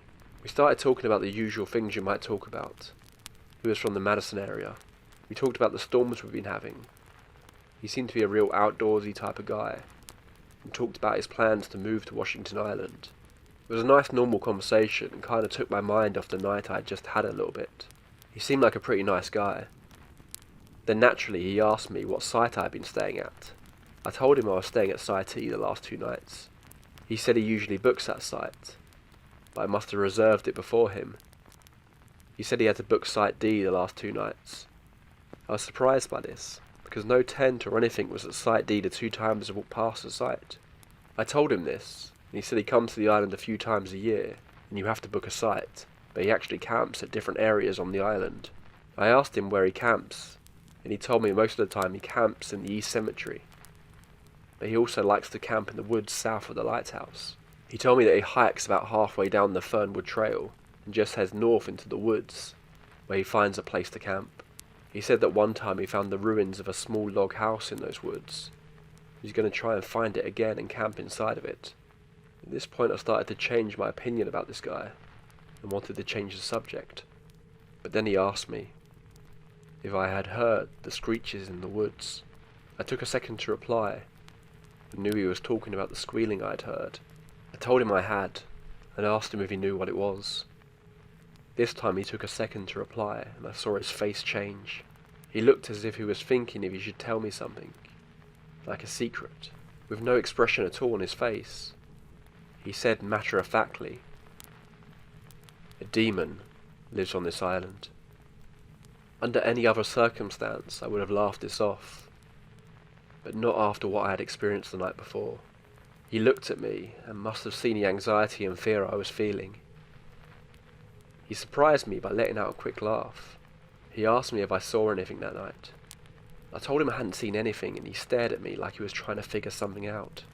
I felt like he could tell I had experienced something. At this point I was ready for the conversation to be over. Then he told me he had seen something in the cemetery that night. Now his face and mood kind of changed again, like he was trying to confide in me. I really did not want to ask the question, but I knew he wanted me to ask it. So I asked him what he saw in the cemetery, but my voice was shaky. Then I could tell he had changed his mind about telling me. He actually looked at me with empathy and told me that what he saw was hard to explain. But if I was afraid of the screeching noises, he didn't think I should go near the cemetery. I didn't say anything right away, but he said 4 words without any context. Keepers of the flame. I looked at my cigar and the ash was long. I put it out and told him I was going to wait by the dock for the boat. He nodded and I started to walk away. After a few steps he said, "Hey." I turned around to look at him. He just said, "Don't come back here." I turned around and started walking again. I don't know if that was a warning or a friendly suggestion, but I took it to heart. I was definitely not coming back to Rock Island. When I got home, I looked up Keepers of the Flame as it pertained to Rock Island. I found 3 things that he could have been referring to. The names of the Native Americans that lived on the island of Potawatomi could be translated to Keepers of the Flame. The lighthouse keepers on the island were sometimes referred to as the Keepers of the Flame. Then there was a 19th century cult that was said to visit the island from time to time. They called themselves the Keepers of the Flame. I know that hundreds of people visit Rock Island every year and have a great time camping, hiking the trails, and exploring Chester Forderson's buildings. My humble suggestion is this: do not go to Rock Island. Still with me out there? I really love that story. We've still got 2 more cases to delve into. But I'm curious, have you ever had a paranormal experience yourself? I'd love to hear about it. I try to read out all the stories that get submitted to me on the channel, so if you have a story to share, then you can find my email address in the description, or you can simply leave a comment below. Okay, it's time for case number 2. This is an actual experience I had, and it still freaks me out to this day. Growing up, I had multiple little paranormal experiences. I was always very skeptical, so the experiences I had I considered genuine, and I tried my best to explain them away, but I couldn't. Many of them would happen even with company or family around to see it as well, so I knew I wasn't imagining it. As a teenager, I started getting a little too interested in the paranormal, and not being scared of anything. I got a little cocky at times, and at some point, I guess, I started to dabble with something I shouldn't have. So it got a bit too intense for me. I would talk about the things that happened, or mention spirits, or attempt to talk to presences I couldn't see, and it would, as I like to call it, stir shit up. So when I was a teenager, I had this friend. He would be in mid-conversation with me, and randomly trail off on some weird shit that sounded creepy and didn't make any sense, then come to and not have a clue about what he had said. Be like, whatever man, I don't know what you're talking about, and continue on the normal conversation like nothing happened. Usually it ended at that, but when we were 15-ish, he went into one of these things, kind of like a trance or whatever, as we were on the phone. He said something like, follow the tracks to your right, and on your right again, near the end, you'll come to their resting place. I'll explain the layout of where I was living, because it's important for the next parts. I lived in a pretty nice trailer park, off a main road in a small town, heavily wooded and nowhere near town. The main driveway came down the middle of the trailer park, and dead-ended at the rear. A little past that dead end was an embankment, and at the bottom was a railroad track that was very rarely used. To the right it dead-ended in some woods, with the one side being at the back of an abandoned old mill. The other side had a pretty dense set of woods behind a neighbourhood. So I followed his weird cryptic directions after getting off the phone. It was late afternoon in summer. I head to the railroad tracks and head right towards the end. At some point before the end I hear footsteps in the woods on my right. Being curious, I head up the embankment and towards the noise. There was nobody there. But I did see a small graveyard curiously tucked away in these woods behind a neighbourhood. Likely a small family plot, ranging from the early 1700s to the very early 1900s. There was only about 20-something markers. I was intrigued and of course brought that friend later, and he was weirded out, insisting he had no idea it was there. But he wasn't the lying type, so I believed him. It became a hangout spot of mine, as I was dumb and brave, and I would go there at night at all hours, acting fearless. Nothing really weird ever happened there, so moving on. Another day, another conversation, and my buddy randomly breaks into another trance. He says, head to the tracks, cross them, and when you enter the woods, you will see him. My cocky self immediately does just that. Late afternoon once again. This time I head to the tracks behind the trailer park, but I cross them, which goes through a bit of woods and comes into a clearing with an old mill on the left. A different one because it's an old mill town. On the right is miles of cutout for power lines cutting through the woods, supplying all the random neighbourhoods scattered throughout the area. Straight ahead across the street from the mill is a more dense wooded area, so following in these directions again I head towards the tree line. The moment I set foot into the tree line I hear branches snapping, and immediately see just a black shadow or silhouette of a guy in all black, on a black horse, galloping through the woods away from me, and towards the left, disappearing into the trees. I was a bit shocked, as it was not common to see horses around my town at all. But being cocky and brave, I decided to head to where he came from, which was right to the edge of the tree line, following the cutout of the power lines. Near the edge of the tree line I found an old collapsed horse stable. Literally nothing else near it. There was another neighbourhood about a mile in the direction of where he had disappeared, but nothing else around the stable. So being intrigued and a little freaked out, I go call my buddy and tell him. The following day I bring him with me to show my finding, because he just refused to believe me. And I was getting suspicious of him playing stupid possibly. But the most unbelievable part, as we entered the tree line where I saw the horseman the day before, we both saw him taking the same path as I did previously. Broad daylight, clear as possible. There was no way we both imagined it. Both of us were a little freaked out, but we continued on, and I showed him the stable also. The strangest part of all was, I brought a couple of friends to see the stable, and each time, he appeared to us. So after finding the stable, and hanging around the graveyard, things started to ramp up with the little encounters becoming much more intense. TVs and stereos were turning on by themselves, multiple times, even in the presence of company or family. Intense feelings are being watched and just inexplicable moments of dread and terror for no reason. Hearing people having loud conversations or music like a radio was turned on in the other room, while home alone and literally nobody in sight, outside surrounding my home. Stuff flying across the room violently. Fresh handprints in the steam on my bathroom mirror after a shower. I hear the distinct sound of my mum coming home, throwing the door open, tossing her keys on the table, and the cabinet and fridge slamming open and closed while she made herself a drink. She was not a quiet or subtle woman. Just to walk out of my room to talk to her, and realise that nobody was there. Yet still one night, around 2 or 3 AM, I got bored and decided to head down to the graveyard. I was feeling watched and just super uneasy.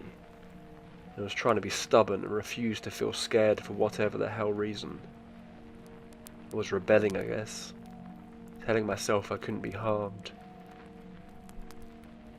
So I get to the graveyard and all is normal and quiet.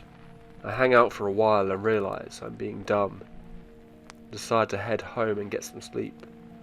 I head back down the tracks towards home. I get to where I need to head up the embankment to enter the driveway for the trailer park. I'm about halfway up the bank when I hear something rustle. I look up and I see the horseman on his horse, looking down at me. Pitch black, almost like a shadow in the dark, but you can still see outlines of everything, yet nothing reflected light. I hadn't heard of it at this time, but it was like how some described the shadow people. I remember staring at him for a few seconds in disbelief and shock, and the horse makes that little noise with his lips, and I snapped out of it. I turned down the bank and ran along the tracks as I hear the hoofbeats following behind me. I turn up a shallower part into the woods and next to the trailer park, weaving through the trees trying to slow him down, until I reach the street and run to the trailer I lived in, which was at the front. I jump through the door, down there bursting through the screen door as I hear the hoofs thudding behind me. My mum was at work, so I was turning on every light, TV and radio in the place to try and make it loud or bright to keep whatever at bay, as if that would help. I sat on the couch waiting for my mum to get home, and I eventually fell asleep. I woke up as she finally came home, as daylight was coming in. I told her everything, and she told me I shouldn't be messing around with this stuff. She believed me because she always had experiences, and she told me about them regularly. Once the sun was finally up, I went to the embankment where I saw him, wondering if I had somehow imagined it all, even curious if there was just a horse out in the area for whatever reason. However unlikely, but just trying to find an explanation. I found hoofprints in the sand at the top of the embankment, and only in that spot. That's when I decided it was getting to be too much for me, and while not being religious normally, I started praying to make it all stop, and swearing I would stop messing around with it. It all kind of died down, until around when I turned 18, and suddenly it all just stopped. I haven't had a single experience since.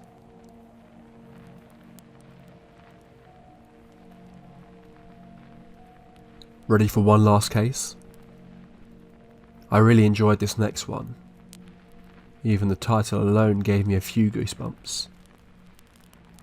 If you've enjoyed this entry into the tape library up until now, then why not give the video a like? Every time you do it means we can share these real life cases with more and more people. And don't forget to subscribe.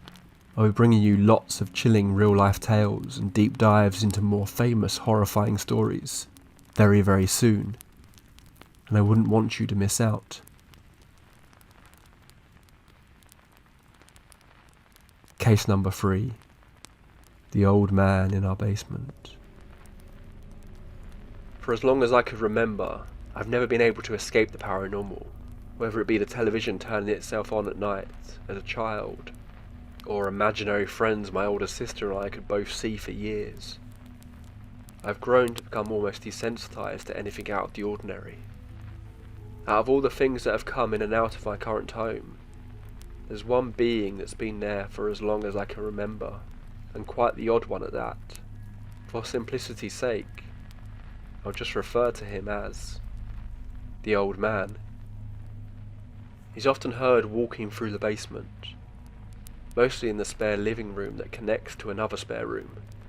He's not spoken a word to any of us, but he really seems to dislike my mother's best friend, as when she lived with us for a short while, he'd bang on the laundry room walls when she was alone in there, and she'd swear up and down that he told her to get out.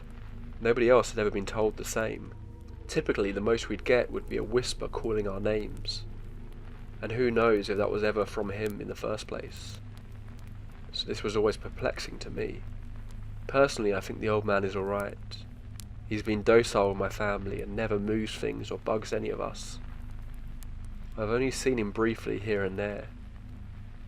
The description I have of him matches what everyone else in the house has seen of him. Everyone, except for my mum's friend, can pretty much agree that he's harmless. When my room was in that spare room, connected to the basement living room, I'd often come home to an empty house after school and crash for a couple of hours while waiting for anyone to come home. Sometimes I'd be so tired from staying up too late and having to get up so early that I'd fall asleep with the lights on, and in those cases I'd wake up 90% of the time with the lights having been turned off for me. No one in my family ever admitted to doing this, and my parents really wouldn't have been the type to turn the lights off for me to sleep, since they found my messed up sleeping cycle and daily naps to be frustrating. With both of my siblings being gone most of the time around then, it was also unlikely that they'd lie about not doing that for me. So I can only assume the old man was the one who helped me with the lights. I've always wondered if perhaps he's some sort of guardian. Yet the way he acted towards my mum's friend contradicts that, since she's by no means a bad person or deserving of it. Though I can't even say for certain if the old man is the one who did that, since she never saw him when the walls would be banged on. I wonder how many of you have had a similar experience with a being, acting hostile to some and docile towards others. If you want to go back to the original post that these stories are taken from, I have included links to the original authors in the description. All stories have been included here with their permission. I think it takes a certain amount of bravery to share these sorts of encounters when you know so many people will doubt what you have to say, so give them some love if a story particularly resonated with you. So, are you done for the night? Or do you want to hear some more terrifying stories? Check out the video on the left to hear all about the most famous haunted doll in the world. Or, click the video on the right and you'll get 3 hours of terrifying true ghost stories. That's all for this entry into the tape library. Until next time, pleasant dreams.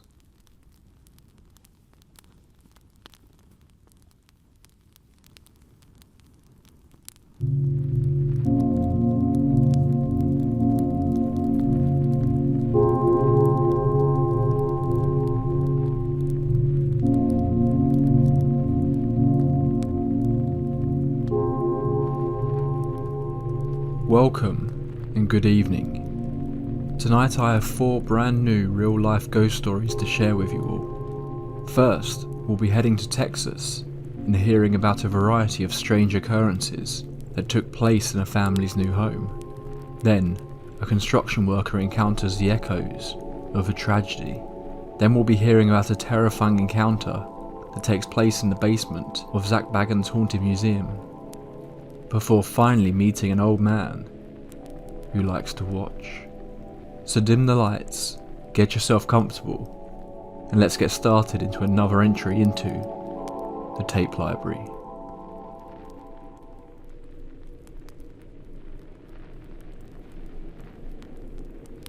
I rented a haunted house in El Paso, Texas.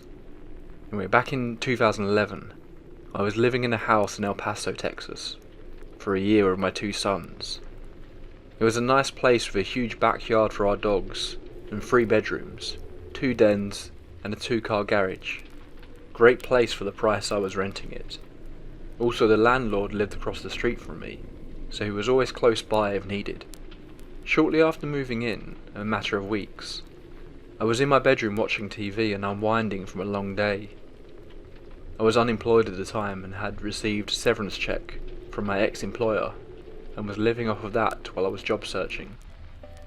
My bedroom was right across the hall from my youngest son's bedroom, and my oldest son had his bedroom next to mine, as he was disabled, and there were times I would have to get up in the middle of the night if he needed to use the bathroom.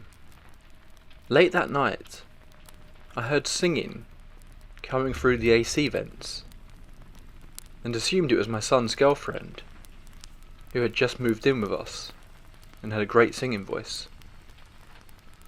I chalked it up to that and told myself that I would speak to my son about it in the morning. The following morning, I asked my son about it with his girlfriend there, and he told me that he thought the singing was coming from my room. They thought maybe I was watching something on TV and just turned up theirs to block out the song. Weird. This house was an older house, built in 1959, and built in an L shape, with one side of the L having bedrooms and bathrooms, and the other side had the den, dining room and kitchen. Another room that could be used as an office or spare bedroom, and it ended with the garage. All doors and windows had wrought iron.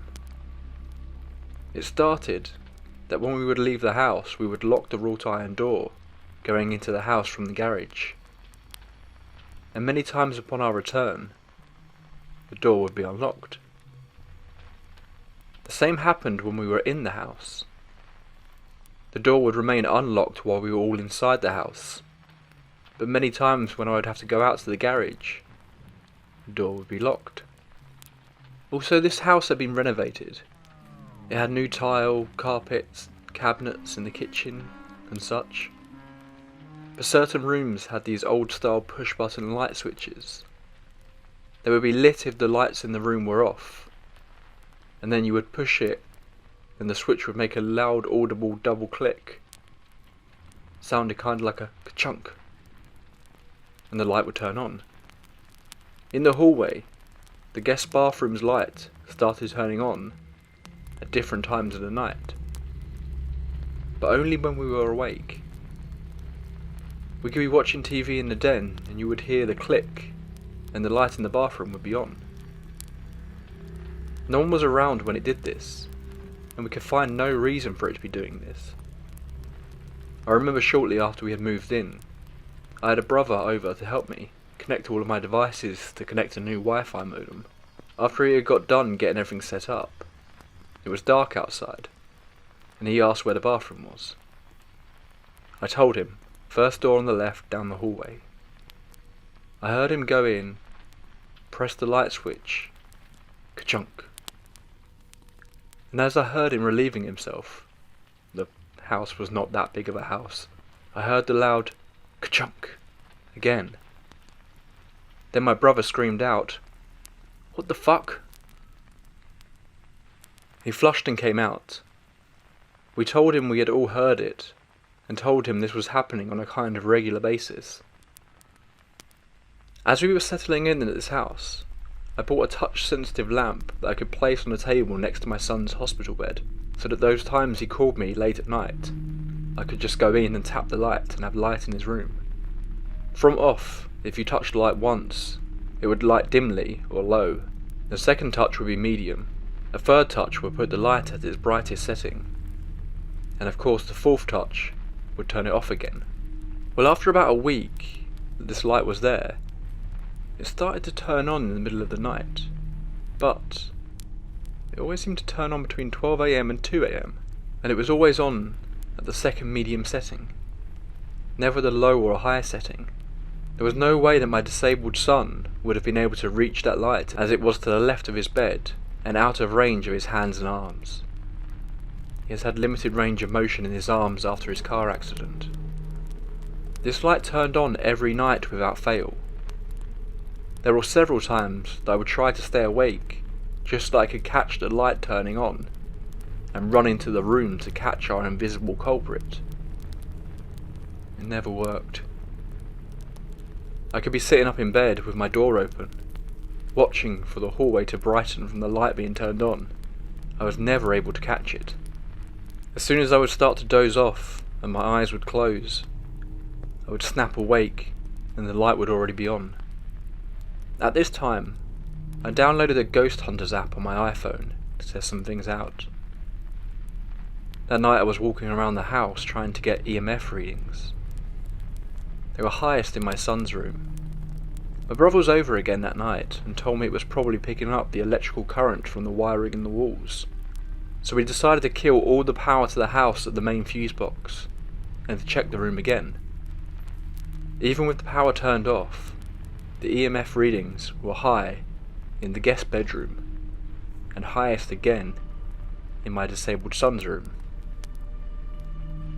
One night I had my girlfriend staying over, and that night after we had our fun, we opened the door to my room so if my son called, I could hear him. We went to sleep. I woke up to her screaming, yelling that someone was at the door. I looked, and sure enough, there was a shadow figure at the door. I'm getting goosebumps just typing this. I jumped out of bed as I saw it move to the left of the door and ran into the hallway. From there I saw the shape go into the bathroom, the same one that had the light being turned on by itself. I turned on the light, my hands shaking, and the room was empty. I could not get my girlfriend to go back to sleep, and she packed up her stuff and left. The next day I decided to go across the street to speak with my landlord and tell him the things that were happening. It was then that he told me he had bought the house after the woman that had lived there had passed on. She died in the house, and he bought it and turned it into a rental property, and I was his first tenant at that house. After I told him all of the things that were happening, he told me that he was willing to rent a video camera and we could set it up in my son's room. I told him maybe, that we would just see how things progressed, as no one had been harmed and whatever was in that house did not seem malevolent in any way. As weeks turned into months, and each night passing meant me waking up in the middle of the night to turn off the light in my son's room, as it would wake me up eventually. The doors around the house would lock and unlock themselves. The lights in the bathroom would turn on and off. We kinda got used to it. One night I was asleep in my room and I had the AC on, and the ceiling fan was on in my room as the El Paso summer nights can be hot as hell. Anyway, I was asleep and was awakened by the sound of the vertical blinds knocking against themselves. I wrote it off as the air being moved by the fan and the AC. I closed my eyes and was just about to doze off again when I felt the hair on the back of my neck prick up.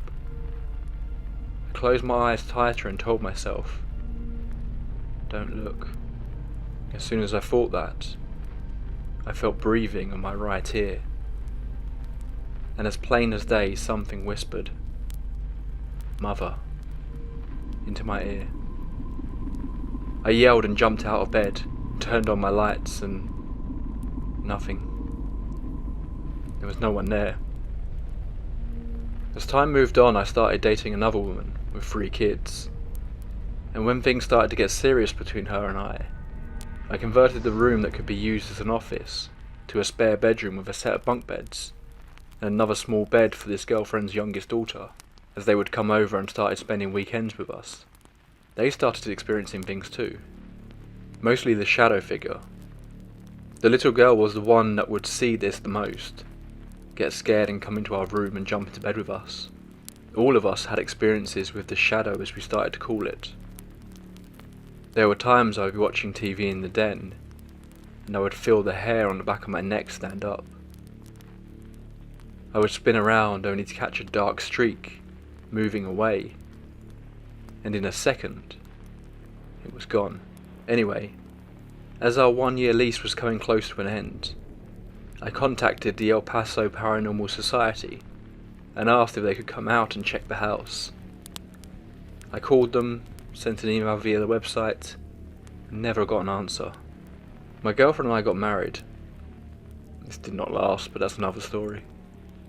And we ended up buying a house in the same neighbourhood, only about 3 blocks from this one.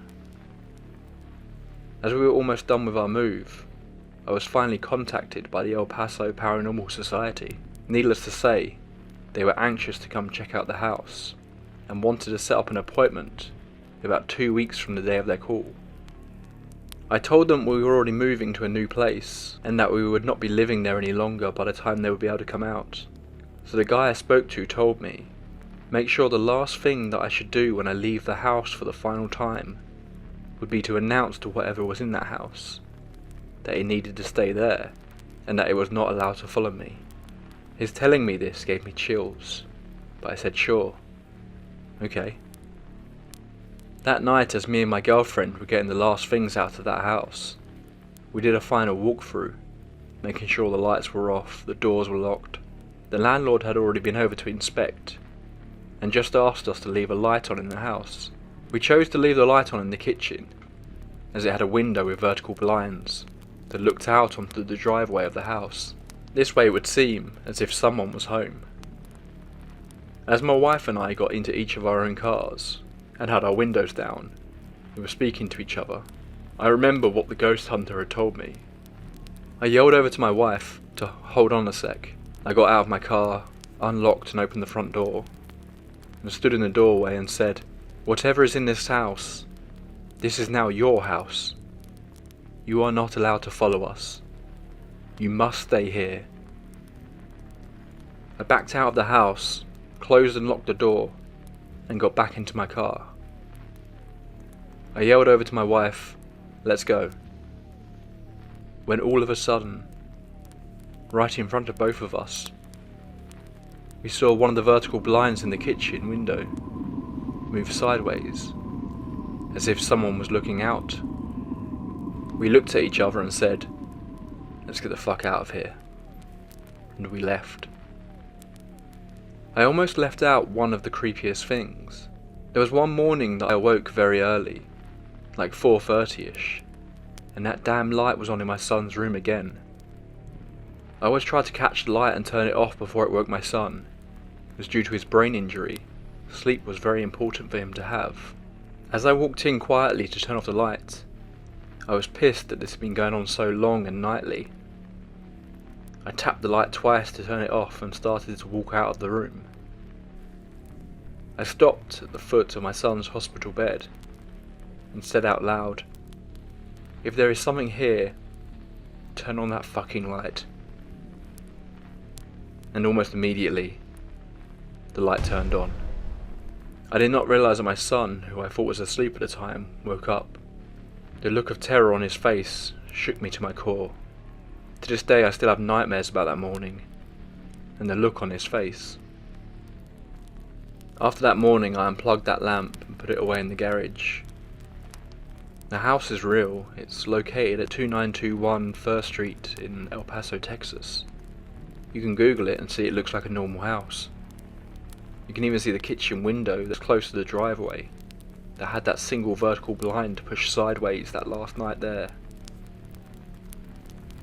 Update. Now for the kicker. Since I made the original post, I have been contacted by 2 persons that knew this house and knew the couple that lived there. As mentioned earlier, the woman that lived there previously died in that house. What I did not know was that she died and stayed in that house, undiscovered for a little more than a week. Eventually the police were called out by one of the persons that had contacted me about my original post to do a wellness check, due to mail and newspapers starting to pile up, and no one answering the door when they would knock. After the police gained access to the house, she was found dead in the hallway, between my son's room and the bathroom, with the light that would turn on and off all times of night. Also, I was told this lady that lived in that house became very angry and hateful as she grew older. She was paranoid and developed dementia. She became so hateful and cruel that she alienated all of her family, even her husband, who eventually moved out and paid the bills while she lived there alone. Then he passed, the husband. This lady kept the urn with his ashes on the kitchen table that looked out onto the front driveway, the same window that had the vertical blind pushed sideways, as if something or someone was looking out at me and my wife.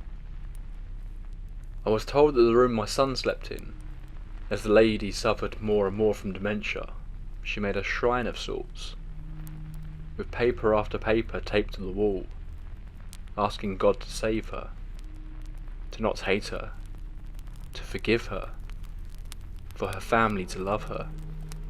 This same wall where my son was set up in that room had his medals from track and cross country, pictures of his friends, newspaper articles.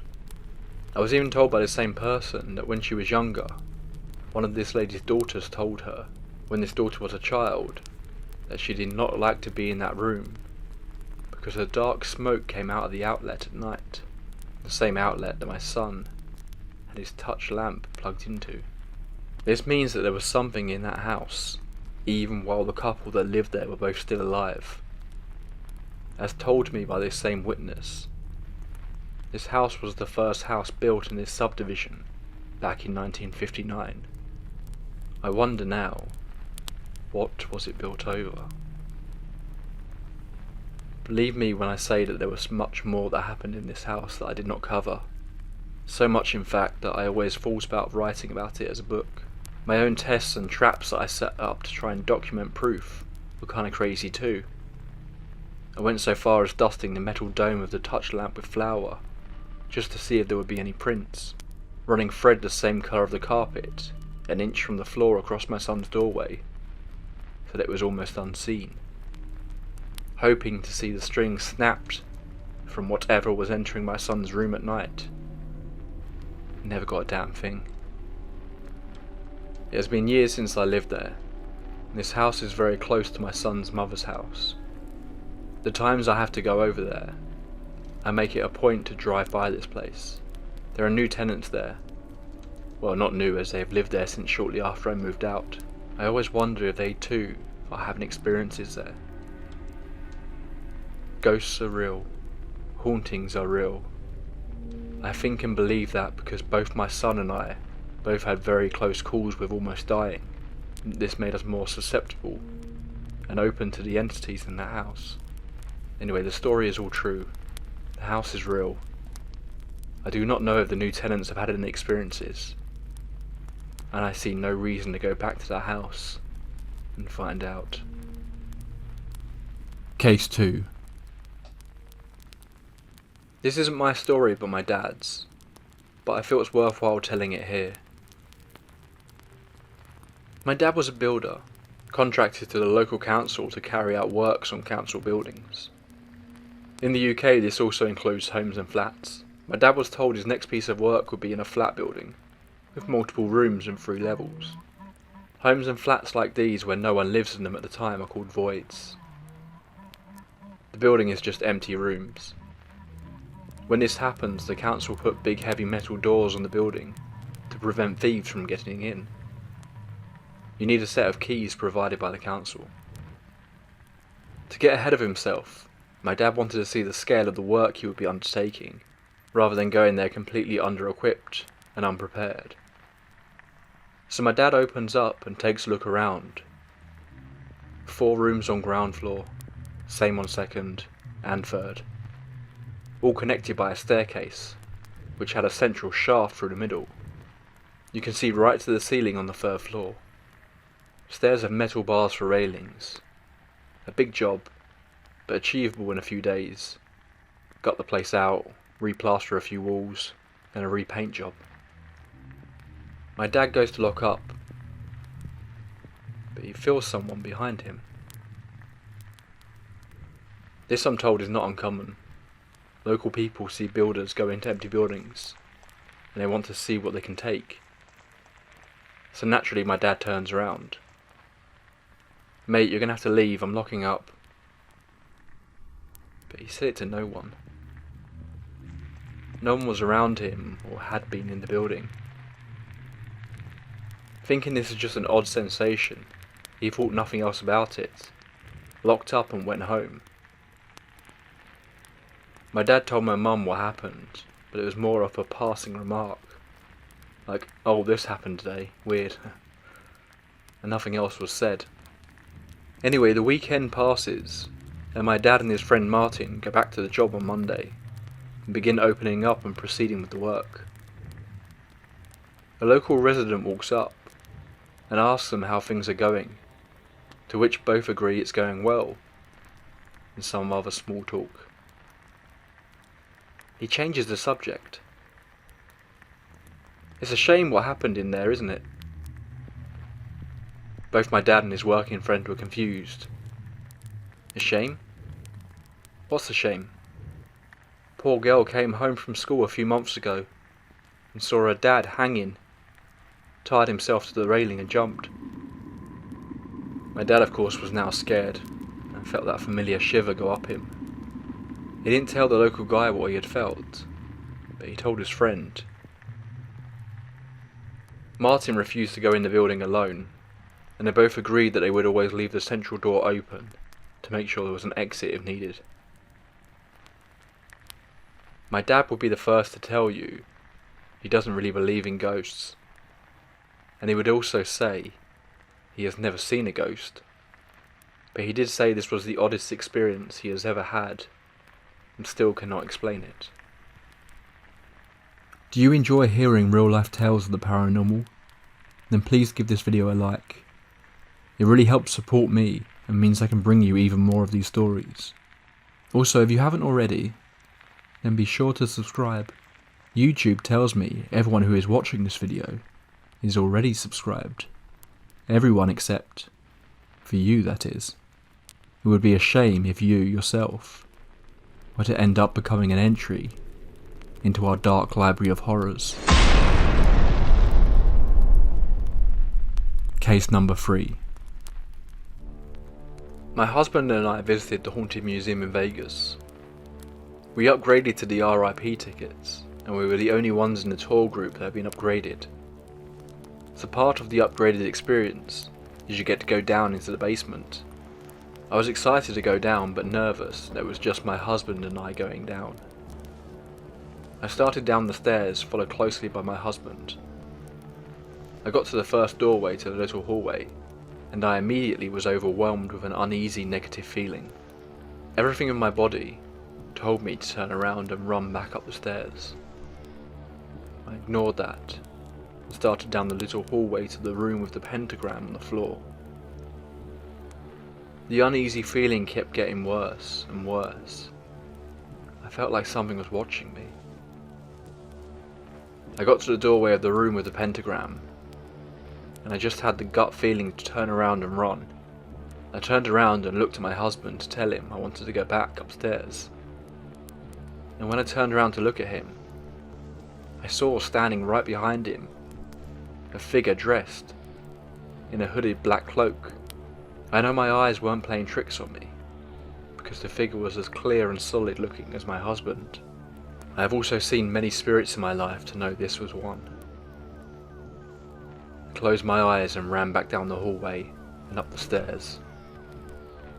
I returned to the museum a couple of months later and went back down to the basement, and I didn't have the uneasy feeling. I didn't experience anything else in the basement. Case 4. Before I moved to London, I used to live in a 1950s built house in Hampshire, UK. My parents had purchased it in '99 from an old couple who had lived in it since it was built, so no one had died in it. The first strange thing that happened was the cats wouldn't stay in the house. They would always bolt out for some reason. After my parents started renovating, my brother and I started to feel like we were being watched in the house, and at night in the living room. You would always feel like something was watching you through the new glass doors from the hallway or the stairs. After a while, if we were sitting downstairs, we started to hear footsteps moving from my bedroom in the room above, walk into my brother's neighbouring room, then across the landing to the hallway to my parents' room. My parents both dismissed it as the pipes cooling on the floorboard settling, but you could distinctly tell exactly what boards the footsteps were treading on. At one point friends came over. I was alone, and as you walked down the street, you could see into our living room. They asked if I had relatives staying, as they had seen people sitting on the sofa. Things started to move. You'd place shoes by the door, and then it'd be under the stairs. Or things like keys would be moved somewhere else. Then it gets really creepy. One day I'd run a bath, and was listening to music on the computer in the study in the next room. It had been a while and the music had stopped, as the PC had gone into standby mode. I'd been in the bath for about an hour and fell asleep, and as the water had just gone past my nose, the music on the PC shot back on louder and woke me up. Bearing in mind in those days you had to mash the keyboard or really jiggle the mouse to wake up the computer, saving me from potentially drowning. I took this to be whatever was in the house wasn't bad. However, a few weeks later, I woke up bolt upright, like something had woken me up. Must have been around 2 AM. My door was open onto the landing, and it was a bright full moon night, shining through the hallway onto the brick landing. I looked, and to my terror, I saw an old man. He wasn't standing up.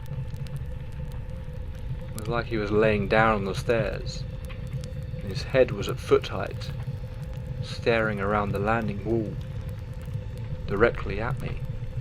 The moonlight was on his face. It haunts me to this day. I closed the door and slept with my light on for the rest of the night. My parents sold the house in 2004 when they moved to New Zealand. And when I spoke to my dad about it later, he said he knew something was in the house. It hadn't wanted to scare my brother and I. He'd had his own experiences. He'd heard the same footsteps on the floorboards, and in the mornings when he'd get up and make tea for Mum, he'd hear footsteps behind him in the kitchen, walking towards him, something rushing past him. and the taps would turn on by themselves. Years later, when I told him about the old man I'd seen, he said on a few occasions he'd be in the lounge at night, and in the reflection of his reading glasses, he could see the exact same man sitting in the armchair behind him. My dad is a massive skeptic, policeman back in the day, and a no-nonsense project director.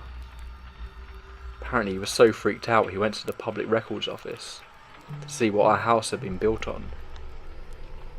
The area had been made up of old mansion estates back in Victorian times, and it looked like our kitchen had been built over a pathway leading from the old big house to an ice house building. He thinks maybe it was the servants, or whoever walked that path. Very spooky. Do you have your own paranormal encounter? And please do get in touch and let me know. I try to read out every story I get submitted, so if you'd like your experiences to be logged in the tape library archives, you can find my email address in the description. Want more creepy real life stories? Or maybe something a bit deeper to really sink your teeth into? Why not check out these videos next? That's all for this entry. Until next time, pleasant dreams.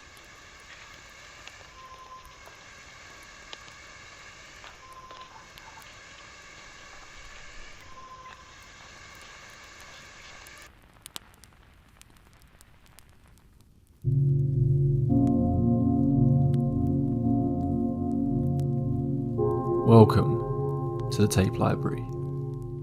Tonight I have two brand new real life ghost stories to share with you. First, we're going to be exploring another encounter with a shadowy figure. Then we have a paranormal experience from a security guard who has a lot of stories to share. So make yourself a hot drink, dim the lights, and we'll get into it. Case 1. So my whole life I've had minor experiences with the paranormal. Things like hearing someone say my name, or footsteps when I'm alone in the house or at work. However, I've had two bigger experiences, and this is the scary one. I'm a 40-year-old female. When I was around 20, my parents rented a house and let me take over the basement. My parents' room, along with my sister's room and an office, were on the second floor with the living room. We had no issues when we first moved in, or for the first few months, which I truly believe was because a friend of mine was staying with me in the basement. After she was kicked out of her house, she stayed with us only while she was able to get her own place. However, as soon as she left, I began waking up about 2 AM every night and seeing a dark shadow across the room. At first I thought maybe it was my eyes playing tricks on me, and just tried to ignore it. Around this time though, I began to get a bad feeling down there, and started spending more time upstairs when just hanging out at home. I was working at a pub, and so I would often be home during the day alone, while my parents were at work, and my sister was in school. It was at this time I started hearing footsteps walk up and down the hallway on the second floor, which I later found out my mum would hear if she was home alone as well. But whatever was upstairs felt peaceful. Now this is when it gets a little scary. I started to realise that the dark figure I would see at night was getting closer. I didn't notice right away because it would just stand there. But each night, it was about one step closer than the night before.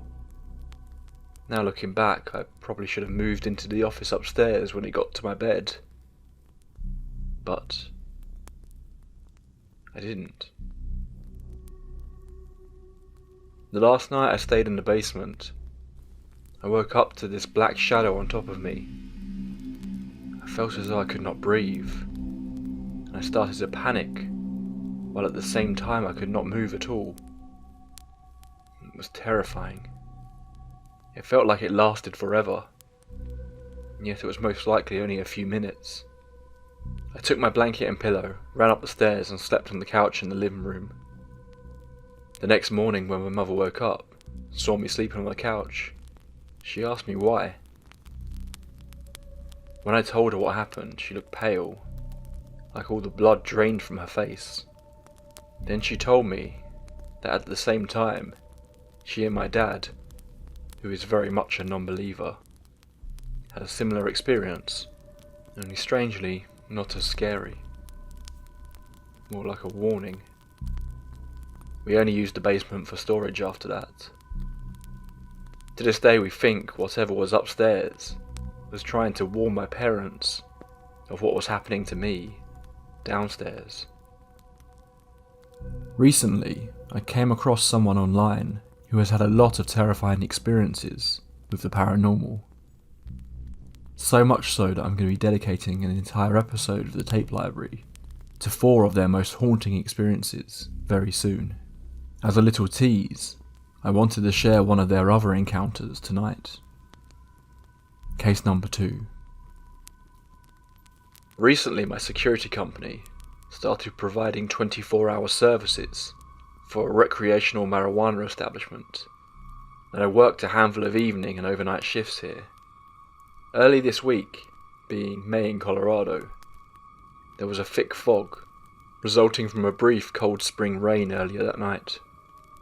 On this night I was working, midnight to 8 AM, and the area was relatively void of vehicle traffic or foot traffic. At around 3 in the morning, tired, cold and bored, I walked to the gas station that shares a general proximity to my site. The fog was rolling in and out, and at times thicker than normal fog patches. The clerk of the gas station, thrilled that a non-intoxicated person had come in, began chatting. She was a generally polite lady, just talked a mile a minute. Due to her little contact with sober or paying customers. Since I could see the majority of the property from the front doors of the gas station, I decided to stick around for a few minutes longer and continue our conversation while we smoked a cigarette and I drank my warm coffee. Within 2 or 3 long dry drags of my cigarette, a sheet of fog rolled down the hill, as well as the highway. Both fog clouds ended up clashing in the street in front of both properties. The fog danced heavily back and forth in the street for several minutes. At times the opposite side of the street was vanished behind the thick grey mist, with quick broken breaks where flashes of the opposite side of the street became visible. Nearly finished with my cigarette, the gas station clerk and I saw the crosswalk signal change on our side. Unable to see whom was coming, we paid little attention. Halfway through the light cycle, when the flashing hand signalling began, we saw a rough outline of a person, but nearly no features. By nearly no features, I mean we saw a head with a face that was heavily shadowed from the streetlight, and shoulders. With no warning the streetlight changed, like there was never anyone who pressed the crosswalk button, and just cycled normally as it does every so often. Still in the street, standing in the middle of the eastbound through lane, closest to our curb, the figure stopped and froze. Thinking it may have been a narcotics user that frequents the area, was possibly tripping, and yelled out, "Get out of the street, bud." As the last syllable left my lips, a blaring horn from a semi ringing out from just up the street. The driver, with little time to react, began standing on his brake, in the hope he would stop in time. The clerk beside me began screaming, as I threw my nearly empty drink to the ground and ran towards the street. Panic rang from the driver and clerk, not being able to think between both hollering. The road is wet, I couldn't stop in enough time. "Please tell me he's okay," the driver began shouting, as the clerk was repeatedly yelling, "I called 911. I quickly pulled my flashlight from my belt and began searching for what I assumed would have been a mangled corpse. But to my dismay, No person was anywhere around or under the semi. I then began shining on the grill, scanning every inch. And there was no damage, no blood, no body. The driver, now collected, yet also confused, asked, "You saw me hit someone too, didn't you?" Scanning both sides of the street at this point for anyone, I replied, "I thought I did."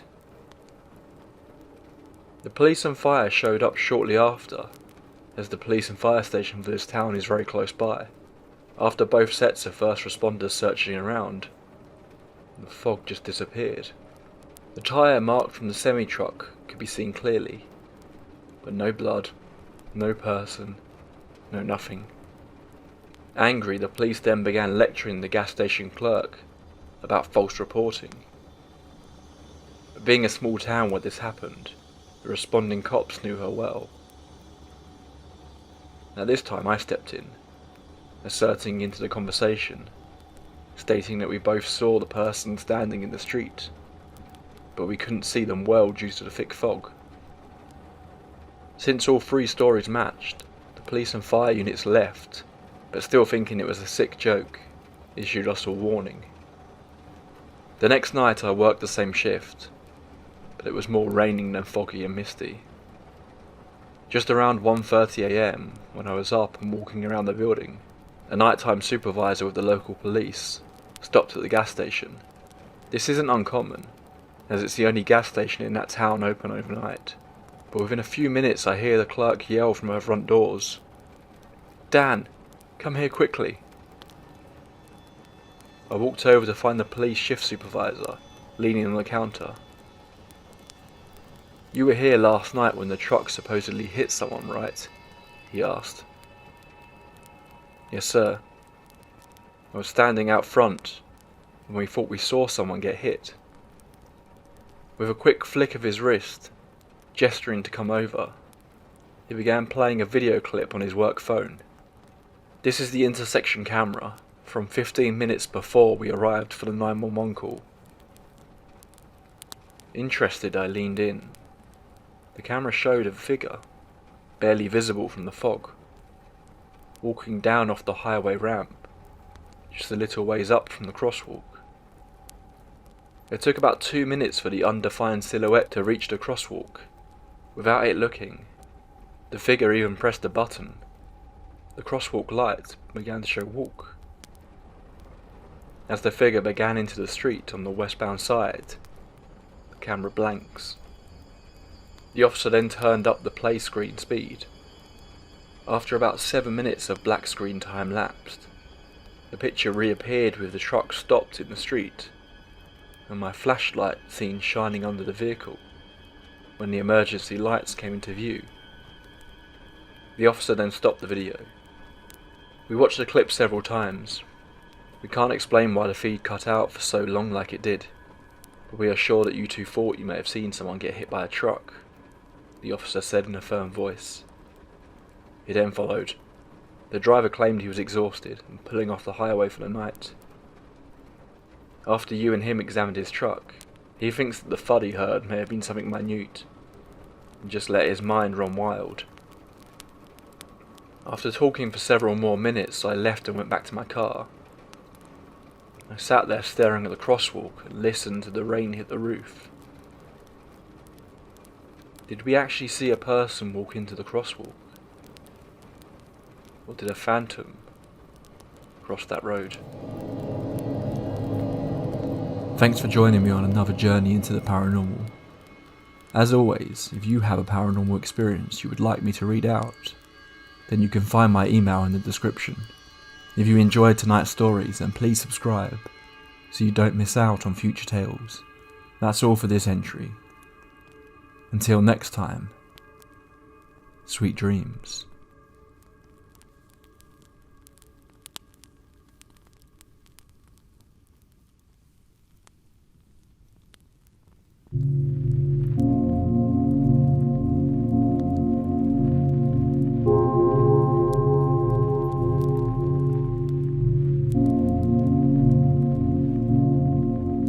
Welcome to the Tape Library.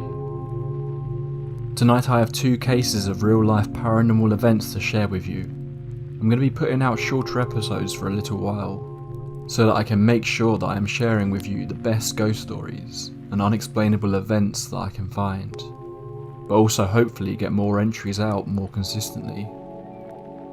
If you prefer the longer episodes, don't worry. I still plan to have some in the very near future. Also, apologies if you notice some background noise on this episode. It's a dark and very windy day here in the south of England. But that just seems like a perfect time to tell some ghost stories. Tonight's entry sees 2 individuals who have encounters with something they can't explain. And it feels almost like in both cases that whatever it is that's hiding in the darkness seems to be enjoying toying with them. Harmless pranks? Or something more sinister? Let me know what you think in the comments. Case 1. This isn't my first experience with the paranormal. In fact, the last encounter I had happened in the same place. Dustin's house. This time we were hanging out in his garage. It was myself, Dustin, and 2 of our closest friends, Brandon and Drew. The 4 of us were all gathered in Dustin's garage, simply hanging out and talking about all matter of high school problems. During the talk, Dustin had made his way to the opposite side of the garage, next to the garage door. The 3 of us hadn't noticed that this was strategic on Dustin's part.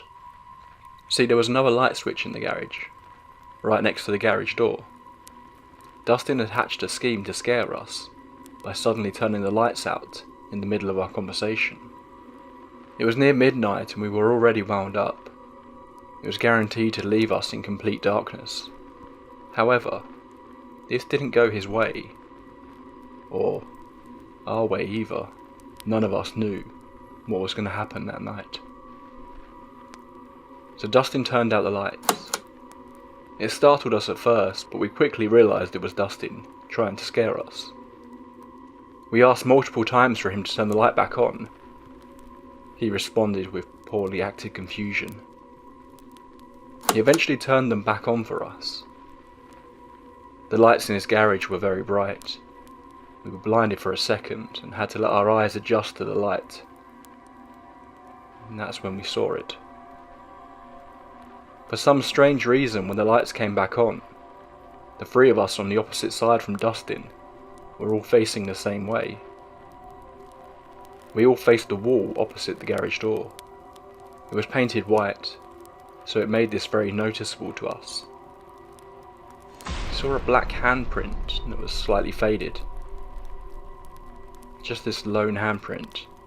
Now that may seem like it's easily explainable, which it definitely could be. However, what happened next can't be. The 3 of us mumbled to each other for a second, all asking if we remembered seeing that handprint before the lights went out. We all agreed that we hadn't. Dustin asked what was going on, and we told him we saw a black handprint. He must have thought we were joking because he didn't take us seriously at all. He turned the lights out on us again. This time we reacted with a little more anger, telling him to turn the lights back on. He tried to joke around with us, but we weren't in a joking mood. He caught the hint and turned the lights back on. When our eyes adjusted to the light again, we saw them. Multiple black handprints, all overlapping each other in a horizontal straight line, leading from one wall to the next. Every wall in the garage now had a line of overlapping black handprints. They were surrounding us. It looked as though something, or someone, had been running on all 4s, horizontally around us, circling us. Dustin saw them as well. The feeling of terror and panic set in for all of us. We trampled over one another trying to escape the garage. Drew pushed his hands and his head into my back, ramming me through the door into the house. The three of us spilled onto Dustin's living room floor. We couldn't catch our breath and kept shouting nonsense to each other, trying to make sense of what had just happened. We all had a hard time calming down. We tried to convince ourselves that it didn't even happen, and that we only thought we had seen the handprints. However, when we mustered the courage to check, we were greeted with the handprints still being there. The garage then became a restricted area for us when we all hung out. The only time we would go back in was to try and do our own investigating. We never cleaned the handprints off. I'm not sure if it was out of fear of angering whatever had left them, or if it was a reminder that it did happen. Either way, it's still one of the craziest experiences I've ever had, and it will always stick with me. If you haven't already, I'd love it if you could do me a favour and click like on this video, if you're enjoying the stories. It helps me get these encounters out to more and more people. Oh, and of course, don't forget to subscribe. I'll be bringing you lots more creepy real-life stories and deep dives into famous paranormal events, and I'd love you to join our growing community of archivists at the tape library. Let's get into case 2, where we are going to be spending a bit of time in the basement of a funeral home. At another point in time, I longed to own and operate a funeral home. If I had the money, I think I still would. To get a feel for what I wanted, I applied and eventually landed a job as a funeral attendant. I loved this job. The responsibilities of a funeral attendant vary. You could be working a visitation or service, transferring the deceased to or from hospitals, chapels and churches. You might be the designated limo driver for family and friends, or the coach driver bringing a loved one to their final resting place. What I enjoyed and got pride in doing most, and what brought me to you today, was managing cremations.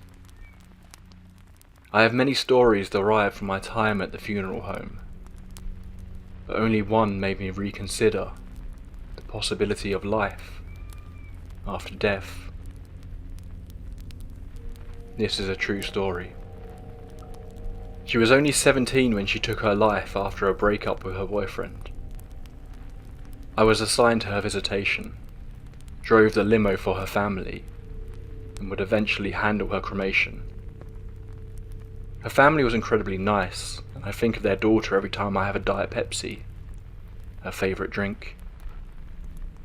It was the night of her visitation.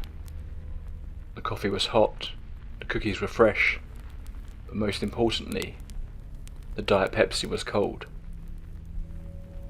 The family would begin to arrive around 7 that night, filling the entrance and common area with small soft talk and sniffles. You do your best to welcome and make everyone feel comfortable. Let them settle in for a bit before doing what I always found most difficult. Remind them why a certain set of doors weren't open, and why it's important to only open them when they were ready. I will never forget the screams of her mother seeing her for the first time, or how worried I was that her hair would fall out of place and make visible the scars and bruising that makeup could only do so much to conceal. Her aunt had come by prior to the visitation to bring a scarf.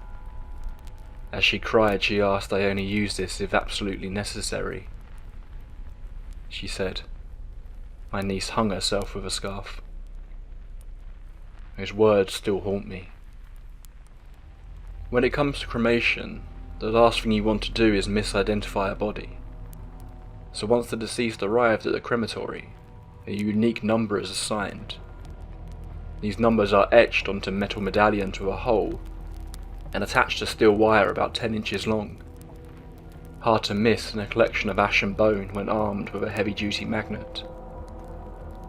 The chapel I worked at had 3 levels.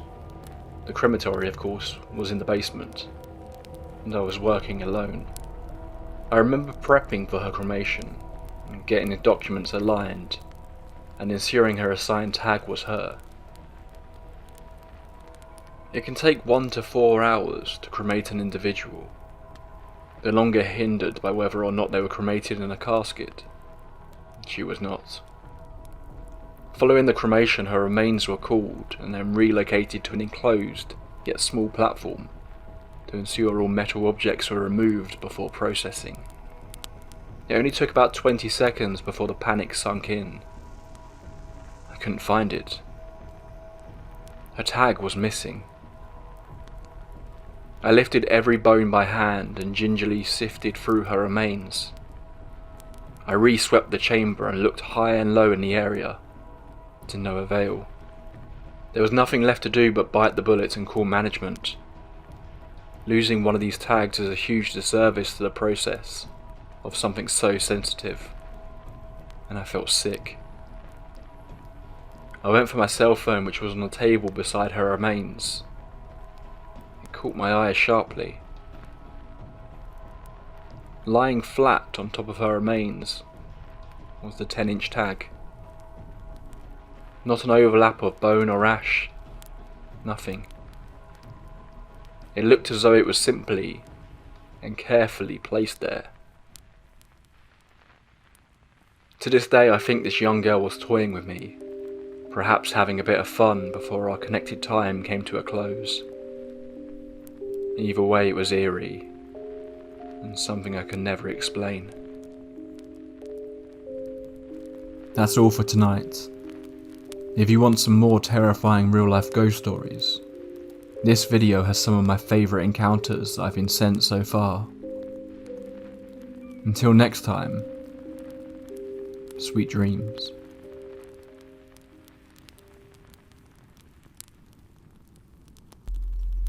Welcome to the Tape Library. Tonight I have 7 brand new, real-life stories of the paranormal to share with you. Stories that, for those who experienced them, still haunt them to this day. An unexplained mystery inserted into their normal, everyday lives. All stories here are presented in the witness's own words. Where possible, I have linked to the original accounts in the description below if you want to learn more about an individual case. So dim the lights, grab yourself a hot drink, and get comfortable.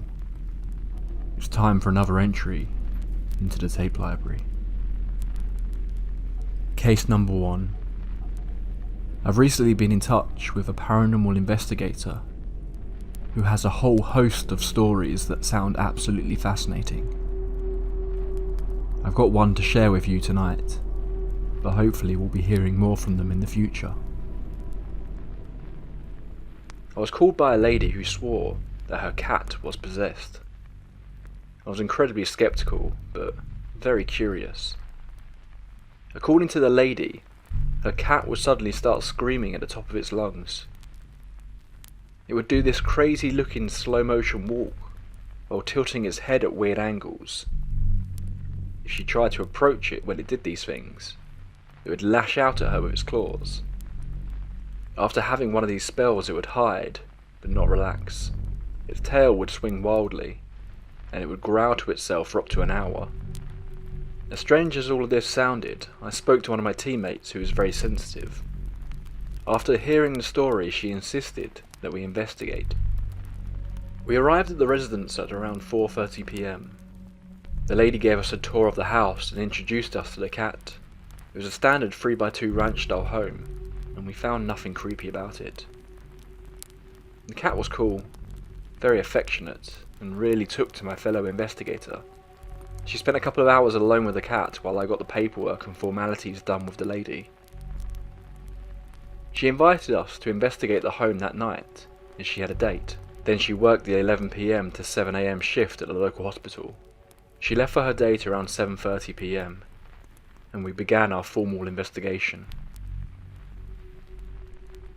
We moved room to room, asking questions in hope for an EVP, or at least a knock in response to a question. We had no activity until at 11:30 PM. The cat started screaming in the master bedroom. Upon entering the doorway, My partner grabbed my shoulder, stopping me, and motioning finger to lip for me to be quiet and listen. It was hard with the cat screams. They made my hair stand on end. As we watched and listened, a shadow began to form in the corner of the room. There was a whisper coming from the shadow that was not recorded by our DVRs, and we could not understand what it said. The cat was irate, scared and ready to fight, so we witnessed the claims of the lady firsthand, and they were exactly as she had described. My partner spoke very calmly to the shadow, saying, "You are scaring the cat. I don't think you mean to, so if you leave this room and go into the bedroom across the hall, we will help you." We turned and entered the smaller bedroom and sat quietly on the bed, waiting to see what would happen. A few moments later, my partner grabbed my arm and pointed at the doorway in the spare bathroom shared by the two smaller bedrooms. I could clearly see a humanoid shape with no features, but it was blacker than the dark. His teammate and I had worked together many times and had a routine that we followed. I told the entity that everything was okay. The cat's calm now, and we want to know how we can help. It slowly moved through the doorway and slightly into the room. At that point I heard through my DVR the word kitty. While recording, I always plug in an earpiece, so I can hear what is being recorded in real time. I asked if it was trying to pet the kitty. It stretched out its arm, pointing toward the master bedroom, where the cat was. I asked if it wanted to hurt the kitty, and almost immediately heard a sigh and whimper. I asked again if it wanted to hurt the kitty, and stated that in order for us to help, it needed to answer. My partner told me a minute later that it answered. She sensed that it indicated that it only wanted to pet the cat. She also sensed that this was the spirit of an adolescent male, and she thought that in life he had some type of developmental issue. While we spoke, the entity seemed to sway slightly back and forth, but it did not go anywhere. It seemed that it was listening to our conversation. I once again spoke to it, saying that it had scared the cat, and if it wanted to pet it, then it would have to make friends with it. I explained that if it would just sit still and speak to the cat, that it would learn that you don't want to hurt it. Eventually the cat will come to you and let you pet it. A moment later, the cat appeared in the hallway doorway and sat down calmly. No one spoke or even moved, including the spirit. A few moments later, the cat joined us on the bed. I spoke to it calmly, and my partner scratched its neck and head. As I looked back up from the cat at the spirit, I noticed it was gone. We experienced nothing else that night, and locked up the house and left. 2 days later, my teammate called me very excited. She had researched the property and found that a young man who had Down syndrome had died on the property when he had fallen out of a treehouse. We gathered our evidence and met the lady the following day. I played her all of the recordings of us talking to the spirit so that she would understand exactly what happened. When she heard me tell the spirit how to make friends with the cat, she began to cry. She told us that only that morning, the cat was in the bed in the smaller bedroom. It was purring very loud and moving its head like someone was scratching it. If you enjoy these stories, then please consider liking the video and subscribing.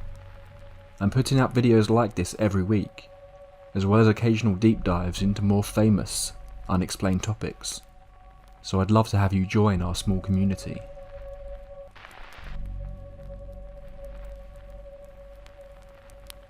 Case 2.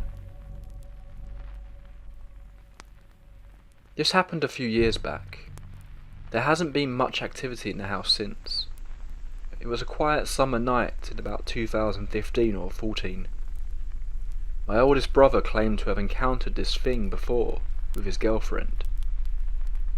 It It scared them both enough to where they were sitting outside the house, too scared to go back inside when I came back from the grocery store.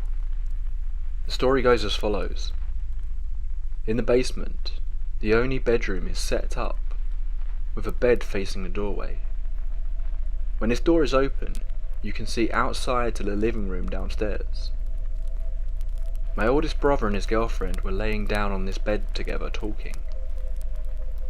He was facing the wall and she was facing towards the doorway. She looked up from their conversation to see a little girl watching them from the doorway. She was obviously scared, but not wanting to alarm my brother, she didn't say anything. She looked up again. This time the girl was next to the bed. She had enough and wanted to get out of this house immediately. I've always looked at this story with skepticism, as I've never really encountered anything paranormal myself. Of course, until it was my turn. Fast forward to 2015 or 14, when this room was now in possession of a different brother of mine. We're both into art, and I liked to hang out in his room because he owned most of the art supplies, and we turned it into a makeshift art studio, when he wasn't sleeping, of course. We had the door open and the light outside in the living room was turned off. I was sitting on his bed, working in a sketchbook, when I look up and see the dark outline of a little girl watching me from the doorway. I don't feel particularly threatened or in danger, just confused as to what I'm looking at. I know it's a girl because I can see her short hair stopping at the shoulders. She was also wearing a dress, though not long like a gown. She held her arms straight down, though slightly outwards, as if she was walking only moments before. The thing that struck me was that I couldn't see her face. I was trying to make sense of what was happening, just as my brother gets up in a hurry and closes the door. He then asks me, "Did you see that too?" To this day we still talk about what we both saw in the basement.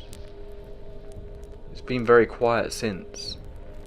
This is an older house built in the 1950s, with many different owners. I couldn't tell you what happened here as I don't know. Only that visitors often say they feel uneasy here, and that sometimes my dog behaves very strange. Maybe he sees things that I can't. I've always been open-minded to the paranormal, but not necessarily religious.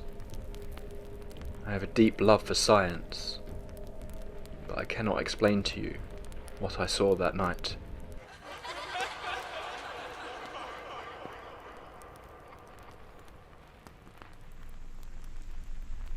Case 3.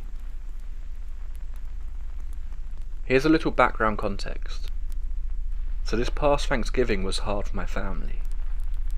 It was the first Thanksgiving without my biological grandmother. I called her Nana. Her life partner is my other grandmother, who I call Nanny. So now that I got that out of the way, on Thanksgiving night, me, Nanny, and my half-brother were sitting in the living room, reminiscing on past Thanksgivings that we'd spent with Nana, when we heard something fall in the master bedroom. Nanny had closed the door to keep the dogs out of there, so no one and nothing was in there. We brushed it off and decided to put on a movie, and were watching it when we heard voices coming from the room. We paused the movie to listen, but couldn't quite make out what they were saying. We assumed it was just the neighbours, and were only about to continue the movie when we heard a voice call out for Nanny, in my Nana's voice. Only it wasn't her. We all knew it. Again she called out, this time for me. This time the tone in her voice was urgent, like she was hurting. "Help me," we heard her cry. My older brother, who's never really encountered nor cared for the supernatural, was shaking. He tried to get up when Nanny shouted, something she's never done. "Don't open that door." Again we heard my nana crying while pounding on the door, when at 11:52 p.m. it was quiet. That was the time she died. Till this day we haven't spoke of what happened. Nanny had me sage the entire house the next day. Do you have your own paranormal experience? Something you just can't explain? Then I'd love to chat to you. You can find my email address in the description if you want to share your story. Case 4. Growing up in a Hispanic household, you hear a lot about the paranormal, and mostly everyone has experienced something. I am no different. My parents bought their own home when I was around 3, and ever since I've always felt or witnessed odd things. There are too many little incidents to bore you with them, but they all have one thing in common, and that is they all happen close by or in the hallway to that home. This event that I want to speak about tonight didn't actually happen there, but instead it happened in my home just last year. My mum passed away in 2020. Since 2001 she had dialysis 3 times a week at 5 AM, and I was in my 20s and not married and lived with both my parents at the time. I would take her every time to her appointments. Whenever I did a late shift at work or would sleep in, she would walk to my door and say, "I'm ready, we can go." I would get up and drive her. I'm now married with kids of my own and in my own house. Last year my wife had a scheduled outpatient surgery in the early morning. I was working in another state, but drove home the day before. I got home in the early hours of the morning and told my wife I was going to sleep on the couch for 3 hours till we had to leave. Her wake-up alarm was about to ring, so with her eyes closed she said, "Okay." I was in a deep sleep, but the 3 hours flew by like a wink. And then I clearly heard my mum say, "I'm ready, we can go." I woke up and immediately realised what I had heard. I hear my wife open the restroom door and she walks over to me and says, "Oh good, I was about to wake you." Till this day I know what I heard, and I know that she is still around, watching over me. It wasn't so much a scary incident, but definitely unexplained. Case number 5. I moved to a town in Appalachia, and ever since I have heard voices calling me into the woods. My parents got divorced when I was 12, and my mum moved us into a small town in the Pennsylvania mountains. After a few months of living there, I went back to live with my dad in Texas. Ever since then though, I have heard the voices of people I know calling me into the woods. It's been almost 8 years now. It's only when I'm alone, but not every time I'm alone. It seems to only happen in Texas. It's weird, but I never even considered that this was maybe something to be concerned about, until recently. It was just something that happened. I even followed the voice once, and only thought it was kind of weird that I'd heard my dad screaming for me. He didn't actually call me, because I got home later and asked him about it. I don't know if this is related or not, but remembering it is what sparked this post. A few years later I was about a mile out in the woods in Pennsylvania, when I zoned out for a minute. When I zoned back in, I heard a stick snap, and looked over to see a white-tailed doe staring at me from about 10-ish feet away. It looked almost as though it had been trying to sneak closer to me when I looked at it. I just sort of backed away from it, and went back down the mountain. I'm not entirely sure what to make of this now, that I'm looking back on it all. The times that I just sort of brushed it all off as normal. Case number 6. So a little background on myself. I'm a 20-year-old female college student on break for the holidays. My parents took a short 4-day trip out of town. So me and my sister, who was 18, got stuck on dog-sitting duty. We have 3 Cavalier King Charles Spaniel dogs, 2 females and 1 male, all in between the ages of 1 to 2. The male, named Cheese, has an obsession with these rubber balls. Some background on this dog Cheese. His behaviour could be described as erratic and hyper. He's the type of dog to chase shadows, lights, flies, obsessively lick us, and just has always been a little more stranger than our other 2 dogs. In other words, he has very obsessive, erratic behaviour. One of his obsessions is a specific type of rubber ball that he loves to squeeze in his mouth, as it makes a squeaking sound. It is the only toy he has that he is majorly obsessed with. We have brought him a handful of these balls because they go missing occasionally, roll under furniture or get lost outside.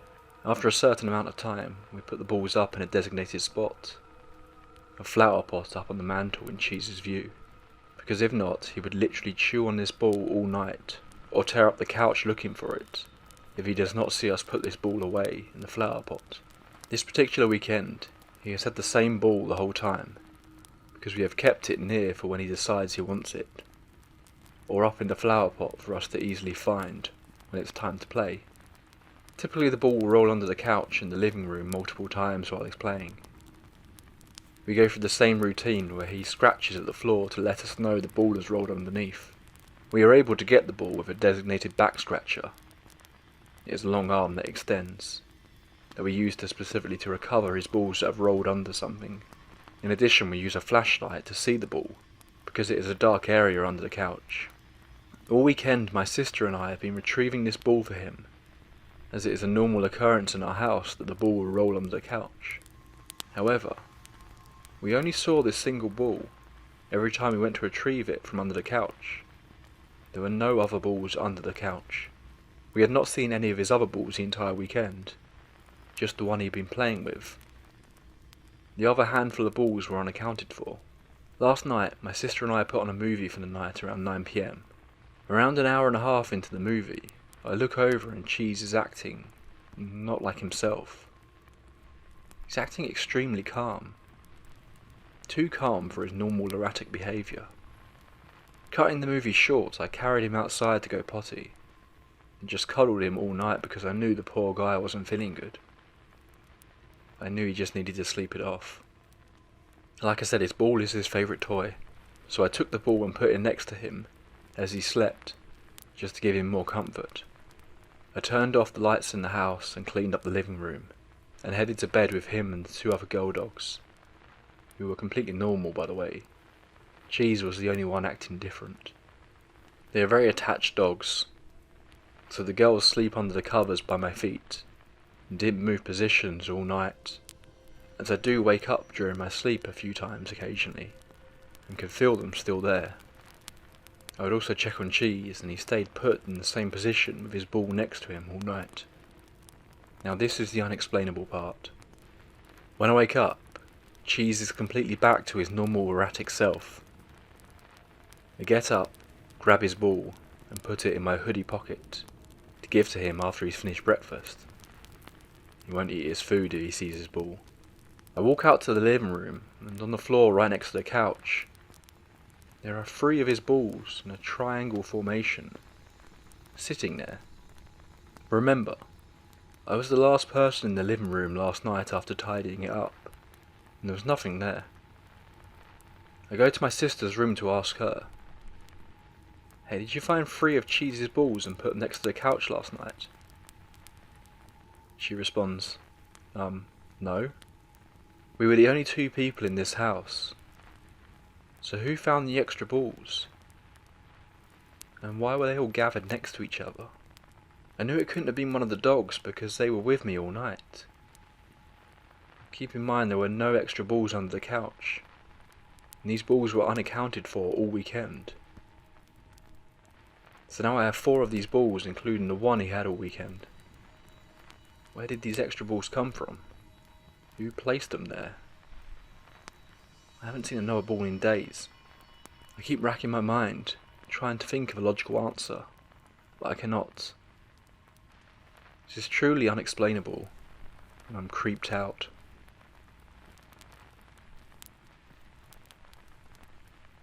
Case 7. This story comes from one of the tape library's most active listeners, Dawn Rowlands. Here she recounts several experiences she's had throughout the course of her life. The first strange experience I remember happened in 1974, when I was 6, almost 7. I lived in Somerset, southwest England. My primary school had arranged a day trip to visit Longleat House, Wiltshire. My mum came along as an extra helper or chaperone to assist out the teacher. Longleat House is beautiful. It's an Elizabethan property in large grounds. There is a safari park so you can drive through and see all sorts of animals. During the tour of the house, Mum noticed I appeared to be watching something that she couldn't see. She asked me what I was looking at, and I said, "The pretty lady in the grey dress." Mum couldn't see anyone, and no one had been walking through where I was looking. At the end of the tour, Mum asked one of the tour guides about what I'd said. Evidently, some people have seen what they refer to as the Grey Lady. It is thought to be the previous Lady Bath. Thankfully, Mum was, and still is, very accepting of strange things, due to my nan seeing things too. Therefore I was never made to feel different or stupid. That lady I saw was as clear and real as anyone else in that room, and I still remember her to this day, almost 50 years later. A few years after that experience at Longleat House, this happened. I was very close to my maternal grandmother, and stayed with her at weekends very often. She lived a few miles from us in a little village called Buckland Dirham. It's not too far away from Frome, southwest England. I've never met my grandfather, as he died a few months before I was born, but I visited his grave in the village church with Nan quite regularly. The church is from the 12th century, with some newer add-ons. It's a beautiful, small village church, and very peaceful. One time, I would have been around 9 or 10, I had gone for a little walk around the graveyard. There was a second large area of graves, and as I walked through into it, I saw a little girl. She was about 7 or 8 and had mid-brown hair, slightly curled down to her shoulders. She was wearing a pretty cream-coloured dress with a ribbon sash around the waist and tied in a bow at the back. She was wearing buckled shoes and white ankle socks. She walked from a memorial and then behind a gravestone and was gone. No sign of her. We went to look around together and there was no sign of her. A part of that area of the graveyard was called Tragedy Corner by the locals, as it's where several babies and young children were buried. Another one happened more recently.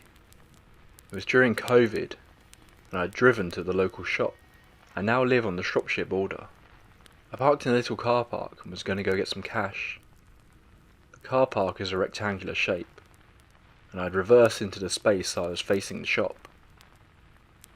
As I got out of the car, I saw an elderly man wearing a tweed jacket and a cap, using a walking stick, walking quite slowly from my right towards the shop.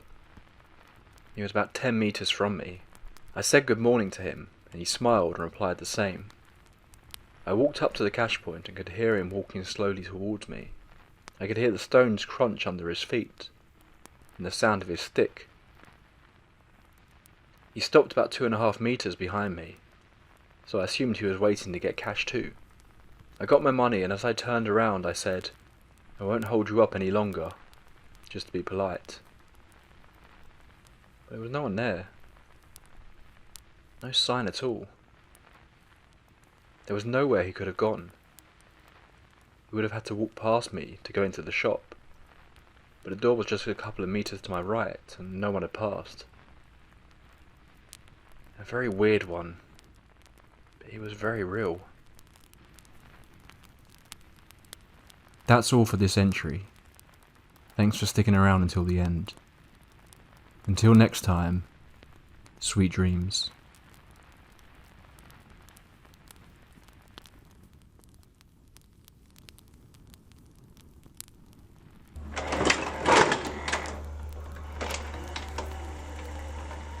The feeling of being watched, actually, is more frightening than seeing things. If something's watching you, you're assuming that its next move is to do something. It all started sometime in the late 80s, in Egypt. Bill Rich, his teenage son Lawrence, and his new partner Liz awoke early one morning to beat the rush of tourists. Lawrence had long dreamed of visiting Egypt and exploring the resting places of the pharaohs. Bill, who hadn't long begun a relationship with Liz, thought this would be the perfect opportunity for the pair to bond. Although it was early, the sun's heat was already scorching. They entered the pyramid of Cheops and were instantly hit with a wall of cold, dank air as they made their way through the darkened passageways, delving deeper inside. At this time, they were the only tourists venturing into the pyramid. Liz led the way and entered the burial chamber first. Almost instantly, she was greeted with a strange sight. She saw dozens of what looked like tiny lights dancing around the walls of the burial chamber, but seemingly no source from which this light was coming from. She mentioned the curious lights to Bill and Lawrence, but was shocked when neither one of them had any idea what she was talking about. They could see no lights, but both the boy and his father looked like they were frozen to the spot. While they couldn't see what Liz was seeing, the moment they entered the chamber, they were both hit with a crippling sense of unease. Liz asked what was wrong, to which Bill replied, "I don't know. I can feel something." To which Lawrence said the same. Moments passed in the cold, silent chamber, when suddenly all three of them felt something. It wasn't something tangible. Nothing had happened. But all three at the same time claimed they felt like a presence had entered the chamber and was now in there with them. This feeling was so strong it instantly hit all three with the fight or flight instinct, and they ran as fast as they could to get out of the pyramid. On its own, this incident could be passed off as some sort of optical illusion, and the very natural feeling of fear while standing in what can be quite an unsettling environment. This was, after all, a tomb. But it's harder to dismiss as nothing when you know what comes next. Back in England, the incident was brushed off, and Liz and Bill's relationship began to flourish. They soon decided to get a home together, and were thrilled when they discovered a picturesque farmhouse in the middle of the Welsh countryside that fit their budget.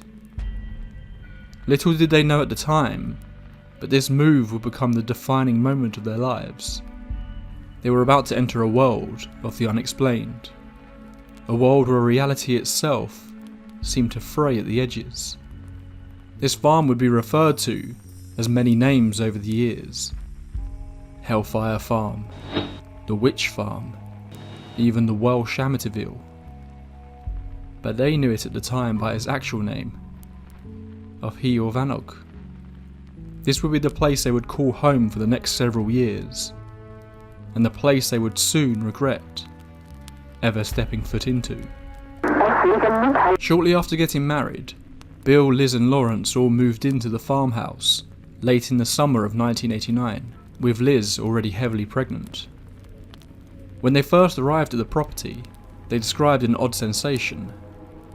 As soon as they stepped through the gate, they were hit with what felt like an odd atmospheric change, like they had stepped into an invisible dome, a bubble, protecting their new home. They saw this as a positive. A sense of safety washed over them. It made the farm feel like a haven from the outside world, which was exactly what they were seeking. Hir Vannog is extremely isolated, the perfect place for a young family looking to start anew, and for Bill, who was a painter by trade, the perfect distraction-free environment for his creative work. Both Liz and Bill felt like they needed to be careful with Lawrence. They had uprooted the teenager from his home, and with a new stepmom in Liz, there was some degree of tension there. Although the pair apparently got on for the most part, with Liz claiming they almost acted like brother and sister. In October of that year, baby Ben was born, and once they got him home to Hale Vanog, they felt like they were finally ready to begin this new chapter of their lives. But just 1 month after this, it all began.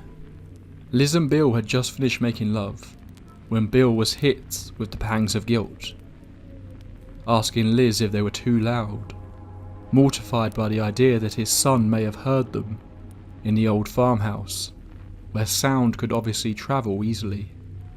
Bill got up to go to the toilet as Liz began to feed Ben. He gently opened Lawrence's door to find him fast asleep. He walked downstairs to the toilet. While he stood there urinating, lost in his own thoughts, he was suddenly jolted back to reality when from the floor above him, he heard the loud crash of what sounded like someone in boots running around. This wasn't someone just creeping about. The sudden banging in the quiet of the night gave Bill quite a shock. Then came the feeling of guilt again. It must be Lawrence. He must have heard them after all. He returned to the bedroom only to discover that despite the sound coming from the same floor the bedrooms were on, Liz had no idea what Bill was talking about. She had just got the baby back to sleep and hadn't heard a thing. There is commonly a weird interconnectedness between paranormal phenomena and electricity. Electrical currents are often seemingly manipulated or even controlled in many instances, and this was very much the case in Hale Vanog. The morning following the incident with the footsteps, Bill was doing his very best to put it out of his mind. In the cold light of day, it all seemed silly, like it wasn't anything to be concerned over. But he would soon have another shock. He sat at their dining room table and opened their latest electricity bill. He was baffled to see they were being charged £750 for the quarter. This, for the time and size of their property, was an astronomical bill. There was no way they could be using that level of power for what amounted to a couple of appliances and lighting. This wasn't a one-off occurrence. The electricity company were charging the family similar amounts for the majority of the years they stayed in the home, leading a battle between the supplier and Bill. The electricity company sent out multiple technicians to try and find the source of the drain, but concluded that there was no fault with the line coming into the house. Therefore, the fault, if there was one, was the result of something inside the property, which meant it was the responsibility of the rich family. Bill had all their appliances in the house tested and measured for their electrical usage. He turned off the power at times and had the place thoroughly checked over, but no one could find any reason as to why the house was drawing in such a huge amount of power. Bill even began a legal contest to the charges they were receiving. The situation with the electricity wouldn't improve until, well, we'll get to that later. On the same day the bill had arrived, Liz was upstairs feeding Ben, while Bill was downstairs making coffee. Lawrence had gone out. This time it was Liz who heard something strange. The loud slamming of doors in the upstairs of the house.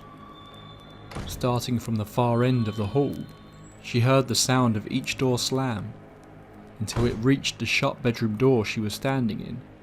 She was both terrified and baffled when she heard the bedroom door slam as well. But as she was looking at it, she realised the door did not move, yet it still made the sound of someone violently slamming it. Bill came racing upstairs to find out what was going on, only to find his wife clutching their baby, terrified. The pair had a conversation downstairs in the kitchen about what had just happened, as well as the previous night, when this time, they heard something together. Footsteps, once again on the upstairs landing. Quieter this time though, not the loud banging steps from the night before. They heard it, creeping along the landing above their heads, and then were both frozen with fear when they heard it make its way to the stairs and begin to descend, one step at a time. Eventually, the sound reached the bottom step, but no one walked around the corner into the kitchen. Bill approached the doorway and quickly jumped out to look up the stairs. There was no one there. Much like the electricity draining, this was the first of many incidents of phantom footsteps. This would be a phenomena that the family would quickly grow used to and would be present throughout their entire time in the home. Just a few days later, Bill was met with the distinct smell of sulphur in the kitchen that would seemingly appear and disappear in an instant. Again, multiple people were called out to investigate the source of the smell, but no one ever found a source for it. Through the various retellings of this story, Bill and Liz often suggested they began to think there was a curse, if not on themselves, on the place they now called home. Throughout the early months of 1990, this curse, as they called it, made itself known. Bill's work suddenly began to dry up. A once successful painter with many clients was having orders cancelled at the last minute with no explanation, and a continued lack of new customers getting in touch. The family's car battery would routinely drain for seemingly no reason. This, combined with the increasingly worrisome financial situation the Riches had quickly found themselves in, led to them selling their car, isolating them from the outside world further. Then there were the strange occurrences with the animals. The family had a pet dog, a cat and guinea pig, alongside a small handful of farmyard animals they kept on the property. All of them began to show signs of odd, almost psychotic behaviour. The goat gave birth to 2 kids, and almost immediately crushed one of them. The pig picked up a disease and had to be shot. The family's dog started to act strangely, before running away. The guinea pig was found dead in its cage, and the cat started routinely walking around in circles, unsettled by something. While as individual cases this might just feel normal for many pet owners, the fact that it all happened in such a short space of time is unusual. On top of all of this, Liz and Bill were constantly filled with the feeling that they were being watched at all times of the day, like there was a presence with them inside their home, a presence they couldn't see but felt very real to them, a presence much like they had experienced deep in the dark chambers of that Egyptian pyramid. As for Lawrence, if he was experiencing anything similar, he wasn't telling Liz and Bill. Not that they were talking to him much anyway. Almost exactly when the apparent haunting started, Lawrence's behaviour took a drastic change for the worse. He had gone from being a kind, friendly boy to being cold and distant, storming through the house and barely interacting with his father or new stepmother. In an effort to let them make his own mark on his space, Bill gave him some money to paint his room. He stayed up until the early hours of the morning painting his room. When Bill and Liz went in there the next day, they discovered he had painted the entire room an oppressive and vivid blood red. He was increasingly rude and aggressive, would keep the pair up half the night banging around in his bedroom and watching horror movies at full volume all night. When Lawrence's grandmother came to visit, Lawrence once again entered the farmhouse and stormed past everyone to retreat back to his bedroom. His grandmother decided to have a word with him. Lawrence was on the stairs already when she asked him to stop. Lawrence shouted at his grandmother to get away from him. in a voice that Bill claims he did not recognise. When his grandmother attempted to speak again, Lawrence shouted at her to fuck off, in what is described as an almost demonic tone, and spat in her face, before storming upstairs. Lawrence would not leave his room for the remainder of the evening, but once again, Bill and Liz were left awake most of the night, with the sounds of Lawrence crashing around in his room and wailing at the top of his voice. But no matter what they tried, he would not unlock his door. The following morning, after he had gone out, they checked his room to discover he had punched holes in the wall and trashed his entire bedroom. It was at this point they began to reach out for help, contacting a local Catholic priest who came and blessed the house, and for a few days at least, it seemed to make a difference. But just 4 days later, Liz was returning home with baby Ben when she looked up at the house and saw the face of an old woman peering down at her from the window of Ben's nursery. Liz rushed into the house and up into the room, but no one was there. Again, this was not a one-off occurrence. The old woman was sighted not just by Bill and Liz over the years, but also by Ben and their soon-to-be-born daughter Rebecca, who recalled seeing her in their nursery. Chillingly, they simply assumed this was a memory of a family member, or someone who used to care for them, not an apparition. At the very least, the old lady didn't seem to be the source of the negative energy the family was experiencing in the house. Liz often described her as looking sad, and she seemed to almost be watching over the children, keeping them safe. I used to be in the playroom, and there would always be this old woman in there. And she never spoke, she never moved. At that age, you just think it's normal. Like anything could happen around you, and you just assume that's normal, that's what people see. I don't think we told anyone about it. I think we just assumed that Mum and Dad must have seen her as well.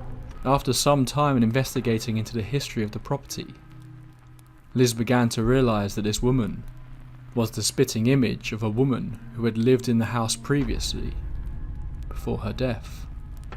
Over the following months, the couple both sought the help of and were contacted by a whole host of people from the world of spirituality. Mediums, spiritualist church members, and even exorcists all made a trip to Hill Vanog to try and uncover the mystery of what was happening there and try to help the family. Various claims were made by the spiritualists about what was taking place in the house, including the spirits of 7 witches being present in the area. It's worth noting that the Brecon Beacons do have an extensive history of witchcraft. Others claimed that the farm lay on top of a series of dark ley lines that might be responsible for attracting dark energies to the home, along with the suggestion that the farm was in fact built on a Celtic burial ground. Others claimed that there were in fact 4 spirits residing within the farmhouse. 2 young men, an older woman, and something that appeared to hide its true identity. Something that was seemingly attached to Bill. One of the spiritualists who visited the house became massively concerned about the negative effect the home was having on Lawrence. And after much soul searching, Bill decided for the safety of his son that he needed to take this seriously. He might not understand it. He might not fully believe all the wild claims that are being thrown at him, but what he knew for certain is that since he moved into this house, Lawrence had become a different person. He reluctantly sent the boy away to boarding school. Lawrence was understandably furious with his father's decision, but seemingly it worked. Almost immediately after leaving Hale Vanog, Lawrence returned to being the positive young man he was before he arrived, and over time, he rebuilt his relationship with both his father and Liz. Out of all the children, Lawrence was seemingly the one most affected by the events that happened within Helvannog, and interestingly, is the one who is most reluctant to talk about it publicly. Meanwhile, whatever was affecting the Rich's animals appeared to be spreading throughout the local area. Multiple lambs and calves were born either blind or deformed. The locals were well aware of what was going on up at Helvannog at this point, and had even been in touch with the Riches to inform them that similar strange occurrences had happened there for years now, which led Liz to uncovering an extremely strange story from a local plumber. The toilet in the building had seemingly become loose from the floor. Liz contacted a plumber, but upon investigation, the toilet was fine, like something had moved it and then placed it back. The plumber tells Liz this is not his first encounter with the farmhouse. Back in the 1960s, he had installed radiators for the woman who lived there.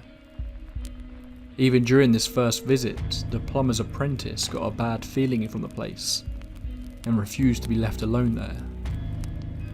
The plumber installed the radiators, and after a long day's work returned home. The following morning he was awoken by a phone call from the woman at the farm. She had woken up to discover that all the radiators had been removed from the walls. Unsure how this was possible, the plumber returned and reattached them all. The next day he received a call. It happened again. This happened again and again and again, with the plumber returning every day to try and put things right. He has never been able to explain how it happened. He wasn't the only local contractor to get in touch. A builder also informed Bill that many of the farms in that area had their own burial plots back in the old days, and that in fact, parts of Helvannog had been built from the stone from old forgotten graves that were damaged in the area. Another neighbour reached out to the couple. Knowing Bill was a painter, they asked if he would be happy to paint their prized horse. A chance that due to his business issues, Bill jumped at. He painted the horse standing proudly in a nearby field. For some reason, Bill could not get one of its back legs to look right. He tried his best, but for some reason he just couldn't get it to look normal. Eventually he finished this as best he could and took it up to his neighbour's house. He found his neighbour in quite a state.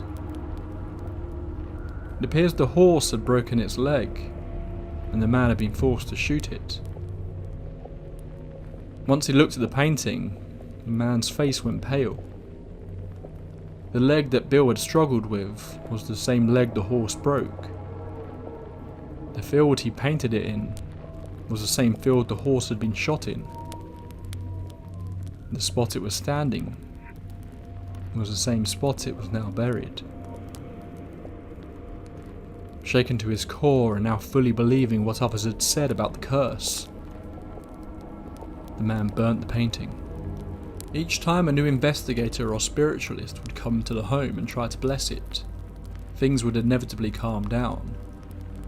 But each time it would seemingly only work for a short while, and then the activity would flare up again.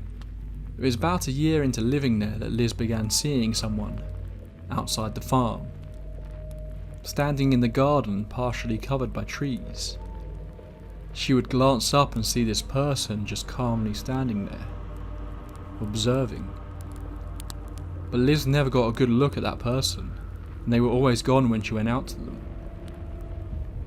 By this point Liz was heavily pregnant again, this time with their daughter Rebecca. Rebecca's arrival seemed to bring about more sightings of the sad old woman in the house. The entire family was worn down, exhausted, confused. They had no idea what was happening or how to stop it.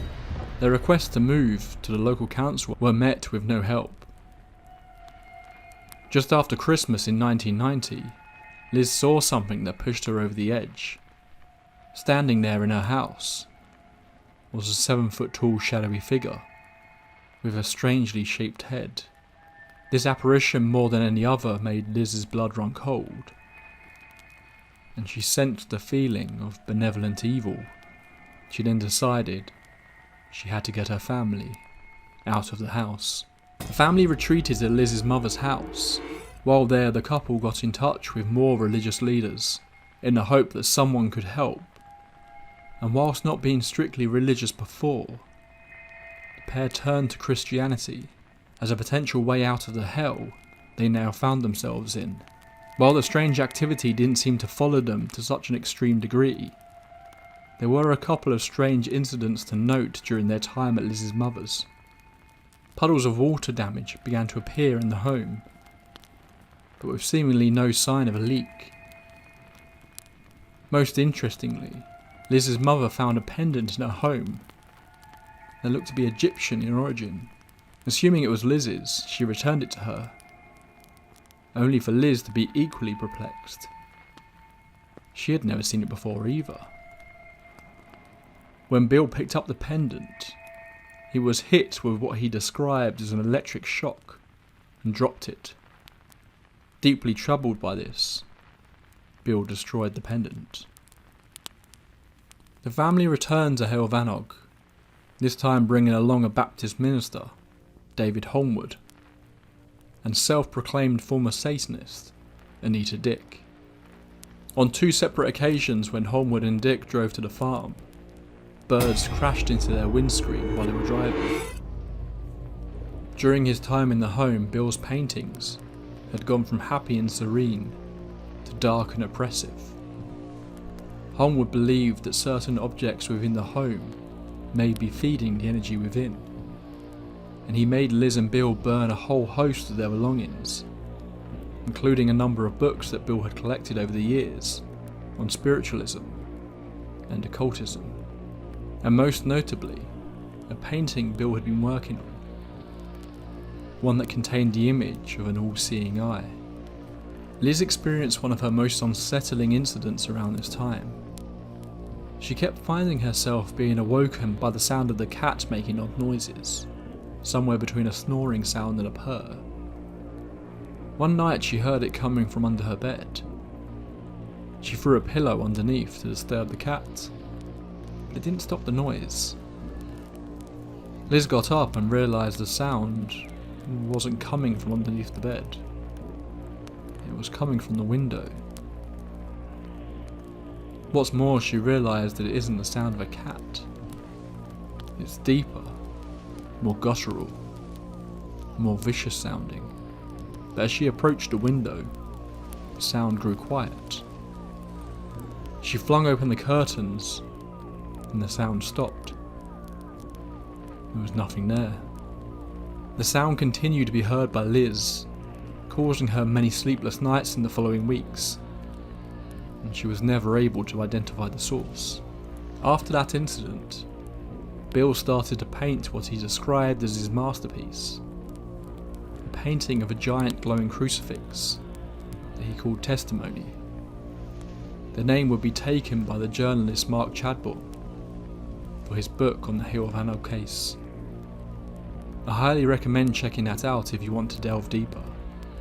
It contains first-hand interviews with a lot of the people involved, and has been an invaluable resource in creating this episode of the tape library. The burning of the objects and the work of Holmwood saw the farm experience its first prolonged period of peace since the Riches moved in. Throughout 1992 they lived in relative calm, unbothered by the strange occurrences.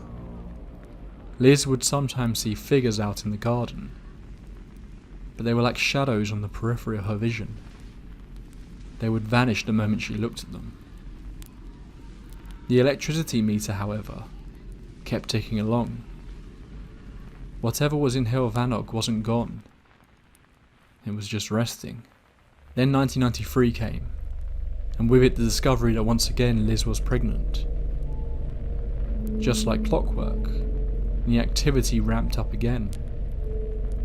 After months of relative calm, Bill was alone peeling carrots, when in the corner of his eye he saw someone. Thinking it was Liz, he turned to see a woman standing there in his kitchen. She was beautiful, staring at him blankly. She didn't say a word, but turned and walked away. Bill described a feeling of extreme temptation, like she was trying to make him follow her, but he fought against the impulse. Bill began to be plagued by nightmares about Egypt. Specifically, he had dreams about a large figure with a bird head that resembled the Egyptian deity Horus, but then those nightmares bled into reality. They witnessed the same figure standing in their kitchen at night. Liz realised that this was the shadowy figure she saw back in the winter of 1990 that made her want to leave the house. Next, an exorcist by the name of Dr. John Aston got involved in the case. He spent months in the home praying and performing rituals with the couple. Once again, this seemed to calm the activity, but like a pendulum, it swang into moments of calm, only for the activity to return with a growing vengeance. Over the years, many explanations for the source of the haunting were discovered, with a number of murders and executions taking place nearby, with one local resident telling Bill that one of these murders happened on the grounds of Hill of Anarch. It was in late 1993 that a man by the name of Eddie Burks got involved. He had recently risen to a certain level of fame within the paranormal community after seemingly exorcising Coots, also known as the Queen's Bank, of an apparent headless spectre. Over the next year, Burks made several visits to the house. He claimed to see multiple spirits with his psychic abilities, but that, as others had suggested before, there was something darker residing in the home. This was around the time that Bill had his most disturbing experience with whatever was happening in their house. He found himself sat at his kitchen table late one night when he noticed the large kitchen knife had been left there.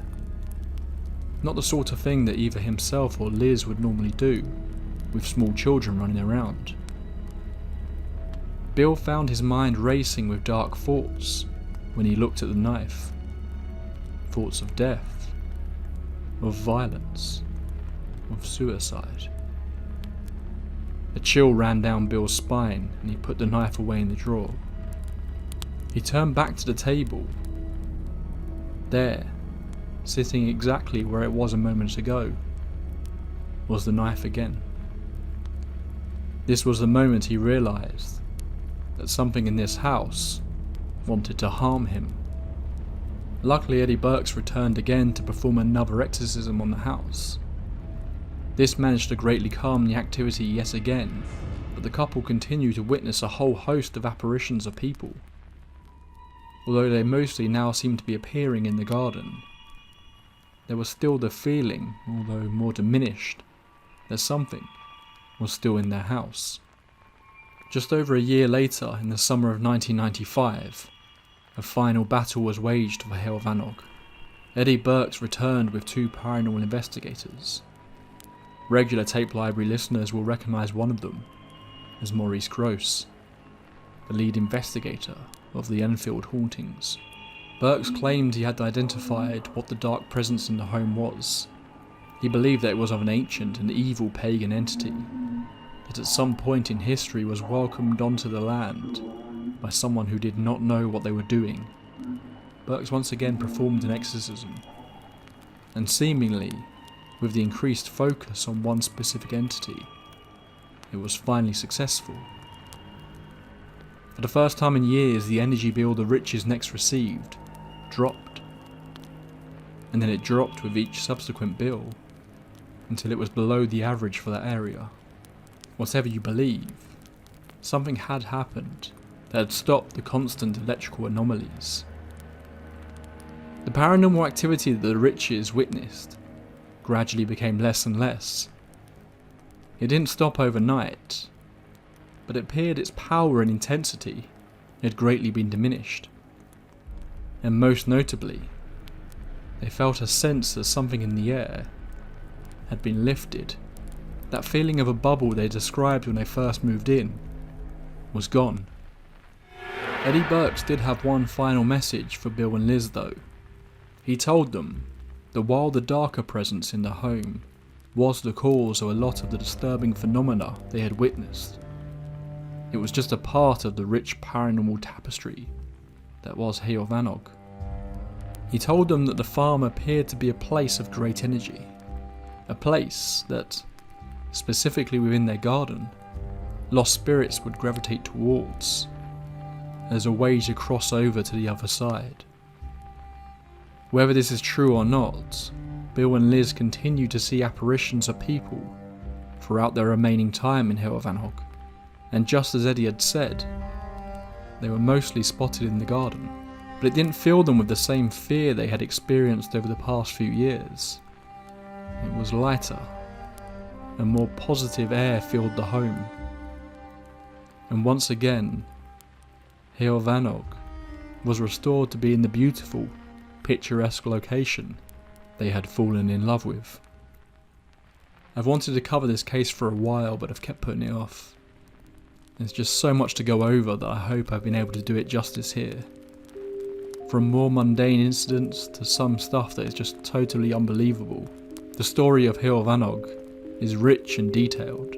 I didn't manage to get into everything here, but if you want to learn more, I strongly recommend the book Testimony that I mentioned earlier. Also, the incredible Danny Robbins has done a 10-part podcast series on the case called The Witch Farm that combines interviews and dramatic reconstructions, and is well worth checking out. Thank you for joining me tonight. If you've enjoyed this episode, then please be sure to subscribe. Also, I'd love to hear your takes on this case. I present these stories as they are reported, and try to leave it up to you to debate and question further. So please do leave me a comment below. That's all for this entry into the tape library. Until next time, pleasant dreams.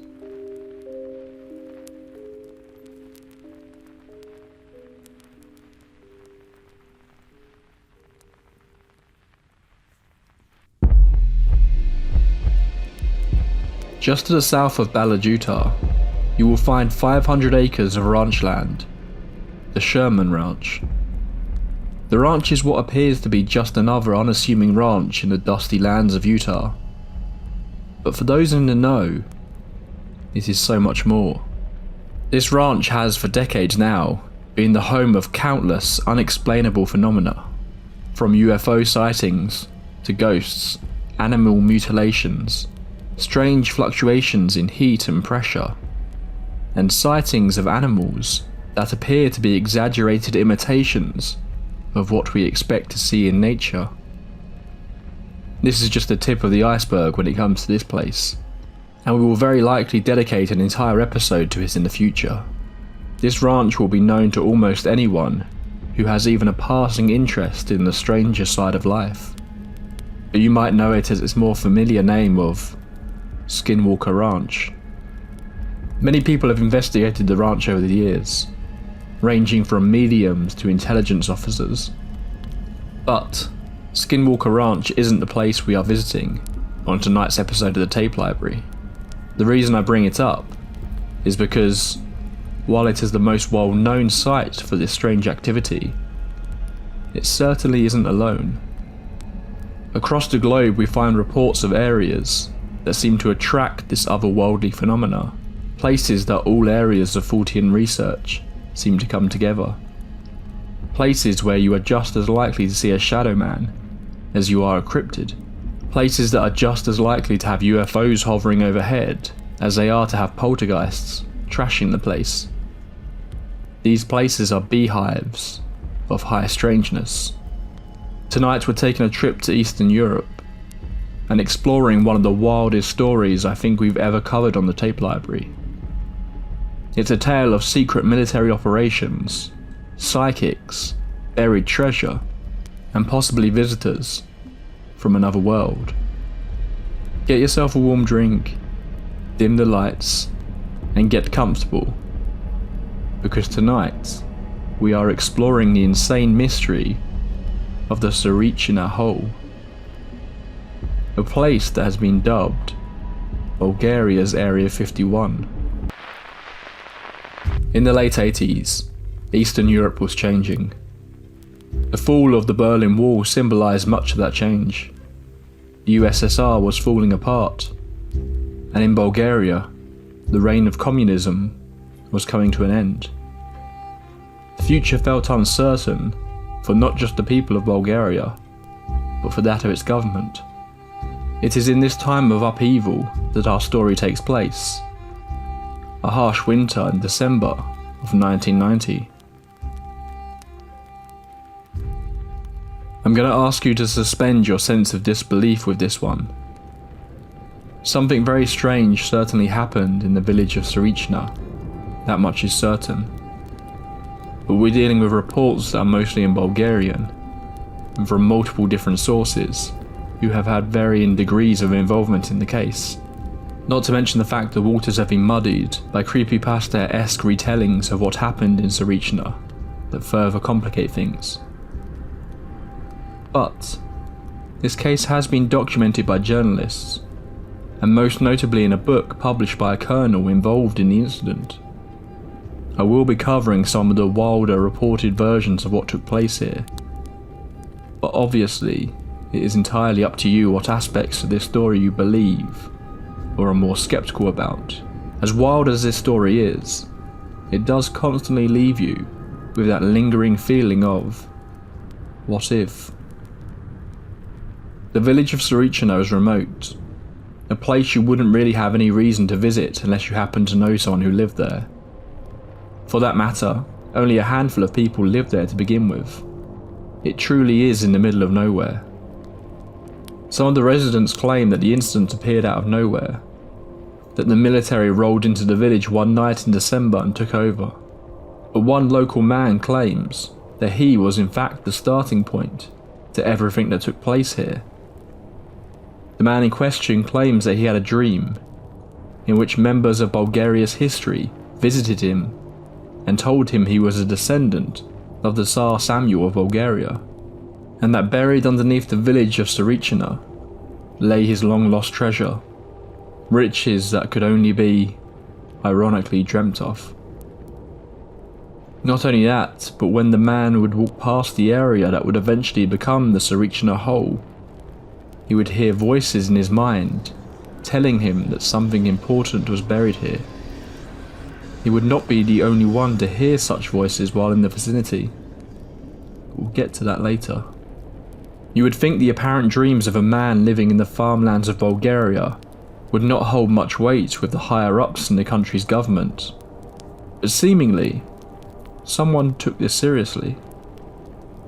On the 6th of December 1990, the Bulgarian military showed up in large numbers. They fenced off a large area of field surrounding the village, and almost instantly began to dig. This wasn't any normal archaeological excavation. This was a serious military operation. Guards were posted with Kalashnikovs, and they wouldn't let anyone get near to the site, being frequently aggressive with the locals, who understandably had questions. What adds even more strangeness to this event is that the military brought with them multiple psychics. One of these psychics was in fact the daughter of the Minister of Defense.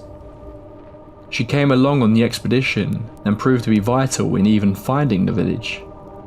Seemingly no signs pointed to it, and the heavy snowfall had covered most roads in the area. But she was able to see, for a lack of a better word, the route to the village. Soon, the handful of villagers who lived there discovered that the military were there as part of something called Operation Sunray, and were under the command of distinguished Colonel Kanev from the Bulgarian Ministry of Defense. They heard the stories of an untold amount of treasure buried underneath their land. A treasure the military seemingly wanted under its control, a fact that becomes less unusual when you consider the uncertain times the country was operating under. But treasure wouldn't be what the colonel and his men would find. This operation would end up going on for 2 years, with digging deep into the earth being conducted day and night, and would end up costing millions, only to end up with a large hole that would ultimately be filled with concrete, stopping anyone else from ever entering. A huge undertaking, but maybe one that was justified if the amount of treasure that was buried down there was in fact as valuable as had been suggested. But maybe that treasure was just a cover story from the very beginning. Maybe the armed troops, secrecy, and unorthodox deployments of mediums points to the fact that the military were in fact looking for something else. The operation began to have issues from the very start. The team started to dig, but by the end of the first day they hadn't uncovered anything of note. They consulted the team of psychics, who informed them that they were digging in the wrong spot, with one of them writing underneath a drawing of where the soldiers should dig. This is a dangerous game of chess, and the last move is the most important. This is your move. This is the place where you should dig. This will be the salvation of Greater Bulgaria. This will save your country from destruction, from the doom of decay, from its crystal fragility. It will become strong as steel, as strong and powerful as it was 1,350 years ago. On day 2 they began to dig in seemingly what was the right place, but their brand new state-of-the-art excavator stopped working. There was seemingly no damage to the machinery or possible issues with it. It just simply stopped. A recurring theme throughout the years of digging that took place. Electronic machinery of any kind became notoriously unreliable, often breaking down with no apparent cause. Alongside this, one of the psychics appeared to be in some sort of contact with several unknown entities that appeared to be sending her information telepathically. More specifically, informing the psychic that this operation would uncover a message for all of humanity. These messages from the other side were causing arguments and confusion amongst the higher-ups, and just 2 days into the expedition, one of the psychics and her father, another colonel who was heavily involved, quit. Disturbingly, things did not end well for either of them. In 1992, the psychic took her own life, and then in 96, the colonel was found under a bridge in Sofia. His death was said to have been under suspicious circumstances, but no one was charged with his murder. When the machinery failed them, the digging continued by hand, pickaxes smashing away at the cold, solid ground. While the ground was hard to begin with, over time as they got deeper, they found it softened. Within the dirt they found a multitude of different colours and textures, almost as if something had been added to the ground here, but they could never determine what. But they weren't just digging down aimlessly. The psychics were relaying very specific and complex instructions about where to dig, how much to dig, when to add support beams, or even who was specifically allowed to dig on that day. All of these decisions that were being made were coming from whatever messages were being conveyed by the team of psychics. Reportedly, it was when they reached about 20 feet down that they encountered it. A thick layer of stone that was too much for their tools to break through. The only option was explosives. After some testing, they discovered that the stone is covered in a strange bacteria that required everyone who came into contact with the area to wear hazmat suits. This is the point where things get really strange. Up until now, we have a fairly clear understanding of the actual events that took place in Saricina. But officially, all we know is that the military arrived under the pretense of digging for lost treasure. They then proceeded to dig for 2 years at a huge cost to the Bulgarian government. Then they filled the hole with concrete, left, and according to Colonel Kanev, all records and documentation that was created about the events that took place here were destroyed. What follows in this story is pieced together from eyewitness reports from the villagers, the troops, psychics, and the Colonel himself. However, as this story has been told and retold so many times over the past 30 years, it's very hard to distinguish fact from fiction, particularly as we get into some of the more fantastical elements of what takes place. I won't be able to stick to a strictly chronological retelling of the events here, but let's get into some of what took place over the following 2 years. With their machinery still malfunctioning, and no hope of getting through the stone wall with their tools, the team turned to explosives. Blasting a hole in the thick stone with dynamite, they uncovered something unexpected. It appeared to be a clear passageway, travelling down deeper into the ground, in a spiral. Meanwhile, up on the top, the sightings began almost immediately. The guards on the site started reporting seeing creatures, for want of a better word.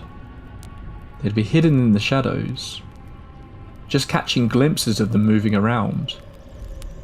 But it was undeniable that they were seeing things that appeared to be humanoid in shape, but distinctly not human in size. These shadow figures appeared to come in 2 varieties. One would be around 7 foot tall, and the others were on the other end of the spectrum, only measuring about 1 foot tall. Again, no one ever got a clear look at them, with some suggesting they weren't exactly hiding in the shadows, but were in fact shadows themselves. Sightings of these strange beings began right after the initial explosion, and uncovering of the spiral labyrinth that lay beneath the site, and continued throughout the operation. The team were ordered to start exploring the underground tunnels that they had discovered. Hollowed out corridors that descended deep into the earth, shooting off in different directions. There seemingly was no end to them, although one version of events that we'll get into later suggests that the troops did ultimately reach some sort of end destination within the tunnels. Months went by as they explored the dark underground maze. While they weren't finding any treasure, they were coming across something much more hazardous. The bacteria we mentioned earlier seemed to be present throughout the tunnels, causing many troops to fall sick and become bedridden for days, and in some cases, even claiming their lives. The issues with the electronic equipment continued, and all of the radios slowly, one by one, began to malfunction. Colonel Kniv had a telephone line installed, so that the command post could keep in touch with the village.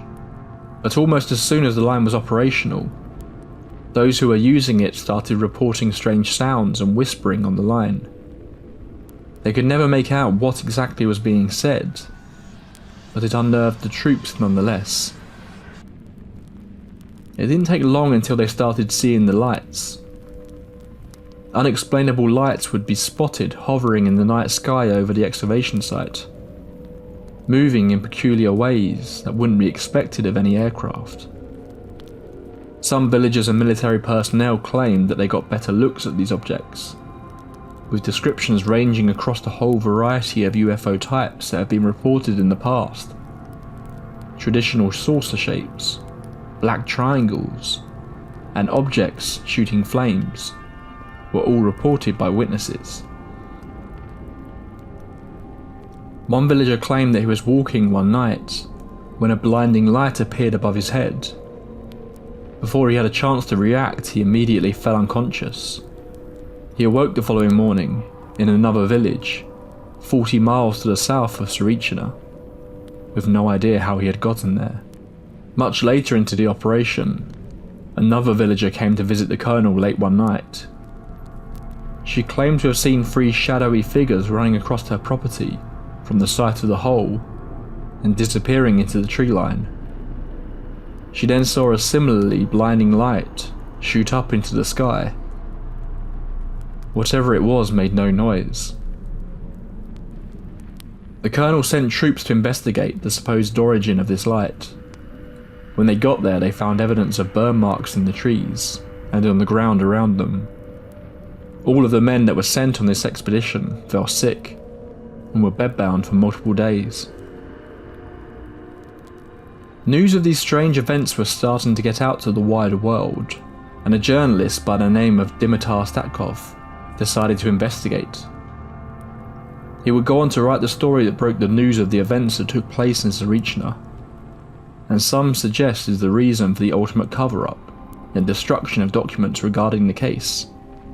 When Dimitar arrived on the site, he was taken aback by the extreme levels of security the military seemed to have put in place for what was apparently an archaeological dig. Approaching the site, one young guard shouted to Dimitar, "If you want to live, no pictures." In one of the wilder claims that was made during the operation, the colonel reported that numerous troops were teleported, seemingly at random around the site. They'd be walking through a tunnel and then would suddenly appear on the surface, and vice versa. In some cases, the troops were apparently found fused into the rocks of the underground maze. The exploration of the tunnels had been going on for close to 2 years at this point, and while nothing had been found, the military was showing no signs of giving up. Okay, if I haven't totally lost you with tales of psychics, 7-foot-tall shadow figures, UFOs, and secret military operations in underground caves, then great. But this is where we're truly going to get into the realm of the utterly bonkers.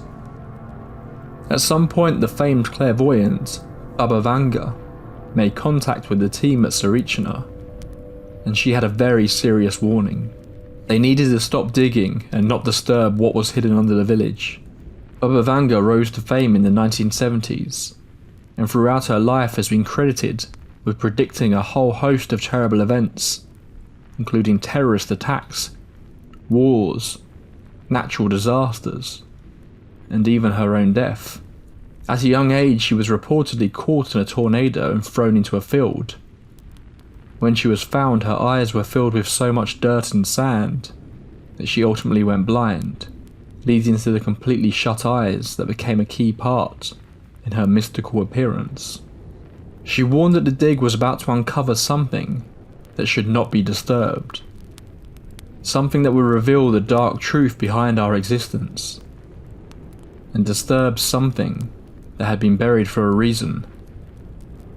Baba Vanga said the following about the operation at Zarichna. "You will find a sealed and pressured capsule containing a yellow monkey. Neither man nor woman. What will you do with that yellow monkey? If you open the capsule, the air will revive it. I ask, what will you do when it wakes up and speaks?" Now, some of what follows I'm a little unclear of its origins. The YouTube channel Bedtime Stories recounts this tale of what was found in these caves, and I've read a few other places parroting the same events, but it's unclear whether it was simply made up for dramatic effect, or if there is some source from the operation that claim this is what happened. But supposedly the team ultimately reached another dead end.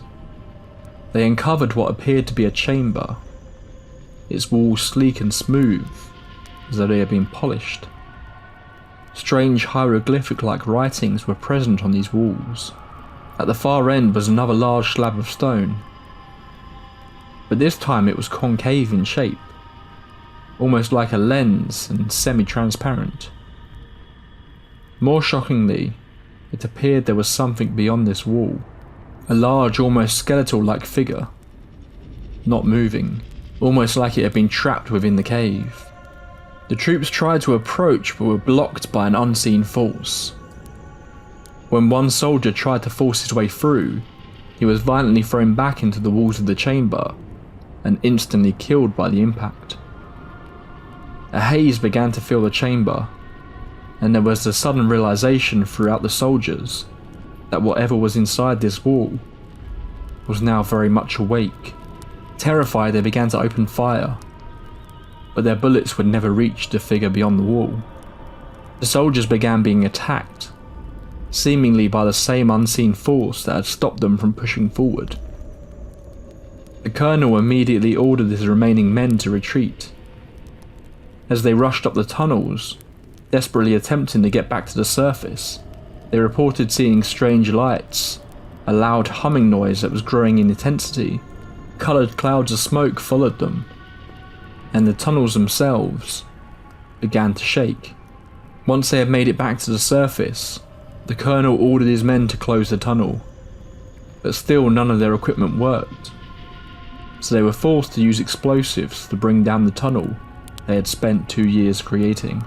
As I said, this is very likely a fictionalized version of the events that took place at the end of Operation Sunray.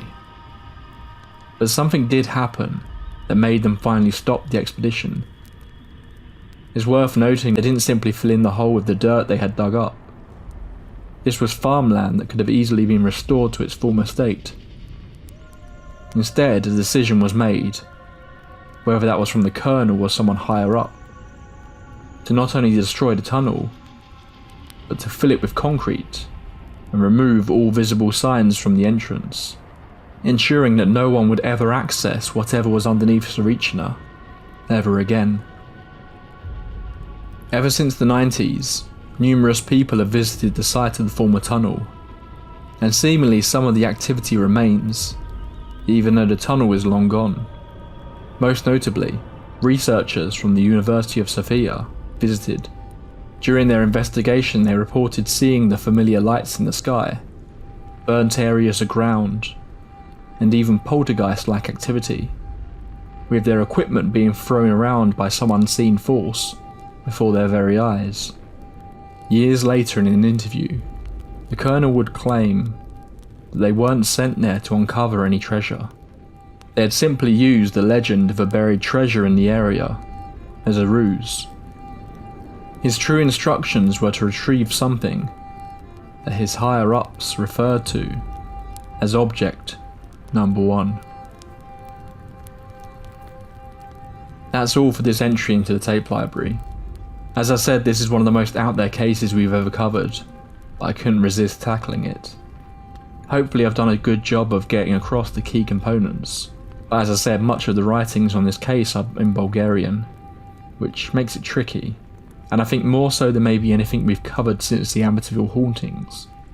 The lines between fiction and fact have really been blurred here. If you have any thoughts on this case, I'd love to hear them, so please do drop a comment below. We'll be back very soon with some more spooky goings on. I'm currently deep into the research on a great case of a haunted farm in the UK, so hopefully I'll be sharing that with you soon. If you don't want to miss out on that, then please be sure to subscribe. Thank you for sticking with me until the end. Pleasant dreams.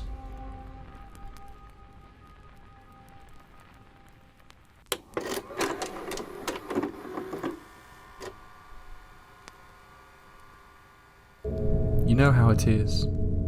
You're browsing the web, scrolling through YouTube videos to watch, when something catches your eye. Something that stands out amongst the sea of identikit thumbnails attempting to entice you in. This one just looks wrong. And that title, you click it.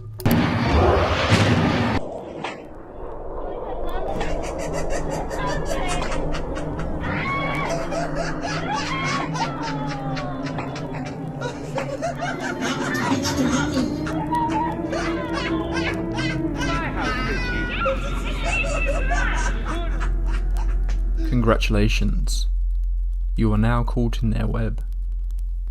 You have fallen down the rabbit hole. So let's investigate together. Let's take a look at one of the most disturbing channels I have ever come across on YouTube. Is this a simple ARG? Or is there someone out there kidnapping and potentially eating women for their audience on YouTube? Let's explore the channel of 00390. Buckle up. This is going to be a weird one. What makes this channel stand out as so odd is the length of time it's been active. It appears to have been set up in 2015, and the first video dates back to 6 years ago.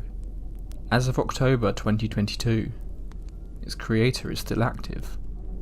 I'm going to go through some of the more notable videos that appear on this channel, but if you want to see the uncut versions of any of these clips, then I'll leave a link to the channel in the description, along with some other notable links.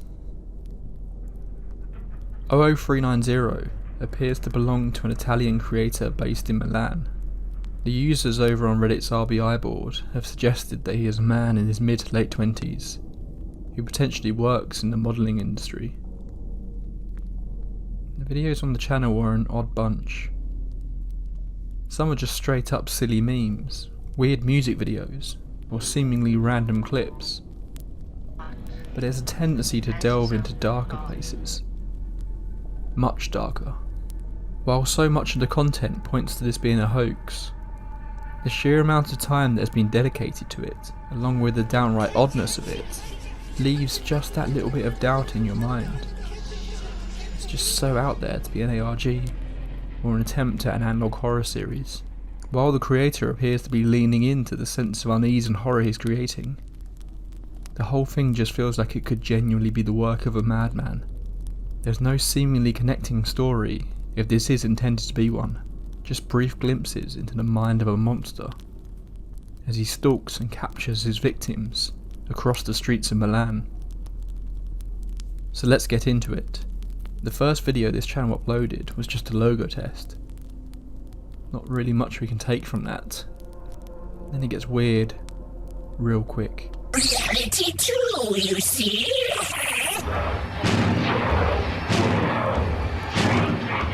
This is Pet Monster, Forgotten Video. It feels like something that jumped out of the mind of Harmony Korine.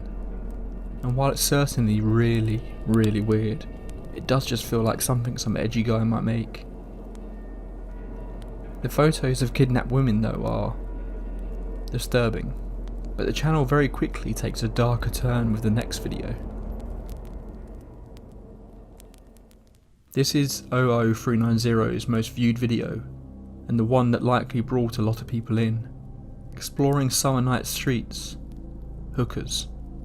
At the time of recording, is sat at just over 2 million views. It doesn't feel like this video is staged at all. It appears to show someone repeatedly driving up to various prostitutes on the street. We can't hear what is being said due to the ominous music that has been added over the top. But it's obvious someone in the car is having some brief interactions with many of the women. It looks to me like the camera is filming from the back seat, indicating there may be more than one person in the car, or that the camera is hidden in the back while he talks to them from the front seat. Nothing further happens in the video. They just drive and film prostitutes. But even without the creepy music, this feels like a scene lifted straight out of Maniac. It just feels so grimy, so intrusive, so real. It takes an even darker turn when you read the description. Imagine a supermarket. There are departments for vegetables, meats, fishes and snack. There is a department for potato chips. Potatoes or potato chips in Italian slang means female reproductive organs. And there are different kind and form of chips. Classic, spicy, sour, long, finny, sea salt, corn, cheese. You can't taste, you must choose, look in the package. There is coloured, transparent, big, little, tube bag. Every time you can try a different potato chips kind. Only thing is, you can't know if they are good until you eat it. In the street is same. I love go on supermarket and observe the goods. Choose quietly and buy. Then we're back to the music videos.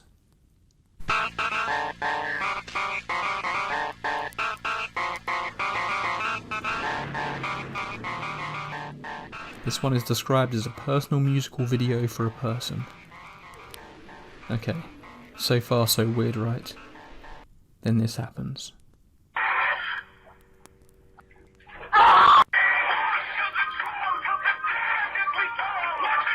What is happening here? Why is she fully dressed? What is she reacting to? It's almost like something touches her in the water. Either way, this is the first suggestion that someone may directly be in danger. There are years of uploads on this channel, ranging from old clips the user has seemingly found, to potentially original content they've created. But from the start to the present, there seems to be a strong focus on two subjects: kidnapping and cannibalism. Sometimes it feels like this is an elaborate troll, especially through their use of memes, but other times it feels like an absolute chilling insanity. Hey girl, I am Michael Shaughnessy. Have you perhaps seen any leprechauns around? Well, if you see any, please let me know. So tell me, where's the leprechauns today, lassie? To your house! But there don't seem to be any in these trees.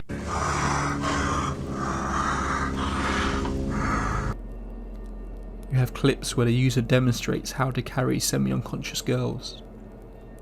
There are references to serial killers. Can't you see I'm out, man? Can't you see I'm out? Can't you see I'm free? References to mind control.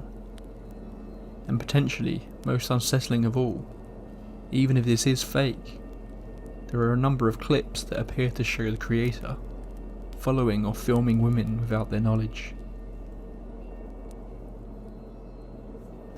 Here the creator visits a Chinese massage parlour and covertly films the visit. The caption reads, "Red or black? This is a long series of visits that I'll have to do. Before cooking the meat, it must be selected. You have to find the best one, so in the end the dish will be perfect. Or at least almost." But there are a few videos in particular that may give us an insight into what is actually happening here. First is Private. This shows what appears to be a fashion photo shoot wrapping up, leading many to believe the creator may work in the fashion industry. The second is a series of videos that sees the creator filming people in public again, but not in a covert way.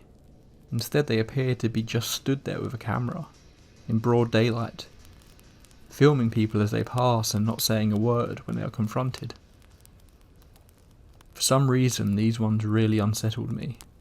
Up until I saw these, I dismissed this as the work of some bored, edgy person, just trying to get some attention on the internet. But this really takes a lot of guts. To put yourself in a potentially confrontational situation like this feels like it takes a step beyond just posting short, creepy clips anonymously on the internet. So first, the aftermath of the modelling shoot. This post on Reddit seems to suggest that a Milan-based photographer has been collaborating with 00390.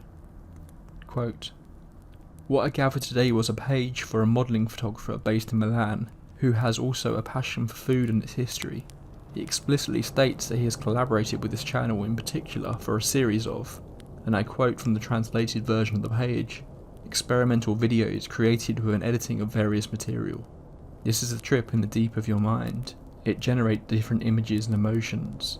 Everything depends on you. Beware, something can disturb you, and can bring out some buried memories. If you are impressionable, don't watch." Elsewhere there are suggestions that this is part of an art project, commenting on the level of surveillance in our cities, and the surveillance cameraman clips certainly seem to add to that theory. Then this clip, Shop and Girl, features this message in the description. "Private message for 9043 broadcasting. This is right girl to find. Young, slim, long hair, and numb to smartphone." A quick search for 9043 broadcasting brings up this old review for an ARG, as well as a channel for it that appears to have no available content anymore. Then we have the obvious artistic influences throughout the videos.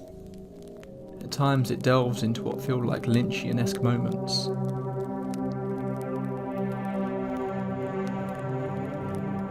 This influence is clearly backed up by the clip Real Life Radiator Girl.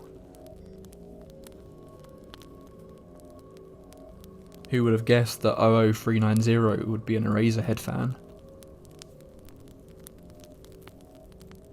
Finally, taking a look at the channel subscriptions, show they follow a lot of small creators who seem to specialise in similarly unnerving videos. All these little threads seem to point to this being some sort of long-running, horror-themed artistic endeavour, but that in no way takes away from how creepy this channel is. Just look at the videos they are putting out to this day, 7 years after founding the channel. 00390 shows no signs of stopping, and some of these are just as fascinatingly unsettling as they were at the start. Take a look at this video from just 2 months ago.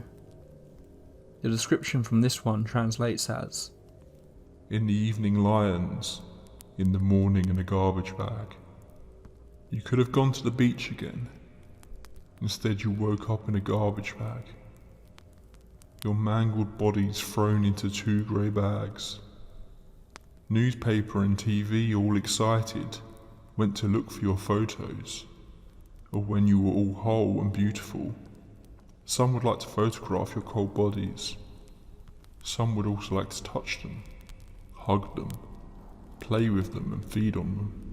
Unfortunately, however, they have to be content with looking for their photos. There.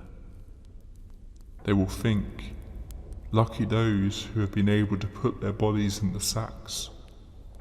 Will have seen them still warm, full of blood with broken bones, and in a very uncomfortable position. Write fake stories excited by their photos. How beautiful the sisters were. Now they are even more so." I hope this channel is just an incredibly devoted creative individual who is using this as an opportunity to express themselves with some horrific takes on outsider art. But the sheer amount of clips that feature individuals that seemingly have no idea they are being filmed just gives the whole thing that extra sense of realism. There's just that constant niggling feeling that just because this is being made by someone who enjoys creating and watching creepy videos doesn't mean they aren't capable of something truly disturbing themselves. This channel is still uploading, so the story of 00390 isn't done. For all we know, this is still just the beginning of this rabbit hole. I for one will be keeping a close eye on this channel, and I hope you will too. Maybe one day we'll find out who 00390 really is, and what their intentions are. So what do you think? Is this channel real? A prank? Or a creative take on horror? I'd love to hear your thoughts in the comments. Thank you for joining me tonight on another entry into the tape library. If you enjoyed this video, as always please give it a like and subscribe, so you don't miss out on any more dives into the darker side of the world. Until next time, pleasant dreams.